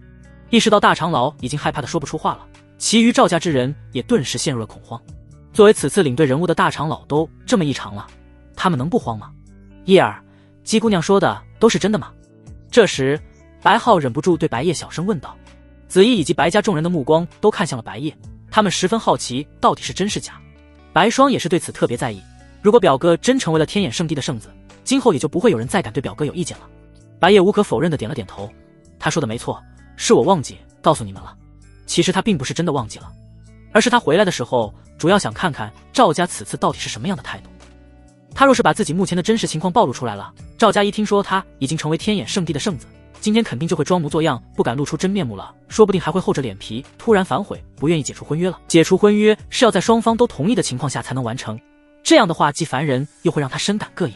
而此次通过赵家的来势汹汹，以及连当初的礼金都要耍赖，白夜就认清了赵家的态度，肯定是没想和平的解除婚约。如果飞叶一开始没有给赵家那些人一个下马威的话，赵家估计就不只是赖掉礼金了，还会变本加厉的羞辱他，羞辱白家。竟然是真的！白浩顿时欣喜若狂，又震惊又狂喜。子衣几乎下意识就惊喜地抱住了白浩的胳膊，长老们也都一副快要坐不住的样子，差点就激动地拍桌起了。白霜则是发自内心的为表哥感到欣喜，表哥终于能够打破所有人的一切质疑了。这块令牌就象征着圣子的身份，只不过你们似乎都没有认出来。白夜淡笑着说道，而且若是告诉你们了，一旦让赵家听到了消息，岂不就见不到他们刚刚那样的嘴脸了？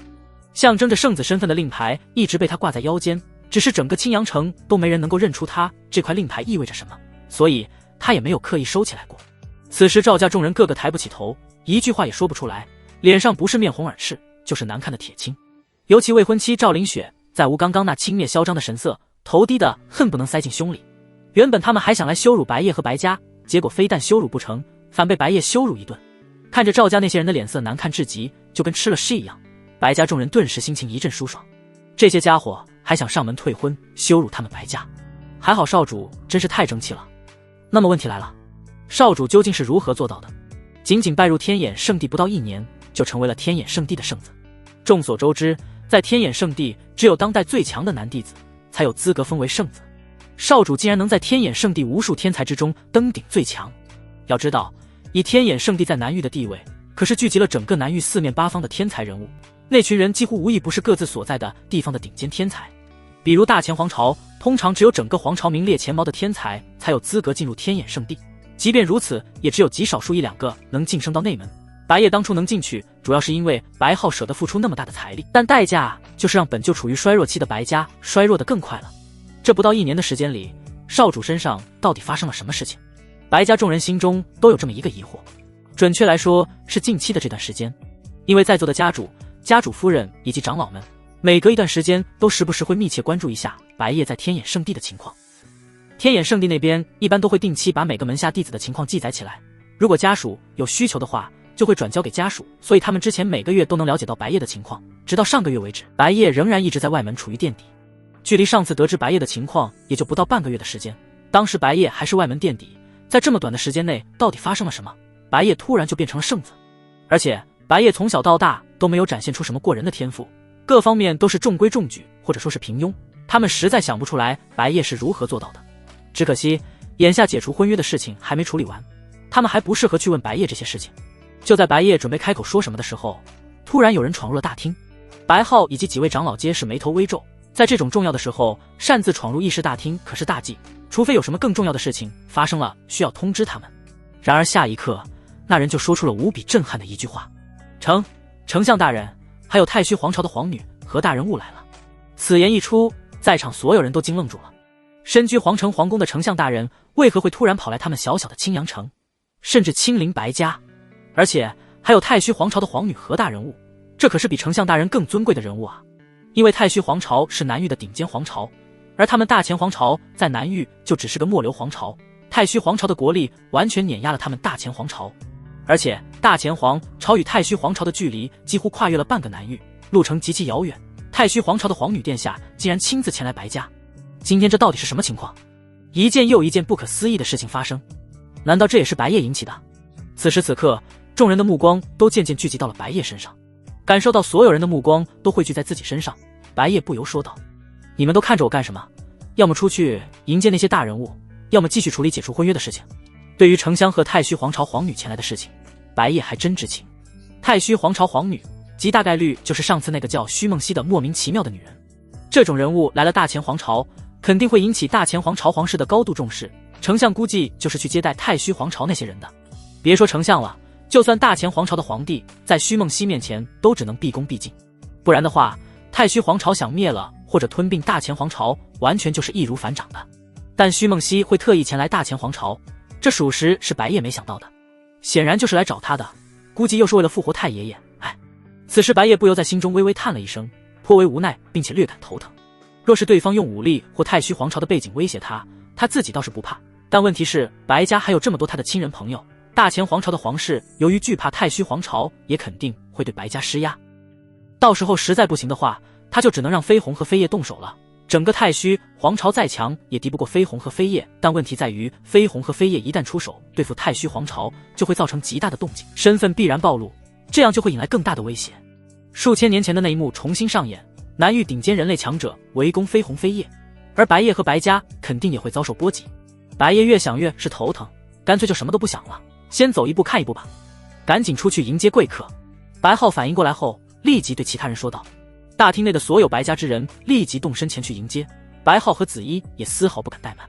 赵家之人则是不知所措，按理说那些大人物来的是白家，跟他们也没什么关系，但他们又怕不去迎接，从而导致惹怒了大人物。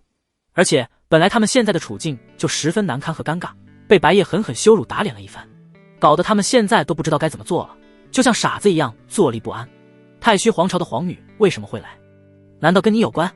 就在这时，姬清长用神魂交流对白夜传话道，他都几乎已经是条件反射了，只要是想不明白的奇异事情，都可以往白夜身上联想，非要说的话还真有关系。白夜语气无奈地回应道。果然，姬清长顿时有些无语了，所以他来找你干什么的？你不会是占了人家便宜，所以前来找你算账了吧？你想多了，总之事情有些复杂，待会你就知道了。白夜懒得跟姬清长解释清楚整件事情的经过。然而此时白家之人还没来得及走出议事大厅，就有几道强大的气息进来了。白家之人顿时定在了原地，这些气息好强，强得恐怖。最先进入大厅的赫然就是一名身穿工装长裙的绝美少女。众人看见第一位走进议事大厅的工装少女，大部分人顿时都看呆了。他们从未见过如此绝美的女子，还有那位戴着面纱的姬圣女也是，都是青阳城乃至整个大前皇朝都见不到的。赵林雪原本还对自己的美貌引以为傲，她的这份自信在今天先后被姬清长和徐梦溪彻底击溃。在姬清长和徐梦溪的面前，她所谓的美貌完全就跟笑话一样。此时徐梦溪第一眼就捕捉到了白夜，美眸之中顿时闪烁欣喜之色。白夜公子，白夜公子。众人听到这位宫装少女一开口就是这句话，顿时都惊了。这位很明显应该是就是太虚皇朝的那位皇女殿下，不仅认识白夜，甚至还尊称白夜为公子。白夜这是什么时候认识了太虚皇朝的皇女殿下？与此同时，徐梦溪身后的人也都进来了。除了大前皇朝的丞相管员，还有几位太虚皇朝的大人物，个个气息强大，气质非凡。丞相管员身为大前皇朝的10大强者，修为气息竟是除了徐梦溪以外这些人当中最弱的，由此足以见得太虚皇朝的强盛丞相大人。还有皇女殿下和诸位大人。以白皓为首的白家众人立即无比恭敬地对眼前几位大人物说道。然而徐梦溪却是突然俏脸微变，万万不可，我此次前来是有求于白夜公子。他已经听大前皇朝的丞相管员说过了，今天是赵家来白家上门退婚的日子，白家家主以及长老们都会在这议事大厅内。他也提前查探过白夜公子的情报，是大前皇朝白家的少主，1年前拜入了天眼圣地，唯独在天眼圣地近期的情况查探不到。一开始他还很诧异，没想到这位公子的出身如此贫寒。毕竟徐梦溪是太虚皇朝的皇女，白夜这种出身在他面前自然是十分贫寒的。白夜公子是白家的少主，也就意味着眼前这些人当中，白家家主和家主夫人就是白夜的父母。徐梦溪的态度是有求于白夜，所以不希望白夜的父母合族人对他如此毕恭毕敬。白皓顿时面色一愣，惊讶道：有求于燕儿，是什么事情？白家其余人以及赵家众人也都无比震惊。太虚皇朝的皇女殿下竟然有求于白夜。丞相管员虽然一言不发，但从那位皇女殿下来到大前皇朝的那时起，他的心里就十分不解了。他想不明白这位皇女来找白夜到底有什么事，如果不是此次事件，他之前都压根不知道白夜这个人。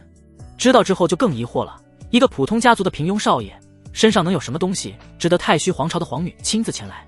那件事情之后再谈，白夜公子不是正在处理婚约的事情吗？梦溪先等公子处理完婚约之事。徐梦溪的神态和语气都很平和，甚至有点讨好白夜的样子，没有半点居高临下的架子。与徐梦溪同行的那些太虚皇朝强者则是都不说话，因为他们只负责保护徐梦溪的安全，毫无插手徐梦溪的事情的权利。在场众人顿时震惊万分，一个个都用十分震撼的目光看向白夜。堂堂太虚皇朝的皇女殿下，竟是对白夜如此之尊敬。这一下他们都不得不确信，白夜绝对是天眼圣地的圣子无误了。毕竟也就天眼圣地的圣子这类身份，能跟太虚皇朝的皇女殿下平起平坐，甚至位高一等了。那就先处理婚约之事吧。这时白夜终于开口了。对于徐梦溪的到来，他的神色倒是比较淡然。不过徐梦溪的态度让他有些意外，似乎并没有用武力或者背景逼迫他的意思，而是好声好气的想跟他商量，但也仍然不能大意。谁知道接下来在他再次拒绝徐梦溪的时候，对方会不会瞬间变脸？此时话锋瞬间转移到了婚约之事，赵家众人顿时都心头一咯噔。本来天眼圣地的圣女就把他们压得喘不过气了，这下又来了一位太虚皇朝的皇女殿下，如此双重压迫之下，把他们的魂都吓飞了，哪还有先前的半分硬气？3日之内，不，明日之前，礼金必会全部退回。赵家大长老赵平远已经被吓破胆，彻底怂了。在天眼圣地和太虚皇朝的面前，一个不小心就是整个赵家灭族的下场，他们哪还敢赖着礼金不退回？由于他们原本完全没想过要把当年的礼金退回，所以身上没有准备，不然的话赵平远当场就把礼金全部退回了。原先趾高气扬的赵林雪根本不把白夜放在眼里，这下连头都抬不起来了，脸上冷汗狂流。在此之前，赵林雪本来还想着退婚之后以自己的美貌随便都能找到比白夜条件更好的年轻俊才，认为自己是白夜高攀不起的天鹅。结果眼下的现实恰恰相反，她自己才是那个丑陋的癞蛤蟆，身为天眼圣地圣子的白夜才是他完全高攀不起的存在。此时的赵灵雪只觉得自己丢脸至极，根本没脸抬头见人。那么接下来就正式解除婚约吧。白夜将双方的婚书拿在手中，然后一并撕碎。随着2份婚书被撕成2半，也意味着他与赵灵雪的婚约彻底失效。好了，从此赵灵雪与我白夜再无任何瓜葛。白夜淡淡说道。原本他对这件事情就不是很在乎，若不是赵家的态度不对劲，大可更和平地解决这件事情。现在赵家这些家伙的恐慌和颜面尽失都是自找的，毕竟他自己也希望能够解除婚约。他在穿越前是个现代人，思维自然也是偏向婚姻自由，对于自己跟赵灵雪的这种娃娃亲完全无感。而且他也不想多个莫名其妙的妻子影响自己的武道之路，解除婚约能够让他省去不少麻烦。赵灵雪低着头一言不发，根本没脸抬头与白夜对视。然而就在这时，徐梦溪忽然开口道：梦溪想与白夜公子缔结姻缘，如果白夜公子愿意的话，今日便可订婚。徐梦溪这番话顿时语出惊人，众人都还未从先前的震惊缓过劲来，又来了一波更震撼的。尤其是白家之人又惊又喜，白浩和子衣都感觉自己就像是在做梦一样，如梦似幻。太虚皇朝的皇女殿下竟然主动向他们白家提出缔结姻缘，这岂不就意味着他们白家即将与太虚皇朝的皇室联姻？至于赵家之人，此刻心里则是十分不是滋味。天眼圣地的圣子啊！在此之前，赵家之人有谁能够想到白夜突然就成为了天眼圣地的圣子？就连白家自己人看起来都对白夜的事情十分意外。假如他们不来退婚的话，赵灵雪与白夜成功缔结姻缘，他们赵家不就能攀上大腿，飞黄腾达了？正所谓一人得道鸡犬升天，就算白夜再怎么不重视赵灵雪，他们赵家只要与白夜有这么一层亲家的关系在，都能沾上不少光染。而连太虚皇朝的皇女殿下都如此青睐的存在，他们却自己主动放弃了。现在赵家众人肠子都悔青了，但这一切都已成定局，他们再怎么后悔也没意义了。此时丞相管员都已经懵了，事情的发展让他愈发感到扑朔迷离。太虚皇朝的皇室居然愿意跟白家联姻，这双方的地位差距可太过悬殊了。别说白家了，就算是他们大前皇朝的皇室想跟太虚皇朝皇室联姻都不够格。太虚皇朝这种顶尖皇朝通常只会跟不相上下的顶尖皇朝或是天眼圣地那种超级势力联姻，而白家只不过是他们大前皇朝一个勉强还行的中上等家族，何能何得与太虚皇朝的皇室联姻？以及那白夜不是个平庸少爷吗？难不成有什么特殊的过人之处？处于疑惑中的管员目光一边在白夜身上打量了几番，很快他就注意到了一个细节，这是在白夜腰间的那块令牌，分明就是天眼圣地圣子的身份令牌。管员还记得昨天就有边境驻守传来的消息，说是天眼圣地的圣子来到了大前皇朝，但没有说具体是哪位。皇宫里包括他在内的所有人都以为来者是秦无缺，因为在他们的印象里，秦无缺就是天眼圣地的现任圣子，完全没想到前不久白夜取代了秦无缺成为新任圣子，这让管员感到十分不可思议。秦无缺是什么时候被白夜取代的？那位可是苍蓝皇朝的皇子啊！而且不都说白夜是平庸少爷吗？能成为天眼圣地圣子的人怎么可能平庸？难道情报是假的？就连太虚皇朝的那几位强者都顿时脸色一变，他们可不知道也没想到皇女殿下竟然会有这个想法。即便他们没有权力多管闲事，也忍不住对徐梦溪提醒道：皇女殿下请三思啊。虽然他们明白皇女殿下这样做的意图是什么，但皇女殿下还没有跟陛下商量过，就擅自跟大前皇朝的一个普通家族联姻，他们实在无法坐视不管。然而徐梦溪根本不想回应他们，因为他自己已经下定了决心。此时此刻，白夜则是傻眼了都，这女人到底想干什么？突然找上门来与他订婚？等等！听见徐梦溪想跟白夜缔结姻缘，姬清长顿时忍不住开口道。虽然他立马就意识到自己失态了，但也已经来不及了。不少人的目光都转向了姬清长，徐梦溪也注视了姬清长一眼，他仔细打量了一下，才发现了姬清长腰间的令牌。这下他顿时就认出了对方，随即说道：你是天眼圣地的姬圣女吗？他自然是听说过天眼圣地的圣女姬清长，在南域也是名气不小的一位天之娇女。然而由于刚刚有些太激动了，徐梦溪并没有注意到白夜腰间的令牌代表着天眼圣地的圣子正是。话都已经说出口了，姬清长也只能硬着头皮继续说下去了。不过不好意思，我们天眼圣地也有与白家联姻的想法，希望能遵循先来后到的原则。如同鬼使神差一般，姬清长说出了极其大胆的这么一句话。因为徐梦溪的激进举动让他十分不安，他被逼无奈就只能更激进了。刚说完他心里就后悔了，但说都已经说出口了，也没办法时间回溯。他强行控制着自己脸上不露出难为情的表情，尽可能让自己的气势更足。死！在场几乎所有人都忍不住倒吸一口凉气，脸上皆是露出无比震惊之色。这位姬圣女居然也想跟白夜订婚，关键就在于这位圣女同时也是天眼圣地圣主的女儿，这就意味着白家与天眼圣地将会是真正意义上的联姻啊！不出意外的话，白夜甚至可以板上钉钉的成为未来的圣主。反观与太虚皇朝的皇女订婚的话，并不一定能够成为太虚皇朝未来的皇帝，毕竟还有皇太子与另外几位皇子。相比之下，与天眼圣地联姻的好处似乎更大。此时白皓已经激动地握紧了双拳，子衣也是几乎快要喜极而泣。在此之前，他们从未想过叶儿能有如此争气的一天，竟然能同时被太虚皇朝的皇女和天眼圣地的圣主之女争抢着追求。无论最终是跟哪位姑娘订婚，对叶儿的前程都有莫大的好处，他们白家也将依靠叶儿给他们带来的福气而腾飞。白家长老们也都纷纷惊喜不已，但心里同时也无比的惭愧。少主给他们带来越大的惊喜，他们就越是感到内疚，毕竟他们之前或多或少都对少主浪费资源而感到不满。他们心想着，今天这些事情结束后，一定要找个机会去跟少主好好道个歉，不然心里实在过意不去。白家众人当中，唯独白霜的眼神中有着一丝暗淡，虽然心里也为白夜表哥感到高兴，但表哥身边的女人太耀眼了，一位是太虚皇朝的皇女殿下，另一位是天眼圣地的圣主之女，这两位皆是他完全没法比的存在，让他黯然失色。此时白夜已经彻底傻眼，姬清长怎么也跟虚梦溪一起闹这一出，合着这两个家伙一起捉弄他是吧？白夜可不相信这两个女人都是无缘无故的想跟他订婚，心里肯定打着什么算盘。虚梦溪他倒是能大概猜出来，大概率是为了他身上的神之熙攘，或者说是对方自以为的他拥有让人起死回生的能力。至于姬清长，他就太不明白了。不过也不需要明白，反正白夜与姬清长有着主仆契约，姬清长不管如何也伤害不了他。要说在场最难受的无疑是赵家一伙人了。赵凌雪刚与白夜解除婚约，太虚皇朝的皇女和天眼圣地的圣女就争抢着要跟白夜订婚，而且本来他们是来退婚的，结果到了最后反而像是在白夜的威压下被迫解除了婚约，最后赵凌雪才是被嫌弃的那一方。心中最不是滋味的当属赵凌雪了，她坐在那只觉得无比的尴尬，先来后到。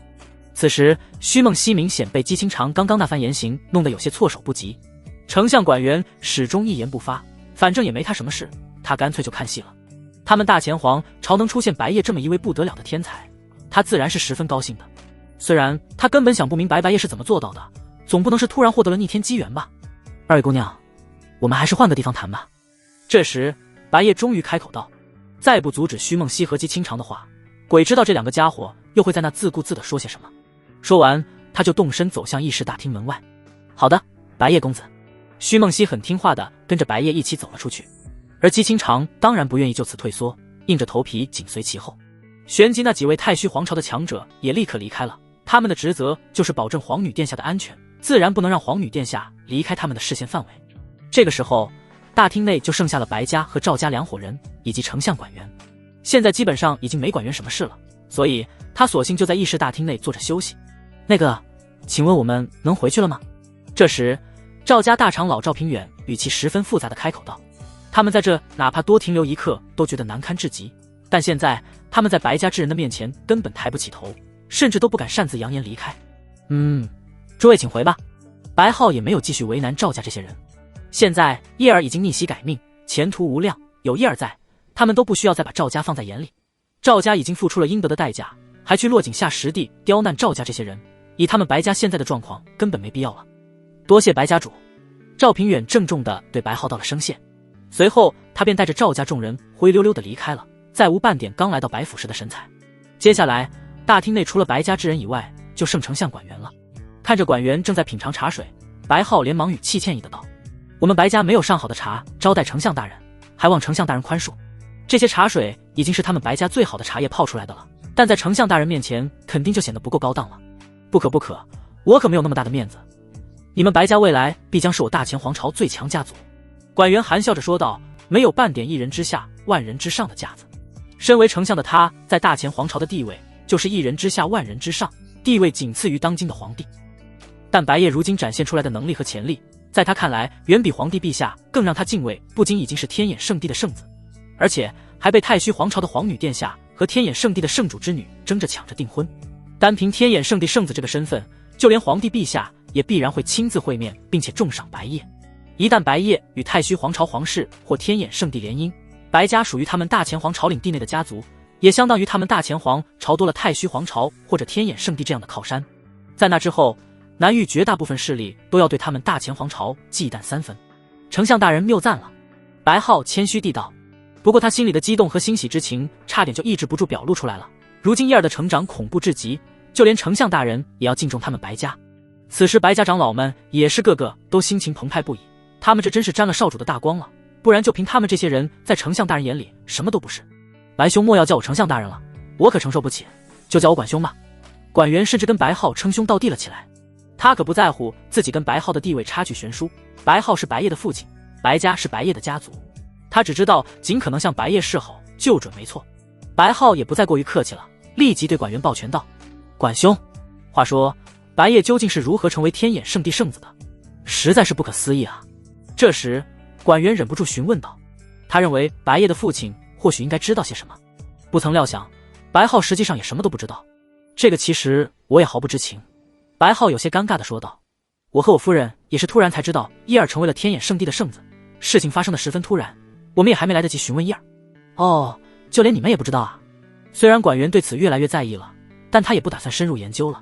白家家主有可能是故意隐瞒，但越是这样自己就越不能继续追问，因为他觉得这应该是白夜的隐私，深入研究的话很容易引起白夜的不满，他当然不希望如此。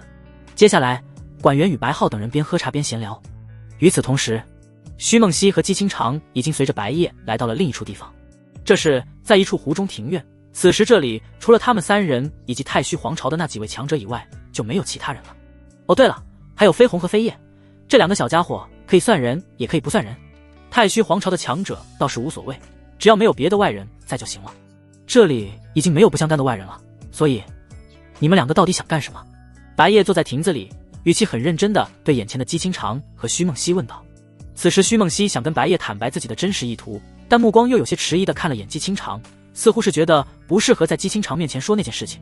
白夜大致猜出了徐梦溪在顾虑什么，随即说道，姬姑娘并非外人，你尽可直说无妨。她与姬清长有主仆契约，自然不能算是外人，而飞鸿和飞叶就更不是了。虽然姬清长明白白夜所说的并非外人指的是什么，但他还是下意识的有些想歪了，俏脸顿时微微一红。好吧。徐梦溪并没有注意到姬清长脸上的细微异样，随即将自己的意图说了出来，依然是前次那件事，恳请白夜公子救救我太爷爷。果然是这件事，但我当时不就说了，我真没有什么起死回生的能力。白夜颇为无奈地说道。这徐梦溪还真是又执着又顽固，就偏要自以为他有起死回生的能力呗。他自己都不知道自己有起死回生的能力。当时梦溪明明看见了白夜公子让那位小姑娘成功起死回生了。徐梦溪仍然坚持地说道。听见对方是在说自己，飞叶顿时就不高兴了。你才死了呢，我可没死过。徐梦溪被飞叶对的一时有些错愕。白夜也随即说道，正如飞叶说的那样，他并没有死过，当时也不是在让他起死回生，至于具体的我就不方便多说了。关于他能够给灵魂体捏造身体的事情，最好还是不要让这徐梦溪知道了，这种能力令人眼红的程度比起让死人复活差不到哪去。一个徐梦溪已经够让他头疼了，要是消息传播的让整个南域都知道了，那到时候天天来找他求助的人能多到烦死他。即便白夜已经把话说到这个份上了，明摆着就是不想帮也帮不了徐梦溪，徐梦溪却也仍然还是不愿意放弃。就稍微帮一点点好吗？哪怕只是让我太爷爷多延续几天的寿命也好，这对我，对整个太虚皇朝来说都真的很重要。徐梦溪已经是十分低声下气的哀求了，甚至眼眶里已经有泪花在打转。显然徐梦溪的太爷爷似乎还涉及到了某些很重要的隐情。看着徐梦溪一副就快要哭出来的样子，白夜已经彻底无奈了。你这是何必呢？堂堂一位顶尖皇朝的皇女殿下，不仅对他各种卑微哀求，还在他面前直接哭鼻子了。暂且不说神之熙壤到底有没有起死回生的能力，就算假设他有这能力，这么重要的宝物也不能随便拿去帮别人啊。消息一旦传播开来，会被无数人烦死不说，也会惹来杀身之祸。虽说有飞鸿和飞叶在身旁，但飞鸿和飞叶暂时还没有无敌于南域的实力。如果帮助徐梦溪对白夜没有什么弊端，那他还是愿意稍微帮助一下，但问题就在于这弊端太大了。只要白夜公子愿意帮我，除了联姻以外，梦溪还会给予力所能及的尽可能厚重的嫁妆。徐梦溪继续许诺各种条件，就希望白夜能帮他。不是，我对联姻真没有多大的兴趣。白夜有些头疼地扶了扶额头。那就即便没有夫妻之实的名分，梦溪也甘愿服侍到白夜公子觉得满意为止。徐梦溪的脸蛋微微羞红，以及一副楚楚可怜的模样。姬清长在一旁听得心里越来越不舒服，但他还没有弄清楚整件事情的情况，而且白夜和虚梦溪正在商量正事，他也不好随便插话，就只能在那忍着。白夜彻底麻了，真的麻了。他微微叹息道：“这已经不是我想不想帮你的问题了，而是我真不一定有那能力帮你。”纵使此时虚梦溪脸上的神情楚楚可怜，令人怜悯，白夜的语气也较为果断绝情：“虚姑娘请回吧，在下确实是帮不了。若是帮助了虚梦溪，神之息壤的确有可能让虚梦溪的太爷爷复活，但这件事情潜在的风险对白夜、飞鸿飞叶以及整个白家都存在着极大威胁，他肯定不能为了外人而让自己的亲人身陷危险之中。”此时虚梦溪的小嘴微张，欲言又止，眼神顿时变得黯淡哀伤，掩面转身缓缓离去，娇弱的背影显得十分可怜。就连姬清长都看得有些怜悯起了虚梦溪。不过怜悯归怜悯，他肯定不可能劝说白夜去帮虚梦溪，他相信白夜应该是实在不能帮才会这么绝情，他可不至于像个伪善者一样无脑劝说白夜。皇女殿下，我们回去吧。在虚梦溪已经走出湖中庭院的时候，原本在暗处的那几位太虚皇朝强者出现在了他的身旁，亲眼目睹了刚刚那一幕，他们的心情自然也不太好，但他们并不会因此迁怒于白夜和白家，毕竟人家确实没有帮他们的义务。而且白夜现在跟天眼圣地的关系密切，他们太虚皇朝肯定不想轻易得罪天眼圣地。虚梦溪微微低着头，沉默不语，也不知他心里正在想些什么，但暗淡伤神的眸中又闪烁了一缕决绝之色。本来该轮到姬清长回答白夜的问题，但这时候白夜已经被虚梦溪影响得有些郁闷了，就直接回住处去休息了，以便于缓解一下头疼。姬清长倒是庆幸白夜没心情继续问他了，不然的话他真不知道该如何回答。当时他一时心急，才激动地说出了那些话，完全没有考虑后果。此时此刻，姬清长跟在白夜的身后一起回了房间。本来按理来说，赵家前来退婚的事情已经完美解决了，他也可以放心地返回天眼圣地了。但现在他又有点不舍得回去，仍想继续留在这里。不过白夜刚回到房间没多久，才休息了一会儿，母亲就来了。子怡十分好奇白夜与姬清长和虚梦溪后续的事情发展，所以直接过来问了：“叶儿，你最后选了哪一位姑娘？还是说两位姑娘都想要？”即便姬清长就坐在旁边喝茶，子怡也口无遮掩地把话说得如此露骨。“母亲，你就别调侃我了，现在正郁闷着呢。”白夜语气无奈地道。“郁闷？发生什么事了？”子怡顿时关心地问道。“大致就是我没法帮的事情，但太虚皇朝的那位皇女非要我帮她。”白夜较为简洁地对母亲讲述了发生的事情。子怡沉默了一会儿，然后才开口道：“有一件很多年前的事情，娘亲应该还没对你说过。你知道娘亲是来自于哪里的吗？”“有印象，好像是江国。”这么一说，白夜就突然发觉了自己确实对母亲的身世不太理解，主要是没有刻意去问过，对于母亲生下他之前的事情都不怎么清楚，只知道母亲来自于一个名为江国的偏远小国。在百朝林立、无比辽阔的南域，并不只有各大皇朝，除了各种各样的门派以外，还有许多存在感较弱的小国家，江国正是其一。而江国是太虚皇朝的多个附属国之一，白夜知道的也就这些了。其实江国早在20年前就已经被大金皇朝灭国和侵占了，江国王室几乎要么战死，要么被屠。娘亲在当时是江国的一位郡主，也险些被杀害。子怡的语气听起来似乎挺平静的，但内心隐隐有一缕仇恨之情。太虚皇朝在得到消息的第一时间就派军前来支援，但大金皇朝的攻势太迅猛，江国在太虚皇朝军队赶到之前就已经沦陷了。太虚皇朝不想跟大金皇朝在正面死拼消耗军力，因此就只能救助一些幸存者，娘亲便是被太虚皇朝救下的幸存者之一。再到后来娘亲逃亡到大前皇朝，偶然间与你父亲相遇并相爱，之后就是你诞生了。娘亲虽然不知叶儿你跟那位皇女殿下具体什么情况，但如果不是太过分的事情，娘亲觉得还是帮一帮比较好。这番话说完，子怡的意思其实很明确了，那就是太虚皇朝有恩于他，不是太过分的要求，可以考虑帮忙。白夜顿时陷入了一阵短暂的沉思，即便母亲说了这些，他也还是帮不得虚梦溪，因为虚梦溪的要求还真不是一般的过分。不过他确实被母亲说得有些犹豫了，太虚皇朝的那份恩情是毋庸置疑的，如果没有太虚皇朝的人救了母亲，他也无法诞生。虽然或许还可以穿越投胎到其他人身上，但一码事归一码事。然而就在这时，白夜的脑海里突然传来了系统的声音：叮，现已开放新的签到任务，签到地点太虚皇朝皇宫，任务时限7日之内，任务奖励绝对指令，绝对指令可以对任何人使用，让被使用者绝对服从使用者的一条命令，共可使用3次，命令永久有效，只有使用者能解除命令。白夜听见这些内容，顿时有所惊讶，新的签到地点又是这么正好，直接就是太虚皇朝的皇宫。而且这个任务奖励有点意思，绝对指令。单论效果，或许是不如之前的主仆契约，但区别在于绝对指令能使用3次，并且没有任何限制，也就是说，就算是个超级强者在他面前也抵挡不了绝对指令。而不像主仆契约最多只能对修为不超过他2个大境界的人使用，而且主仆契约只能使用1次。有了这个绝对指令，就可以给徐梦溪下达封口的命令，以免他可能有的起死回生的能力泄露出去。不过这种用法有些格局小了，还不如干脆把这绝对指令当成3个保命手段，这东西用来保命的效果极好。例如，要是遭遇了连飞鸿和飞叶都对付不了的超级强者，直接对其使用绝对指令，不仅可以保住性命，还可以让对方为己所用。这样一来，白夜倒是觉得可以考虑帮一帮徐梦溪，以获得签到奖励为主事，顺带报答一下恩情吧。孩儿明白了。这时，白夜对子怡说道：“就是不知道那位虚姑娘离开了没有？话说回来，她会想跟你缔结姻缘，也是为了请你帮忙吧？”子怡说道：“是的，还说要给丰厚的嫁妆，但孩儿对联姻不太感兴趣。”白夜微微点头道：“傻孩子，这主要不还是看你喜不喜欢那位虚姑娘吗？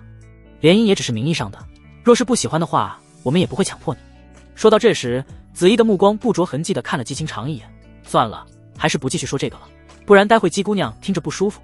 突然被子怡提及，姬清长顿时微微一惊，没有，我不在意的。对此，子怡微笑不语。姬清长看着子怡的这副表情，顿时有些心虚。随后，子怡便离去了。此时白夜双手抱着后脑躺在床上，心想着徐梦溪应该已经随同那几位强者返回太虚皇朝了，他就明天再出发前往太虚皇朝吧。虽然太虚皇朝距离大前皇朝非常遥远，但在乘坐灵剑的情况下，也就不到半天时间就能到了。白夜，你真打算帮太虚皇朝的那位皇女吗？就在这时，姬清长忽然对白夜问道。白夜点了点头，不过我自己也不确定能否成功。不确定？也就是说，你那起死回生的能力并非是虚梦溪完全臆想的？姬清长一脸惊讶地问道。差不多吧，解释起来比较麻烦。白夜说道。先不说这个了，我先休息一会。在床上躺久了，渐渐有些困意，他便想着小憩一会。至于飞鸿和飞叶，早就已经躺在白夜的身旁睡着了，下意识的都把白夜的手臂当成了抱枕。姬清长也没再打扰白夜，继续坐在桌前喝茶沉思。这一小憩也不知过去了多久，天色已经暗下来了，白夜才渐渐醒过来。他一醒就听见了一些轻微的声响，他的第一反应以为是飞鸿和飞叶在玩闹，或是姬清长在做什么，就没太将此事放在心上，直到虚梦溪系着围裙出现在白夜眼前。由于寝室的房间是开着的，白夜忽然看见虚梦溪在门外经过，似乎正在忙碌着什么，而且身上还系着围裙。原本白夜还有些朦胧的睡意，看见这一幕后，瞬间变得无比清醒。他立即坐起身，环顾了一下寝室四周，发现飞鸿和飞叶还在旁边睡着，姬清长则是不见了踪影。白夜旋即下床，走出门外一探究竟。听见了白夜的脚步声，虚梦溪回过头浅笑道：“白公子，你醒了？你为什么在我房间里？而且还是这身打扮？”此时白夜能看见虚梦溪正在水池旁清洗着什么，似乎是食材。正如公子所见，梦溪正在为公子准备晚饭。虚梦溪真如侍女一般，居然亲自来为白夜准备晚饭。不是，你这……白夜刚想对虚梦溪说些什么，眼角余光又看见了姬清长的身影，甚至身上也穿着与虚梦溪相同款式的围裙。他这下有些反应过来，这似乎都是他们白家的围裙啊，难怪他感觉这种款式莫名的眼熟。姬清长，你这又是什么情况？白夜已经被整得有些摸不着头脑了。这两个家伙都穿着围裙，在他房间里为他准备晚饭。白夜突然醒来以及质问，顿时让姬清长有些猝不及防，眼神略显惊慌地说道：“是虚皇女突然上门来说要为你准备晚饭，我只是想着给她帮帮忙，但实际原因呢是姬清长不甘示弱，正在变相的与虚梦溪进行着一场竞争。所以你们身上的围裙应该都是白府的吧？”白夜问道。“是的，正是子夫人暂时借给我们的，听说是子夫人亲手缝制的，非常感谢子夫人。”虚梦溪点头道。当时子怡把2件亲手缝制的围裙交给虚梦溪和姬清长的时候，那眼神简直就像是在看自己的2位儿媳妇。果然，白夜微微叹了一声，估计母亲已经跟虚梦溪说过她改变主意的事情了，所以虚梦溪才会来履行之前的诺言。但他并没有说过需要虚梦溪履行这个服侍他的诺言啊，倒不如说这纯粹就是虚梦溪单方面的履行自以为的诺言。其实虚姑娘你不必如此，我也没有说过要你做这种有失身份的行为。白夜对虚梦溪说道。不，梦溪并不觉得这种行为有失身份，白夜公子天资出众，一表人才，服侍公子怎会丢脸？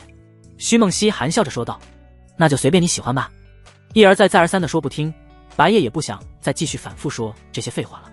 他随即去清洗了一下脸和口腔，准备好吃晚饭。约莫10来分钟过后，徐梦溪和鸡清肠为白夜亲手制作的晚饭也陆续准备好了。经过此次事件，白夜倒是发现徐梦溪和鸡清肠虽然都是含着金勺子长大的天之娇女，但并不是那种什么都不会的娇蛮公主二女，做菜的手法都看不出生疏感，做出来的菜肴品相也很不错，显然平时没少练习厨艺，应该是从小就都接受了高等教育，琴棋书画样样精通。如此一想，的确这才是天之娇女的标配。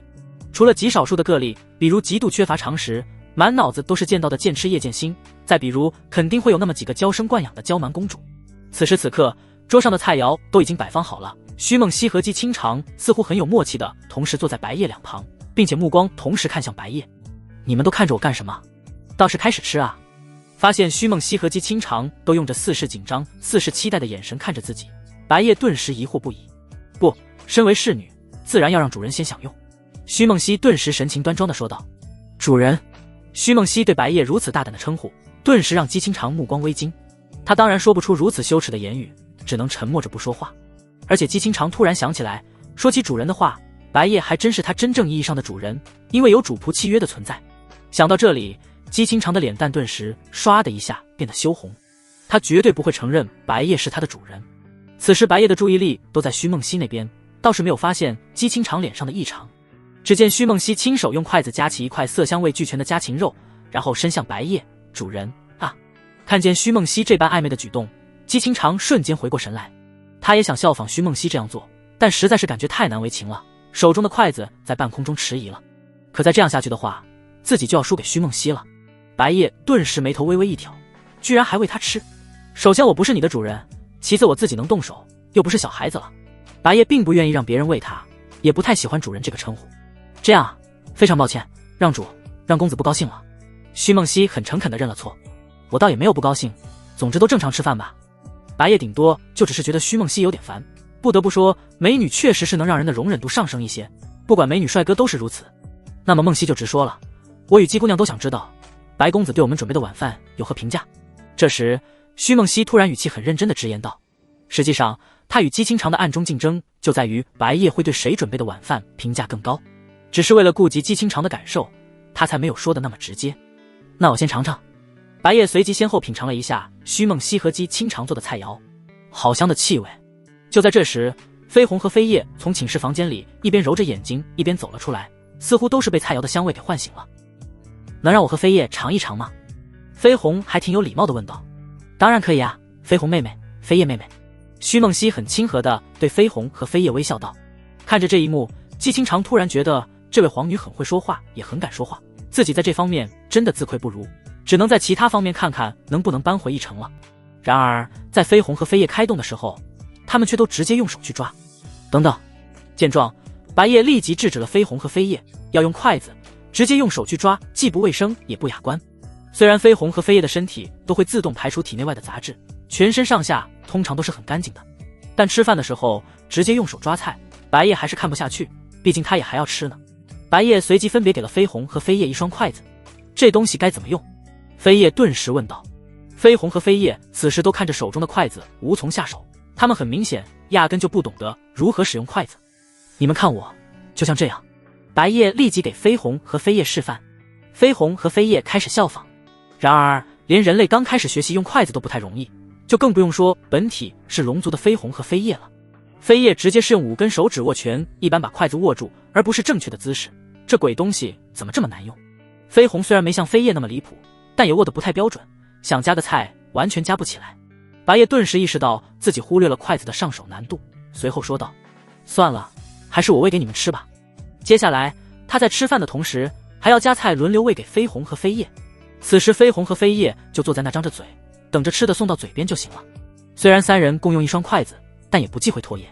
白夜没有那么严重的洁癖，而且飞鸿飞叶在他眼里就是亲如妹妹一般，而飞鸿和飞叶更不可能在乎拖曳这种东西，他们压根没有这方面的观念。姬清肠在旁边看着，心里不由自主的有些羡慕了起来，羡慕的对象自然就是飞鸿和飞叶，也就是说他也想白夜这样亲手喂他。白公子，我来帮帮你吧。这时徐梦溪主动申请想帮白夜分担一下。但当他把夹好菜的筷子伸到飞叶嘴边的时候，飞叶却别开了脸。他一脸不乐意地说道：“我不认识你，我只想白夜喂我。”与此同时，飞鸿也抓住了白夜。白夜，飞鸿的态度很明显了，也与飞叶一样，非白夜不可。这，徐梦溪略显尴尬的微微一笑，他确实是真想帮忙，只是没想到这两位可爱的孪生姐妹竟是对白夜公子如此之依赖。白夜也看出来了飞鸿和飞叶对他过分的依赖，以及对其他人比较疏远，但他并没有对飞鸿飞叶说什么，而是语气略带歉意的对徐梦溪说道：“还是我自己来吧。”在晚饭差不多结束的时候，徐梦溪和姬清长都想要白夜。飞鸿飞叶做出评价，我觉得姬姑娘做的菜更贴合我的胃口一些。白夜几乎没有犹豫的直接说出了自己的真实想法，他也没有考虑过情商高一些的说法，比如说什么都一样好吃这种话。倒不是他情商就这么低，而是压根就没考虑过这个。闻言，姬清长顿时心头一喜，这样自己就扳回了一城。徐梦溪顿时微微瘪了瘪嘴，虽然飞鸿和飞叶还没给出评价，但他已经觉得自己输了。飞鸿和飞叶则是意见不同，飞鸿觉得姬清长的好吃，飞叶觉得徐梦溪的好吃，由此姬清长在厨艺方面勉强扳回了一城。就在这时，白夜突然跟徐梦溪说起了正事，明天早上准备出发，还是说今晚就直接走。他本来以为徐梦溪已经回去了，所以原定计划是在明早乘坐灵剑前往太虚皇朝，结果没想到这家伙又突然出现了，还亲手给他做了一顿晚饭。现在他就在过问徐梦溪的意见，如果徐梦溪现在就想走的话，那他马上就可以出发。哎，什么意思？徐梦溪顿时微微惊愣，一时没明白白夜的意思。白夜也有点懵了，难道你不知道吗？他还以为母亲已经跟徐梦溪说了，结果没想到徐梦溪仍不知道。梦溪的确不明白公子的意思，徐梦溪说道。毕竟之前白夜还那么绝情果断地拒绝了，徐梦溪肯定想不到白夜会突然之间就改变了主意。好吧，那我现在跟你说吧。白夜立即说道。我已经改变主意了，可以试着帮一帮你，但我不保证一定能成功，这方面我已经跟你强调过好几次了，你觉得如何？徐梦溪顿时双眸瞪得大大的，美眸之中闪烁着惊喜和不可思议之色。一旁的姬清长倒是没觉得多意外，因为他早已知道白夜被子夫人说服了，所以这并没有出乎他的意料。飞鸿和飞叶则是一门心思的吃着甜品，嘴一直没停过，对徐梦溪的那些事情完全不关心。万分感谢公子大恩。徐梦溪十分激动地对白夜道谢道：“不必如此，而且我还不好说能不能成功呢。”白夜淡笑着说道：“不管能否成功，只要公子愿意帮我就好，公子想要什么条件我都会力所能及的满足。”徐梦溪难以抑制语气中的隐隐激动之情。条件的话，到时候再看吧，我现在还没想好。白夜说道。虽然他其实并不想要徐梦溪满足他什么条件，他有签到奖励就足够了，但若是直接说不要任何条件，估计反而还会引起徐梦溪的怀疑和自作主张。有了上次那位灵剑仙子自作主张的教训，他这次谨言慎行了一些。不过话说回来，既然你都不知道我已经改变主意了，你刚刚那又是怎么回事？想到叶剑心自作主张的事情，白夜就忽然反应过来，徐梦溪这次貌似也是没有逻辑的自作主张，那是因为梦溪想留下来一直服侍公子，直到公子回心转意为止。徐梦溪没有隐瞒的说出了自己的真实想法。你这……白夜顿时不由感叹，这家伙是真的太执着了，宁愿屈身为侍女也想让他回心转意。这恐怕不单单是对自己太爷爷感情太深的原因吧，估计还有什么他所不知道的隐情。总之，接下来你不需要再这样了。白夜说道。徐梦溪微笑着点了点头。白夜对徐梦溪是否把自己说的话听进去保持着些微怀疑，但他也拿徐梦溪没什么办法，总不能把绝对指令浪费在这种小事上。那么你是打算今晚还是明早出发？这时白夜问道。明早吧，白公子先好好休息一夜。徐梦溪说道。其实白夜已经休息够了，但他没再多说什么。与此同时，丞相大人亲临青阳城白家的事情还未在青阳城传播开来，因为根本没有提前通知。不过青阳城城主府还是很快就得到了消息，毕竟有赵家之人也亲眼目睹了丞相大人的到来。今天发生的事情会让赵家颜面尽失，沦为全城人的笑柄，赵家自然是不想让消息传出去。但赵家有城主府安插在里边的眼线，甚至地位不低，所以城主府第一时间就得到了消息。不仅赵家之人气势汹汹前去退婚，反遭打脸，甚至丞相大人和太虚皇朝的皇女都来到了白家。真是万万想不到，白家那个小子竟然成为了天眼圣地的圣子，甚至还引来了太虚皇朝的大人物。也不知太虚皇朝的那位皇女找白夜到底有何事。城主莫文峰在听到手下传来的情报后，顿时震惊不已。谁都想不到白夜几乎像是一夜之间突然变了个人。此次事态严重，必须立马解除针对白家的一切行动。莫文峰立即做了个决定，由于城主府的位置是凭实力获得的，他们莫家为了稳固自己对青阳城的统治，对白家、吴家、赵家这种对他们有威胁的家族都有暗中针对打压。白家近年来的逐渐没落就有这一层的原因，而吴家如今还不算如日中天，不然的话也会被重点针对。但经过今天发生的事情，莫文峰不敢再针对白家了。这已经不是保不保得住城主府之位的问题了，而是如果继续得罪白家，他们莫家有灭族的风险。如今白夜成为天眼圣地圣子，而且还有着太虚皇朝皇女的人脉，今后别说在青阳城了，就算是在皇城也一样能横着走，甚至皇帝陛下都得给白夜面子。莫文峰为了保住莫家，宁愿把城主府的位置拱手让给白家，不过以白夜的恐怖潜力，白家还看不看得上城主府的位置都不好说。今天发生的这些事情，先是在城主府的高层传开来，其中也包括了吴少杰的父亲吴彦，他既是吴家的一位长老，也是城主府的高层之一。在得知这些消息后，吴彦顿时心急如焚。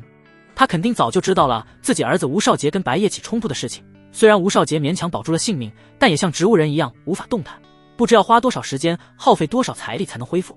吴彦以及吴家众人自然是对白夜痛恨不已，尤其吴少杰的哥哥，也就是吴彦的大儿子吴武，就在半小时前直接带人去白府找白夜算账了。吴彦原本对此并不担心，毕竟白家现在已经翻不起什么浪花了，白夜也只是个废物。哪曾料想白夜突然摇身一变成为绝世天才。快去通知吴勇，让他来我这里。此时吴彦连忙喊了个下人过来，他想赶紧把那些消息告诉吴武，让吴武立刻收手，以免酿下大祸。大人，少爷已经带人去白府了。那下人顿时有些慌张地说道，因为他并不知道到底发生了情况，也是第一次见吴彦大人如此失态，也把他给搞得慌得不行。什么？吴彦顿时激动的差点从椅子上跳起来。他很清楚叫下人去阻拦吴武肯定来不及了，他必须自己亲自去一趟。吴彦立即动身前去白府，生怕慢了半步自己儿子就直接命都没了。他就只有这么2个儿子，要是一个死了，一个成了植物人，那他恐怕会直接精神崩溃了。虽然少杰现在已经够凄惨了，但吴彦还是忍不住气愤不已。自己这不争气的2儿子，平时纨绔霸道，给他惹了一大堆小麻烦也就算了，这次竟然惹上了白夜那种变态级别的天才。虽然在此之前谁都料想不到白夜会突然变得这么恐怖，此时此刻吴武自然是已经带人来到了白府门前。他带来的都是吴家强者，想逼迫白家交出白夜，除了狠狠教训白夜一顿以外，还要让白夜在他弟弟床前跪下来磕头。虽然现在天色都已经快要暗下来了，但白府的大门口是全天无时不刻都有门卫看着。你们叫白夜给我滚出来！吴武直接在白府大门前嚣张地叫嚣道。这叫嚣声顿时引来了周围不少路人的注意。这是什么情况？那不是吴家的吴武少爷吗？他为什么跑到白府大门前叫白家少主滚出来？我听说白家少主因为赵家上门退婚的事情，临时从天眼圣的回来了，在进入城门的时候跟吴少杰起了冲突，似乎还把吴少杰打残了，应该就是因为这件事。白家少主的实力变得这么强了，居然能把吴少杰打残。不过这下他就麻烦大了，吴武直接带人找上门了。啧，真是惨啊！白夜才刚被赵凌雪退婚羞辱，紧接着又有吴武过来找他算账。众人暂时还不知道被羞辱的其实反而是赵凌雪，也不知道今天发生的那些事情，一个个的在那联名起了白夜。然而让所有人都没想到的是，白府门卫竟然对吴武一副爱答不理的样子。因为这些门卫已经是知情者，只是家主叫他们别这么快对外宣扬而已。丞相大人以及太虚皇朝的大人物目前还在白府呢，太张扬了，容易给人留下不好的印象。所以在他们看来，自家少主都已经是那种超级天才了，区吴家在他们白家面前马上就是蝼蚁了，还搭理这吴武干毛？你在那嚣张的鸡毛，真把自己当盘菜了。有个脾气比较暴的门卫则是直接指着吴武的鼻子骂了起来。这一刻所有外人顿时都懵了，包括吴武以及吴家强者。你竟敢！吴武回过神来，顿时怒不可遏。一个小小的白家门卫竟然都敢指着他的鼻子当面骂他，他何曾受过这般耻辱？那几位吴家强者的脸色也很不好看。吴武少爷在他们吴家的地位可不比少主低多少，而白家一个门卫都敢对吴武少爷出言不逊，相当于是不把他们吴家放在眼里，这还成何体统？只要吴武少爷一声令下，他们立马就会去把那个门卫的手筋脚筋都挑断，然后任由吴武少爷处置。此时此刻，门卫们虽然有少主给他们的底气和硬气，但也不由慌了，因为这大门口没有白家强者护着他们，万一吴家这些人动怒了要杀他们，他们可就危险了啊！在局面紧张的关键时刻，终于有第三者出现了。准确来说还是吴家之人，也就是吴燕。住手！吴燕大声吼道，绝对不能让他们对白家门卫出手，否则就完蛋了。但吴武根本想不到父亲会亲自过来，甚至还叫他们住手，以至于他没在第一时间反应过来，还对身旁的吴家强者下令道：动手！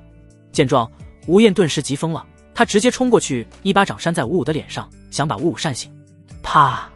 虽然吴燕并没有多用力，但巴掌声却是很响。这一幕顿时让几乎所有人都懵了，尤其吴武动作僵硬地捂着自己的脸，满是不可思议的目光看着吴燕。他实在是不敢相信父亲竟会当众给他一耳光，虽然几乎没有多少痛感，但这对他自尊心的打击无疑是巨大的。吴武身旁的吴家强者也都懵了，想不明白吴燕长老为何突然要给吴武少爷一巴掌。吴家这是什么情况？突然闹内讧了？吴燕不是吴武他爹吗？鬼知道怎么回事啊！刚刚只听见吴燕长老莫名来了一句住手，然后又莫名其妙的给了吴武一耳光。吴燕长老这就像是要阻止吴武啊，但根本看不懂他为什么要这么做。周围众人也全都看呆了，唯独白家门卫虽然也很惊讶，但好歹猜得出来大概是什么情况。估计就是吴燕已经知道了他们白家今天发生的那些事情，然后急着来阻止吴武，一时心急就给了吴武一巴掌走。马上！吴燕此时根本没心思跟吴武解释，抓着吴武的手就走。万一把丞相大人或是太虚皇朝的大人物引出来了，到时候才想走就没机会了。爹！可这时吴武却跟吴燕犟了起来，少杰被白夜打得那么惨，我们难道就这样忍气吞声吗？吴武这番话说的还挺硬气的，都敢跟自己的爹唱反调了。你懂个屁！吴燕怒声道，我若说白夜是天眼圣地的圣子，你敢不忍气吞声吗？闻言，吴武顿时满脸惊骇之色，这怎么可能？旁边的吴家强者也都震惊不已，不敢相信吴燕长老所说的话。回去再说。吴燕不再跟吴武多说废话，强行抓着吴武走人。那几个吴家强者也只能跟着一块离去，他们总不能还留在这里。刚刚那个吴家长老竟然说白夜是天眼圣地的圣子，这有可能吗？既然是吴燕长老亲口说的，而且结合刚刚他那异常的样子，应该10有8九是真的了。这实在是太不可思议了。有谁能想到白夜会成为天眼圣地的圣子？周围众人皆是对此感到难以置信。在他们的印象里，白夜就是个通过走后门才勉强进入天眼圣地的关系户，在天眼圣地的外门都混不下去才对，根本不可能成为圣子啊！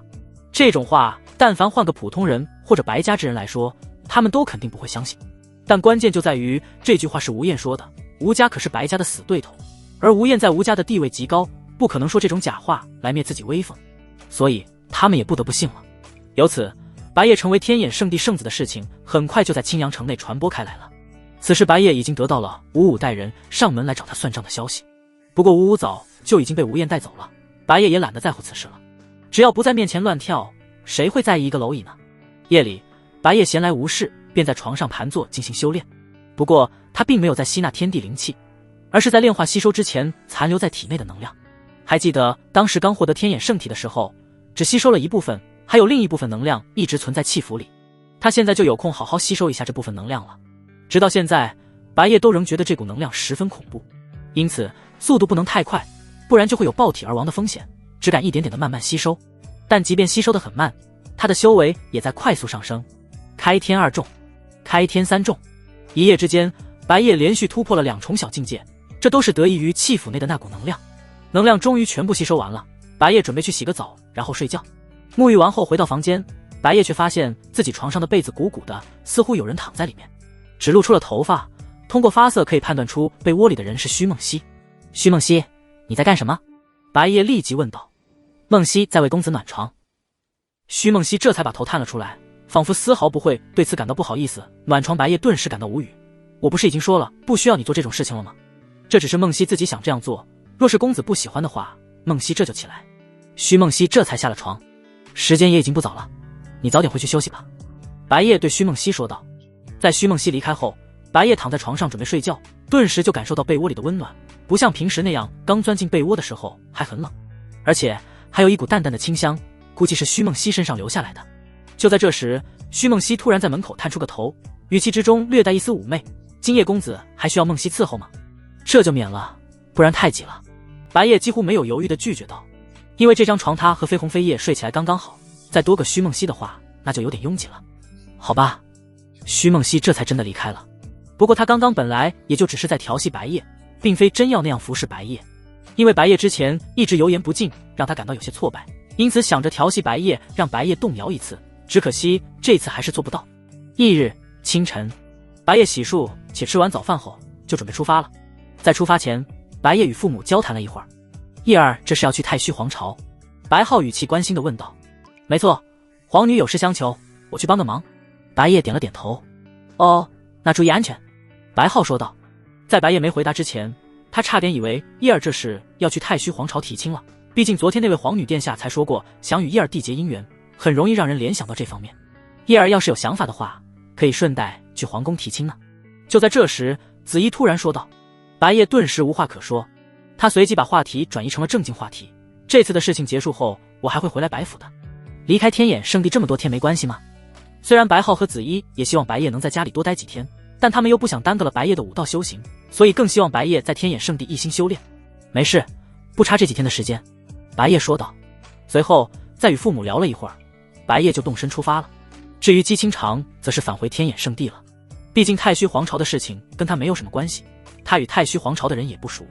接下来白夜和虚梦溪以及太虚皇朝的那几位强者要先去一趟皇城，指的是大前皇朝的皇城。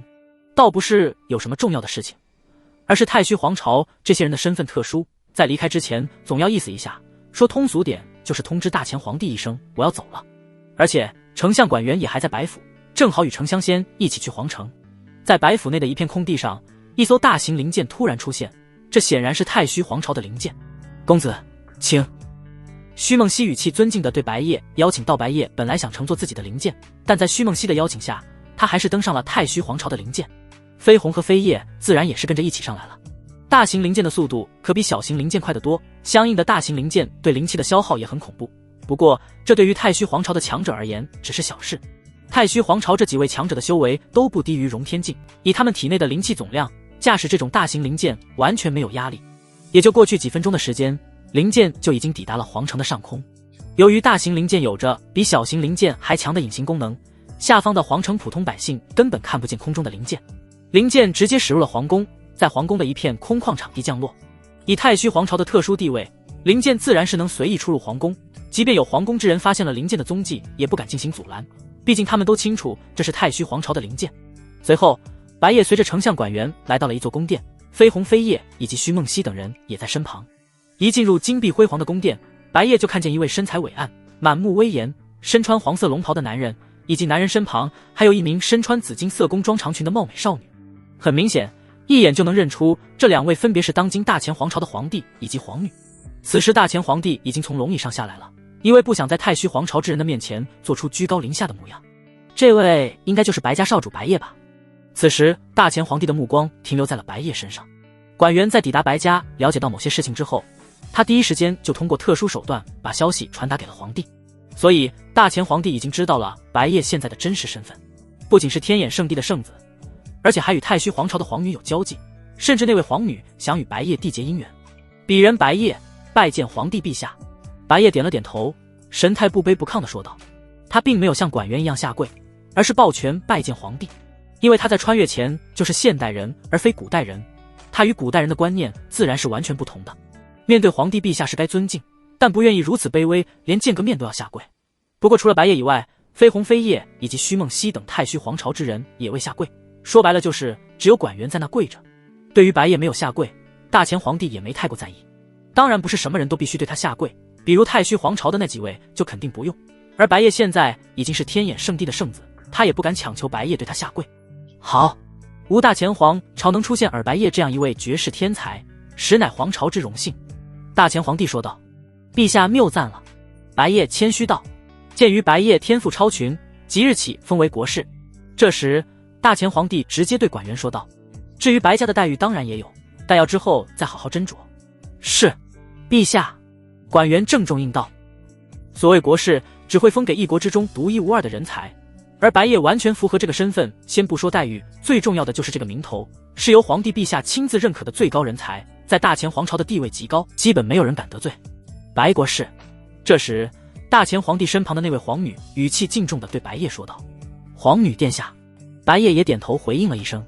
那位皇女通过初次交谈与观察白夜的相貌，顿时觉得白国士极其之优秀。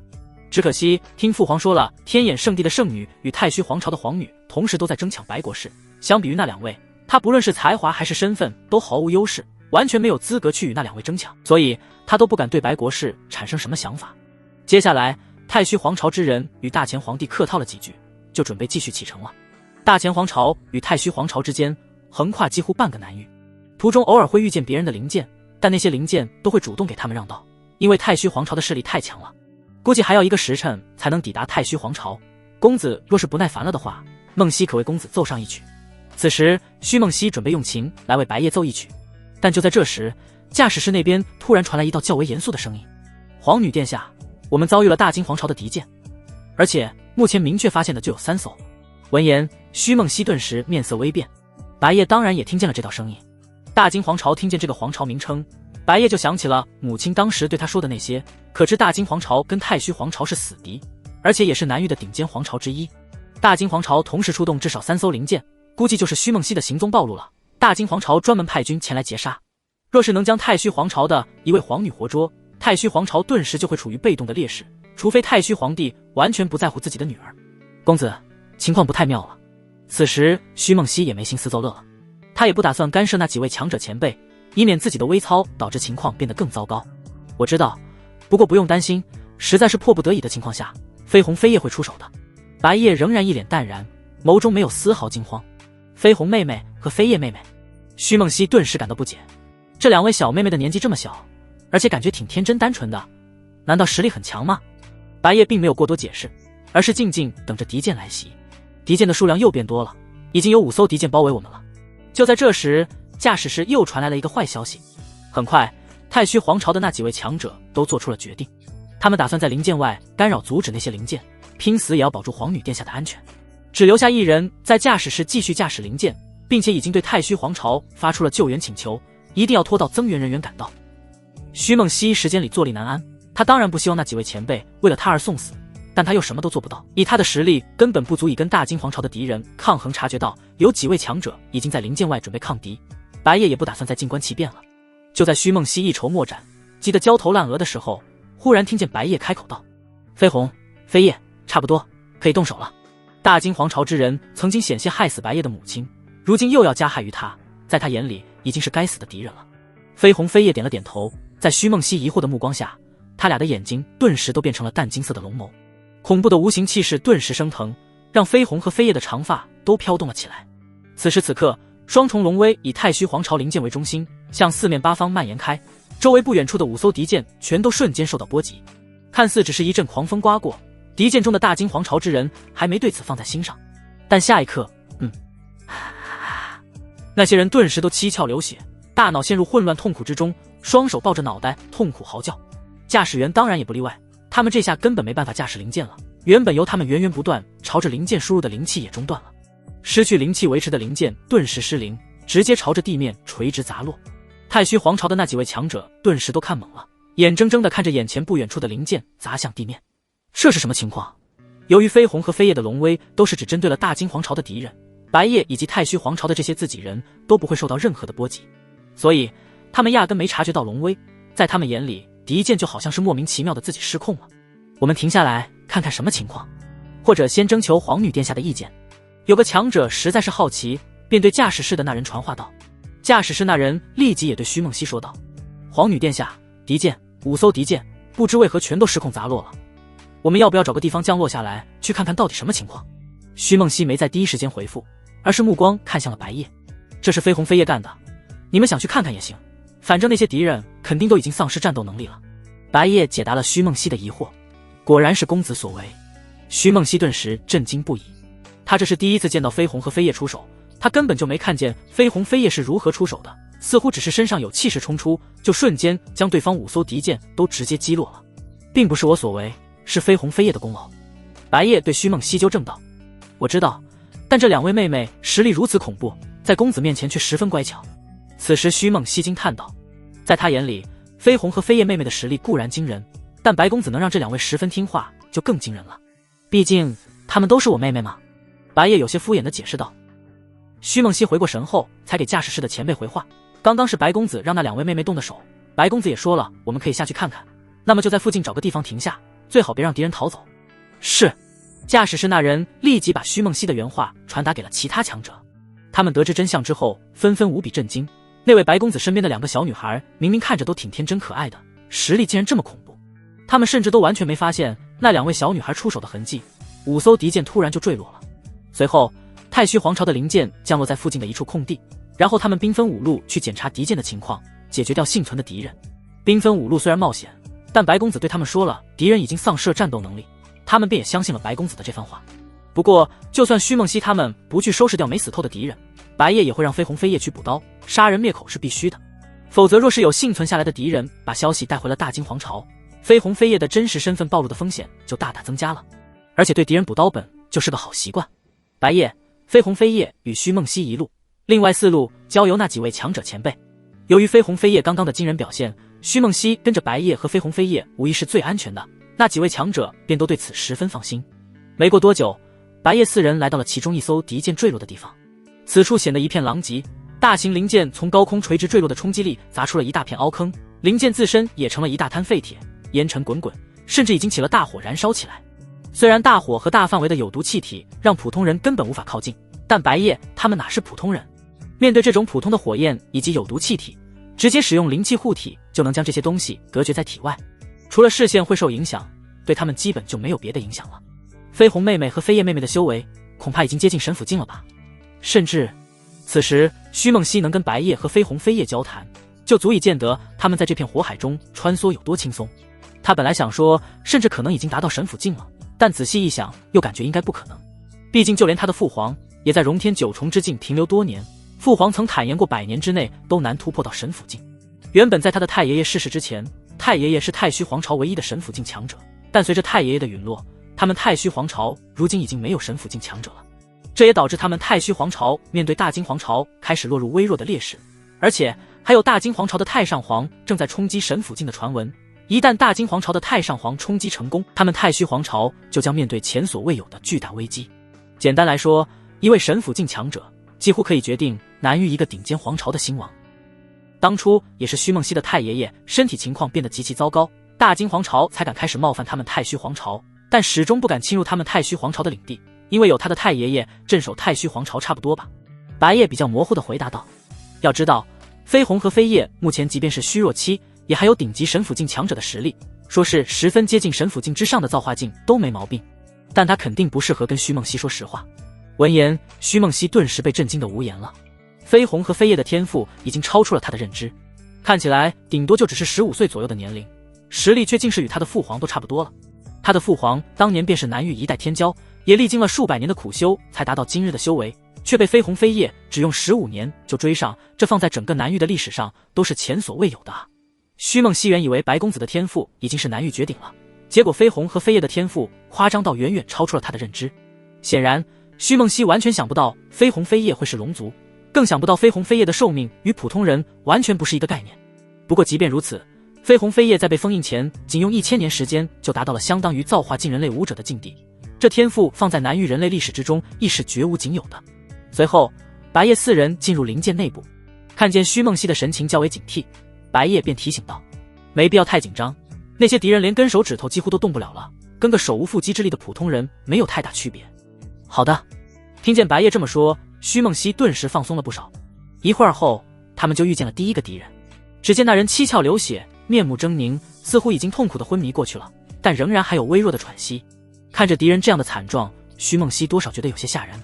白夜则是面无表情的从那戒里取出了一柄黑剑，这正是之前叶剑心赠予他的宝器。他直接上前去抹了那人的脖子，手中黑剑随后一甩，沾上的鲜血也洒落在地。接下来白夜就这样把敌舰内的所有敌人都解决了，不留任何活口。抹杀掉最后一个敌人的时候，白夜把黑剑收入了那剑。就在离开敌舰之时，徐梦溪忽然开口道，我之所以如此迫切的想要公子救我太爷爷，就是因为我们太虚皇朝与大金皇朝的形势越来越严峻了。固然我对太爷爷还有不舍之情，但抛开个人情感不谈，太虚皇朝的未来也是我极其在意的。不久后，太虚皇朝估计就会与大金皇朝进行一场最重要的大战，那一战我们若是败了，必将会元气大伤，轻则从顶尖皇朝的位置跌落，重则会被大金皇朝吞并。本来徐梦溪是不想这么快对白公子说出这些实情的，但刚刚发生的事情让他不禁有感而发。经过此事，他对白公子更加信任了，也下意识产生了想要依赖的念头。我太爷爷原本是太虚皇朝唯一的神府境强者，他还在世且身体无碍的话，大金皇朝根本不敢侵犯我们。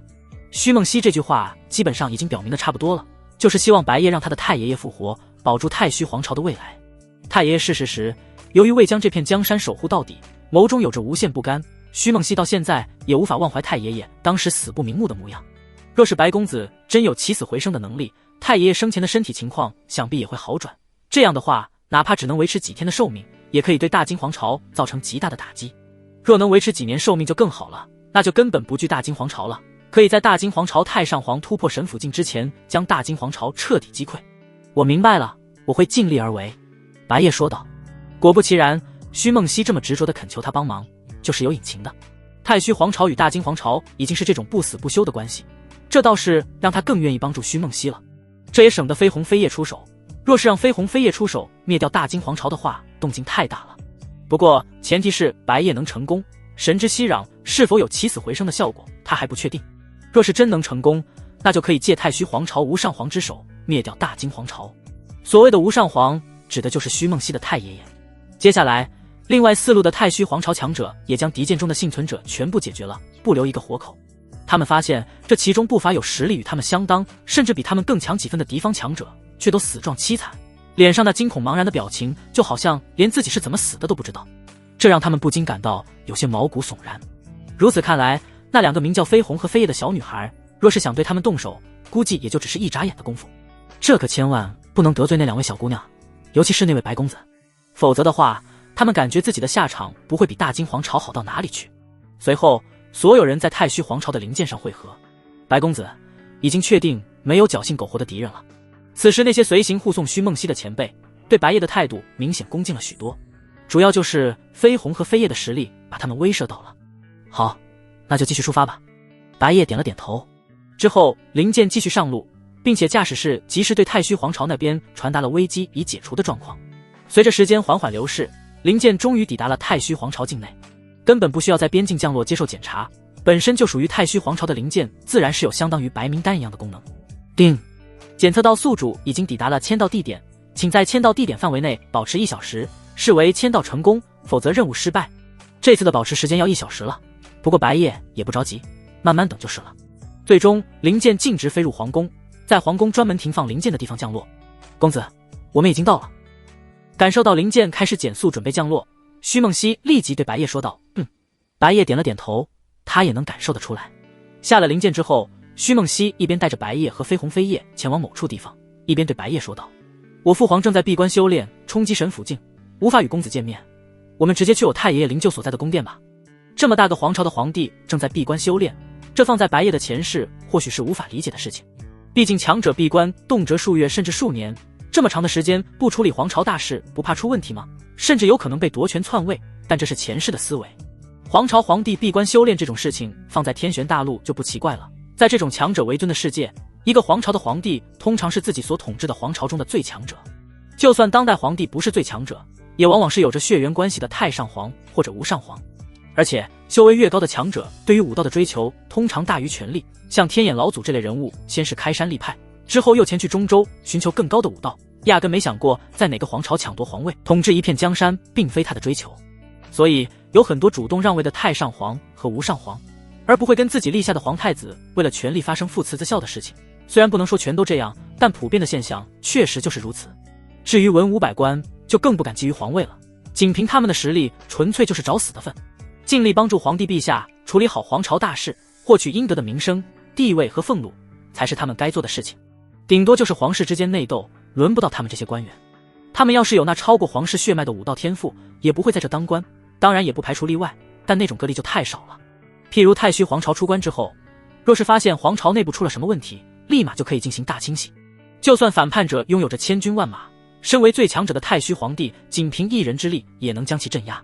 在内部势力稳定的太虚皇朝，没人会想去做这个死。好的，白夜应了一声，他也不是非要与太虚皇帝见面，直接去无上皇那边开始处理正事便可。很快，白夜他们到达了安放无上皇灵柩的宫殿。不过这座宫殿之中还有其他人在，这些人身上穿着丧服，但气质皆是非同一般，估计都是太虚皇朝的皇室成员。正好这时，徐梦溪对白夜解释道：“这些都是我的亲戚。”而与此同时，那些皇室成员也注意到了白夜他们。其中一个看起来年近30的男人，五官与徐梦溪有着一丝丝相似。他看清了白夜和绯红飞叶的容貌后，顿时眉头一皱：“九妹，你怎么竟然带了3个外人进来这里？皇兄，即便你是我的皇兄，也万万不可对白公子无礼。”此时，徐梦溪的气势也丝毫不弱，语气中颇有警告的意味。眼下白公子可是决定了他们太虚皇朝的未来，不管谁敢对白公子不敬，他都跟谁级别说皇兄了，就算是父皇也不例外。徐梦溪的那位皇兄顿时有些惊愕，显然他没想到九妹竟是突然变得这么强势了。不过他很快就回过神来，双目一眯，面色变得愈发的不好看。真是想不到啊，九妹你会为了一个外人顶撞为兄，而且还是在太爷爷的灵柩前，这若是让太爷爷知道了，怕是更加无法安息。包括其他皇室成员也对白夜和绯红飞叶没什么好脸色，但也不至于像徐梦溪的这个皇兄这样直接说这种话。他们对白夜的冷漠态度很正常，毕竟他们明显都不知道白夜与徐梦溪之间发生的那些事情，更不知道白夜很可能有起死回生的能力。而在他们眼中，白夜和绯红飞叶这样的外人直接跑来暂放无上皇灵柩的宫殿，这在太虚皇朝或者说任何皇朝几乎都是十分忌讳的事情，非皇室成员怎么能来这种地方？其余皇室成员之所以没有立马对白夜翻脸，是因为他们察觉到了疑点。一是九皇女为何要带3个外人来这座无比特殊的宫殿，二是九皇女还对那个少年那般恭敬，甚至他们第一次见到九皇女如此强势的模样，想想就觉得很不对劲。难道是有什么他们所不知的隐秘？你……徐梦溪正要发怒，却被白夜一个眼神阻止了。没必要为此争吵，直接开始正事吧。白夜懒得与徐梦溪的那个皇兄计较，感觉纯粹浪费时间。抱歉，没能及时将公子的情况告诉他们。徐梦溪顿时歉意十足地道：“正是，你一个外人想在这做什么？这座宫殿可不是外人能踏入的地方。”二皇子徐若明，也就是徐梦溪的皇兄，顿时警觉道：“够了！”就在这时，皇太子虚商突然开口道：“皇太子这个身份，也就意味着虚商未来必是正统的太虚皇帝，除非太上皇和当今皇帝都早早陨落，否则皇太子这个身份一旦确立，就不会再改。太上皇和当今皇帝若真出了什么意外，那基本上就是太虚皇朝被大金皇朝灭亡吞并的情况下了。真到那种时候，皇朝都灭亡了，也不用说别的了。”面对皇太子，二皇子虚若明自然是不敢违抗，只得乖乖闭嘴，不过脸上仍然显露出不悦的表情。先听九妹说说到底什么情况。皇太子虚商也很理智，认为九妹这般维护那个名叫白夜的外人肯定不是没有理由的。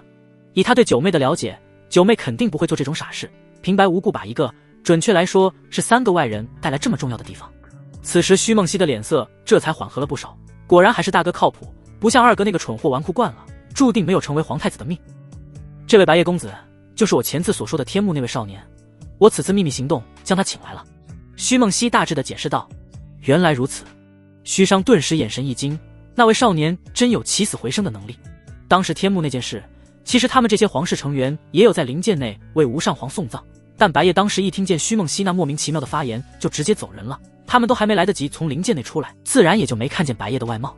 他们只知道无上皇可能还有希望，无上皇在天幕安葬的进展也推延了，暂时安放在了这座宫殿。再加上徐梦溪这次前往大前皇朝白家，包括事先调查白夜的身份背景，也都是秘密行动。先是只有他与父皇以及几位朝中元老知道，而后父皇暗中派了那几位强者保护他。只不过大型灵柩的目标还是太大了，返回的途中被大金皇朝发现了踪迹，险些就落入了大金皇朝的魔爪。准确来说，若是没有白公子的话，他就已经被俘虏了。开什么玩笑？你真相信这小子能有起死回生的能力？然而虚若明却对此嗤之以鼻。不试一试怎么知道？徐梦溪没有说得十分断定，因为白公子已经好几次跟他强调了不一定能成功。一开始他没相信，但就连答应愿意帮他之后，也还又强调了，他便也不得不信了。紧接着徐梦溪继续对虚若明说道：而且以白公子的身份，虽不是我太虚皇室之人，但也是天眼圣地的圣子，岂能如此不敬？这下虚若明的脸色顿时就变了，想必他这是没想到这小子竟会是天眼圣地的圣子。他与天眼圣地的交集不多，只知道前不久天眼圣地的圣子还是苍蓝皇朝的那个秦无缺，岂能料想这么快就突然换了个人？这小子若真是天眼圣地圣子，那他还真不能太不给面子。本就有大金皇朝这一大外敌，面对天眼圣地这种势力，更是只能拉拢而不能得罪，否则太虚皇朝只会亡得更快。天眼圣子，包括皇太子虚商在内的那些皇室成员也都感到惊讶。虚商立即在白夜身上仔细观察了一番，还真发现了一块略感眼熟的令牌。由于与天眼圣地的交集不多，他刚开始也没认出来。不过，即便这位少年的身份不一般，他还是难以相信起死回生这种神奇手段。与此同时，白夜不想浪费时间，而是直接去揭开无上皇的灵柩，换种通俗的说法，就是揭棺材。放肆！看见白夜的行为，二皇子虚若明顿时怒声道。在场好一些皇室成员也激动得差点忍不住想对白夜动手，这可是他们最敬重的无上皇的灵柩，被一个外人掀了棺材板，能不激动吗？皇太子虚商也是面色大惊，这可是对无上皇的大不敬。就连虚梦溪也有些没想到白公子竟然这么直接，如果成功了那还没什么，万一失败的话那就麻烦大了。然而白夜行为这么大胆，自然不是没把握的。他刚刚已经通过系统无意间得知了神之息壤的具体功能，还真有让人起死回生的效果，甚至只需要芝麻大小的分量就能延长100年的寿命。在白夜掀开棺材板后，直接把一粒芝麻大小的神之息壤用指尖弹进灵柩内，落在了那位无上皇的额头。此时虚若明可不管什么胜不胜子的了，敢对他太爷爷如此冒犯就是找死。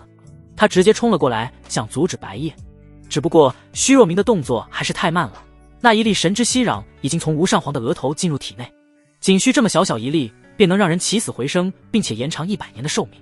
100年的寿命对于玄幻世界而言看似不算多，但关键在于只需这芝麻大小的一粒就能有如此效果，而他手上仍有不少神之息壤，这可是十分好使的保命手段，能让人直接复活，而且延长的寿命还不少。唯独有个限制，就是修为越高的死者想将其复活所耗费的神之息壤就越多。虽然虚梦溪的太爷爷是神府境强者，但在神之息壤这种神物面前，神府境的修为还真不算多高。而白夜目前的修为更低，以他拥有的神之息壤足够让他复活不知道多少次了，不过前提是有人在他死后帮他复活。此时此刻，无上皇的身体顿时闪烁出耀眼的白光，身上弥漫着的无形死气瞬间消散，体内原本纠缠不休的恶疾也瞬间痊愈。无上皇虚天渊突然猛地睁开双眼，暗淡浑浊的眼神迅速变得清澈精神了起来，紧接着充满了茫然之色。自己不是已经咽下了最后一口气吗？这里难道是地府？不对，自己这分明是躺在一座棺材之中，而且棺材之外是熟悉的宫殿。与此同时，白夜当然已经察觉到了身后朝他冲来的虚若明，在虚若明即将触碰到他的那一刻，体内灵气瞬间外放，形成一层防护罩。这层防护罩将虚若明的攻势完全抵抗，并且将虚若明反弹，使其飞了出去。听见了奇怪的动静，虚天渊猛地起身，双脚悬浮起来。他这才确信了自己果然是在皇宫之中，而且周围都是他的后代。太爷爷！见到太爷爷活过来了，虚梦溪顿时惊喜道。其余皇室成员也都纷纷震惊不已，无上皇竟然真的起死回生了，总不能是他们眼花了吧？被弹飞的虚若明刚想爬起来再上，就看见了悬浮着的太爷爷。他的第一反应还以为是诈尸了，顿时被吓得又一屁股坐在了地上。皇太子虚商惊诧万分，他很清楚，就是在那位白公子把太爷爷的棺材板掀开后，太爷爷立马就十分神奇的复活了。这少年竟然真有神奇的起死回生能力。然而虚天渊仍不明白发生了什么，苍老的面容中显得有些茫然。太爷爷，是您眼前的那位白公子让您死而复生了。这时虚梦溪对太爷爷解释道。竟有此事？虚天渊顿时听得面色一愣，他自己都不敢相信自己已经死了竟然还能复活。这位白公子究竟是何人？虚天渊的目光立即转移到了白夜的身上，并且同时他不再悬浮着，而是落在了白夜的身旁。毕竟按照虚梦溪这么说，这位少年还是他的恩人，他怎能悬浮着以居高临下的姿态俯视着对方？在下是来自大前皇朝的白家少主，同时也是天眼圣地的圣子。白夜语气平静，对自己的身份没有刻意隐瞒。大前皇朝白家。虚天渊顿时感到意外，大前皇朝他是知道，但大前皇朝的白家他就没听说过了。再结合起天眼圣地圣子的身份，就更让他意外了。大前皇朝也有人能成为天眼圣地的圣子，甚至还有让他起死回生这种不可思议的手段。不管如何，都多谢公子了，事后会尽量报答公子之恩情。虚天渊语气郑重地说道。到了这时，虚若明才反应过来，自己的太爷爷并非诈尸，而是被那白夜救活了。他顿时坐在地上懵了，一时都忘了起身，竟然真有这种不可思议的复活手段。要知道，在此之前，整个南域没人能够实现起死回生，否则的话，他们早就想尽办法去求人了。然而这个少年却是打破了他们的认知。尤其虚若明自己刚刚还对对方那般不敬，他感觉自己要糟了，得罪了对他们太虚皇朝有如此重大恩情的白夜。这倒是不必了，我只有2个条件，一是灭了大金皇朝，二是别将我能让人复活的手段外传。白夜淡淡说道。虚天渊顿时惊讶不已，没想到这位公子的要求居然这么简单，立即信誓旦旦地保证道：“这绝对没问题。”刚刚他就已经察觉到，原本折磨得他痛苦不堪的恶疾都消失了，而且身上也不再有任何死气，说明短短几年之内寿命都不会殆尽。给了他一具健康的身体，并且给了他几年的寿命，灭掉大金皇朝完全不在话下。就算这位公子不说，以他们太虚皇朝跟大金皇朝的深仇大怨，他都必须灭了大金皇朝，否则的话他就更不能安息了。至于封锁消息，这也十分简单，在场的这些人皆是皇室成员，只要他一声令下，就没有人敢把消息外泄。因为在皇室的祖祠有一块巨大的灵碑，身份特殊的虚天渊可以改写灵碑上的规定，这些规定用于限制历代皇室成员。若有皇室成员违背灵碑上的规定，灵碑上的对应名字就会闪亮，所以皇室成员之中没有人敢背叛太虚皇朝，当然也不会限制得太死。灵碑上的规定通常都是不可触犯的底线。白公子，徐梦溪的内心顿时感激不已，白公子提出的这2个要求都太容易实现了，包括其余皇室成员也是如此，都对白夜感激不尽。白夜仅仅提出了2个要求，这让他们难以心安理得，毕竟这位白公子复活了无上皇，相当于直接改变了他们太虚皇朝的国运，不再会有被大金皇朝灭亡吞并的风险，而是反过来能灭掉大金皇朝。这份恩情就算让他们太虚皇朝交出1半的国库都不过分。以及还要告诉你们一个消息，虽然复活了，但寿命只延迟了100年。白夜继续说道，100年完全足够了。虚天渊顿时无比的激动，他原以为自己复活后能延续10几年的寿命就顶天了，完全没想到竟然能有100年的寿命，这可是普通人的1辈子啊。要知道，虚天渊原本都已经是躺在棺材里的尸体了，能复活已经是逆天改命了，哪还敢不知足？能延长100年的寿命，更是他原本想都不敢想的。虚天渊之前最大的遗憾便是未能守护好太虚皇朝的这片江山，足足100年的寿命肯定能让他弥补遗憾。100年。此时虚梦溪顿时又惊又喜，他也完全没想到白公子竟会如此好意，不仅复活了太爷爷，还延长了100年的寿命。其余皇室成员更是感激万分，无上皇被强行续命100年，对于太虚皇朝可就不只是续命100年这么简单的影响了，能让太虚皇朝的国运直接发生天大的转变。然而实际上这只是神之息壤的最低效果，白夜并不认为自己有多大方。既然前辈满意，那就没什么问题了。白夜说道，在他身上还有不少神之息壤，不过他要留着自己用了，肯定不可能随便给别人。当然满意。就在这时，虚天渊注意到虚若明那难堪的模样。话说刚刚发生了什么？若明你为何看着如此狼狈？我……这下虚若明奶油脸开口，顿时慌得不行。他刚刚可是对太爷爷的救命恩人那般不敬，若是让太爷爷知道了，怕不是要气得把他皮给扒了。没什么大事，只是一场误会而已。这时白夜先开口道，他与虚若明没什么仇怨，毕竟他从一开始就没把虚若明放在心上，任其出言不逊还是贸然出手，反正也没对他造成什么影响。而且他也要适当给太虚皇朝皇室一点面子，这样更能死心塌地的替他灭了大金皇朝，总不能他把虚若明直接杀了，犯不上这个必要。白夜此言一出，虚若明顿时整个人愣住了。他刚刚有想过对方很可能会对他太爷爷投诉他，唯独没想过对方居然会帮他说话，如此宽宏大量的气度顿时让他更羞愧了。虚若明不禁直接单膝跪地，语气诚恳地对白夜表达歉意，刚刚对公子那般不敬，是我不知好歹不分是非，还望公子宽恕。虽然不是双膝而是单膝跪地，诚意也已经够大了，平常哪有可能有皇室的皇子会向外人下跪。然而膝下有黄金，以太虚皇朝的皇室尊严，就算遇到无法抗衡的强敌，宁愿死也不会下跪受辱。正是因为白夜对他太爷爷甚至整个太虚皇朝有莫大的恩情，加之他刚刚不知死活冒犯了白夜，才会心甘情愿下跪。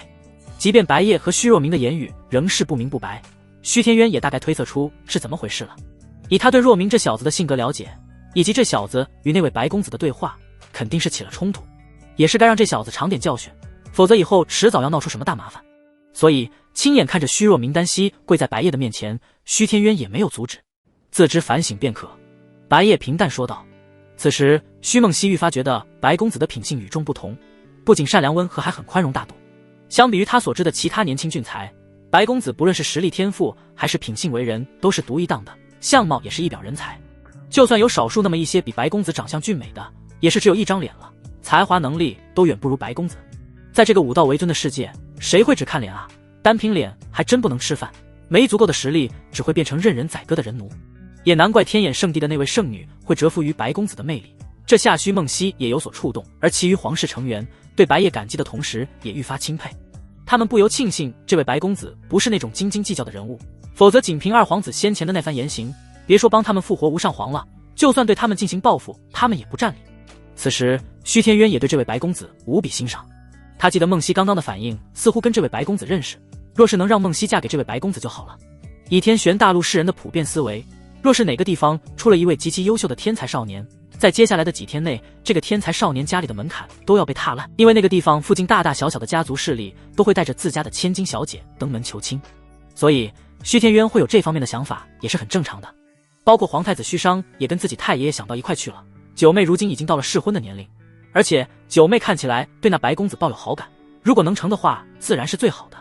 只不过虚天渊感觉白公子只怕是看不上梦溪和他们太虚皇朝的皇室，他们属于是高攀白公子了。因为就凭白公子有那起死回生的能力，整个南域没有任何势力会不想哭着求着拉拢讨好白公子。比他们太虚皇朝强大的势力虽然不多，但也不低于10指之数。看着眼前这些人的模样，白夜感觉有哪里不对劲，因为他其实只是没把虚若明先前的行为当一回事，顺带给太虚皇朝皇室一点面子。没想到虚若明等皇室成员的内心戏居然这么多，自己哪有他们想象的那么优秀啊？不过白夜也懒得解释那么多了，任由他们怎么想吧，反正对他的误会又不是负面方向的。正好这时，系统声音传来：叮，宿主签到成功，获得奖励，绝对指令。虽然白夜已经有了神之息壤这个效果极佳的保命手段，但神之息壤和绝对指令各有各的特色，绝对指令可不是只能用来保命的，还能作为进攻手段，用法十分灵活。那么白公子接下来是否愿意在我们皇宫多停留几日？我们打算专门为公子举行一场盛大的酒宴。这时虚天渊又对白夜说道，为了报答白公子的恩情，既然白公子不要什么金银财宝，那么他就打算给足白公子面子，为白公子举行最高档次的盛宴。这倒是不必了，在下还有重要的事情。然而白夜却是婉拒道。一听到酒宴，白夜就没什么兴趣，因为他不管前世还是穿越后都不喜欢喝酒，尤其还是在那么多人的宴会上，必然会有一群人来跟他敬酒。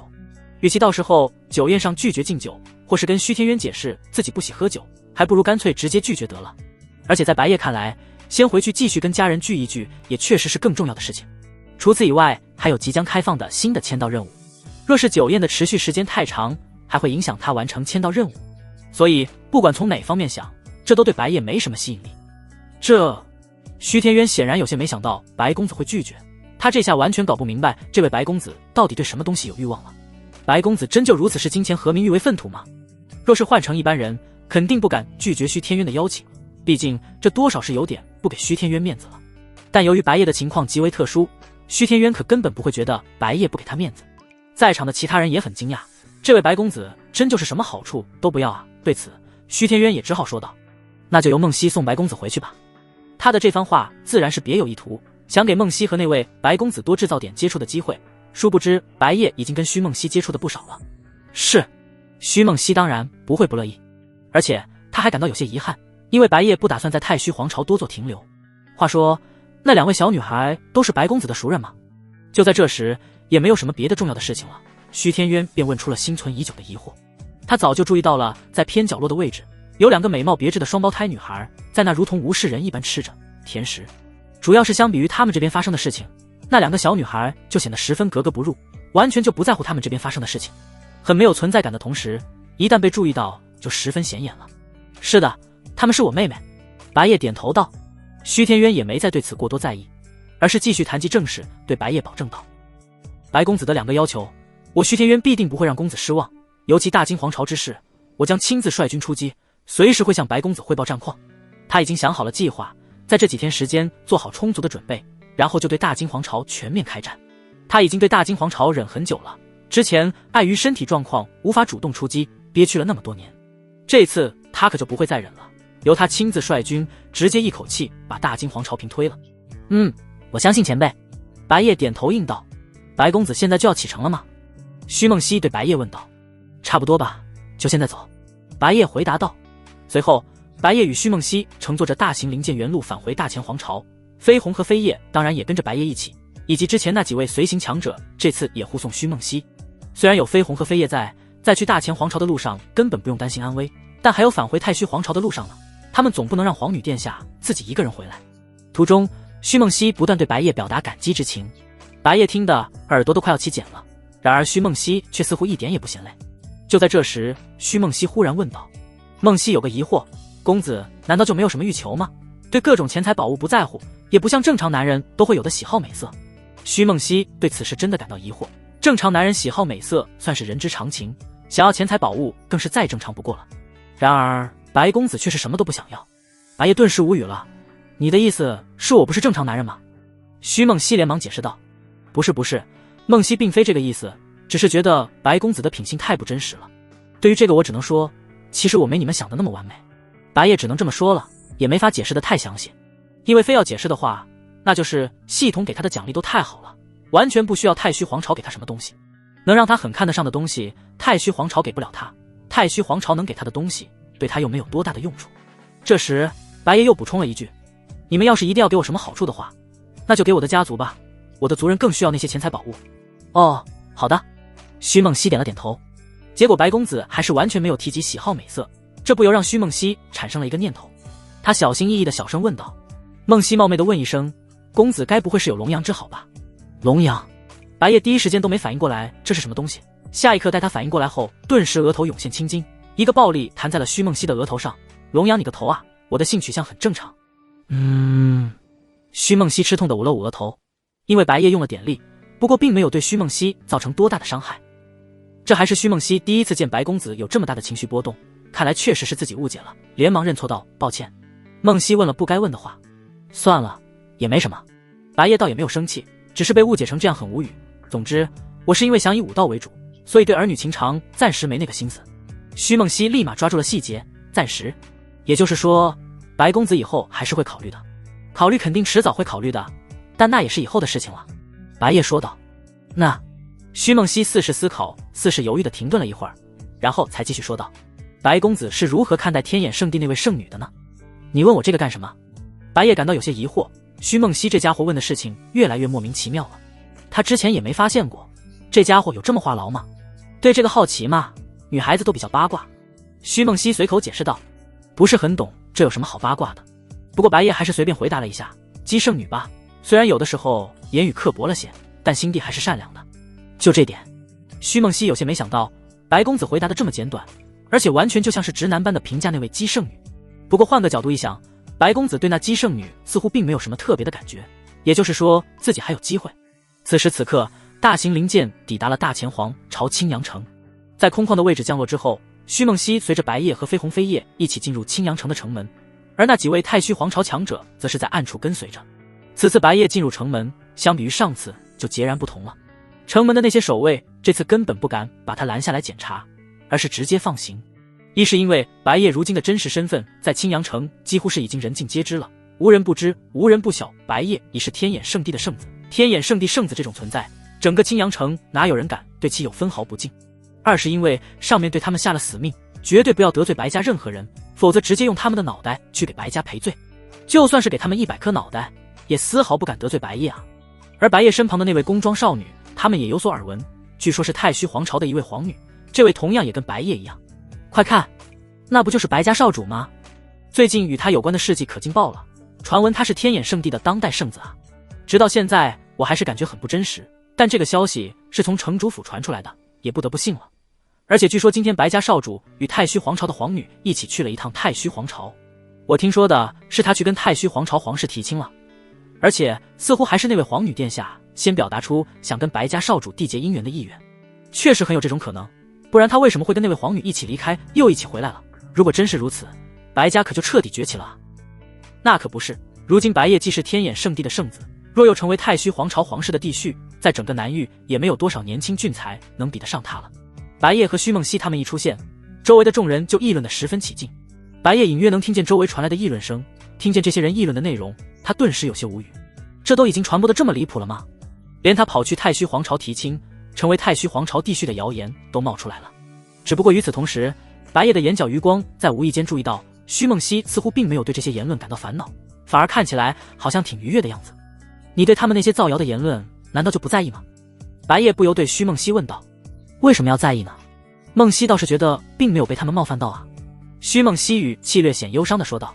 不过白公子会感到介意也是没办法的，毕竟以公子的才能，怎会愿意屈身为太虚皇朝的弟婿？估计也看不上孟熙这平平无奇的小女子。白夜顿时嘴角微微一扯，别闹，你要是平平无奇的话，那整个南域也没多少出色的女人了。多谢公子夸奖。徐梦溪的脸上又浮现了甜美的微笑，脸色的变化简直要比翻书还快。显然徐梦溪刚刚的那番话都是故意在跟白夜说着玩呢。弟婿是什么意思？就在这时，旁边的飞叶忽然开口问道。飞鸿对此也是有些好奇，这是他们第一次听说这两个字，意思就是皇帝的女婿，或者说驸马。白夜认真地为他们解释道。女婿又是什么意思？飞叶继而问道。白夜顿时心感不妙，这该不会是要开始10万个为什么了吧？这时则是徐梦溪为飞鸿和飞叶解释道，比如我是太虚皇朝的第9皇女，白公子若是娶了我，与我结为夫妻的话，白公子就是我们太虚皇朝的弟婿喽。原来如此，你们人类寻找配偶进行交配，原来还有这么多的讲究。飞叶顿时一副长见识了的模样，飞鸿也缓缓点了点头，仿佛懂了很多。哈哈，徐梦溪有些尴尬的微笑，没想到飞叶妹妹会说出这么奇怪的话语。寻找配偶进行交配，这话未免也太直白露骨了吧。嗨，白夜也立即微微咳嗽了一声，提醒飞鸿和飞叶不要说这种太奇怪的话。那么假如不以入赘也不以联姻的形式，白公子会考虑娶梦溪吗？这时徐梦溪很大胆的小声试探道，不过刚一说完他就觉得有所不妥，毕竟她再怎么样也是个矜持的少女，说出这么大胆的话很难不会觉得不好意思，所以又补充了一句，用来掩饰一下尴尬，哈哈，我说的是假如，只是开玩笑的，公子莫要当真。徐梦溪的这番话让白夜听得感到有些莫名其妙。正当他准备做出回答的时候，身旁又突然开口的飞鸿打断了他，如果娶了我，白夜你就是我的配偶了吗？飞鸿扯了扯白夜的衣角，这话问得很直接，且多少有点荒诞。白夜的注意力便被转移了，先回答了飞鸿的问题，理论上是这样的。那我也想白夜娶了我。飞鸿毫无犹豫地说道。此话一出，飞夜顿时明显不淡定了，他有些激动的双手放在飞鸿的肩膀上摇了摇，脸红红的说道，你在说什么蠢话？这可是我们一生中最重要的事情之一啊。他不清楚整个龙族，他只知道至少他们天灾古龙一族一旦认定一位配偶，就再也无法改变，一生只爱一人。不过飞叶说这番话实际上也只是借口，他的真正原因是慌张了，没想到飞鸿会突然这么主动，就心急了。他对飞鸿本来就有较劲心理，尤其是在面对白夜的时候，但又总不能直接叫飞鸿不能这样，所以他就找了这么一个更委婉的说法，我是认真的。然而飞鸿毫不动摇地对飞叶说道，难道飞叶你讨厌白夜吗？这致命般的灵魂拷问顿时把飞叶问得呛住了。这个……此时飞叶那可爱的小脸蛋既有些慌张又有些羞涩，他既不好意思承认自己喜欢白夜，但又肯定不可能说自己讨厌白夜，所以他一时都不知道该怎么回答了。憋了好一会儿才终于憋出了一句，这根本就不是讨不讨厌的问题好吧。好了好了，你们两个都别闹了。说完，白夜摸了摸飞鸿的头，你现在还小呢，可不能一时冲动说这种话，等你成年了考虑清楚后再说这些也不迟。我可不小了，飞鸿反驳道，但碍于周围有外人，而且也不能让旁边的徐梦溪知道他的真实身份，所以他没办法强调自己的真实年龄。他的真实年龄都已经好几千岁了，以人类的角度，这怎么可能还算小？但要是按照龙族的概念，那他距离成年确实是还远着，准确来说还要过个小几千年才算正式成年。飞叶则是与飞鸿的态度完全相反，对白夜所说的话表示十分的赞同，是的是的，等成年了再说。这样的话，他暂时就不怕飞鸿抢在他前头了。飞鸿顿时小嘴微微鼓起，看起来就像在赌气。飞鸿和飞叶的这场小闹剧使得徐梦溪都被透明化了，这下徐梦溪感觉就好像都没自己什么事了。由于徐梦溪自己刚刚本来就说了是在开玩笑，再加上飞鸿和飞叶制造的这场闹剧转移了白夜的注意力，致使白夜既没有把飞鸿飞叶的小闹剧放在心上，也没有把徐梦溪说的话当真。不过这时白夜好歹想起了徐梦溪刚刚还在问他的问题，虽然你是在开玩笑，但我也正经回答一下吧。婚姻大事这种事情，目前我还是想先以武道为主，至少在成年之后才会考虑婚姻吧。白夜回答的还挺认真的，因为他是穿越者，思维受前世的影响比较严重，还未成年就结婚的话未免有些操之过急了。尤其他和徐梦溪两人都是未成年，这他肯定难以接受啊，毕竟他又不是古代人，身为现代人的婚姻观念根深蒂固。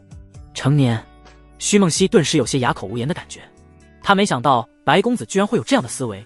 一般而言，不管在他们太虚皇朝还是在白公子的大前皇朝这边，未成年就结婚都是很正常的事情了。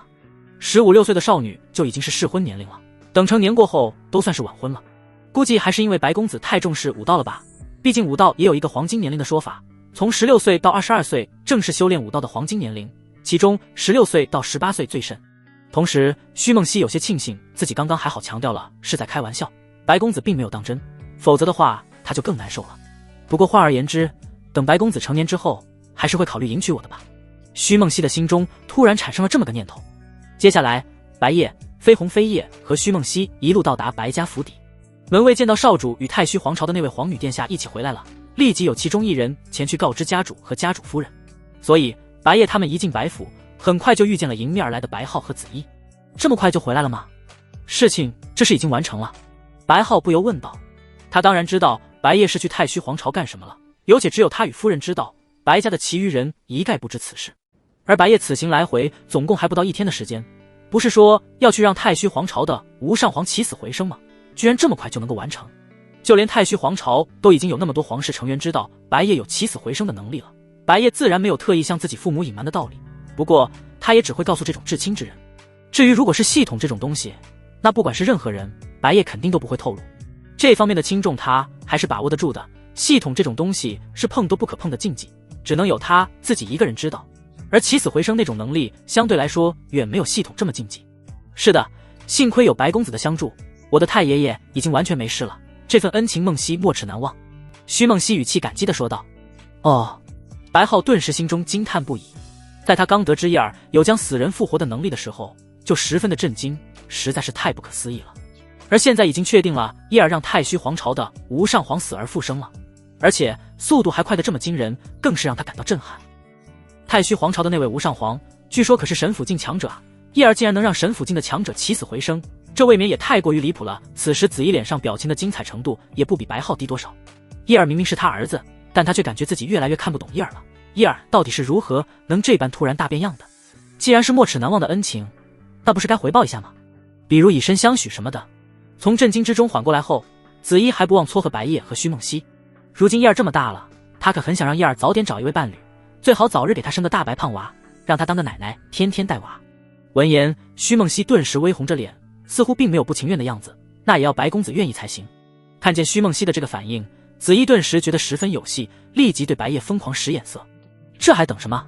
人家徐姑娘都已经表明到这个份上了。娘，白夜却是显得很无奈，孩儿在天眼圣地的武道修行还未完成，这种事情急不得的。这有什么？让徐姑娘也一起进入天眼圣地不就好了？到时候你与徐姑娘在天眼圣地一边修行一边造娃，把孙儿送回来给我带就行了。子怡比较随意地说道。白夜已经不知道该说什么了，徐梦溪则是不好意思说话了。子夫人这番话说的那么直接，像造娃什么的，她都还完全没做好心理准备呢。与此同时，飞鸿和飞叶倒是在私下悄悄聊了起来。飞叶，造娃是什么意思啊？飞鸿一脸天真单纯地问道。很可能就是生小宝宝的意思。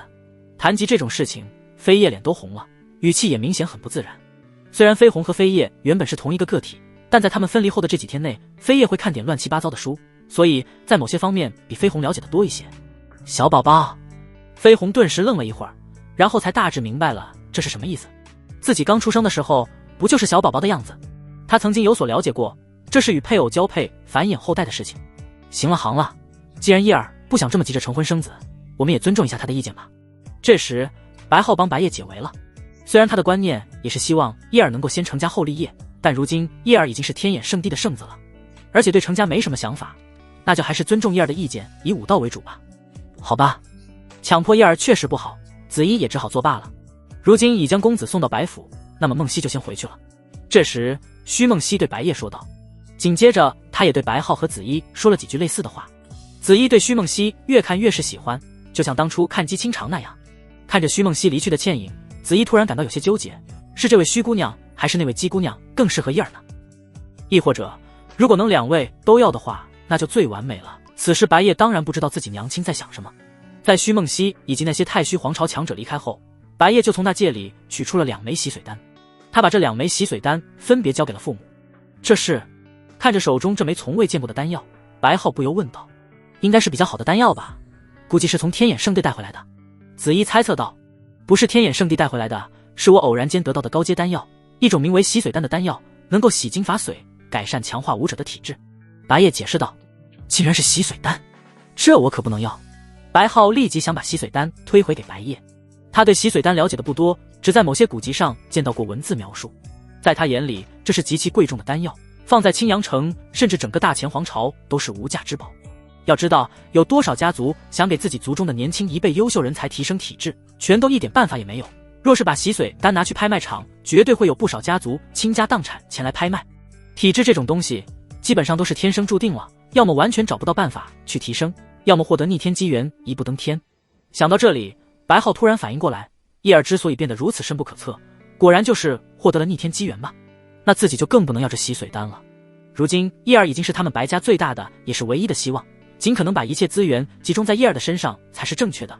尤其这洗髓丹还是叶儿自己的资源，他们白家都没有什么好东西能给叶儿，怎还好意思拿叶儿的东西？此时子怡也跟白浩是同样的想法，叶儿现在正是需要资源倾注的时候，肯定不能让叶儿的资源浪费在自己身上。叶儿你还是自己收起来，留着自己用啊，给我们两个没什么前途的就浪费了。子怡也想把洗髓丹推回给白夜。还给我干什么？我这就是给你们的。白夜坚持说道。这么说吧，我这边还有不止一枚洗髓丹，而且以我现在的体质，这种洗髓丹对我也没什么用了，所以你们安心服用便可。这样啊？白浩思虑了一会儿，还是信了。叶儿如今的体质估计已经超出了他们的想象，否则也没法成为天眼圣地的圣子。这么一想倒是十分合理。不过白浩还是有些勉为其难的才将洗髓丹收下，并且他也没有给自己服用的想法，感觉不舍得，就想着收起来放好。子怡亦是如此，小心翼翼地收入那戒里放好。白夜能够看出父母的心思，所以特意强调了一下，你们可别不舍得用啊，这丹药就是让你们用来提升体质的，现在就赶紧服用下去吧。闻言，白浩与子怡对视了一眼，默默点了点头。既然叶儿如此有孝心，那他们就听叶儿的了。他们一起把洗髓丹又从那戒里取了出来，然后当着白夜的面服用下去。在洗髓丹入体的那一瞬间，白浩和子怡顿时都有一种无比奇妙的感觉，他们的体质都发生了惊人的变化。这是王体的感觉。白浩一脸不可思议的惊诧道，他能明显的感觉到自己原本的玄体变强了数倍不止，能比玄体强大数倍甚至10倍以上的只可能是王体了，而且似乎还不是一般的王体，王体也有强弱之分。他曾见过较为一般的王体，当时对方也比他的玄体强大许多，而现在完全是反过来了。我好像也是。子怡也能感受到自己体质的变化，也是由原本的玄体变为了王体。这洗髓丹的效果与他们想象中的一样，果然是无比凶猛啊！效果这么好的洗髓丹让他们用掉了，即便白夜刚刚一直在强调，他们也还是觉得太浪费了。效果还不错。感受到父母的体质变化，白夜略感满意的点了点头。我这里还有多余的洗髓丹，不过同一种洗髓丹服用第2枚的话，效果会大打折扣，估计进一步突破到黄体的几率不大。不用了不用了，剩下的洗髓丹叶儿你自己留着吧，再给我们那就真的太浪费了。是啊，娘这辈子都没想过能有王体之志，现在已经十分惊喜和满足了。白浩和子怡皆是连连拒绝，他们哪还舍得再用掉叶儿的洗髓丹，这真是万万不可了。哪怕叶儿拿去拍卖场换取天大的财富或者别的至宝，也好过让他们浪费掉啊。好吧，白夜也只能把剩余的3枚洗髓丹暂时留着了。今后若能获得比这种洗髓丹更高级的同类丹药，那么再给父母必定能进阶到黄体。能有黄体，在这大前皇朝至少也是称霸一方的王侯。当今大前皇帝的体质据说也不过是下位皇体，只不过他们白家不会有那么大的野心，能够安居乐业便可，对于皇权没有多大兴趣，只要大前皇室别对他们白家没事找事就行。白夜打算在白府再停留个1-2天，然后就该返回天眼圣地了。而且系统也即将发布新的签到任务，肯定不能在白府停留太久。那这2天叶儿你就多多休息养精蓄锐，或者在青阳城内到处娱乐一下也挺好。这时白浩说道。随后就跟父亲说的一样，白夜准备去娱乐一下。显然此娱乐非比娱乐，他打算去解决一些小问题。不过在临行前，白夜遇见了几位白家长老，同时遇见这么多位长老，这让白夜略感意外，估计是有什么正事，不然哪会这么凑巧。各位长老是有什么事吗？白夜随即问道。我们是来向少主道歉的。这几个长老正是之前心里一直对白夜有意见的，而白夜那突如其来的逆天崛起让他们愧疚不已。然后几位长老都十分郑重地向白夜道歉，这种情况下他们哪还会在乎什么身为长辈的尊严，要多诚恳有多诚恳。白夜当然也不会因为之前的事情与长老们过多计较，毕竟他之前确实是天赋平庸，若不是激活了系统，险些就辜负了白家在他身上耗费的那么多资源。长老们之前对此有意见再正常不过了，但最起码也不会像赵家、吴家某些人明着嘲笑鄙夷他。吴家府邸，此时白夜和飞鸿、飞叶就在吴府的大门前。那好像是白家少主吧？他怎么跑到吴家来了？莫非是想把吴家灭了？那应该不至于，他看着好像是自己一个人来的，还带了2个显然没什么实力的小女孩，不过姿色倒是十分惊艳，这么小就已经是十足的美人胚子了。反正肯定来者不善，白家与吴家的关系一直都很僵，白夜也没少受过吴家人的嘲讽和蔑视。今后我们青阳城就要变天了，白家赫然已经成为无人敢招惹的存在。在白夜出现后，周围众人都挺期待和好奇他接下来会做什么，吴家又要如何应对。只可惜他们没法闯进吴家府邸，只能等事后看看有没有消息流出来。在一群吃瓜群众的注视下，白夜带着飞鸿和飞叶径直走向吴家府邸的大门。然而吴家的门卫根本不敢阻拦白夜，按照吴家的规矩，他们不能让吴家之人以外的任何人轻易进入吴家。但眼前这个少年太特殊了，他们宁愿违反规矩，也不敢对其进行阻拦。而且上面的大人物应该也不会责怪他们，反倒是如果他们得罪了白夜的话，他们就真的死路一条了。就算白夜不对他们动手，上面的大人物也会大发雷霆。就这样，白夜明目张胆地走进了吴家府邸，那些门卫也不敢放半个屁。与此同时，吴家高层也立马得到了消息，顿时全都如临大敌，焦急不安。爹，我听说白夜已经闯进我们吴家了，我们这下该怎么办？吴家少主吴刚神态语气满是焦虑地道。我得到的消息是他只带了2个小女孩过来，并没有天眼圣地和太虚皇朝的人，估计是来跟我们商量事情或者放狠话的吧，只能先看情况了。吴烈颇为黯然，本就已是中年的他更又衰老了不少，在青阳城风光了这么多年，从未有过如今这么无力的感觉。白夜崛起的太突然了，而且一崛起就是直接飞上天了，不仅是天眼圣地的圣子，还有太虚皇朝的人脉，这2大超然势力随随便便都能把他们吴家碾压。说完，吴烈就起身出门去了。现在白夜来了，而且还是毫无提前告知的直接闯进来，但他没有不仅不敢有半点脾气，还得去亲自迎接白夜。这种事情要是做得不到位，那就会给白夜机会了，让白夜更有理由针对他们吴家。看着父亲出去了，吴刚犹豫了一会儿，还是留在了房间里。在以前白夜还是个平庸少爷的时候，他可没少嘲笑挖苦白夜，导致他现在都不敢去面对白夜了，只能躲在这里当个缩头乌龟。除了吴家家主以外，还有吴家的长老也一起去迎接白夜。白公子。在见到白夜的时候，吴家这几个高层都低声下气地对白夜说道：白公子若有什么事情，还请先到合适的场所商量吧。这时家主吴烈对白夜说道。说完，他还特意留意了白夜身旁的那2个小女孩几眼，确认了她们没有什么实力，然后就放心了一些。不过吴烈这也不算完全准确的确认，他的确认方式是以那2个小女孩身上的灵气波动作为根据。虽然无法看穿具体修为，但如果对方的修为比他低很多的话，这样通过灵气波动也能判断出大概修为。然而吴烈在那2个小女孩身上几乎没有感受出灵气波动，在他看来，这应该是因为对方修为太低了。可实际上恰恰相反，这是因为飞鸿和飞叶的修为太恐怖了，远远超过吴烈。说白了就是吴烈没那资格探查他们身上的灵气波动。至于白夜，吴烈虽然能感受到白夜身上的灵气波动，但他完全看不出白夜的修为，说明修为肯定与他相差不大。不过通过白夜如今的天眼圣地圣子身份，也能推断得出白夜应该已经有灵海境修为了。在吴烈看来，吴家包括他在内有2个修为达到灵海9重的存在，这样倒是不必惧怕白夜。殊不知白夜的修为已然不止灵海境了。行，白夜淡淡回应道，他也不急着说事情。然而就在这时，飞叶忽然语气冰冷嫌弃地开口道：刚刚那个人类老东西一直盯着我和飞鸿看，跟个变态一样，就像在跟白夜告状一样，同时小手还指向了吴烈。原本吴烈以及那些长老都转过身准备到大厅跟白夜商量事情了，听见这道声音顿时都不禁回过身，结果就看见飞叶的手直接指着吴烈。吴烈顿时懵了，其他长老也都懵了。堂堂吴家家主被一个小女孩当面指着鼻子说老东西，甚至还被骂成变态。回过神后，吴烈顿时十分气愤，他又不是用那种淫秽的眼神，而且他好歹是一个家族的家主，却被一个小女孩直言为变态，这叫他如何能忍？然而还真只能忍着。吴烈只敢怒不敢言，就连脸上的表情都得克制一些。见对方竟然这般不给家主面子，那些长老们也纷纷感到愤怒，但他们的理智也告诉他们，千万不能得罪白夜以及白夜的人，否则后果不堪设想。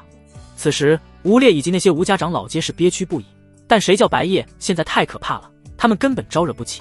白夜对此自然是不以为意，既然吴烈刚刚非要盯着飞鸿和飞叶探查修为，那么被骂变态也是自找的。要就快点走，白夜淡淡说道。吴烈一点脾气也不敢有，只能强行忍着了。非高层的吴家之人得到消息自然比较迟，到现在才有一部分吴家之人得知白夜已经来到了吴家，不过也很快就在吴家府邸中传播开来了。一时间里，整个吴家上下惶恐不安。他们不知道白夜来这里做什么，只知道对于他们吴家而言肯定不会是好事。主要是白夜背后的天眼圣地和太虚皇朝太吓人了，他们吴家随时都有可能会被灭族。此时此刻，白夜和飞鸿飞叶已经随着吴家家主和吴家长老一同来到了一间大厅，只有他们几人在这大厅之内，除此以外没有任何人能进来，这里就是专门用于商谈比较重要的事情的地方。白公子具体有何事，现在便可说说。吴烈语气尽可能平静地说道，很简单，我有2个要求，一是这些年来与我们白家签订的不平等的条约全部作废，二是从白家抢走的商铺、矿脉等一切产业都归还于白家。此时白夜淡然说道，随着白家这些年的衰弱以及吴家的崛起和超越，吴家针对打压白家的现象也日益严重，不平等条约以及产业被强抢，让白家损失了巨大的利益。不过白夜的语气太平淡了，就像是在说一件微不足道的事情，但这对于吴家而言可是大事。吴烈和吴家长老们听见白夜这段话的第一反应就是这绝不能同意，但他们不敢直接果断开口拒绝。只见吴烈犹豫了好一会儿，才很谨慎地开口道，白公子的这些要求对我们吴家而言确实是太苛刻了，能否放宽一些？吴烈不敢直接拒绝，而是想着讨价还价。然而白夜可不想跟吴烈讨价还价，他刚刚要求的那些东西原本就属于他们白家，都是被吴家以不正当的手段夺走了。就这样，吴家还想着讨价还价，哪有那么好的事情？看来你们搞错了一件事情，我可不是在跟你们商量。白夜的语气渐冷，当然，你们若是不愿意的话，还有第2个选择，那就是你们吴家高层的脑袋以及其余吴家之人也要废除修为，然后解散吴家。而且我现在又改变了一些主意，在第1个选择原本的那些基础上，还有把你们吴家自有的2成产业割让给我们白家。白夜的意思就很明确了，想讨价还价是不可能的，再敢继续讨价还价，他就还会再进一步的狮子大开口。所谓2成产业，就是整个吴家20%的产业都要割让给白家，这几乎是要了吴家的半条命。因为一个家族的经济就是来源于名下杂七杂八的各种产业，相当于是经济命脉，经济命脉直接减少2成，必然会让吴家元气大伤。这吴烈顿时傻眼了，讨价还价不成，还被对方变本加厉。若不接受的话，对方甚至还要他们的命。其中有个脾气本就不好的吴家长老终于是忍不住了，顿时站起身怒声道，你可不要欺人太甚。有人带头了，别的长老也激起了情绪，纷纷都上头了。白公子，你现在的背景我们固然得罪不起，但若是把我们逼急了，我们也顾不上什么都不得罪得起了。而且可别忘了，这里是我们吴家的地盘，就凭你一个人，还有那2个小屁孩，你应该明白我们的意思。放宽一下要求，我们或许还能接受，但你这样逼人太甚，是我们吴家无法接受。原本白夜一开始提出的那些要求，他们其实不是不能接受，毕竟那些本来就都是白家的东西，只是那些东西的利益太大了，他们难以割舍，就想着能不能讨价还价一下。万万没想到，白夜完全不给他们商量的余地，甚至变本加厉，提出很过分的要求，直接割让出去2成产业，再加上白家的那些产业也要吐回去，这能让他们吴家元气大伤，之后在青阳城的地位估计都要排到赵家下面去了。而白夜口中的第2个选择更是让他们怒火中烧，这无异于让他们吴家灭族，高层全死，底层解散贬为凡人，吴家将会不复存在。由于被逼急了，此时他们一个个都硬气了起来，甚至颇有威胁白夜的意思。白夜顿时淡淡一笑，微微摇了摇头，你们哪来的自信，认为我一个人就对付不了你们了？以他目前的实力，可以说整个青阳城都没有他的对手，而吴家的最强者也不过是灵海9重修为，在他面前根本不值一提，所以压根都不需要飞鸿和飞叶出手，他自己就足够以一人之力镇压整个吴家。要我们动手吗？这时飞叶语气冷漠地道，不用，他们不配。白夜淡淡说道。这番话更加激怒了吴烈和吴家长老们，他们可不相信白夜小小年纪有多强的实力，往年的天眼圣地圣子在圣地修行结束之前也不敢叫嚣着说要对付他们这么多灵海境强者，毕竟年轻人还没那么快成长起来。此时吴烈产生了的想法，那就是把白夜生擒当成人质，反正他们吴家危在旦夕，干脆鱼死网破得了，把白夜当成人质要挟天眼圣地，好歹还有破局的机会。此时吴烈已经决定了想跟白夜鱼死网破，便对其他长老通过神魂交流进行传话。长老们也都纷纷赞同吴烈的想法，他们也都对白夜忍无可忍了。而且只要白夜还在这个世上一天，他们吴家就一直要提心吊胆的苟活着，性命被掌握在别人手中，不如干脆豁出去了。此时此刻，在吴烈的示意下，长老们一齐出手，纷纷猛地杀向白夜。他们只打算活捉白夜，并没有下死手。啧！白夜顿时轻啧一声。本来他是不想随便杀人的，能用利益解决的事情就用利益来解决，结果对方非要找死，那他也只能成全他们了。吴烈和吴家长老们的动作十分迅猛，他们几乎都动用了全力，但在白夜眼里，他们的速度就还是太慢了。此时白夜还悠闲地站在那，脸上没有半点紧张之色。飞鸿和飞叶则更是连看都没有看一看吴烈那些人。在吴烈和吴家长老马上就要杀到面前的时候，白夜才终于动手了。白夜顿时从那戒里取出那柄黑剑，一瞬之间身形一闪，从他们的身旁直接穿过。下一刻，白夜在他们的身后停下，手中的黑剑仍然是刚刚的姿势，仿佛什么都没有做。但仔细一看会发现，那些长老们的脖子上皆是隐隐浮现了一道剑痕，甚至他们体内的血液也没有反应过来，过了一会儿才开始缓缓溢出。包括他们自己也压根没有意识到发生了什么，只是在疑惑白夜的身影怎么突然不见了。随着脖子逐渐传来异样的感觉，他们这才一脸痛苦地用手捂住了脖子，随后一个个陆续倒下，眼神之中充满了惊恐和不解。发现身旁的长老们倒下了，吴烈这才终于察觉到有哪里不对劲。他回头一看，地上满是鲜血，长老们不知被什么利器全都封喉了。吴烈脸色骤然一变，他回忆起刚刚好像确实有一道剑光闪过，但由于太短暂了，都没怎么看清楚。他当时也没有在意，直到现在他才意识到那道剑光是怎么回事，推断出到底是怎么回事后，吴烈顿时眼中满是不可思议之色。这小子实力怎么变得这么强了？他们吴家的长老们无一例外全是灵海境强者，尤其大长老是与他相同的灵海九重修为。白夜能将全部长老一剑封喉，说明实力肯定不止灵海九重，否则长老们也不至于毫无还手的余地。那岂不是已经达到开天境了？接下来就剩你了。此时白夜手中的黑剑渐渐直指吴烈，吴烈顿时就怂了。白公子，有话好商量。连实力与他不相上下的大长老都被一剑斩杀了，他面对白夜也只有找死的份。他实在是想不到白夜的修为竟然已经达到开天境了，他若是知道的话，肯定不敢这样作死啊。我可是给过你们机会了，只是你自己放弃了。白夜淡淡说道。显然他不会再给吴烈机会了。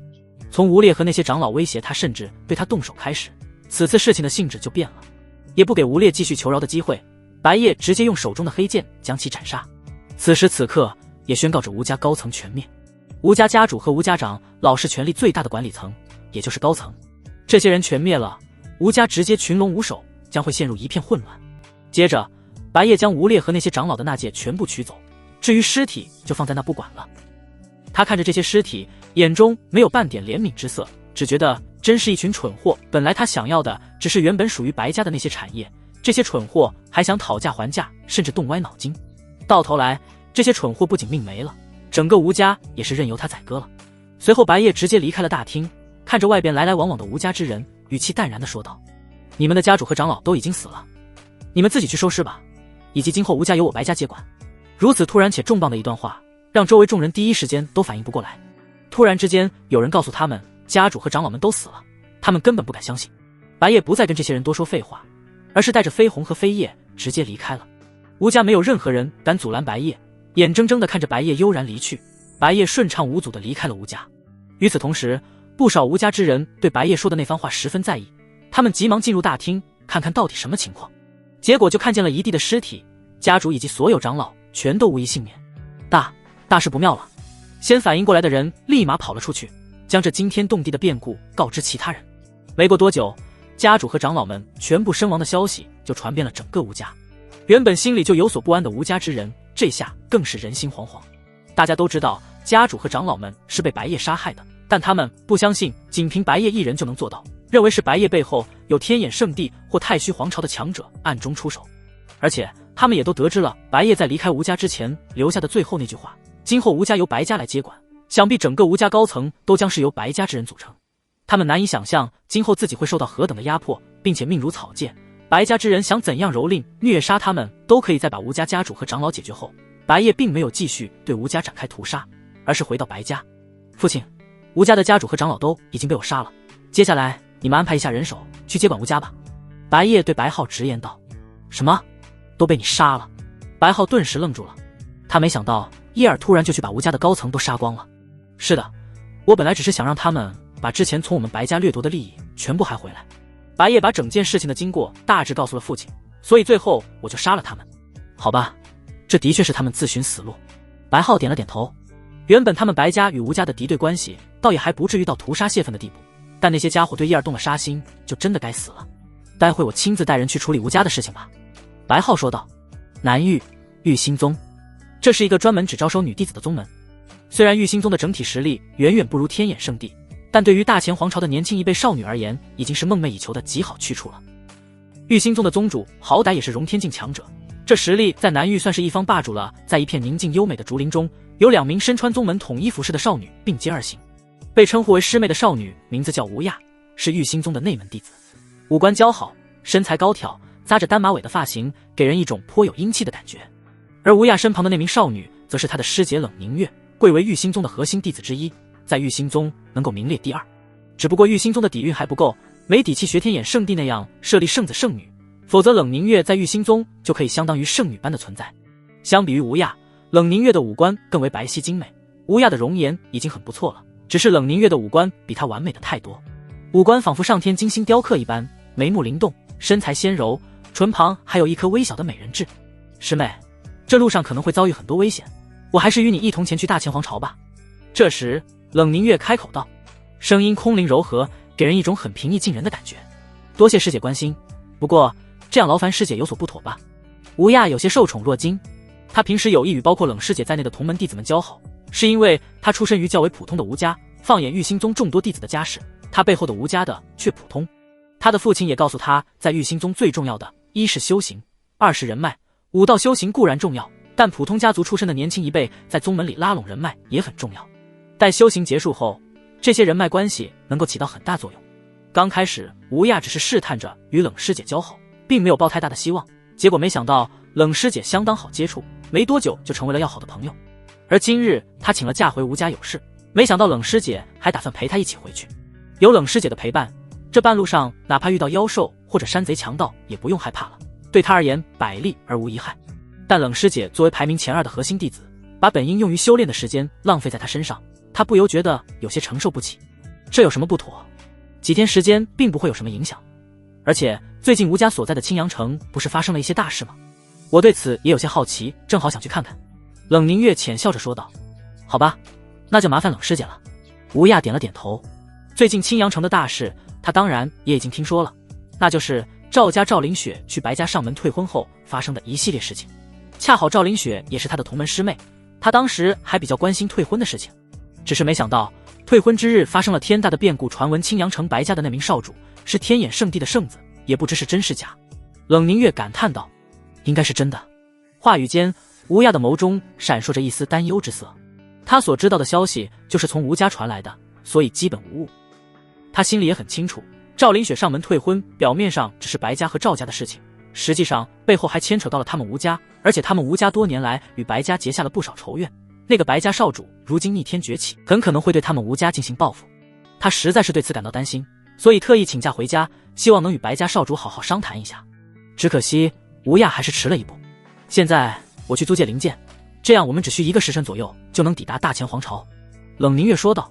他当然也不是纯粹为了保护吴亚的安全，正如他刚刚就已经说过的，他也有些好奇，顺便过去看看。多谢冷师姐。吴亚感激道。租用灵剑作为交通工具，更是几乎毫无安全隐患。只不过灵剑在玉心宗属于十分贵重的宝物，只有核心弟子才有资格租借。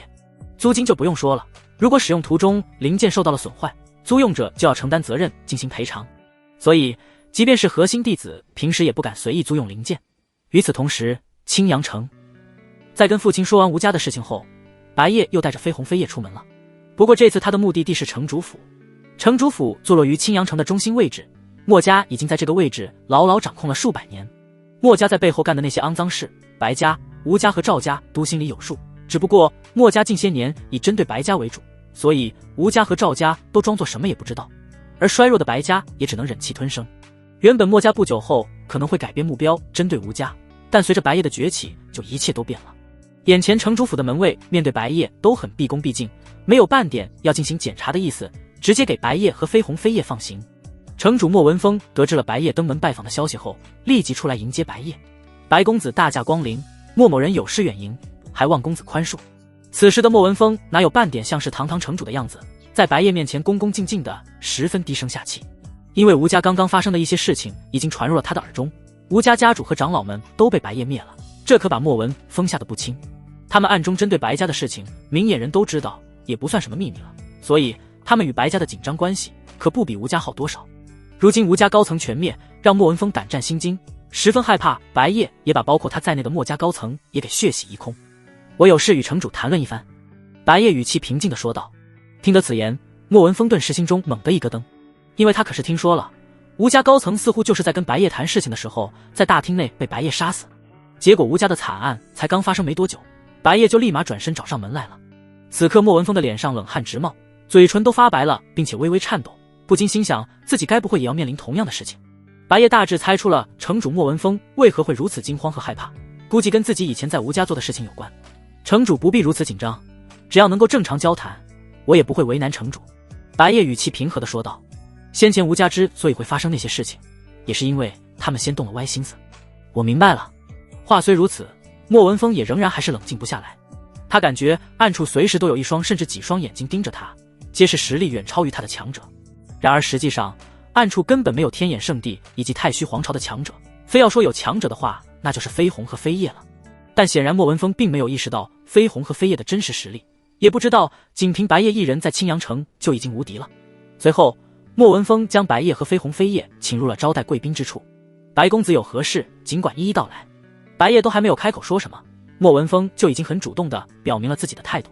吴家家主和吴家长老已经用自己的性命给他提供了血的经验教训，他很害怕白夜一个心情不好，就让他下去陪那些吴家高层了你们之前偷偷摸摸做的那些事情。你们自己心里有数，还需要我多说什么吗？白夜淡淡说道。不用，不用。莫文峰连忙说道。为了表达歉意以及弥补白家的损失，今后青阳城的城主府之位就由白家接手，以及割让莫家一城的产业给白家。白公子这样觉得如何？可以。白夜顿时感到有些意外，他倒是没想到莫文峰被吓得直接把城主府的位置交出来了，而且还割让了莫家的一城产业。他都还没来得及说出自己的条件呢，莫文峰倒是自己先哐哐说了一堆。这些条件自然是已经让白夜足够满意了，他本来也不指望莫家能给出多夸张的补偿，而对于莫文峰而言，让出城主府的位置已经割让一城产业，也是他能给出的最大补偿了。但如果白夜还要狮子大开口，那他也不得不接受，毕竟还是命更重要。听见白夜接受了，莫文峰顿时松了一口气。就这样，白夜与莫文峰谈妥了，当即签下相关条约。莫家承诺在7天之内全族搬出城主府，并且莫家名下所属的一城产业割让给白家，而白家需要做的就只是接受莫家的赔偿道歉，不计前嫌，不再追究。条约签完之后，白夜就离开了城主府，没有再为难莫文峰。城主大人，我们真的就这样舍弃这么大的利益吗？就在这时，有个老仆凑到了莫文峰的身旁，语气不甘的小声问道。你动脑子好好想想，如果我们不这样做，下场只会更惨，到时候就不只是城主府之位和一城产业的事情了，而是像吴家一样直接被白家肆意宰割，包括我们的性命也保不住。若是有的选的话，莫文峰也不想这样做，但问题就是完全没得选择。是。那老仆不敢再说话了。总之，赶紧通知所有人，立马开始收拾东西，在7天之内必须搬出去，违者重刑伺候。莫文峰语气略带无奈地说道。此时此刻，吴亚和冷凝月已经乘坐着灵剑抵达了大前皇朝青阳城。只不过在进入青阳城城门的时候，吴亚莫名感觉那些守卫看他的眼神有些古怪，不过他并没有太在意，他觉得可能是因为冷师姐的容颜太惊艳了。但在进入城门之后，渐渐的吴亚就越来越感觉奇怪，他的内心顿时慌了起来，有了一种不妙的预感。他立即加快脚步赶往吴家府邸。师妹，看着师妹这么匆忙的样子，冷凝月不由疑惑问道。我有一种不妙的预感，吴家那边可能出事了。吴亚解释道。没过多久，二女到达了吴家府邸，赫然发现大门口的门卫竟是完全陌生的面孔，总不能原本的那一批门卫全都被换掉了。吴亚顿时对此起了疑心，对那些门卫问道。你们是我吴家之人？那些门卫道是也已经注意到了吴亚和冷凝月，只不过刚刚第一眼没认出吴亚，现在他们认出来了。吴亚身为吴家数一数二的天才，在青阳城的名气可不小。至于冷凝月，他们压根就没见过，所以肯定认不出来。我们是白家之人，现在吴家已经是由我们白家接管了。其中一个人对吴亚解释道，他的语气倒是挺和气的。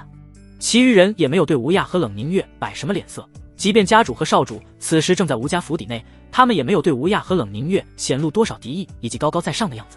白家之人，然而吴亚的反应可就不小了，他们吴家竟然已经被白家接管了，怎么会发生这种情况？家主和长老们都去哪了？吴亚暂时弄不清楚到底发生了情况，但他们吴家的府邸被白家之人占领，让他心里很不舒服，顿时语气微冷地对眼前这些人说道：“这里不是你们白家的地盘，请你们回去吧。”“这可不行呢，我们家主叫我们守在这的。”白家之人有些无奈地说道。他们感觉这两个小姑娘是不是还没有搞清楚现状，居然还想叫嚣着让他们离开。我不管你们家主要你们如何，同样的话我不想再说第二遍了，否则休要怪我手下无情。吴亚已经有动手的打算了，他对吴家的归属感极强，他的父亲和爷爷直到逝世都对吴家忠心耿耿，他从小也受到了这方面的影响，连吴家的门卫都彻底变成了外人，这是他无法接受的。白家之人顿时眉头微皱，感觉这娘们是不是有点毛病，但他们不敢贸然行事，其中一人偷偷跑去打算将此事告知家主或少主。此时冷凝月虽然已经感觉到有点不对劲了，但眼下的情况他肯定偏向于吴亚，便是直接出手拦住了那偷偷溜进府内的人，一柄利剑横在那人的脖子上。我师妹说的话你们没听见吗？看着这一幕的发生，白家那几人顿时无奈极了，这两个娘们都有毛病啊，他们只是白家没头没脸的小角色，而且也只是奉家主之命守在这里，非要他们离开有什么意义？因为现在吴家除了吴亚这种在外的人，所有人全都被白浩召集在一起宣布事情了，以便于今后对吴家的接管。而且家主叫他们对吴家之人不用太客气，但也别太歧视，所以他们刚刚面对吴亚还愿意好好说话，结果对方非要蹬鼻子上脸，甚至他们想去通知一下家主或少主，还被阻拦了。此时被冷凝月用利剑架着脖子的那人也不敢再动弹了，刚刚他感受到了冷凝月出手时产生的灵气波动，修为必然在他之上。相信我们，你们若是真敢动手，肯定会后悔的。有人语气很不客气地对吴亚和冷凝月说道。既然怎么也说不通，那他们也没法好好说话了。吴亚本来很可能会被这番话激怒，但他正欲发怒，又突然冷静下来了，自己刚刚确实是一时脑热，疏忽了一个很重要的人物，那就是白家少主白夜。这个家伙确实是极其棘手也不敢得罪的存在，虽然身旁有冷师姐能够镇场子，但玉心宗相比于白夜背后的天眼圣地还是差得太远。吴亚冷静过后，克制住了自己，不要情绪用事。冷师姐，但正当吴亚想叫冷师姐收手的时候，却是已经来不及了。当然并非冷凝月杀死了那个人，而是白夜察觉到大门外的动静赶过来了。他随手一道灵气气罡弹向冷凝月，形似利刃的灵气气罡几乎以肉眼无法看清的速度弹开了冷凝月手中的利剑，利剑顿时掉落在地，冷凝月原本握住剑柄的那只手也被震得发麻发痛。是什么人？冷凝月顿时警觉道，在下白夜，二位若是不能好好说话，那么也可与我交上一手。这时白夜闪身至吴亚和冷凝月的眼前。你就是白夜？冷凝月的眸中顿时闪烁惊讶之色，他刚刚原以为是白家的某个强者出现了，结果没想到居然是白夜。这少年与他的年龄相仿，却是能够给他极强的压迫感，而且刚刚他手中的利剑分明是被一道灵气气罡弹落，这岂不是意味着对方的修为已经达到开天境了？如此年轻的开天境强者简直不可思议。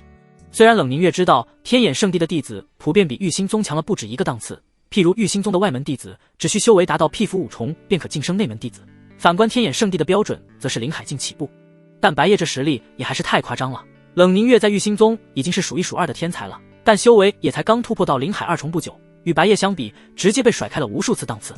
而且他也有了解过天眼圣地历任圣子的实力，也未曾听说过有像白夜这般恐怖的。等等，刚刚都是误会。发现白夜出现了，吴亚这下顿时急了，他很怕白夜二话不说直接跟冷师姐打起来，那样的话事情就真要发展到不可控的地步了。哦，什么误会？白夜淡淡说道，我只看见你们咄咄逼人，要对我白家之人动手呢。是我们冲动了，还望公子宽恕。吴亚有些难以启齿地说道，是我先动的手，吴师妹并没有做什么，有什么事就冲我来吧。这时冷凝月把责任担在了自己身上，不，明明是我先说了那些不该说的话，与冷师姐无关。吴亚立即说道。听着吴亚和冷凝月在少主如此低声下气，刚刚那些白家之人顿时一阵心情舒爽，果然还得是少主啊。少主一出面，这两个娘们立马就没脾气了。我对你们两人的姐妹情深可没有什么兴趣，直接进来吧，我有事情告诉你。白夜一脸淡漠地对吴亚说道。吴亚和冷凝月顿时都有些错愕和茫然，没想到这少年似乎并不打算对他们如何。对了，至于刚刚的事情，你们自己看情况给他们赔礼道歉，只要他们没意见了，我也不再计较。这时白夜又补充了一句，刚刚那几个族人被欺负了一番，白夜自然是不会替他们原谅吴亚和冷凝月。吴亚和冷凝月原本还以为白夜很和善很宽容，结果他们这下发现还是自己想太多了。不过只要赔礼道歉就能不被计较，这已经是很好的结果了。好在那几人比较好满足，给足了钱财就行了，这对吴亚和冷凝月而言没有多大损失。真正能让他们感到心疼的是品质不低的宝物，再加上诚恳的道歉了一番，那几人也不再有意见了。随后吴亚和冷凝月便随着白夜进入了吴家府邸。吴亚难免有一种不自在的感觉，明明他才是真正的吴家之人，眼下却好像他是客人，白夜是主人。这时白夜直言道，吴亚，我就直截了当的告诉你吧，你们吴家的家主和长老由于对我起了歹意，想生请我用来要挟天眼圣地，我便把他们全杀了。什么？吴亚顿时大惊失色，这番话给他造成的冲击太大了。冷凝月也是不由脸色一变，没想到这少年居然这么残忍，把吴家高层一个不留的杀光了。你会觉得气愤我能理解，但如此惊讶就大可不必了。他们已经威胁到了我的性命，而且还想要挟我的家族以及天眼圣地，我难道有不杀他们的理由吗？白夜淡淡说道。总之现在你们吴家群龙无首，便由我白家来接管。我想告诉你的就是这些，至于你怎么想就跟我没关系了。他丝毫不在乎吴亚有多气愤，更不怕吴亚暴怒对他动手。他告诉吴亚这些事情，只是因为吴亚是吴家之人，接管了吴家的他们并不想对吴家之人隐瞒实情。吴亚不可否认自己确实十分气愤，即便白夜说的很有道理，但他作为吴家之人肯定难以接受这件事情。但不管怎样他也只能忍着，否则纯粹就是找死的行为。我有一个请求，能否不要屠杀我们吴家之人？此时吴亚微微低头，语气无力地请求道。即使他感觉对方大概率不会搭理他，他也还是想博一丝希望。闻言白夜则是一脸莫名其妙地说道，屠杀？谁告诉你我要屠杀你们了？在吴亚的眼里，白夜把他们吴家高层全杀了，他便觉得白夜是个血腥暴力之人，很可能会肆意屠杀吴家其他人。包括冷凝月也是这么想的，眼前这少年心狠手辣，太可怕了。不过冷凝月并不觉得白夜这样做是错的，他感觉或许白夜这种做法才对，因为心慈手软带来的弊端在很多情况下都比杀伐果断要大。然而白夜却是反问道，谁告诉你我要屠杀你们了？吴亚顿时微微一愣，这话的意思是对方完全没有屠杀的打算。冷凝月眼中也有些惊讶之色，他也没想到白夜会是这个答复。有什么好惊讶的？只要你们吴家之人不乱来，我们也不会对你们如何了。我们白家想要的只有利益。白夜语气平淡地说道，吴家的那些产业正是最大的利益，仍然由那些吴家之人进行经营，但最终的大部分收益都会落在已经接管吴家的白家之上。通俗来说，就是让那些吴家之人给他们打工，当然他们也不会让那些人饿死，该给的工资肯定还是会给的，甚至还可能比吴家原本给那些人的更高。像这种玄幻世界，普通人勾心斗角一点意义没有，即便刚开始吴家之人大部分心里都会很抗拒，再怎么勾心斗角也扛不住白家直接武力镇压他们。可不像前世那种大家都是普通人，人多就能造反啥的，而且只要待遇给高一些，久而久之就能让那些人变得心甘情愿了。你真的不会屠杀我们吴家人吗？吴亚还是有些难以相信地问道。白夜点头道，当然不会，你这家伙有点啰嗦啊。好，我明白了。吴亚这下就放心了，堂堂天眼圣地圣子说出口的话应该不会食言，只希望吴家人能好好活着，别的他也不敢奢求了。其实吴亚对白夜并没有特别大的怨恨，不单单是因为他不敢对白夜不敬，还有一个原因就是他较亲的亲人并没有死在白夜的手中。他的父亲和爷爷早在之前就已经离世了，他的父亲生前是吴家的长老，他的爷爷生前更是吴家位高权重的元老，都为吴家立下了汗马功劳。吴家因此很重视他，给足了他资源，这才使得他能成长到今天这个地步，否则天赋再高，没有资源也难成长起来。该跟你说的都已经说完了，接下来随你去广场上听我父亲的宣告，或是做别的事情都行。白夜说道。那么我去广场那边看看。吴亚想了想说道。即便白夜还没有明说，他现在也已经猜出来了，他们吴家人估计全都已经聚集到广场那边了。难怪这一路上这么奇怪，没见到一个吴家人的影子，就连门卫也全是白家人。在前往广场的途中，气氛有些尴尬，吴亚与白夜完全无话可聊，毕竟白夜才刚灭了他们吴家高层。不仅是吴亚，冷凝月也不好与白夜交谈什么。其实他想与白夜交好，与这样的天才交好有很大的好处，但吴亚就在身旁，由于白夜对吴家做的事情，他肯定不合适在吴亚面前与白夜交好。就这样，三人一路沉默到了广场。此时此刻，广场上聚集了所有能到场的吴家之人，几乎人山人海。而在这群吴家人眼前的高台之上，则是站着白皓以及飞鸿、飞叶。这是白夜让飞鸿和飞叶暂时留在这里，以防万一发生什么意外。为了让飞鸿、飞叶暂时不黏着他可是给了不少甜品作为条件。在旁人眼中，这两个一直在台上吃着东西的小女孩一点威慑力都没有。但要是真发生什么事情，没有什么是飞鸿和飞叶摆平不了的。此时，白皓正在向这群吴家人宣布一些事情，这些事情自然都是围绕着白家接管吴家这个核心点。台下的吴家人脸上皆是各种各样的悲观之情。这一开始，他们当然都会觉得白家接管这里之后，他们的好日子就到头了。但接下来白皓一一列出的举措，让他们都惊讶不已。吴亚也惊讶地看向了白夜，这也是你的意思？因为白皓列出的那些举措，综合起来似乎都没有压迫吴家人的意思，只是最终最大那份利益的受益者由吴家高层变成了白家。毕竟现在白家接管了他们吴家，肯定会占据主要利益，这没什么好说的。一直以来，吴家的主要利益都跟吴家普通人没什么关系，以前基本都由吴家高层及其后代占有，普通人过得并没有多滋润。然而刚刚白家家主反而宣布要提高那些经营者的俸禄，而且提高的还不少，并且那些产业依然由原来的吴家人进行经营，也就是大家都有工作和俸禄。差不多吧，大部分思路是我提供给我父亲的。白夜微微点头，他不喜欢滥杀无辜，他的个人观念就是赏罚分明，除非对方想要杀他，那就不好意思了。有些难以相信，之前我们吴家做了那些事情，你们也能不计前嫌？吴亚仍是惊叹道。他原以为白家会疯狂压迫他们吴家人，顶多给他们留条命就不错了。毕竟他们吴家之前一直在跟白家较劲，尽可能的打压白家，结果不仅不计前嫌，甚至反而给了他们更高的待遇。他顿时感觉这位白家少主真是一个奇特的人，倒也没有不计前嫌，之前那些事情的主使者不都已经命丧黄泉了？你们吴家那巨大的产业利益也能进一步的弥补。白夜说这些话倒是没有忌讳什么，反正让吴亚知道了也没事。就比如谁会在意一些对自己毫无威胁的人，让这些人知道某些不重要的事情又会怎样？此时一旁的冷凝月也对白夜的思维感到钦佩，是非分明，赏罚分明，这样能让吴家人变得老实许多。从长远的角度来看，这样做带来的利益是最大的。冷凝月的美眸之中顿时呈现一缕异彩，这下博得了大部分吴家之人的民心，这对于他们这些普通人而言，反而是比原来的吴家高层给他们的待遇更高。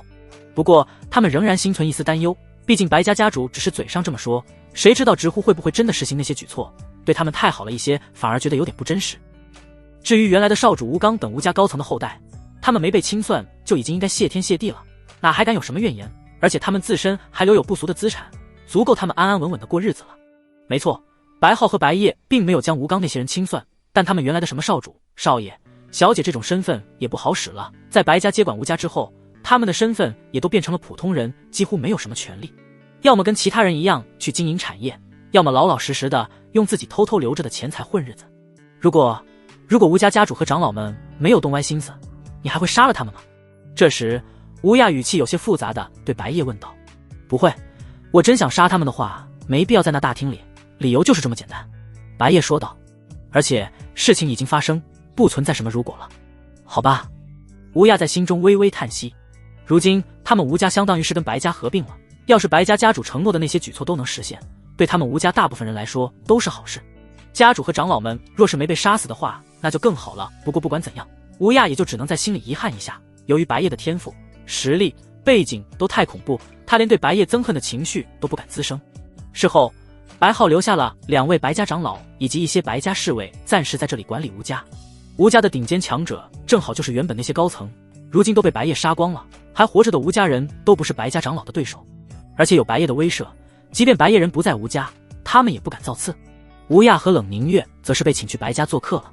在宣告刚结束的时候，白皓很快就找到了白夜，还看见了白夜身旁的2名身穿玉星宗服饰的少女，其中一人他能认得出来，名为吴亚，但另一名少女他就完全没见过了。这位姑娘也是玉星宗的天才？白皓开口问道。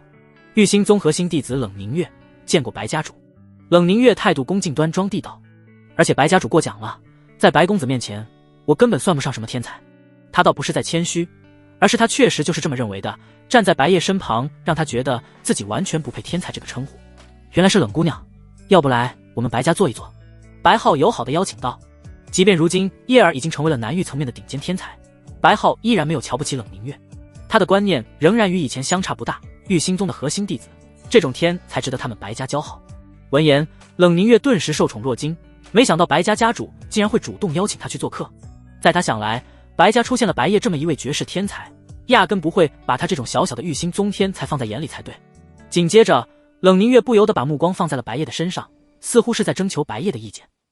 这位白公子同意他去，他才敢接受，如果真同意了，他也不敢拒绝，而且他也没有拒绝的理由，因为白家将来势必会发展壮大成整个南域的顶尖家族，能与白家交好是他求之不得的。古往今来，某个家族或势力出现了一位绝世天才，那个家族或势力都会飞黄腾达，这是必然趋势，除非那位绝世天才完全抛弃了自己背后的家族势力。看着我干什么？你愿意与否都随你自己。白夜有些疑惑地说道。好的。冷凝月的心里顿时就有答应了。白公子这番话的意思就是没有不同意他，那他肯定也不会不愿意。吴亚你呢？要不也来坐坐？接着白浩又对吴亚问道。他的这句话中其实另有其意，吴亚可以说是吴家现在没有争议的第一天才，随着吴家高层的全灭，吴亚未来在吴家众人心目中的威望和话语权会变得越来越重。正好吴亚从玉兴宗回来了，白浩打算跟吴亚也顺带交流一下。吴亚点了点头，他同样也没有拒绝的理由。在返回白家府邸的路上，飞鸿和飞叶一如既往的黏着白叶，不过飞鸿似乎已经把白叶先前给他的那些甜食都吃完了，忽然伸出手对白叶索要道：吃完了，我还要？这么快？白叶顿时有些惊讶，这也太能吃了，而且他如果没记错的话，之前在那戒里备着的甜食全都已经没了，当然是被飞鸿和飞叶吃没的。飞鸿，告诉你一个坏消息，我身上的甜食已经被你们吃光了，只能之后我再去买。白叶说道。好吧。飞鸿顿时眼神遗憾地点了点头，一旁的飞叶则是捉弄起了飞鸿，故意把自己还没吃完的一小部分甜食伸到飞鸿面前晃悠和炫耀。飞鸿被气得腮帮子微微一鼓，直接张嘴咬了过去。啊！飞鸿的突然袭击让飞叶反应不及，手中的那根糖果瞬间被飞鸿咬掉了一半。糖果被抢走了一半，飞叶顿时也急眼了。就在飞鸿和飞叶即将为一根糖果大打出手的时候，白叶的两只手分别放在了他们的头上，制止了他们。别闹事，待会我就去买吃的。白叶说的话比什么都管用，飞鸿和飞叶立马就安分下来了。不过他们本来就只是在玩笑性质的打闹，白叶只是怕他们一不小心稍微多用了一丝力量，波及到了周围的路人。好可爱啊，是白公子的妹妹吗？冷凝月顿时被长相十分可爱的这对孪生姐妹吸引了。算是吧。白叶微微点头。然而下一刻飞鸿却是语出惊人，否定了冷凝月的猜测。白叶是我的配偶，才不是哥哥。飞鸿说话的声音还略带稚嫩，语气也很平淡，没有什么情绪，却说出了如此劲爆的话。吴亚和冷凝月顿时都懵了，配偶这两个字让他们第一时间都没能反应过来，毕竟正常人很少会把自己的另一半称为配偶，就连白叶都是过了一会儿才反应过来配偶这个词，给他整得愣住了。白浩倒是没有多想，觉得只是小女孩不懂事，不过就算真有什么，其实也无所谓。飞鸿和飞叶从外表来看也有15岁左右的样子了，这个年龄的女孩子已经嫁人了都不奇怪。反应最快且最激动的无疑是飞叶了，她顿时瞪大了眼睛，一脸惊讶地看着飞鸿，脸蛋也浮现了一抹羞红，不知是因为害羞还是因为心急了。白叶是我的配偶。飞叶激动得几乎脱口而出，但马上他又意识到了不妥，急忙改口道：不对，不是我的配偶，反正不是你的。这番话听着完全就是莫名其妙，前后矛盾。只不过飞鸿没有理会飞叶，他此时的脸色看起来挺认真，不像是在开玩笑。回过神后，冷凝月不由感叹道：看来这两位小妹妹都很喜欢白公子呢。白叶不知道该说什么，也只能略显尴尬地笑了笑。结果到了最后，倒也没有人把飞鸿和飞叶说的话当真，主要就是那句配偶格外的出戏，就像是小孩子在玩过家家却又用错词了一样。随后他们到了白家府邸，白浩与吴亚单独去交谈了一些事情，冷凝月则是跟白叶在贵宾室里喝茶。一会儿过后，白浩和吴亚回来了，他们也就只是谈论了一下吴家的事情，意见达成一致，就没什么事了。对了，叶儿，皇城的翁家家主说是想在几天之后带着自己女儿来见一见你，我们不好替你做决定，所以要先问问你的意见。就在这时，白浩突然说道：皇城翁家。白叶顿时眉头微微一皱，这个家族他当然是听说过的，因为在皇城可是能排得上前3的大家族。但翁家家主想带女儿来见他，换而言之就是翁家的千金小姐，这不就是想来跟他们白家联姻吗？他的想法自然是不用再多说了，对联姻这种事情不感兴趣。白叶随即摇了摇头，婉拒一下他们吧，就说我那时候已经回到天眼圣地了，在天眼圣地有重要的事情。好的。对此，白浩也没有什么多余的想法。叶儿会是这个答复，他并不觉得意外。毕竟就连太虚皇朝的那位皇女都已经那么主动了，叶儿仍是不为所动。还有天眼圣地的那位圣女也是。相比之下，翁家的千金小姐比起虚皇女和姬圣女毫无优势。旁边的吴亚和冷凝月听了也不由有所感想，尤其是吴亚对大前皇朝皇城的那些家族了解的肯定比冷凝月更全。皇城翁家的千金小姐条件已经很不错了，在整个大前皇朝不知道有多少年轻俊才想追求，但跟现在的白夜相比，这条件确实就远远不够看了。在吴亚和冷凝月即将离开时，冷凝月还对白夜邀请了一下，算是礼尚往来。白公子今后若是有空，随时都可以来我们玉心宗，必会好好接待公子。有机会就去。白夜点了点头。不过前提是有机会，到底有没有机会就看他自己的想法了。吴亚和冷凝月离开后不久，白夜与父亲交谈道，等墨家从城主府迁出去之后，你们就直接带人进去吧，我大概明天就返回天眼圣地了。好的，你安心的好好修炼就行，我们会尽可能在背后支持你。白浩含笑着说道。不过在返回天眼圣地之前，白夜还有一件很重要的事情要做，那就是再去给飞鸿飞叶买一堆甜食贝在那界里。那么自然是要带着飞鸿和飞叶上街了。这一条街大部分都是卖吃的，你们自己看看想吃什么吧，不过别选那种不容易保存的。白夜把飞鸿和飞叶带到了专门的类似于美食街的地方，让他们自己挑选。周围的地摊和商铺很快就发现了白夜，顿时都大声吆喝了起来。哎呦，这不是白大公子吗？要不要来尝一尝新鲜的甜糕？我这直接给白公子免费，想要多少都行。甜馒头哟，用灵草的汁水蒸出来的甜馒头，保准能让公子满意。那些人都巴不得白夜来买他们的东西，因为白公子现在的名气太爆炸了，白公子若是来他们的店铺，也能给他们带来不小的名气，而且能与白公子交好也是有利无弊的。白夜没法同时回应这么多人，就只能微笑和微微点头。在飞鸿和飞叶挑选东西时，白夜依然是该给的钱都给了，不想欠下这么多麻烦的小人情。这会儿已经买的差不多了，就在白夜准备带着飞鸿和飞叶回去的时候，眼前忽然出现了一位衣衫褴褛、面黄肌瘦的小男孩，手中提着一个有些脏又很旧的篮子，篮子里装着一些馍馍，但这些馍馍也有点乌黑，看着卖相很不好。少爷，小姐，要买一个馍馍吗？小男孩的语气明显有些有气无力，毕竟都已经饿得脱相了。但即便饿成这样了，小男孩都没有自己吃掉篮子里的馍馍，说明很可能有什么隐情，要么是家庭贫寒不得不省吃俭用，要么就是那种被拐卖的小孩被人利用来赚钱。这篮子里的我全都要了。白夜直接把一整个篮子的馍馍都买下了，反正他现在最不缺的就是钱了。而且他直接给了小男孩几枚金币，远超了这一篮子馍馍不知道多少倍的价值。其实还能给的更多，但会给小男孩带来危险，身上有太多金币容易被偷被抢什么的。几枚金币，就算小男孩是被拐卖的，也足够让小男孩脱离苦难了。小男孩顿时震惊地愣住了，随即欣喜若狂，多谢少爷大恩大德。白夜只是淡淡一笑，随后带着飞鸿和飞叶离去了。就在这时，小男孩的身上突然大变样，变成了一位面容白皙俊秀的玉面书童一般，完全不再像是原来的小乞丐。然而令小男孩没想到的是，白夜也是这时突然回头了，因为白夜有些放心不下，打算回去跟那小男孩说清楚来，若真是被拐卖了，可以寻求白家的庇护。如今白家接任了城主府之位，打击那种恶人也属于应当的义务之一。然而白夜一回过头，就发现那小男孩的外表发生了巨大的变化，一身干净精致的青衣，脸蛋白皙秀气，跟个玉面书童似的，腰间还挂着一柄剑，哪还有半分之前那面黄肌瘦、营养不良的可怜模样。你是刚刚那个孩子？白夜不由有些惊讶地问道。没错。那个男孩有些尴尬地笑了笑，没想到一不小心被你发现了。你到底是什么人？为什么要装成刚刚那个样子？白夜随即疑惑问道。不必知道我是谁，我只是想来看看圣体的拥有者会是什么样的人，仅此而已，没有别的目的。青衣男孩微笑着说道。听得此言，白夜顿时感觉这男孩肯定不是一般人，而且还有易容的手段，这手段可不是什么人都能有的。所以你就假扮成刚刚那个模样来接近我？白夜问道。是的，我也差不多该走了，有缘再会，白夜小友。话音一落，青衣男孩的身影就在人群中消失得无影无踪了。刚刚白夜与青衣男孩之间比较重要的对话都是由神魂交流进行的，所以并没有被外人听到。白夜小友白夜顿时觉得这称呼有点奇怪，就像是一个老前辈对他的称呼。他仍然较为在意，便对飞鸿和飞叶问道。飞鸿、飞叶，你们能看得出来刚刚那个人的修为吗？什么人？刚刚那个人类小男孩吗？我没留意啊。飞叶说道。包括飞鸿也是如此，刚刚他们都在忙着吃东西，压根没注意那个青衣男孩。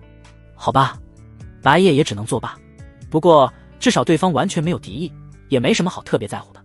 一会儿后，走在半路上，白叶忽然想到了什么，神魂随即探入那戒。他浑然发觉，刚刚放在那戒里的那一篮子的馍馍也发生了变化。原本乌黑难看的一个个馍馍，变成了一枚枚如同青玉般的丹药。果然跟白叶刚刚突然产生的猜想一样，这篮子馍馍也被那个青衣男孩动过手脚了，实际上是一篮丹药。只不过白叶认不出来这是什么丹药，也不知道有什么用处，但仅凭感觉就能判断得出来，这些丹药的品阶应该不低。等之后回到天眼圣地了，再拿去给擅长丹药的长老看看吧。回到白家府邸之后，白叶并没有把青衣男孩的事情告诉其他人，毕竟连他自己都完全不清楚那个青衣男孩是谁，没什么必要告诉别人，否则还有可能引起一些麻烦。翌日清晨，与父母道别后，白叶就带着飞鸿飞叶乘坐灵剑返回天眼圣地了。整个白府许多人都在大门前送别，如今白叶是他们整个白家的福气和未来。时间快速流逝，仿佛转眼间灵剑就到达了天眼圣地。白叶仅仅离开没几天，天眼圣地也没有发生什么事情。硬要说的话，那就是圣主姬玄不再封锁之前那些与白叶相关的消息了，因为现在白叶身旁有飞鸿和飞叶的保护，没必要一直封锁着了。而且这种如此重大的事情迟早都是隐瞒不住的。不过虽然不封锁了，但圣地弟子也不能随意对外张扬，太招摇了，对白叶可不是什么好事。此时姬玄已经将此事告诉给了刚回到天眼圣地没一会儿的白叶，所以今后你也不必再藏着掖着了，该怎么样就怎么样吧。好的，弟子知道了。白叶微微点头。就在这时，脑海里突然传来了系统提示音，叮，现已开放新的签到任务，签到地点天眼圣地选拔大会，任务时限7日之内，任务奖励神秘丹书。神秘丹书囊括了1品至9品炼丹师需要掌握的所有丹道知识，其中包括丹药、材料、炼丹炉、炼制方法等各方各面的知识，一经使用可以瞬间掌握全部知识。听见这个签到地点，白叶感到有些意外，这意思是要他去选拔大会的场地。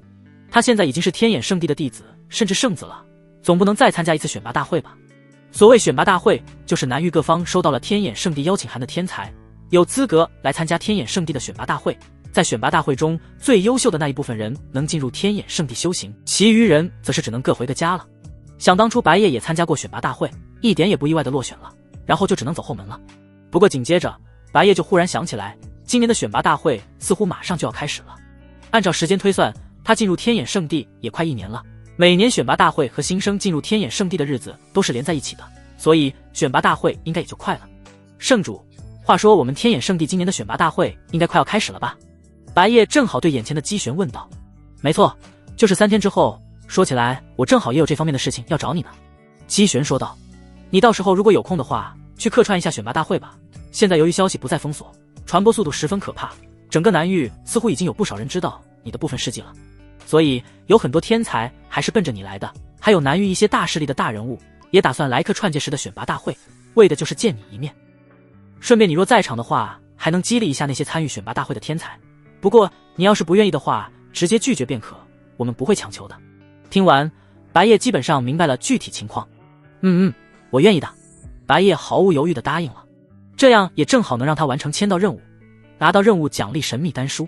而且那个神秘丹书来的正是时候，他对丹道几乎只懂一些皮毛，有了神秘丹书之后，他就可以认出那个青衣男孩给他的那些丹药到底是什么了。此时姬玄有些没想到白叶居然答应得这么爽快。那么到时候麻烦你了。堂堂圣主对自己圣地的弟子甚至还用敬语，足以见得白叶现在在天眼圣地的地位和威望。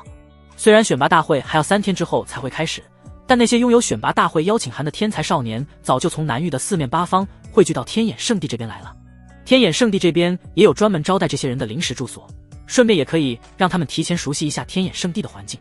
其中有些人直接想在天眼圣地找到白叶，然而白叶一直在自己的住处修炼，都几乎没怎么出门，唯一的社交还是跟姬清长。比如现在姬清长正在白叶的住处里。你从早上到现在都还没吃饭？姬清长看着窗外已经渐渐暗下来的天色，不禁对白叶问道。是啊，反正也不怎么。白叶随口说道。他现在正打算随便吃点那戒里的甜品，然后休息一会儿就继续修炼呢。这怎么能行？不按时吃饭的话，身体迟早会出问题。姬清长的眼神之中闪烁着一缕担忧之色。你有点啰嗦哎，搞得好像跟我妈一样。白叶随口说道。说实话，他真不在乎这个，因为对于一名武者而言，修为越高的话，普通人会有的疾病就对武者越没有什么影响。开天境修为或许还不足以能做到这样，但到融天境甚至神府境就肯定够了。姬清长这才意识到自己有些太明显了，脸蛋微微一红，立即嘴硬道：“这还不是要怪你？谁叫你当初用那种不正当的手段控制我？现在我下意识的就会有些关心你。有这事？”白夜顿时有些半信半疑，他还真不清楚主仆契约会不会有这种潜移默化的影响，而且仔细一想的话，这还真挺有可能的。这倒也能解释得清楚之前姬清长为什么要跑到白家关心他的退婚之事了。发现白夜有点相信了的样子，姬清长一时心情有些复杂，也不知道是该高兴还是该难过。不过这下他就有借口帮白夜处理好饮食规律的事情了。总之，虽然不太情愿，但我还是只能帮你去准备一下晚饭了。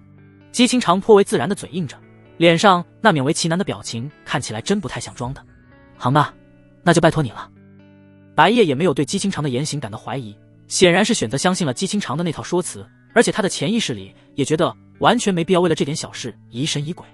听见被白夜拜托了，姬清长的心情顿时更愉悦了一些。他都不需要去买食材，因为晚饭需要用到的食材已经被他放在那戒里准备好了。他会突然跑来白夜的住处，也是因为父亲告诉他白夜今天一直都没出过门，他便怀疑起了白夜是不是今天都没有正常吃饭，就提前准备好了食材带过来。随后姬清长开始大展身手，他所用到的食材都是价值不俗的妖兽肉。妖兽虽然凶狠，与人类常常是敌人，但由于妖兽也有修为，导致妖兽肉的营养很丰富，还有助于人类武者的修为提升。修为越高的妖兽，身上的肉和材料就越昂贵，甚至蔬菜和大米也是在林田里培育的特殊品种，同样是营养丰富，价值昂贵。不到半个小时过后，白夜看着眼前桌上的3大盘菜肴，不由说道：“你的厨艺跟上次一样，还是这么好啊？”虽然3大盘看起来有点多了，但飞鸿和飞叶也能帮忙，所以肯定是不至于浪费食物的。被白夜夸奖了厨艺好，姬清长顿时心头一喜，他随即给白夜和自己盛好了白米饭，同时问道：“飞鸿和飞叶妹妹也要米饭吗？”“他们不用，大概率不会喜欢吃米饭这种东西，直接让他们吃菜就行了。”白夜说道。在吃饭的时候，白夜又思索了起来，这主仆契约有这么神奇吗？能让身为仆人的那一方对主人潜移默化的关心起来，那岂不是也会渐渐的对他产生好感？白夜顿时感觉这样就有点不太好了。姬清长并非主动的想关心他或者产生好感，而是被动的被主仆契约给影响了。选拔大会如期而至，而选拔大会的场地就在天眼圣地的一处空旷的广场上。现在广场上早已布置好了选拔大会需要用到的设施，即将参加选拔大会的参赛者也都已经在规定的区域准备就绪了。圣主姬玄并未出面，而是由大长老薛清主持今年这场选拔大会。白夜此时正在观众席中，但处于比较特殊的位置，在他身旁两边坐着的就是姬清长和一位内门长老，飞鸿和飞叶则是跟他挤在同一个座位上。好在这个座位还是比较宽敞的，虽然有大势力的不少大人物是奔着白夜来的，但眼下正值选拔大会马上就要开始的时候，他们不适合在这种时候跟白夜见面交谈，打算在选拔大会结束后再说。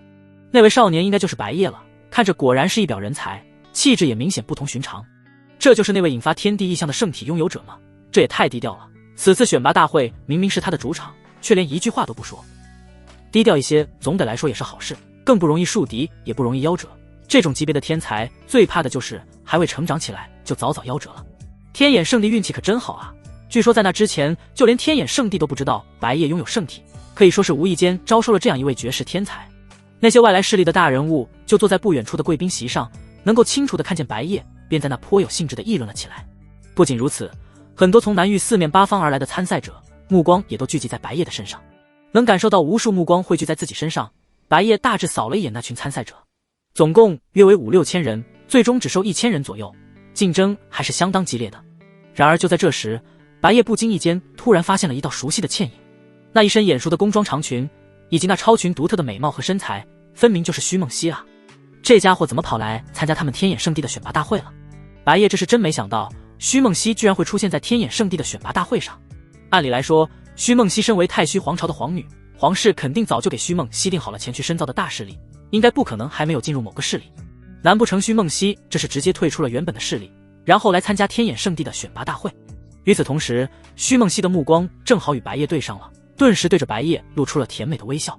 不过姬清长此时还是注意到了白夜与虚梦溪这不易被人察觉的互动，看见虚梦溪不知为何出现在这里，他顿时有一种如临大敌的感觉。一会儿后，时辰已到，此次选拔大会正式开始。大长老薛清站在高台上宣布道。随着大长老宣布开始，在场的众多参赛者们顿时都严肃了起来。每年天眼圣地的选拔大会都格外的竞争激烈，而且还关乎到了他们的前程，当然不敢吊儿郎当地不把选拔大会当一回事。要知道，在场这足足5、6千位参赛者，个个都是天才，否则也没有资格获得邀请函。当然也不排除有极少数像白夜那样通过超能力走后门拿到邀请函的。天才与天才之间的竞争必然十分惨烈，最终只能留下1000人左右，连20都不到。接下来，薛清继续讲述选拔大会的具体规则。大致来说就是总共分为几项考核，分别考核体质、悟性以及意志力。除此以外，还有丹道这种可选可不选的加分项。因为丹道属于南域最热门的特殊职业，重要性可以说是仅次于武道。能有丹道方面特长的天才也是很受天眼圣地重视的。最终根据这些考核项目进行综合排名，排名在前1000的就是顺利通过了选拔大会。至于修为和年龄这种最基本的东西，早在邀请函环节就已经筛选好了，所以在选拔大会没必要再次重复。首先要进行的是体质考核，请各位参赛者做好准备。这时薛清说道，在你们的面前分别都有一个瓶状容器，先将天地灵气吸收并且进行转化，然后把转化后的灵气注入容器中，一炷香烧尽后便意味着体质考核结束。虽然天陨冰晶方面的多，手一放上去就能检测出体质，但这种方式不够严谨和准确，因为天陨冰晶只能检测出是凡体、灵体、玄体或是更高体质。反观选拔大会的体质考核，能够精确到凡体质中的强弱之分，哪怕是1000个体质为凡体的武者都能细分出每个人的强弱。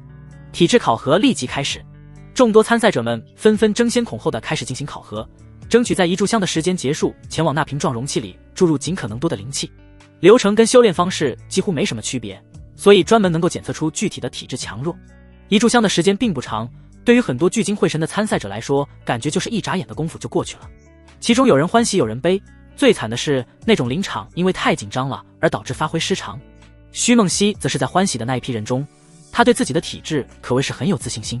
在场当然也已经有不少人注意到并且认出了虚梦溪，那好像是太虚皇朝的九皇女吧，我记得名字是叫虚梦溪来着的，她竟然也来参加天眼圣地的选拔大会了。不是吧，她这一来可就是降维打击了，那可是太虚皇朝啊，皇室血脉可不是开玩笑的。我也曾经听说过太虚皇朝的皇室血脉，大多皇室成员的体质都是至少在王体，血脉足够浓郁的甚至能达到皇体。虚梦溪这种天才未来至少也是太虚皇朝的核心弟子，被封为圣女的希望也不小，在这选拔大会简直就跟欺负小朋友一样了。这些人都跟白夜刚开始看见虚梦溪时一样的想法，很惊讶虚梦溪会出现在这里。在体质考核结束的时候，参赛者们的所有容器都被收回进行检查，负责检查的就是天眼圣地组建的一个裁判团队，由多数外门长老和少数内门长老组成，他们基本上就是决定了在场所有参赛者的命运的存在。仅仅几分钟后，高达5000多份的容器就全都被检查完毕了。薛清当然没那闲心一一宣布出每个参赛者的体质，而是只向征信的宣布了前10名。郑无尘，王体，位列第10名；江依依，王体，位列第9名；许兰，下位皇体，位列第3名；金天宇，中位皇体，位列第2名；虚梦溪，中位皇体，位列第1名。除了前3名以外，前10皆是王体。听见大长老薛清宣布了排名后，在场众人纷纷震惊不已。今年这一届的新人之中，竟然有3位皇体天才，其中甚至有2位是中位皇体。虽然虚梦溪是不出众人所料的排在了第1名，但第2名又是一位中位皇体，让他们很惊讶。只不过稍微比虚梦溪逊色了一些。金天宇啊，我记得是那个古老世家金家的金天宇，果然他也来了。其实这很正常，明眼人都看得出来，天眼圣地在未来会迅猛发展，因为有白夜这位特殊的存在，有远见的家族就会把天才送到天眼圣地。今年选拔大会的天才质量明显比往年拔高了一个档次。确实，我印象里往年能有2位皇体就很不错了，尤其中位皇体2-3年才可能出现1位，一旦出现基本上就预定了未来的圣子或圣女之位，这次竟然一下子出现了2位。金天宇有点难受了，这下本来以他的体质放在往届选拔大会都能傲视群雄，结果被虚梦溪压了一头。我怀疑天眼圣地今年有可能会扩招啊，这次来的精锐天才可太多了，卷出新高度了啊！今年选拔大会的邀请函本来就比往年多了1-2千份，生源质量还比往年高了不少，要是招收名额不变的话，那就真的太卷了。看见虚梦溪夺得体质考核的第1名，白夜并没有觉得意外，毕竟是太虚皇朝的皇室血脉，而且虚梦溪还是血脉较为浓郁的那种，中位皇体并不奇怪。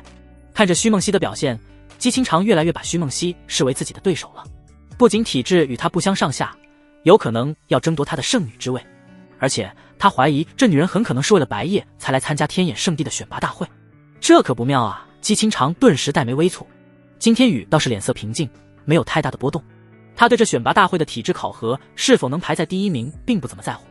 体质考核的排名公布完后，给了参赛者们一些休息时间，然后就开始进行新的考核了。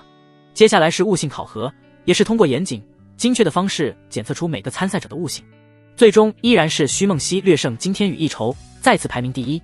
这下金天宇的脸色有了一些波澜，连续2次被压制成老2，换谁心里都难免会有些不舒服。就连悟性考核，徐梦溪也是第1啊！太虚皇朝的皇室血脉真有说法。待会还有最后一个大项目，就是意志力考核了。徐梦溪要是还能第1的话，金天宇那就是板上钉钉的老2了。这着实有点惨啊！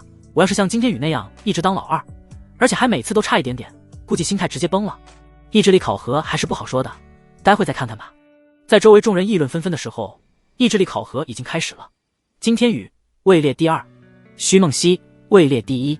随着薛清公布了意志力考核的排名，金天宇彻底化身了万年老2。此时金天宇的心态已经有些崩了。其实他在刚刚意志力考核中途的时候就已经有些心态不稳了，担心再次输给徐梦溪，但越是担心就越容易失常发挥。在金天宇失常发挥的情况下，徐梦溪险胜了金天宇。反过来想，若是金天宇的心态没出问题，能够正常发挥，徐梦溪估计也胜不了了。但是没有如果，输了就是输了，心态不稳也是输得不冤。完了，万年老2的名头差不多坐实了，这可别给金天宇整出心魔了。金天宇的心态已经受影响了，不然刚刚的意志力考核还指不定谁输谁赢。虽然跟我没什么关系，但还是希望他能及时调整好心态吧。听见意志力考核的排名结果，在场众人顿时感慨不已。当体质、悟性、意志力3大项考核结束后，就已经可以开始敲定哪些参赛者能进入天眼圣地了。丹道、阵道、剑道之类的那些是以特招生的形式单独且分别进行的，不同种类特招生的名额不同。譬如最多的丹道招收100人，其次的剑道和阵道分别最多也就10几20个人，越冷门的那就名额越少。这些都是属于额外特招，不占用3大项考核的名额。不过在特招的相关考核开始之前，还是要先公布3大项考核的录取名单，这样就方便那些已经被3大项录取的天才不用再去参与特招。鉴于此次选拔大会参与人员较多，整体水平也比往年高了一些，录取名额决定临时做出一些调整，名额上调至1400人。果不其然，薛清宣布了要上调录取名额。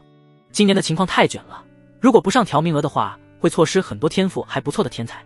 此言一出，众多参赛者顿时都轰动了起来，直接多出了400个名额，这对他们来说肯定是好事啊。当然也有相当一部分人心里没有底气，他们已经预想到自己会被淘汰，就算提高了400个名额也跟他们没有什么关系。稍等一会儿，录取名单就会完整列出来，到时候各位参赛者就可以自行去查看。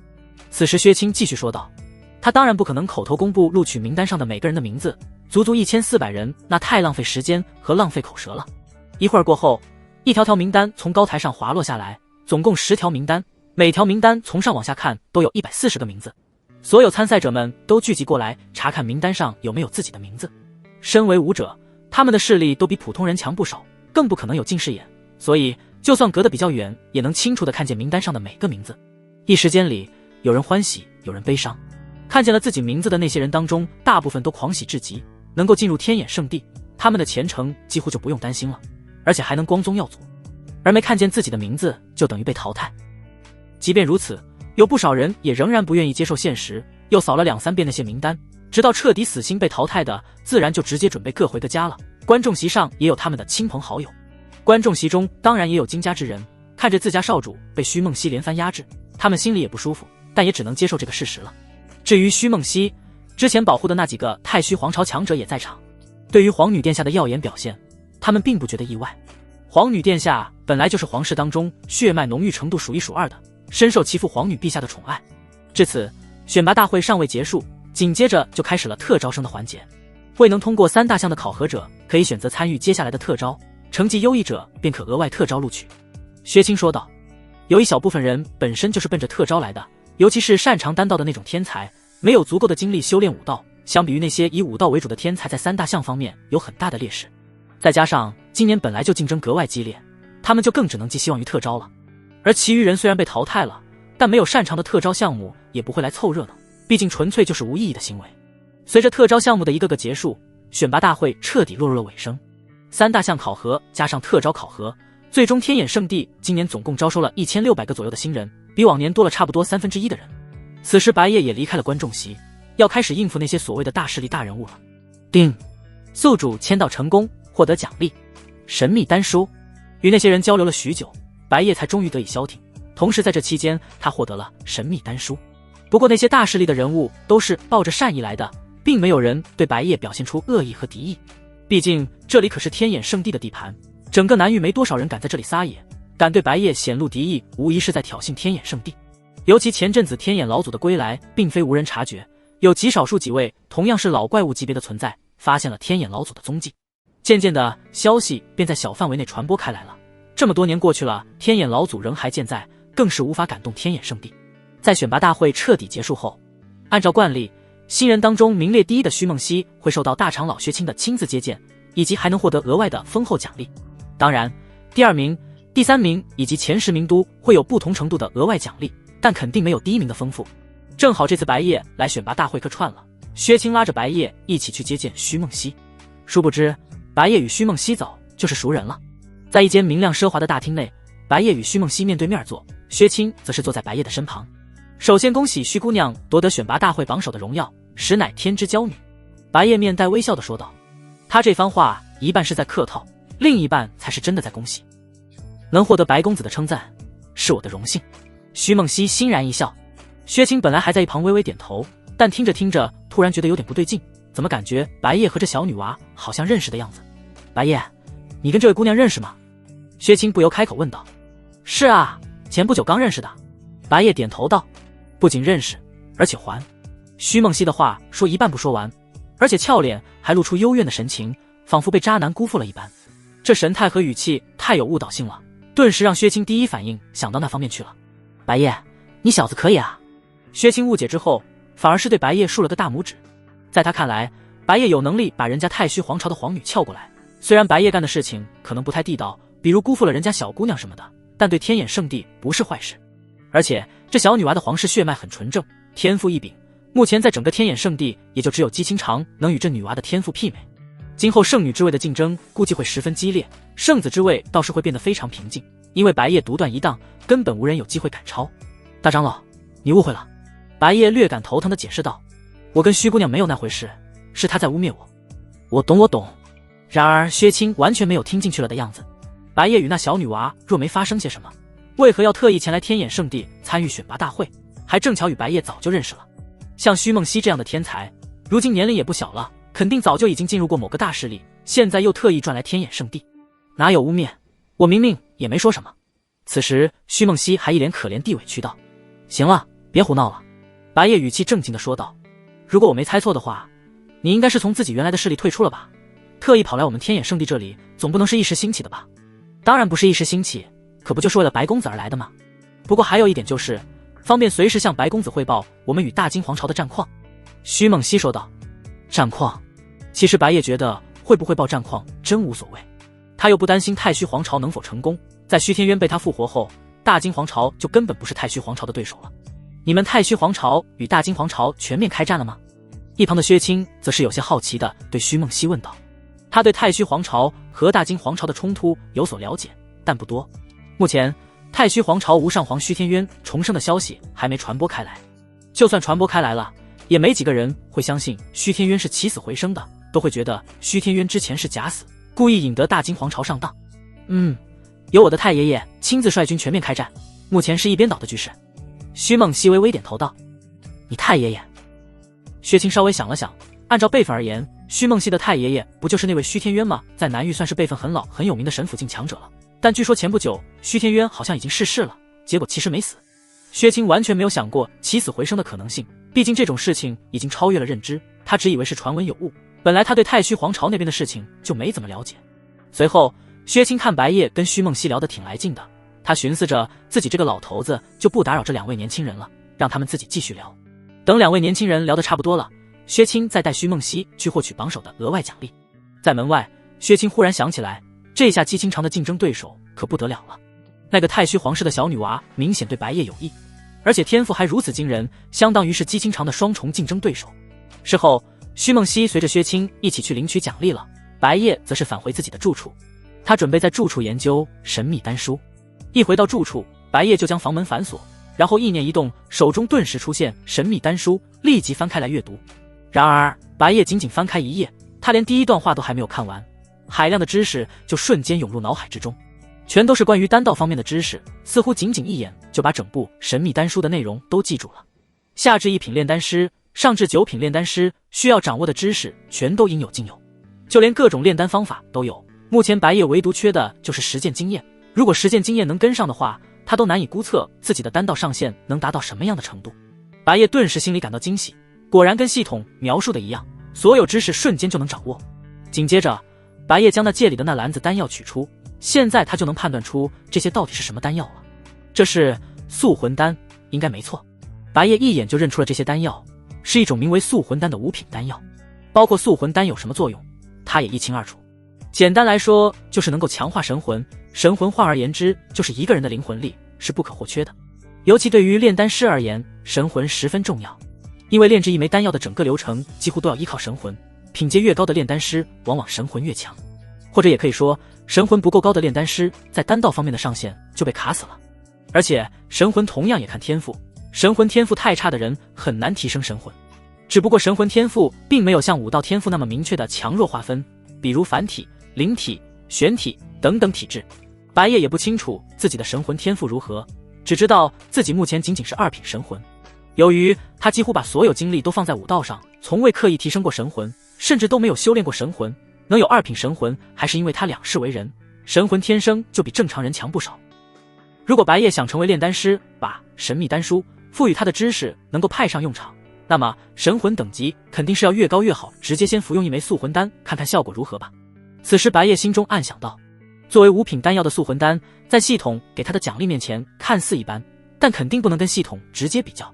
在南域这种地方，5品丹药已经是无比珍贵的至宝，能炼制5品丹药的必然是5品炼丹师，甚至是6品炼丹师，这放眼整个南域也是寥寥无几的存在。之前那个青衣男孩身份果然不简单啊，要么其背后有个5品甚至6品的炼丹大师，要么自己就是，虽然第二种可能有点太离谱了，但并不是完全没可能。且不说有飞鸿和飞叶这种特殊案例，人类武者强大到一定程度也能保持青春，鬼知道那个青衣男孩的真实年龄已经多少了。此时此刻，第1枚塑魂丹服用下去，白夜顿时能感觉到自己的神魂瞬间猛涨，也就只是一眨眼的功夫，他的神魂直接从2品突破到了3品。要知道有多少炼丹师耗费几年10几年，甚至穷尽一生，神魂才能从2品突破到3品。然而反观他只用了一瞬间，毕竟塑魂丹是5品丹药，有这种效果倒是不惊奇。那么就继续吧。随后白夜直接一口气又陆续吞下了剩余2枚塑魂丹。4品神魂，白夜的神魂再次突破。此时篮子中还剩下2枚塑魂丹，他之所以没有一起用掉，是因为想着留给飞鸿和飞叶。神魂能够达到4品已经让他很满意了。这时白夜对身旁的飞鸿和飞叶问道，话说你们的神魂达到什么境地了？神魂不知道，只知道还算挺强的吧。飞叶这番答复基本上也替飞鸿回答了。本体是天灾古龙的他们对于人类口中的神魂没有什么概念，只知道自己在这方面肯定不弱。也是，白夜忽然想起来，之前一直是灵魂体状态的飞叶，本质上来说不就是飞鸿的神魂，只是后来阴差阳错的被分离开来了，再加上神之息壤塑造了新的身体，作为飞鸿神魂的飞叶甚至成为了全新的个体，足以见得他们的神魂肯定已经强大到难以想象的地步。飞叶口中的还算挺强，可就说得太保守了。我的神魂不就是飞叶吗？此时飞鸿也想到了这个，顿时看向了飞叶。哦，是我啊，那就不是挺强了，而应该说是非常强。飞叶顿时自我吹嘘了起来，当然他确实有吹嘘的资本。那感觉这2枚塑魂丹估计对你们没什么用了。白夜寻思着，连他目前都能明显感觉到，随着神魂等级的上升，塑魂丹给他带来的提升效果便是越来越弱。若是给飞鸿和飞叶的话，岂不是直接没效果了？完全不用，且不说我根本没法使用，就算2枚丹药都给了飞鸿，对我的提升也是微乎其微。飞叶摇头道，他只是有了自主的意识和全新的身体，本质上依然是飞鸿的神魂，所以他自己是没法使用塑魂丹的。至于飞鸿虽能使用，但神魂已经太强了，对他们而言，这么低级的丹药几乎没什么用。好吧，那我还都是自己用掉。白夜没再纠结此事，将剩余的2枚素魂丹也都服用下去了。只不过他最终还是没能突破到5品神魂，仍是4品神魂，但距离5品神魂好歹只差半步之遥了，几乎这样也够用了。甚至从某种意义上来说，他武道修为的进度已经被神魂超越了。由于神魂突破毫无动静，除了绯红飞叶以外，就没有任何人知道白夜神魂突破的事情了。早在前些天，秦无缺就已经请假暂时返回苍蓝皇朝了。他的目的当然就是回去跟父皇诉苦，然后依靠父皇的力量想办法对那白夜进行报复。但父皇得知后不仅不心疼他，反而大发雷霆。然后秦无缺才知道，这是因为天眼圣地正好在他离开后解除了消息封锁，父皇很快就了解到白夜的不少事迹。白夜的圣体之姿让苍蓝皇朝当今的皇帝秦岚十分忌惮，没有万全的把握赶去报复白夜的话，不仅会与天眼圣地敌对交恶，而且还要面临未来成长起来后的白夜。只要白夜不死，他们苍蓝皇朝灭亡就是迟早的事。这让秦岚如何能不大发雷霆？秦无缺的愚蠢想法差点就毁了他们苍蓝皇室苦苦镇守数千年的江山。尤其到了今日，秦岚听说了太虚皇朝的9皇女婿孟熙前往天眼圣地参与选拔大会的事情，甚至也与那位白夜有不小的关联。正好秦无缺还不愿意放弃，希望父皇在暗中派2、3位强者，趁着白夜什么时候外出了，去教训一下白夜也好。秦岚顿时忍不住破口大骂道：“你个败家子，给老子滚远点！这混小子明知道那白夜得罪不起，还非要去得罪。”顿时把秦岚给气得不轻。这何止是败家，直接是想要败国啊！天眼圣地突然不再封锁白夜的消息了，想想都知道肯定有十足的保护措施。他若是真按无缺这混小子说的那样做，肯定无法成功，甚至还有暴露的风险。一旦被查出来是他们苍蓝皇朝做的，那下场就无需多言。此时秦岚身上顿时爆发出了一股气势，将秦无缺直接震飞出了宫殿。他当然没有伤害秦无缺的意思，毕竟再怎么样也是自己的亲生骨肉，只是一时半会不想再见到这个能把他气到吐血的混小子了。秦无缺狼狈不堪地滚出了宫殿，甚至还顺着台阶滚了下去。虽然还是不甘心就这么放弃，但他已经明白了父皇坚决不会答应他的态度，也不得不彻底死心了。该死的白夜，我不干啊！秦无缺即使没被父皇打伤，也憋屈的直接喷出了一口鲜血，周围路过的大臣顿时被吓得不轻，也不知道五皇子殿下这是干了什么，竟然会让一向宠爱五皇子殿下的皇帝陛下如此震怒。他们本来还想前去宫殿跟皇帝陛下谏言呢，这一下他们全都瞬间怂了。这种时候去谏言，只怕是要被砍头。最后秦岚为了避免秦无缺再犯什么蠢事，直接把秦无缺幽禁起来了，不让秦无缺回到天眼圣地。虽然秦无缺若是逾越请假期限太久不回到天眼圣地，会被天眼圣地直接开除，但为了保住苍蓝皇朝的江山，秦岚宁愿让秦无缺被天眼圣地驱逐。此时此刻，白夜压根不知道苍蓝皇朝那边发生了什么，他甚至都不知道秦无缺已经请假回去了，根本就没注意过这家伙。白夜现在正在跟负责丹道的长老交谈。季长老，我想尝试一下炼制丹药，能否让弟子借用一下炼丹炉？虽然交易所也时不时有弟子会售卖炼丹炉，但那些炼丹炉的质量都不怎么样，还是不如直接找季长老借用天眼圣地的炼丹炉。季晨轩是专门负责丹道的内门长老，在丹道这块的话语权极高，所以白夜有事直接来找他了。当然可以啊，这哪里还需要问我？你想要的话直接去拿就行了。季晨轩立即说道，毕竟以白夜如今在天眼圣地的地位，借用炼丹炉这种事情根本没必要来过问他。不过话说回来，你居然还对丹道感兴趣啊？季晨轩对此感到惊讶。以白夜之前展现出来的武道天赋和剑道天赋，正常人都会觉得白夜的修行肯定会以武道为主，剑道为辅，除此以外就不会再分心于其他方面了。因为任何人的精力都是有限的，武道、剑道、丹道同时进行的人少之又少，而且这样往往容易出现杂而不精的情况，什么都会点，但又什么都不出色，到头来还是很平庸，所以一般没人会这么做。如果是其他人，季晨轩肯定会说教一番，不要如此浪费精力。但眼前的白夜就完全不一样了，他哪敢随便说教，甚至他还怀疑白夜或许真有这本事，同时精通武道、剑道和丹道。即便不行，白夜只是出于兴趣随便玩玩的话，那也没什么。弟子想试一试。白夜微微点头。好的，不过我现在正好有一堂炼丹课马上就要开始了，比较优质的炼丹炉都已经被搬到炼丹课的场地去了，或者你如果有兴趣的话，也可以来听一听炼丹课。季晨轩说道。也行。白夜倒是没有拒绝，虽然以他目前的情况完全不需要听什么炼丹课，但他只需要有炼丹炉，到时候自个儿炼制丹药就行了。好。季晨轩顿时心头一喜。他这下更肯定白夜应该是对丹道颇有兴趣，而且要是白夜在这方面有不错的天赋的话，那么他们天眼圣地还能多出一位丹道天才。随后，白夜跟着季晨轩一同前往了炼丹课的场地。炼丹课的场地自然是在一间宽敞明亮的室内，这样就能最大程度的避免受到外界因素的干扰。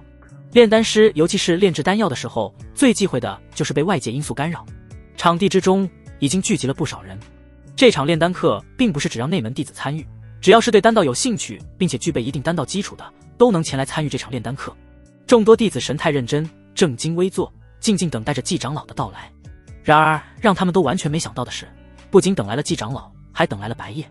喂，我没看错吧？季长老身旁的那位是白夜圣子。白圣子怎么过来了？难道是季长老特意请来的？也不对啊，也没听说过白圣子是丹道天才啊，是来给我们授课的吗？还是要跟我们一起听这场炼丹课？真没想到还能在这里遇见白圣子。应该不至于吧？白圣子的武道和剑道本来就都已经独断一档了，总不至于在丹道上也能那么恐怖。在众人目瞪口呆的惊叹下，白夜仅仅在讲台上停留了一会儿，就随便朝着某处座位走去了。白夜，你想要炼丹炉，直接按下座位旁的按钮就会出现了。此时季晨轩特意对白夜提醒道。好的。白夜微微点了点头。在座位把手不会随便触碰到的后端就有一个按钮，他便直接按了下去。下一刻，如同机关启动一般的微微轰鸣声顿时响起，眼前一块长方体的地板开始翻转，翻转之后便是出现了一座炼丹炉。难怪在场每个人之间还隔了一段距离，空位足以容纳下炼丹炉。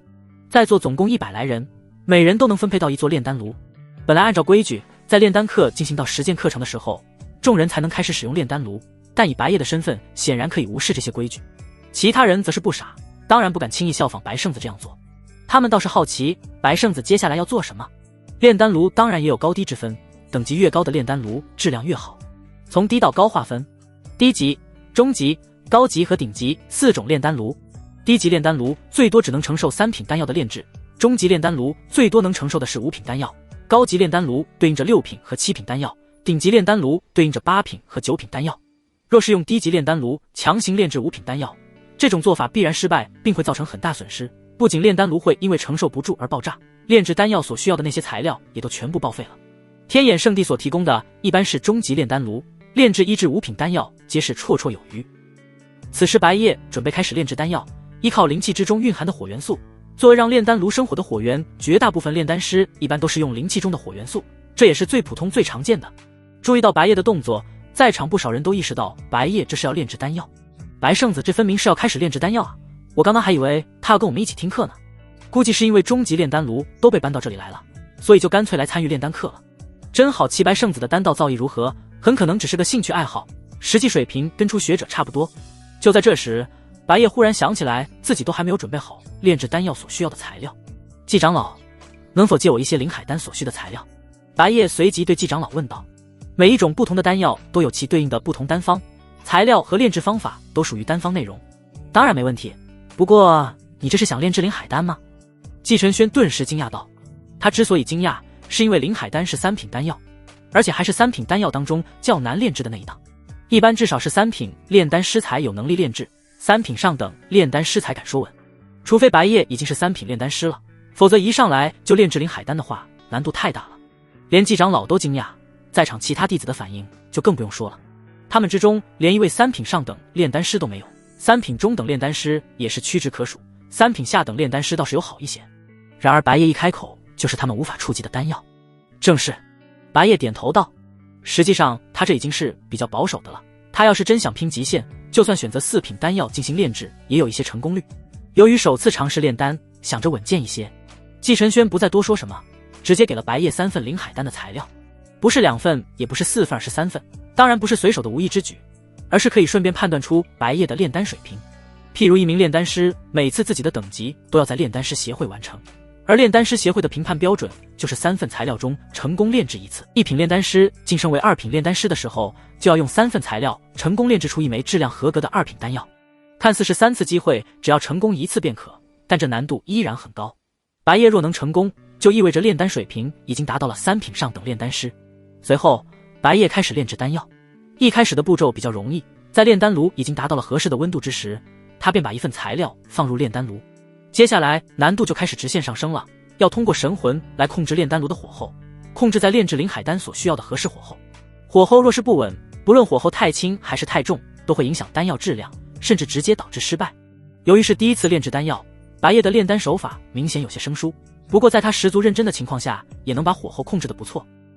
发现白夜还真炼制的有模有样的，季承轩顿时对众位弟子说道：“此次炼丹课的内容临时有所变动，大家可以观摩一下灵海丹的炼制流程，切记莫要打扰到正在炼丹的炼丹师。”对于季长老的临时变动，众人基本上都没有什么意见。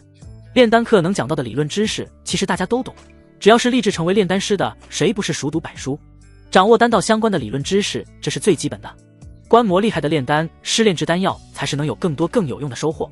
他们参与此次炼丹课，主要为的就是后面的实践课程，到时候季长老还会亲自示范以及指导他们。而这炼丹课一开始就能直接观摩白夜的炼丹流程，对他们来说当然是好事。约莫1个多小时过后，这期间炼丹炉的火候始终被白夜控制在一个安全范围内，炼丹炉中的那些材料安稳地融化成了丹液。当所有材料都彻底转化为丹液的那一瞬间，就该开始下一步了，也就是凝丹。将丹液凝聚成丹药，便是凝丹。凝丹这一步骤同样也有讲究，主要讲究的就是凝丹时机，时机把握的越准，凝聚出来的丹药就质量越高。就是现在，白夜心中暗想，立即通过神魂将丹液凝聚成丹药。一会儿后，一枚灵海丹成功出炉，淡淡的丹香顿时在空气中弥漫了开来。不少人在闻到这一阵丹香后，才反应过来白夜圣子已经完成炼制了。果然成功了！先前炼制到一半的时候，我就感觉白圣子肯定能成功，就是不知道这枚灵海丹的质量如何。要是质量合格的话，白圣子真是强得太可怕了。这下白圣子在我们天眼圣地的丹道这方面也是第一，想不到白圣子竟然如此全能。在周围众人纷纷震惊的时候，季承轩直接忍不住从台上走了下去。以他目前的丹道造诣，仅凭空气中的丹香就能大概判断出丹药的质量，能判断出白夜炼制好的这枚灵海丹肯定质量不低。因此季承轩十分在意这枚灵海丹的具体质量究竟如何。不仅是季长老，在场的其他人也很好奇这枚灵海丹的质量，丹药质量的高低更能体现白圣子的真实炼丹水平。尤其季承轩甚至怀疑白夜的丹道造诣有可能不止3品上等。如何评鉴丹药的品级？除了通过直接服用以外，还可以根据丹药的灵力波动以及香味来判断。而一颗丹药除了品阶，还要根据其质量来判断炼丹师的实力好坏。神识打探之下，季承轩有些诧异，之前还以为白夜只是当炼丹是兴趣，否则怎么连个丹炉都没有。而现在白夜这一炉丹药显然已经达到了良好的质量。如果只是第一次炼丹就可以达到良好质量，而且还是3品上等的品阶，那可是太过于妖孽了。要知道，一颗丹药除了品阶之外，质量还细分为废丹、合格、良好、优秀，而在优秀之上就是接近完美了。通常由丹药体表的丹纹数量体现，丹纹条数越多，就意味着越为接近完美。简单举个例子，一条丹纹的3品上等丹药，价值就已经远远超过寻常的质量合格的4品丹药。即便是南域最为著名的丹王，在第一次炼丹的时候，还只是炼制出了一颗合格的2品丹药，就这已经是南域的天才。大家看看这颗灵海丹，质量相当不错，已经是良好，甚至接近优秀了。看着季承轩这一脸自豪的神情，堂下弟子哪里不懂，这分明就是一颗好丹啊！圣子果真不同凡响，能和圣子共同处于一个课堂，乃是我等的荣幸啊！每一个天眼圣地的学子，谁不是背后势力不凡？但是他们此刻都以和白夜同一个课堂自豪，毕竟这武道剑道，现在甚至还加上一个丹道的圣子，纵观南域又有几人？白夜也仅仅是微微一笑，毕竟如果让他们知道自己是第一次炼丹，想必会打破他们的道心。季承轩一脸喜悦地问道：“也不知道你炼制这些丹药是否足够？不如多炼一些，好让这些小子学习学习，也避免到时候走来走去的。”白夜心想，也是，自己如果需要炼制，还要寻找材料，还要去找丹炉，不如就在这里炼制就好了，正好自己有用。不知道长老能否给弟子一些支灵草和玄气叶？支灵草、玄气叶。一听到这2味药材，季承轩又诧异了起来。要知道，这2种药材可是凝玄丹的药材。你可是要炼制凝玄丹？白夜应了声是，季承轩脸色顿时有些迟疑了起来。这凝玄丹虽然可以帮助他人在神魂突破的时候稳定心神，但是极难炼制。虽然是3品丹药，但是一个把握不好就会有生命。话到了这里，季承轩停住了话语。等等，神魂突破？对啊，凝玄丹可是协助突破神魂的辅助玄丹啊！难道白夜又要突破了？乖乖，这突破的速度要不要这么快？不过神魂突破可是重要事情。季承轩问道：“需要我帮助你炼制吗？”虽说炼制这种特殊丹药仅仅是3品，但也会对本人的神识造成冲击。天眼圣地好不容易出了这么一个天才，要是因为丹药炼制而导致神魂受损，那可就得不偿失了。不需要了，长老，弟子想要自己试试。白夜的话让季承轩有些犹豫，但看白夜的样子，应该不会让别人插手，大不了万一白夜出什么意外，自己损失一点神魂去挽救他就是了。好，如此记得一切小心，你们也注意看着，这对你们来说是极大的机遇。台下的一众弟子立即稳下心神，将目光放在了白夜的身上。几个弟子窃窃私语，白圣子自然是多才多艺，但这丹道也只是他一个兴趣爱好而已，万一出了什么意外，岂不是我们天眼圣地的损失吗？旁边弟子切了一声，你们有何担心的？万一出了什么事，自然有长老护持。我倒是羡慕白圣子，怎么一个人能够优秀到如此？3道同修啊，这可望不可及。2颗药材漂浮在了白夜的面前，与之前相比不同的是，这2株药材当中自带灵魂波动，也就是炼制成液时便很容易造成灵魂波动，从而冲击炼丹师的神魂。白夜并未着急用火将其灼烧，而是仅仅将这2株灵药的药材根部去除。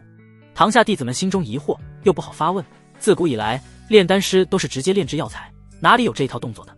而且这灵药的根部也是宝贝啊。只见白夜将其放在了一旁，控制体内生出了一股冰元素，在先天圣体的影响下，他体内的寒气直接将这2株药材的根本凝结了起来，另外一只手已经在引导体内的火元素对其他2株药材茎叶部分开始灼烧。不一会，2株灵药便化作灵液，又让在场所有人惊叹不已，实在是太过精彩了。一只手用冰，一只手用火，而且还把握住了火候的精准。就连季承轩也暗自惊叹白夜对于元素之力的掌控力。忽然他感觉自己似乎是领悟到了什么，立即盘腿坐了下来，将自己体内的元素也引导了出来。白夜全部精力都放在了丹药之上，完全没有注意到外界发生了什么。他引导着液体进入到了丹炉当中，收起了火元素生成的火焰，运用剑意在已经凝固的冰上快速滑动，眨眼之间已经将其分成了细小且精细的粉末，再用火一烧，一层丹皮就由此诞生。白夜将丹皮和灵液融合在了一起，不可思议，这剑意竟然还有如此用法，这就是3道同修的好处吗？羡慕了，我好像领悟到了什么。一股丹香飘在了空中，这3品丹药当中的特殊丹药已经炼制完成。忽然一个弟子惊呼了起来，我好像突破了什么。随即他立即动手，原本他对于火元素的掌控力极差，在观看完白夜的炼制之后，领悟到了炼制的掌握之力。又有几个弟子恍然大悟了起来，要知道这样突破的机会在寻常当中可谓是少之又少，若不是今日见识到圣子的炼制，只怕我很难把握火焰的控制力，至少也要延迟3年啊。对于武道的追求者来说，虽然寿命很长，但是要达到自己的目标又觉得寿命很短。季承轩满意的站起身，他自己也从其中得到了不少的好处，不可为外人道也。好了，这堂课就上到这里，白夜我有话想问你。其他弟子见状，一边讨论着自己的心得，一边感慨着白夜的实力，一边离开了炼丹堂。白夜，你和我说说，你现在是几品炼丹师了？白夜听到季承轩的询问，摇了摇头。弟子尚未验级。一听到这，季承轩立即说道，若是如此，可以前往丹盟验一下品级。在天玄大陆，丹师可是个宝贝，因为即便是我们这样的圣地，也很难出一个丹道天才，更加别说一个3道同修的天才了。丁，现已开放新的签到任务，签到地点丹盟南域总分堕天一峰，任务时限7日之内。任务奖励丹王炉，顶级丹炉。丹王炉涵盖1品到8品的所有丹药炼制，增加成功率 30%， 每炉丹药随机获得一个附加效果。注：随机的附加效果全属于正向附带效果，如果炼制毒丹，则有可能触发毒性翻倍的附加效果。如果是这样的话，倒是很有必要去一趟，毕竟对于自己日后修炼来说，丹药是必不可少的一环。白夜谢过季承轩，跑进来的飞鸿和飞叶早就等到不耐烦了，自然也要跟着一起去，毕竟他们2人可不愿意离开白夜。对了，我们圣地的中型灵剑和大型灵剑正好很不巧都已经在外使用了，要不然就去离圣地不远的凌云码头乘坐灵剑。这时季承轩忽然说道，好的。白夜没有什么意见，立即点头应道。季承轩带着白夜一行人来到了码头，人群络绎不绝的来来往往。季承轩让白夜稍等自己一会，他去找个老熟人。忽然身后传来了一阵嘈杂的声音，玄宗哥哥，你看那个灵剑好大啊。玄宗哥哥，你看我今天的打扮是不是和这片云海很搭配？玄宗哥哥，你饿不饿？要不要品尝一下我带的糕点？搞什么啊，我玄宗哥哥来了那么久，竟然还没有灵剑过来救我玄宗哥哥。3人回头看去，只见一个较有姿色的男子被数个身段浮屠少女包夹在了中间，他的衣领上还挂着个同色的徽章，身后还跟着15、16个中年壮汉，应该是某家公子出游。聒噪！飞叶冷哼一声，不过他余光看见，貌似这个男子还挺享受如此待遇，莫非人类男子都喜欢这一套？白叶哥哥。闻言，白叶顿时白了飞叶一眼，说话别这么肉麻，有点恶心。飞叶只好嘟囔着小嘴哦了一声，而飞鸿则是在一旁掏着白叶身上的袋子，从里面拿出一个接着一个甜食吃着。那群人似乎听到了飞叶的声音，猛然回过了头来。小丫头，刚才是不是你在说我们玄宗哥哥很聒噪？一个少女粉丝团们一下子就将注意力全然放在了白叶三人这里。一个故意打扮成浓妆艳抹的少女扭动着身姿走了上前来。知不知道这位是谁啊？这可是大金皇朝的三皇子，玄宗，也是大金皇城炼丹师公会里大长老的最为得宠的大徒弟。在武道世界可没有人在乎你是谁家皇子，但你要是皇子加炼丹师公会的人除外，因为在南域炼丹师为数本来就不多，但是人在玄界飘，哪有不挨刀，所以炼丹师的地位本来就距离一般的武者地位要高出不少。哼，妹妹你看看他们，想必他们不知道我们玄宗哥哥今日可是要前往丹盟参加评级的。姐妹你不要那么大声，有些人可能连丹盟是什么都不知道呢。白叶哥哥丹盟是什么？飞鸿和飞叶两人一脸好奇看向白叶。还未等白叶开口，那几个少女又笑作一团。连丹盟都不知道，怎么会来凌云码头？不会吧不会吧，怎么会有人不知道丹盟？我告诉你，丹盟可是独立于整个南域各种势力以外的炼丹师联盟，各个皇城的下属公会，无论是地位还是获得的福利都不一样。等我们玄宗哥哥进去以后，就是独当一面的炼丹师了，真是乡巴佬。飞叶虽然听不懂他们的话是什么意思，可是觉得他们的表情很欠揍。正要发作，忽然那个玄宗哥哥开口询问：两位小娘子可是也要去参与炼丹师的选拔？不如我们一同前往，也好有个照应，莫要被有些不入流的人耽误了自己。自打看见飞鸿和飞叶两人以后，玄宗的眼睛几乎都要长在这两位少女的身上，自己身边的都是些什么庸脂俗粉啊？凭什么这样的绝色佳人不是留在自己身边，而是在白叶的身边？滚！飞叶仅仅只是淡然说了一句，少女团们顿时变怒了。你什么东西，竟然敢这样和我玄宗哥哥说话？飞叶的暴脾气上来了，刚要动手，忽然一声喝叫声传来，让开让开！几个身着紫色长袍的簇拥着季晨轩缓步走来，一旁几个不知道哪个宗门弟子在毕恭毕敬地为他们开路。那位便是我与你们说的弟子。一提起白叶，季晨轩自豪的表情全然写在了脸上。方才嘲讽白叶的其中一个少女开口说道：你什么东西啊？话还未说完，忽然一巴掌打在了他的脸上。玄宗见到季晨轩身旁几人后背都冒出了一身的冷汗来，他连忙做出了一个手礼。见过几位丹盟丹师？这几位虽然只是丹盟的普通丹师，但也是跺一跺脚就让不少皇朝势力都为之颤抖的存在。而连这几位丹师都要如此客气的，自然不会是什么小人物。但是那几位完全无视了他，径直的走到了白叶的身前。其中一人说道：果真是英雄出少年啊，季长老您的灵剑我们已经准备好了，请一步。一个丹盟弟子走到了玄宗的面前。你刚才的作为我等都看见了，丹盟容不下你这尊大佛，我数到10你还未消失，便就地诛杀。什么？玄宗完全不信自己仅仅只是说了一句话便失去了资格。凭什么？我可是大金皇朝李长老推荐的人才。不过那个丹盟弟子脸色冰冷地说出了一个10字。方才还玄宗哥哥前玄宗哥哥后的少女团们陡然脸色一变，其中一个少女热情地跑向了白叶的方向。白叶哥哥你好帅啊，天那么热，让我帮你擦汗吧。少女团的成员们仿佛饿狼遇上了羊，一窝蜂地向着白叶冲了过来。跪在丹盟弟子前的玄宗表情逐渐扭曲了起来。不可能，这不可能，怎么会这样？他的目光直勾勾地盯着白叶，咬着牙从地上冲了起来，看着蜂拥而上的少女团还有背后的玄宗。飞叶握紧了拳头，就这些家伙也想要和我抢白叶吗？滚！刹那间龙威释放，少女团和玄宗如同断线风筝一般飞舞而出，还带着一片残缺的衣服碎片四处飘荡。这一幕看得丹盟的数个丹师目瞪口呆，这少女到底是何方神圣，竟然强悍如此？仅仅只是一个随从都如此强悍了，那么作为圣子，看着他们目瞪口呆的模样，季晨轩哈哈一笑，毕竟是我天眼圣地的圣子嘛，不必如此大惊小怪，来我们上灵剑吧。话音刚落，从云海当中一条体积巨大的灵剑突破云海的重重阻碍，漂浮在了码头之前。众人纵身一跃便跳到了灵剑之上。和白叶此前做的灵剑不同，这一艘灵剑似乎是属于丹盟专属灵剑，在两旁有着2个专人负责查核进灵剑之人的身份。不少皇朝的炼丹师也接连进入，而他们许多人背后的势力是敌对的，但是在这里竟然还能拱手问好。看着白叶脸上有些疑惑的神色，季晨轩为他解释了起来。各大皇朝的炼丹师公会是隶属于丹盟的，而在加入丹盟之后，有一个规定，在丹盟的地盘上不得对同属丹盟的人出手，所以你看他们眼神当中都是想要干死对方，但是他们绝对不会出手。灵剑也属于丹盟的地盘。方才2个丹师在进入灵剑以后，便告辞前往自己的剑仓，在前方考验身份的2名丹盟弟子拦下了他们。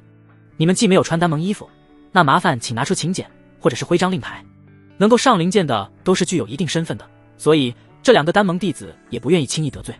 季承轩平日回天一峰都习惯了叫上3、5好友喝上一杯，确实忘记佩戴徽章了，笑着说了一声稍等。还未等他从那戒当中掏出徽章，身后传来了一阵不耐烦的声音：你们行不行？不行就躲开，别妨碍本公子去看演出。今日丹盟可是请了柳青小姐前来演出啊。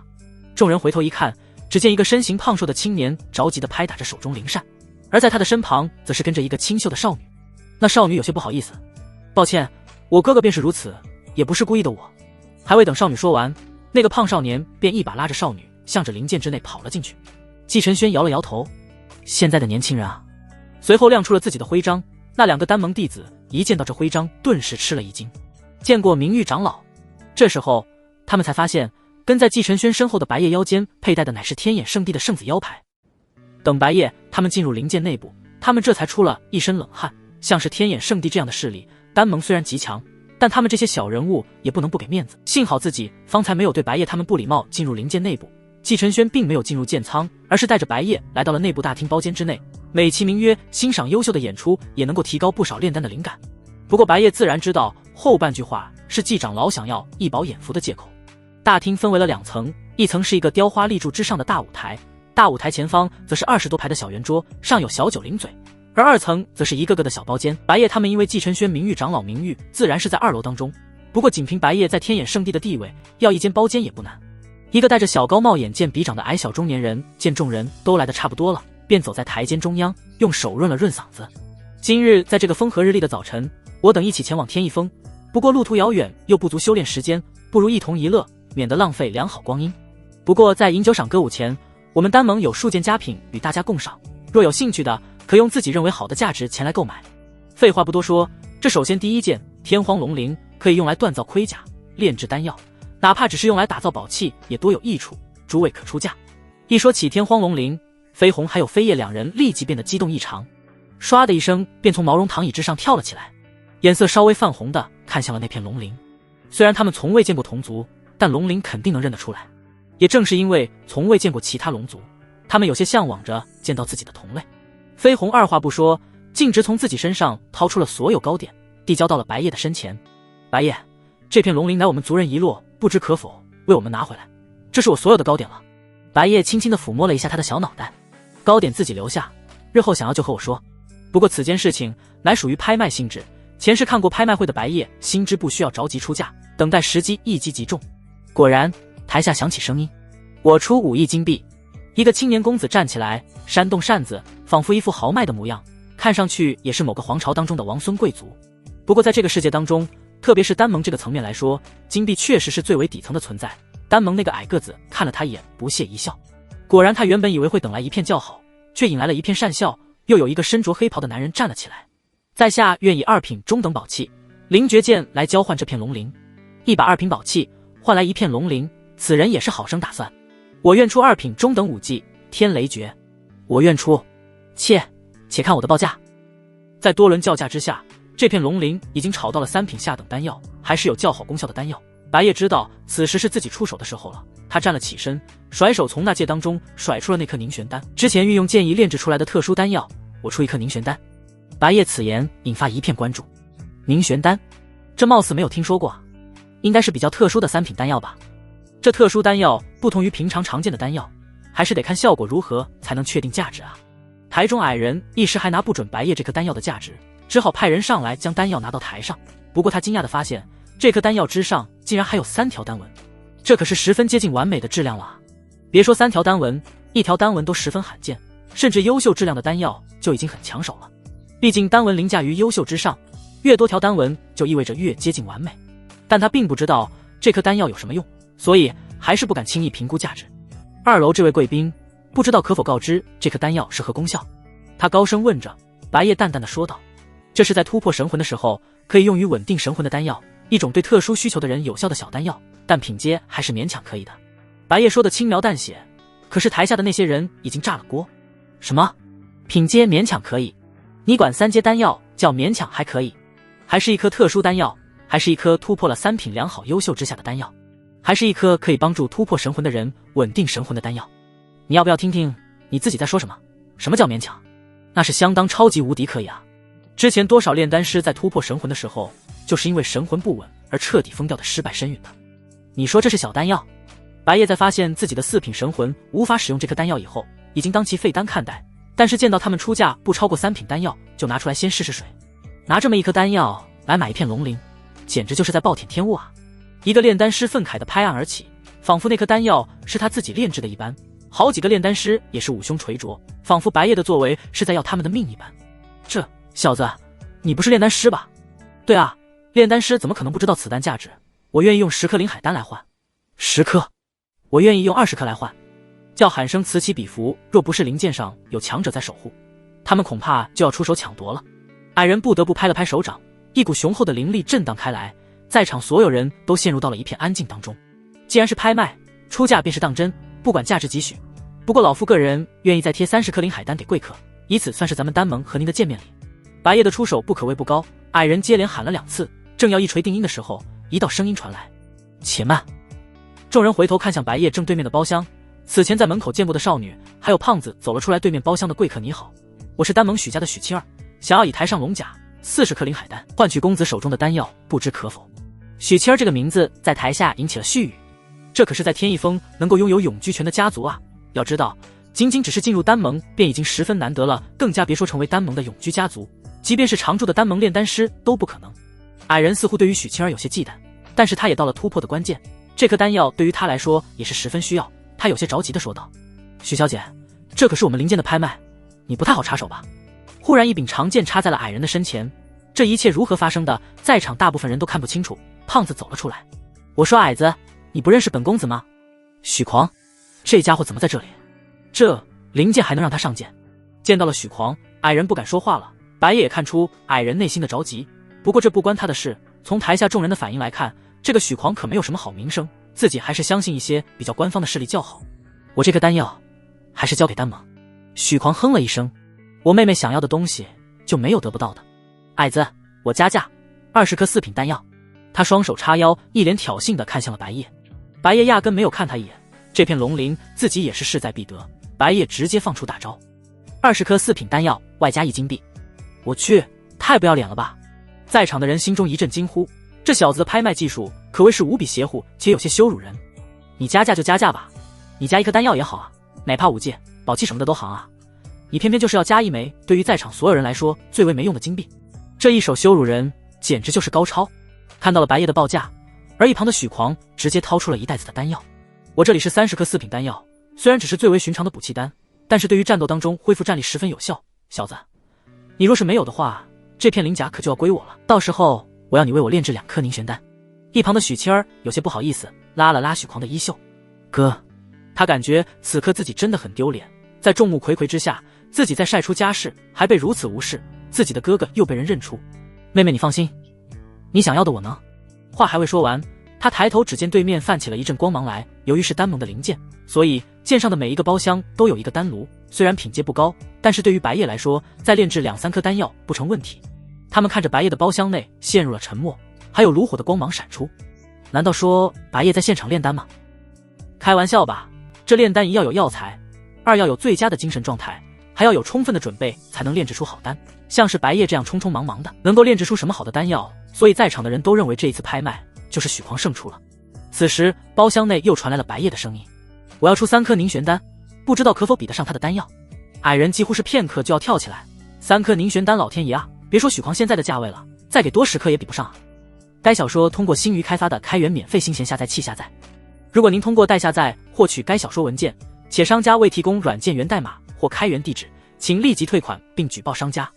作者邮箱 sin_yv@outlook.com， 作者 QQ 2017593710，官方 QQ 交流群14905082，官方 TG 交流群 https://t.me/fq2。矮人将龙鳞交到白夜手中的时候，显然大厅内都能听到许狂后槽牙咬碎的声音。白夜将龙鳞递给绯红、飞叶两姐妹，瞬间两人便将这片龙鳞收藏了起来。不过伴随着矮人高呼那一声燕乐起，他的后槽牙又恢复到了正常的状态。数个强者一起发功，大厅内的光亮仿佛瞬间消失，一束亮光正照亮台子中央，数十种不知名的花瓣在空中极为有节奏感地缓慢飘下，花瓣所带清香飘然入鼻，让人心醉神迷。一段轻纱飘然落下，在其之上还有一个脸戴面纱的少女缓缓滑落而下，虽然看不见脸，但其身材近乎完美比例。在场不少早就脱离了低俗趣味的炼丹师们都不由自主地咽下了一口唾沫，但白夜身旁不是绯红、飞叶，就是天眼圣地圣女这样的美女，自然也将其的眼光提高不少。虽然身为一个男人，该有的生理尊重还是有的。一段轻音歌声从台上缓缓传来，仿佛就像是虫子一般疯狂地进入每一个人的耳朵。白夜这时才浅笑了一声，这媚术好生厉害。飞叶瞥了白夜一眼，带着一丝幽怨，白夜她很好看吗？怎么那些人都入定了？白夜不知道，他是因为白夜也目不转睛地看着台上的少女，心里生出一股怪怪的感觉，所以故有此一问。白夜摇了摇头，就是有些熟悉感。这种表演的方式让白夜回想起了前世的那些舞蹈表演，虽然表演的形式变多了，但精彩也仅仅只限于低俗的抖动。而白夜正打算抽回眼的时候，陡然台上少女气势一变，一股灵气荡然开来，仿佛少女的身后出现了万千双手，就像是千手观音一般。眨眼之间，从其后跳跃出几个一模一样的少女出来，此间的动作也是愈发大胆了起来。一种幻术已经向众人开始展开。正当除了修为超然的老怪物们以外，所有人沉迷幻术的时候，白夜还和身旁的绯红、飞叶两人有说有笑。绯红自己品尝一口不错的糕点，但又不想吃完，就会将糕点送入白夜口中。白夜也浑然不在意这一幕，深深的刺激到了正在台上表演的柳青。她娇媚一横，双手开始抖动，刹那间带有轻快铃声的手串开始响动了起来。她那风靡万人的娇眼看向了白夜的方向，白夜轻描淡写地看了他一眼，随后又和季晨轩交流了起来。莫非此子的修为已经远超于我？可是神魂扫视之下，白夜似乎是感应有人用神魂扫视自己，立即将目光看向了柳青。这一看差点让柳青的幻术破了功。柳青心中清楚，自己乃是3品神魂凭借，如此轻易的便被破功，那么白夜至少也在4品神魂。更加要命的是，白夜还如此的年轻，不仅仅只是他，还有他身旁那2个看上去像他妹妹一样的人物，那2个人压根让人看不出深浅。自己还是不要招惹这样的人物。心中打定了主意，他双袍一挥，只见满大厅洒落下来了一层金粉，伴随着金光一闪，那些个少女化作了烟雾，原来都是表演者的分身。自此表演便落下了帷幕。不过现场没有任何一声掌声，修为高的自然可以抵抗这媚术之力，但他们绝对不会为了一个舞姬鼓掌。剩下修为低此时还沉迷在幻境，在那幻境当中，有的是夜夜笙歌，有的是迎风弄月把酒问天的快活。不过白夜这个包厢的众人都不在此列。许狂和许青儿两人虽然修为不低，但也是头一次见这柳小姐，所以也看得入迷。伴随着金粉的落下，这才恢复过来神智。台下不少炼丹师站起身，想要以自己的身份还有财力邀请美人陪自己度过接下来路程。柳青礼貌的躬身谢过众人的喜爱，自诩卖艺不卖身。刚欲离开，许狂忽然开口说：柳小姐，你若是愿意为我独舞一支，许家定然会有不少的好处给你。别人的面子或许可以不卖，但是许家可是有天一峰永居权的存在。柳青忽然想到了什么，坏笑了一声，躬身道：谢过公子厚爱，只是妾身想要与2楼天字房贵客一叙，还请公子谅解。什么鬼东西？白夜吃着绯红送入嘴的葡萄，怎么每个人都想要和我见面？我认识你们吗？白夜咽下了口中葡萄，没空。白夜此话一出，现场哗然一片，没有料到竟然还有人会拒绝柳小姐的邀请。这可是在南域当中享有盛名的人物，一个小女子虽然以武示人，但直到今日还能保持完璧之身，还在各界当中富有名气，可见一斑。而这样的名大家想要和白夜聊聊天，白夜竟然直接一口拒绝了。这小子，众人都暗自怒其不争。柳小姐也显然是愣了一下，不过很快又讪笑道：公子莫要如此冷峻，小女子有些贴心话想要与公子细细说。众人心中又是一阵羡慕，这小子如果还不给面子就过分了吧。白夜刚想开口拒绝，季晨轩哈哈一笑，现在的年轻人真是不会把握机会，若是自己再年轻点，只怕也是把持不住，于是便开口说道：柳小姐请上来吧。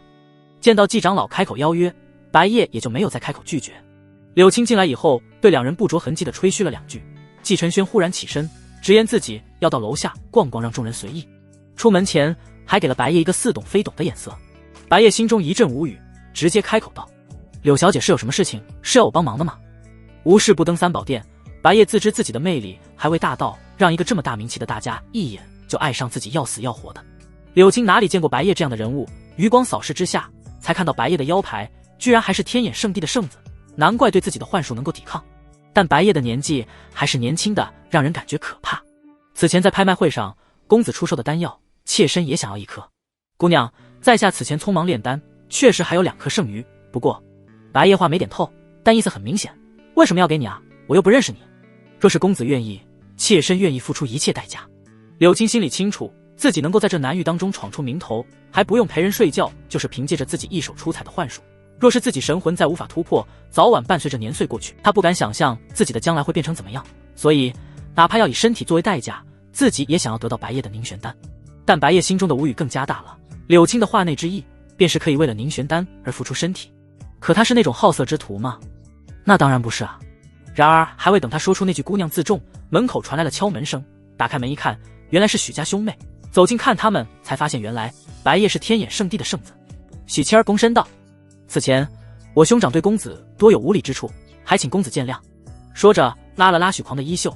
许狂虽然心高气傲，也素有丹药狂徒一称，但却是个宠妹狂魔，见到自己妹妹要求自己赔礼道歉，他也没有坚持，双手抱拳。此前多有得罪，还望公子见谅。得又来一个。白夜嗯了一声，毕竟他也没有将这点小事放在心上。无碍，你们还有别的事吗？许狂看了一眼房间当中的柳青，对白夜生出了一丝敬佩和羡慕。但再看下去，发现房间之内还有2个绝色少女，顿时在心底对白夜举起了大拇指。许妻儿小脸略微有些羞红，拉了拉许狂的衣袖。原本还在东张西望的许狂回过了神来，脸上略带一丝不好意思地说道：我妹妹现在处于突破神魂的关键，特来想要和兄台要上一颗凝玄丹，兄台莫要着急拒绝，可否让我们进去详聊？看出他们并没有用强的意思，恰好方才季晨轩和自己介绍过许家的家世，想必是要利益交换，看看他们身上有没有自己缺的东西也好，于是也让他们进来了。众人安坐桌前，柳青也心知自己的美色没有对白夜起到任何作用，直接掏出了100颗灵海丹，一股丹香飘然而至。飞鸿和飞叶2人有些贪婪地闻了闻这股丹香，虽然动作微小，但还是被白夜发现了。你们喜欢这些丹药？白夜用神魂向2人交流，得到了肯定的答复。于是白夜掏出自己在课堂上炼制的2颗丹药，交给了他们2人。2人分别拿起了1颗丹药，吃了起来，完全就当没有其他外人在场。白夜此举的意思，也是在告诉在场的人，自己也能够炼制灵海丹，所以仅仅只是这么简单的价格，是完全无法让他动摇的。许家兄妹互相对视了一眼，许狂说道：白兄乃是炼丹师，我就不用丹药来作为交换的条件，我这里有诸天之香草，乃是炼制4品优秀丹药所需，不知道白兄能否看得上。天之香草，白夜也知道，根据脑海当中对于药材知识瞬间翻了起来，说的是这种药材只能够是在雪山之巅，又要这座雪山当中蕴含着天火泉水，火与水互不侵犯，形成类似温泉的存在，而在泉水的一旁经过500年的温养才会诞生3株。其严苛的要求所导致这种药材十分罕见，却又是白夜4品神魂要突破的凝灵丹的药材所需，他痛快地将凝玄丹甩到了许七儿的手上。许七儿没有想到交易如此轻易达成，其实2人在来之前便商量过，实在不行他们还能够付出大一点的代价。许狂也没有料到白夜竟然如此的爽快，他平生屡屡炸炉，所以才被称为炸丹狂徒，被丹盟禁止在丹盟地盘上炼丹，所以平时就在南域各大江湖当中闯荡，最为喜欢爽快之人。又看白夜这眉清目秀的，心中更是喜欢，下意识便说道：白兄好生大气，今日之大恩没齿难忘，如若不弃，在下院替许家交下白兄这位朋友，并且列为贵客，家妹待字闺中，眉清目秀。且慢！白夜连忙制止了他再往下说下去，对方这话一听就知道是什么意思了，感情是想把许清儿许配给他。虽然许清儿长得不错，但他完全没有这方面的心思。许兄这朋友我也愿意交，令妹自然也是我的朋友，过多的话就不必言说了。许狂哈哈一笑，虽然白夜显然听出他话里的意思了，但他还是想要为妹妹多争取一下，毕竟是如此恐怖的绝世天才，整个南域几乎没有能比白夜条件更优秀的了。再加上他是看出来了，他对待自己的相好甚好，否则怎么一直在给2个相好投喂丹药，这都快让他感觉有点心疼了。但柳青此时插话了，妾身身上也没有那么名贵的药材，但是方才公子不惜花费大价钱也要买下那片龙鳞，想必公子对于妖兽也极为有益。妾身此前一位朋友给妾身送了1颗兽蛋，虽然不知是什么妖兽，但其蕴含的灵力波动已经达到了开天境，还未出生便已经有开天境的妖兽。白夜眼中泛起了一丝有趣，见白夜似乎不信，柳青立即从自己的纳戒当中掏出了那颗妖兽蛋，只见足有2个拳头大小，但身上光滑无比，不时跳动，神魂打探之下，真的有不亚于开天境的灵力波动，这至少一出生就有4阶妖兽的实力。他笑了笑，柳小姐，谁都知道妖兽凶残无比，一旦破蛋，想必就会作恶。你拿出这妖兽蛋，似乎没有什么诚意啊。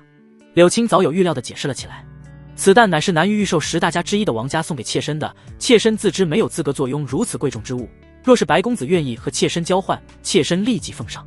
这是柳青自己除了身体之外最为拿得出手的东西，原本还打算自己留着当保镖的。可以，白夜一口答应下来。柳青也没有料到白夜答应的那么爽快，立即拿起了凝玄丹，并且迅速凑向白夜，诱人的朱唇在白夜脸庞轻轻一点。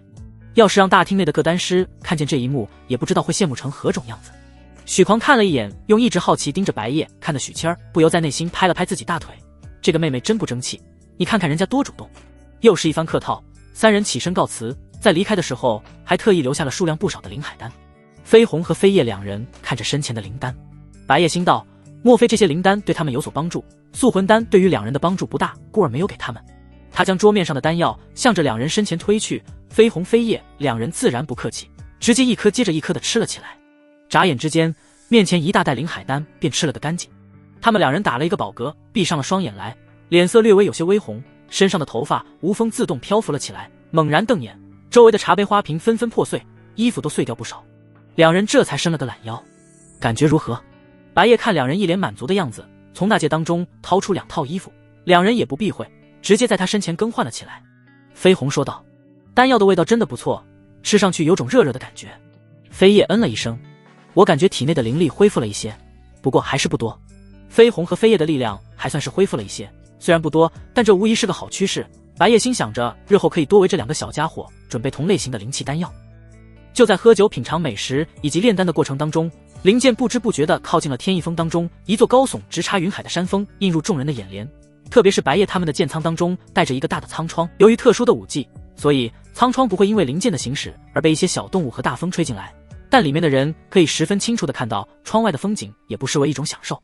季晨轩向白夜介绍道，天翼峰其高度无人能知，山脚下是集市和普通凡人居住的地方，山腰则是获得永居权的家族在盘踞，山顶则是丹盟大厅，分为6部，分别是无极殿，这是丹盟首领们议事的地方，我们这一次不会经过。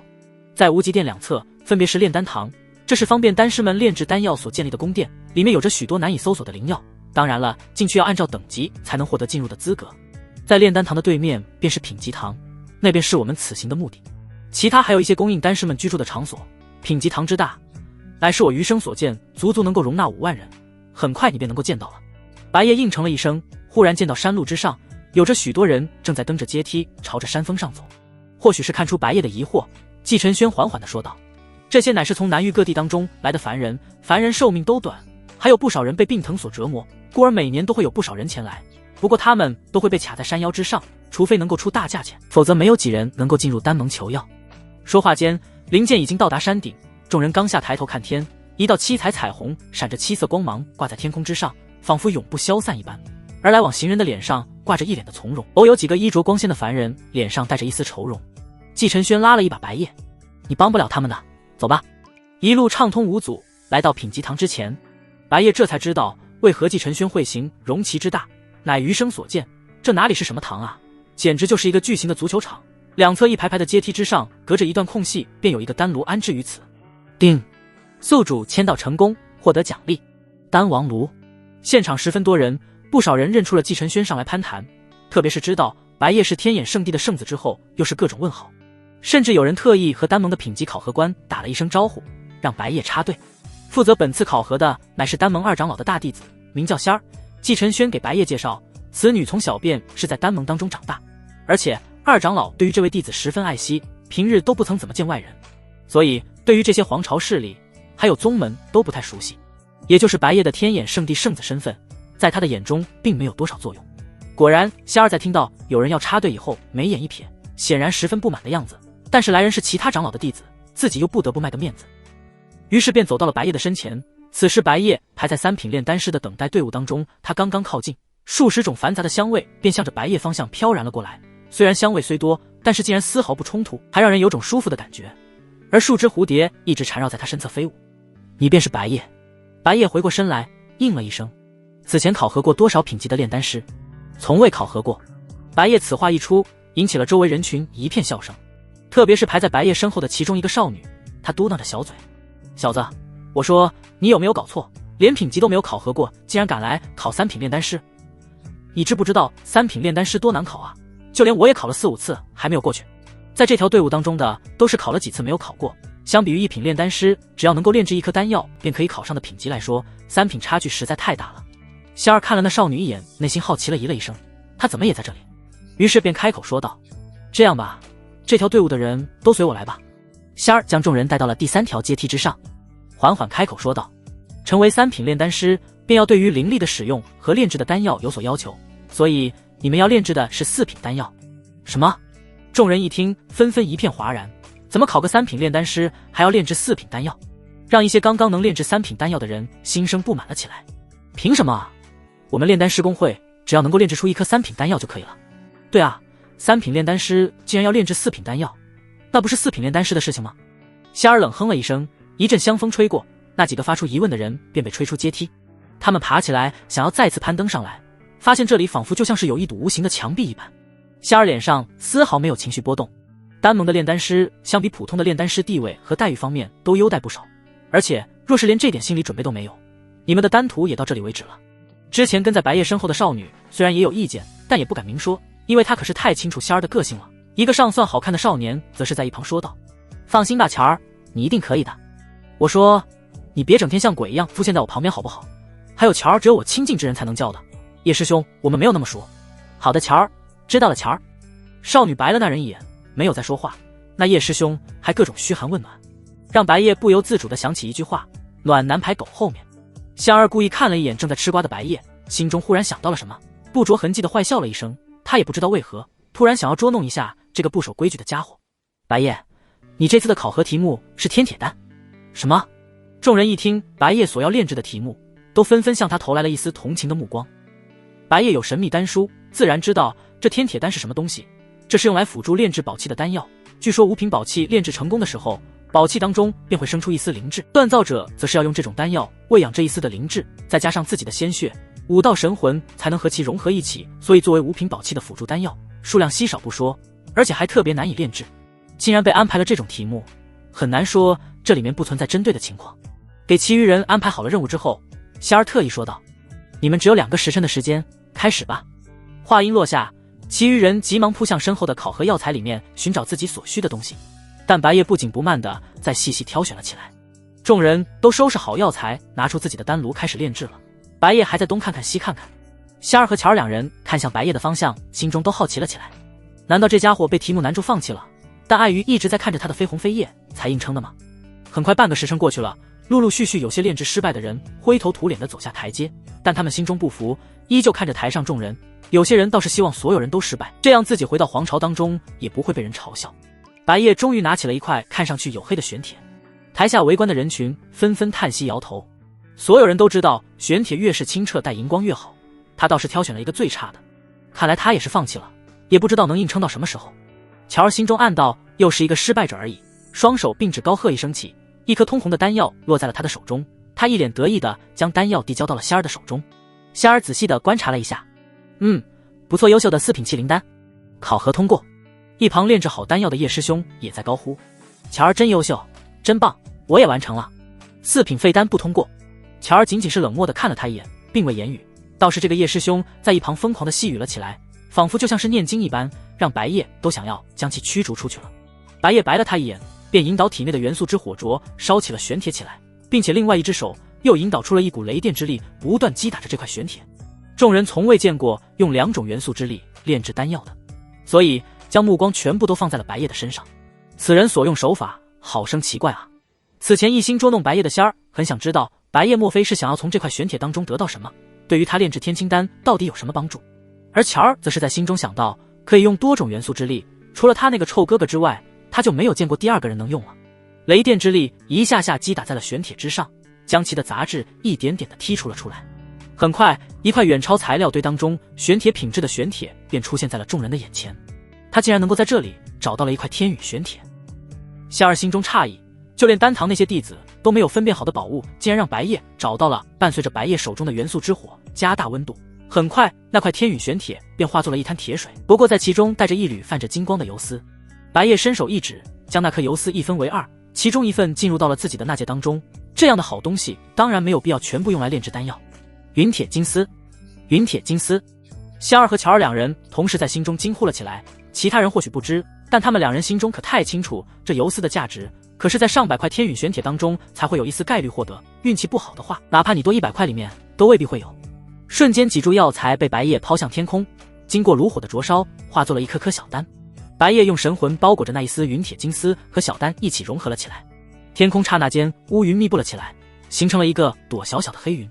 众人抬起了头来，这不会是雷劫云吧？不是只是炼制一颗4品丹药而已吗？雷劫云可是只有8品丹药才会引起的，这不过是优秀的4品丹药出炉前的一点点天地异象而已。炼制4品丹药能够引发天地异象，还是从未考过的。这哥们是我的粉丝，不对偶像才是。围观众人都激动得有些胡言乱语，相比他们这些淘汰出局的，见到一个天才，顿时生出了一种我在主角势力当 NPC 的自豪感。4品丹药其实并不能引起天地变异，可是要是优秀的4品丹药除外，这怎么可能？乔儿看向了白夜，仿佛就像是看到了偶像一般。他之前真的没有考过级吗？好生一个少年奇才，就连叶师兄也连连感叹了起来。仙儿心中暗道，自己之前倒是小看了这小子了。一颗丹药在白夜的手中逐渐成型，他将丹药的交了出来。仙儿接过一看，润了润嗓子：4品丹药，品质优秀，通过考核。4品丹药当中最难炼制的丹药之一，品质优秀。不少人将目光向着白夜的方向投射了过来。能把这种丹药炼制出优秀的品质，这可不是一般的4品炼丹师能做到的啊！这水平至少是4品上等炼丹师了。我南域的年轻一辈当中，什么时候出现这么夸张的炼丹天才了？5品炼丹师在丹盟就已经是位高权重的大人物了，这少年该不会能成为南域最年轻的5品炼丹大师？丹盟肯定会想留下这样的超级天才吧？跟丹盟的小公主相比，都不相上下。乔儿听到身旁的众人议论，心中快速活跃了起来。都说才子配佳人，想要留下人才，自然需要用上自己的魅力。仙儿宣布完以后，便让白夜在台阶下等待。飞鸿飞叶两人走了上前。白夜，你炼制的那颗丹药很厉害吗？他们怎么好像很吃惊的样子？飞叶一脸好奇地询问。虽然他能够感受到白夜那颗丹药的灵力波动，但是在他眼中看来还是十分微弱。飞鸿没有那么多话语，只是从白夜的身上要来了灵海丹吃了起来。白夜微微摇头，我觉得炼制起来挺简单的，以后或许能够用上吧。一直竖着耳朵想要听听经验的一些炼丹师差点气的没有吐出血来。果然，这小子未免也太自大了吧？他是哪个宗门势力的？这简直太气人了！你们注意他腰间的那块令牌，我怎么感觉有点眼熟，好像就是天眼圣地圣子的身份令牌。还真是啊，这少年居然是天眼圣地圣子。没想到天眼圣地圣子竟然还精通丹道，莫非是凭借丹道成为圣子的啊？我怎么听说前不久灵剑宗的灵剑仙子在剑道切磋上败给了天眼圣地圣子？不对吧？我听说他是凭借武道实力强势击败了前任圣子，名正言顺地继任了圣子之位。等等，你们说的这些事情，如果都是在这少年身上发生的话，妖孽，简直就是妖孽啊！等剩下的炼丹师都炼制好自己的丹药以后，仙儿向着众人宣布：3品炼丹师考核全部结束，一共300人参与考核，5人合格，请通过考核的人跟随我来。白夜和乔儿还有3人跟着仙儿离开了这巨大的广场，进入了丹盟的藏经阁当中。这里的书籍全部放置在2层当中，1楼则是一些交易的场所。仙儿拍了拍手掌，数个国色天香的丫鬟，便拿着5件青色的长袍出来，为在场5人穿上，并且为其领口的位置挂上一枚标志。3道闪电竖着落下的标识，便是丹盟的图案。从现在开始，藏经阁的3楼以下对你们开放，你们的徽章也是一个小型的传送空间，每个月你们的补贴都会通过这个传送空间传送到你们的徽章当中。各大王朝的炼丹师公会对你们开放，自动获得各大炼丹师公会名誉长老的地位。交代完以后，仪式便算结束了。仙儿径直地离开了这里。出门前，他回头看了一眼白夜。白夜正打算离开，忽然乔儿凑了上前来：“有什么事吗？”白夜有些疑惑地问道。乔儿嬉笑了一声：“不知道白兄接下来有什么行程啊？”而白夜心中一阵无语：“没什么行程，而且我有什么行程与你何干啊？”说着，白夜径直地离开。乔儿一直跟随在身后，胡言乱语的东扯一下西扯一下。叶师兄快步向前：“乔儿你好了啊！白兄没想到你一下子就成功了，真厉害啊！”乔儿用眼神提示叶师兄快些离开。看到了乔儿对白夜这般纠缠的模样，叶师兄心中只感觉莫名传来了一股酸酸的感觉，叹息了一声过后，忽然开口询问道：“对了，白兄，你吃辣的吗？”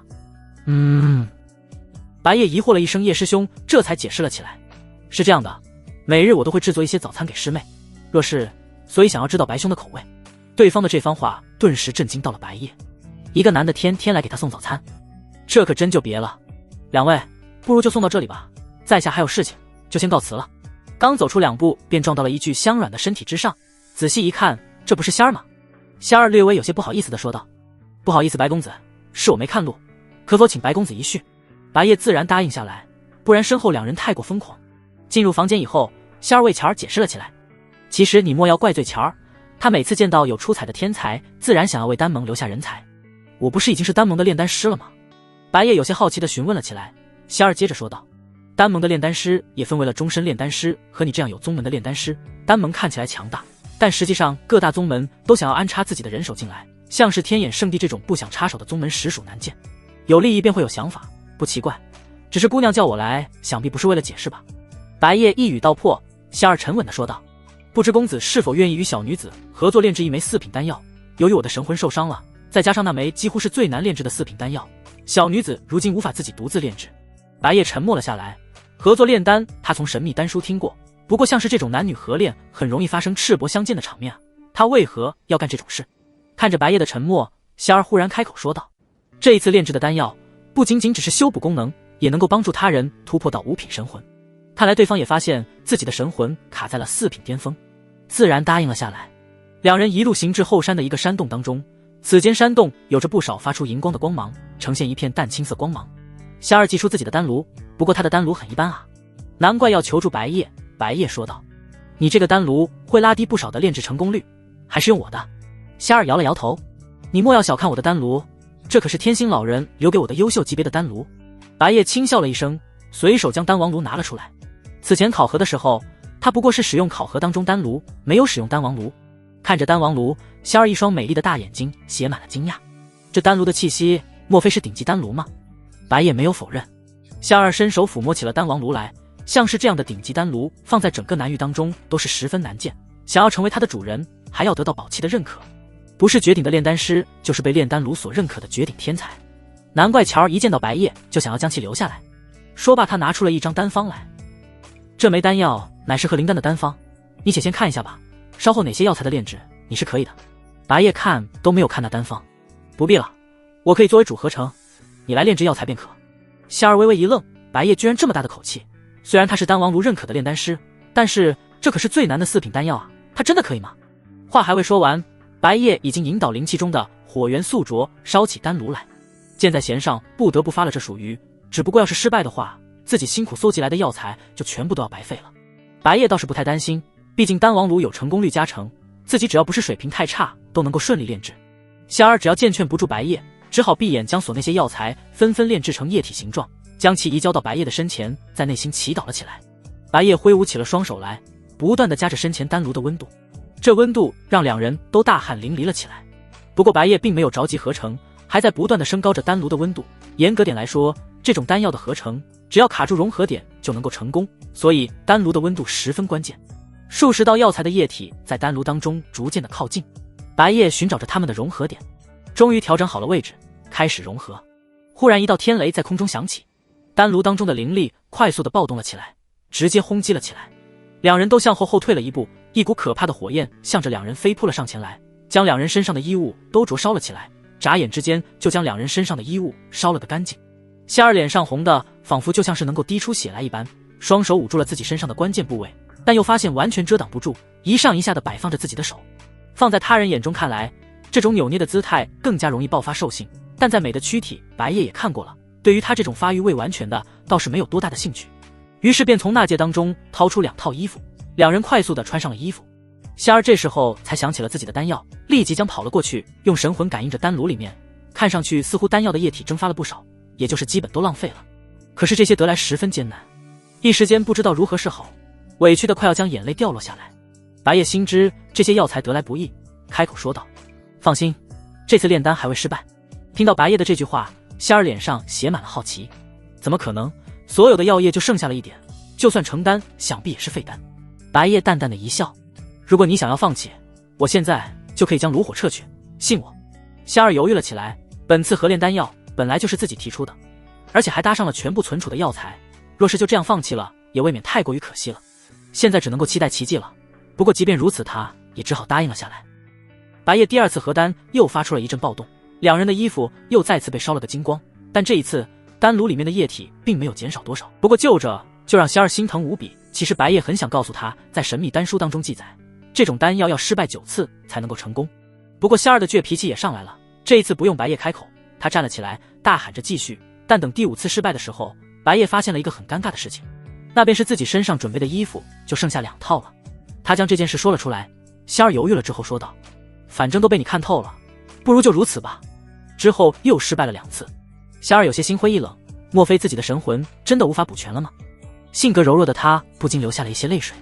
白夜突然发现仙儿居然哭了，他随即从那戒里取出一块丝绢，随手扔给了仙儿。仙儿接下了丝绢，神色略显呆滞地看着白夜：“别哭了，我们再试最后一次，保证能够成功。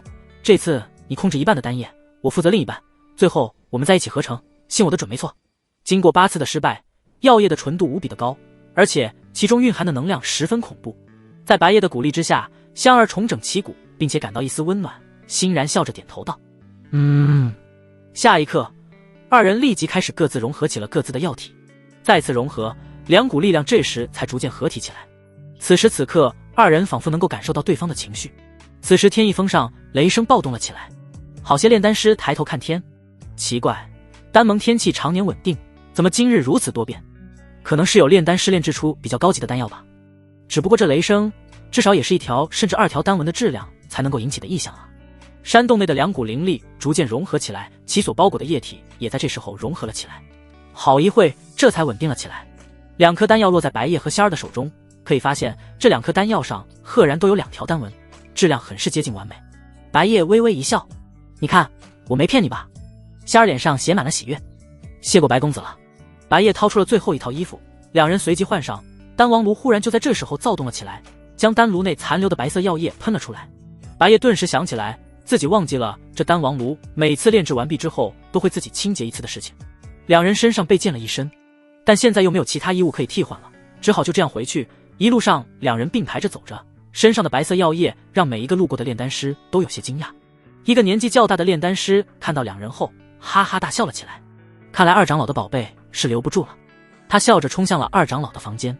结束了考核，白夜一行人原本打算离开丹盟，忽然间天空飞过了仙鹤，将一封封书信传递给在现场的一些炼丹师，而一个胡子花白的老头带着仙儿还有几个丹盟炼丹师拦截下了白夜。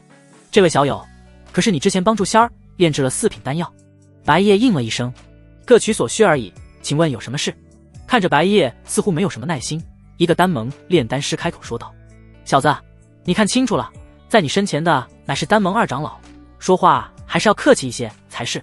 忽然那二长老猛然瞪了一眼那丹盟炼丹师，身上蕴含着一股威慑力，直接让那丹盟炼丹师说不出话来。要你多事，滚一边去。那丹盟炼丹师只好垂头丧气地退守一旁。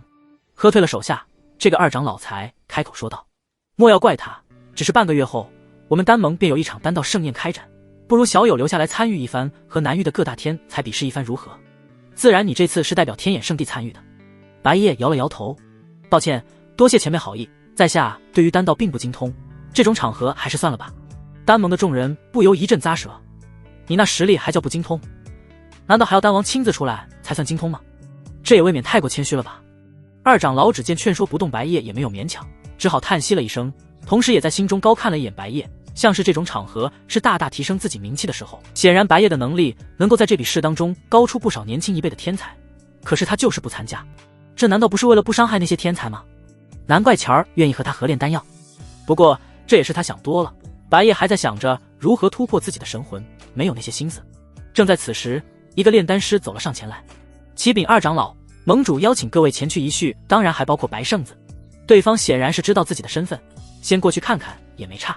等来到无极殿的时候，一道稚嫩的声音传来：白夜小友，咱们又见面了。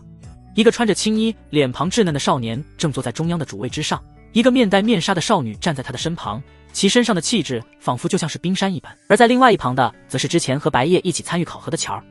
白夜一见那青衣少年，顿时回想起了自己在青阳城见到的那个给自己丹药的男孩。原来是你，见过盟主。丹盟盟主哈哈一笑，让人安排白夜等人入座。无极殿下分为2排座椅，正对而坐，而其中一排早已经坐满了人。他们统一身着黄衣，在领口的位置上挂着一枚波浪符号的徽章，赫然就是大金王朝的炼丹师公会的众人。为首的2个少年，其中一人穿着白色外袍，面容冷峻，另外一个少年则是从白夜进来以后，就在那白袍少年耳边低语了2句，还未等丹盟盟主在说话，那白袍少年便站了起身。盟主，我们丹盟总部的意思很明确，丹盟必须派人支援大金王朝，而且请问盟主难道不知道正是这位天眼圣地的圣子害大金王朝陷入到危难当中吗？这番话一出，白夜顿时明白了7、8分，原来这大金王朝的崛起，除了虚天渊死亡之外，还有丹盟的势力在背后支持。丹盟盟主没有说话，倒是一旁那戴着面纱的少女对着他说道：爹，让我来解决。他居然喊那个看上去就像孩童一样的人为爹。白夜心中猜想，可能是丹盟盟主有什么恢复青春的丹药吧。那少女看向说话的那白袍少年，段飞，即便你是总部而来的人，也无权干涉丹盟的立场，丹盟的立场乃是由我丹盟各大长老一致断定的，那便是永远保持中立。段飞摇了摇牙，梦幽，我劝你还是不要忤逆我的比较好。够了！丹盟盟主用他那娇嫩的声音高呼一声，一阵疾风吹向无极殿的众人，显然是在给段飞一个下马威。感受到丹盟盟主的可怕实力，段飞也只好乖乖地坐了下来。一旁的少年询问了起来：段大哥，您可是说好帮我们讨个说法，怎么现在？话还未说完，段飞气不打一处来，今日在自己心仪之人面前丢了面子，还要被自己小弟责怪，直接抽了那人一巴掌，将他一颗牙齿抽飞了出来。要你多嘴！丹盟盟主虽然开口震慑，但段飞毕竟是丹盟总部的来人，而且还带来了巨大的利益，他身为南域分部的丹盟盟主，自然是要对此有所考虑，于是便开口说道：半个月之后的丹道盛宴，除了可以随我前往中州以外，还有一个奖励，那便是天灵丹。这颗丹药可以帮助开天境的人大大的提升实力，当然了，胜出的选手可以不要这个丹药来换取一个心愿，不过心愿的是在丹盟的能力范围之内的。听见青衣盟主所言，段飞得意的一笑，他可是从丹盟总部而来，是有名的天才，怎么会对付不了这小小南域当中的一众炼丹师？到时候让丹盟出手给大金王朝一大堆提升实力的丹药，哪怕太虚皇朝那什么虚天渊再牛逼，也架不住众人锤。他站了起身，既然如此，那我参加。说罢，他又对着梦幽说道：梦幽方才多有得罪，在下愿意摆下宴席，还望姑娘赏脸。不必了，梦幽冷漠地说道。段飞坏笑了一声，总有一日姑娘会自愿的。话还未说完，乔儿便走了上前来，拉着梦幽的手耳语了一番。梦幽来到了白夜的身前，听说公子尚不想参加丹道盛宴，不若留下来，让我们好好招待一番，我们也好与公子详细说说。段飞听到这些，顿时气得发抖，因为梦幽这女人早就被他视为痉挛。可惜丹盟有所规定，不能在丹盟地盘上对取得丹盟炼丹资格的人动手，否则自己今日就要让白夜知道他们中州总部而来的人不是什么阿猫阿狗都能得罪的。冷哼了一声，段飞带着他那群大金王朝的手下朝外走了出去。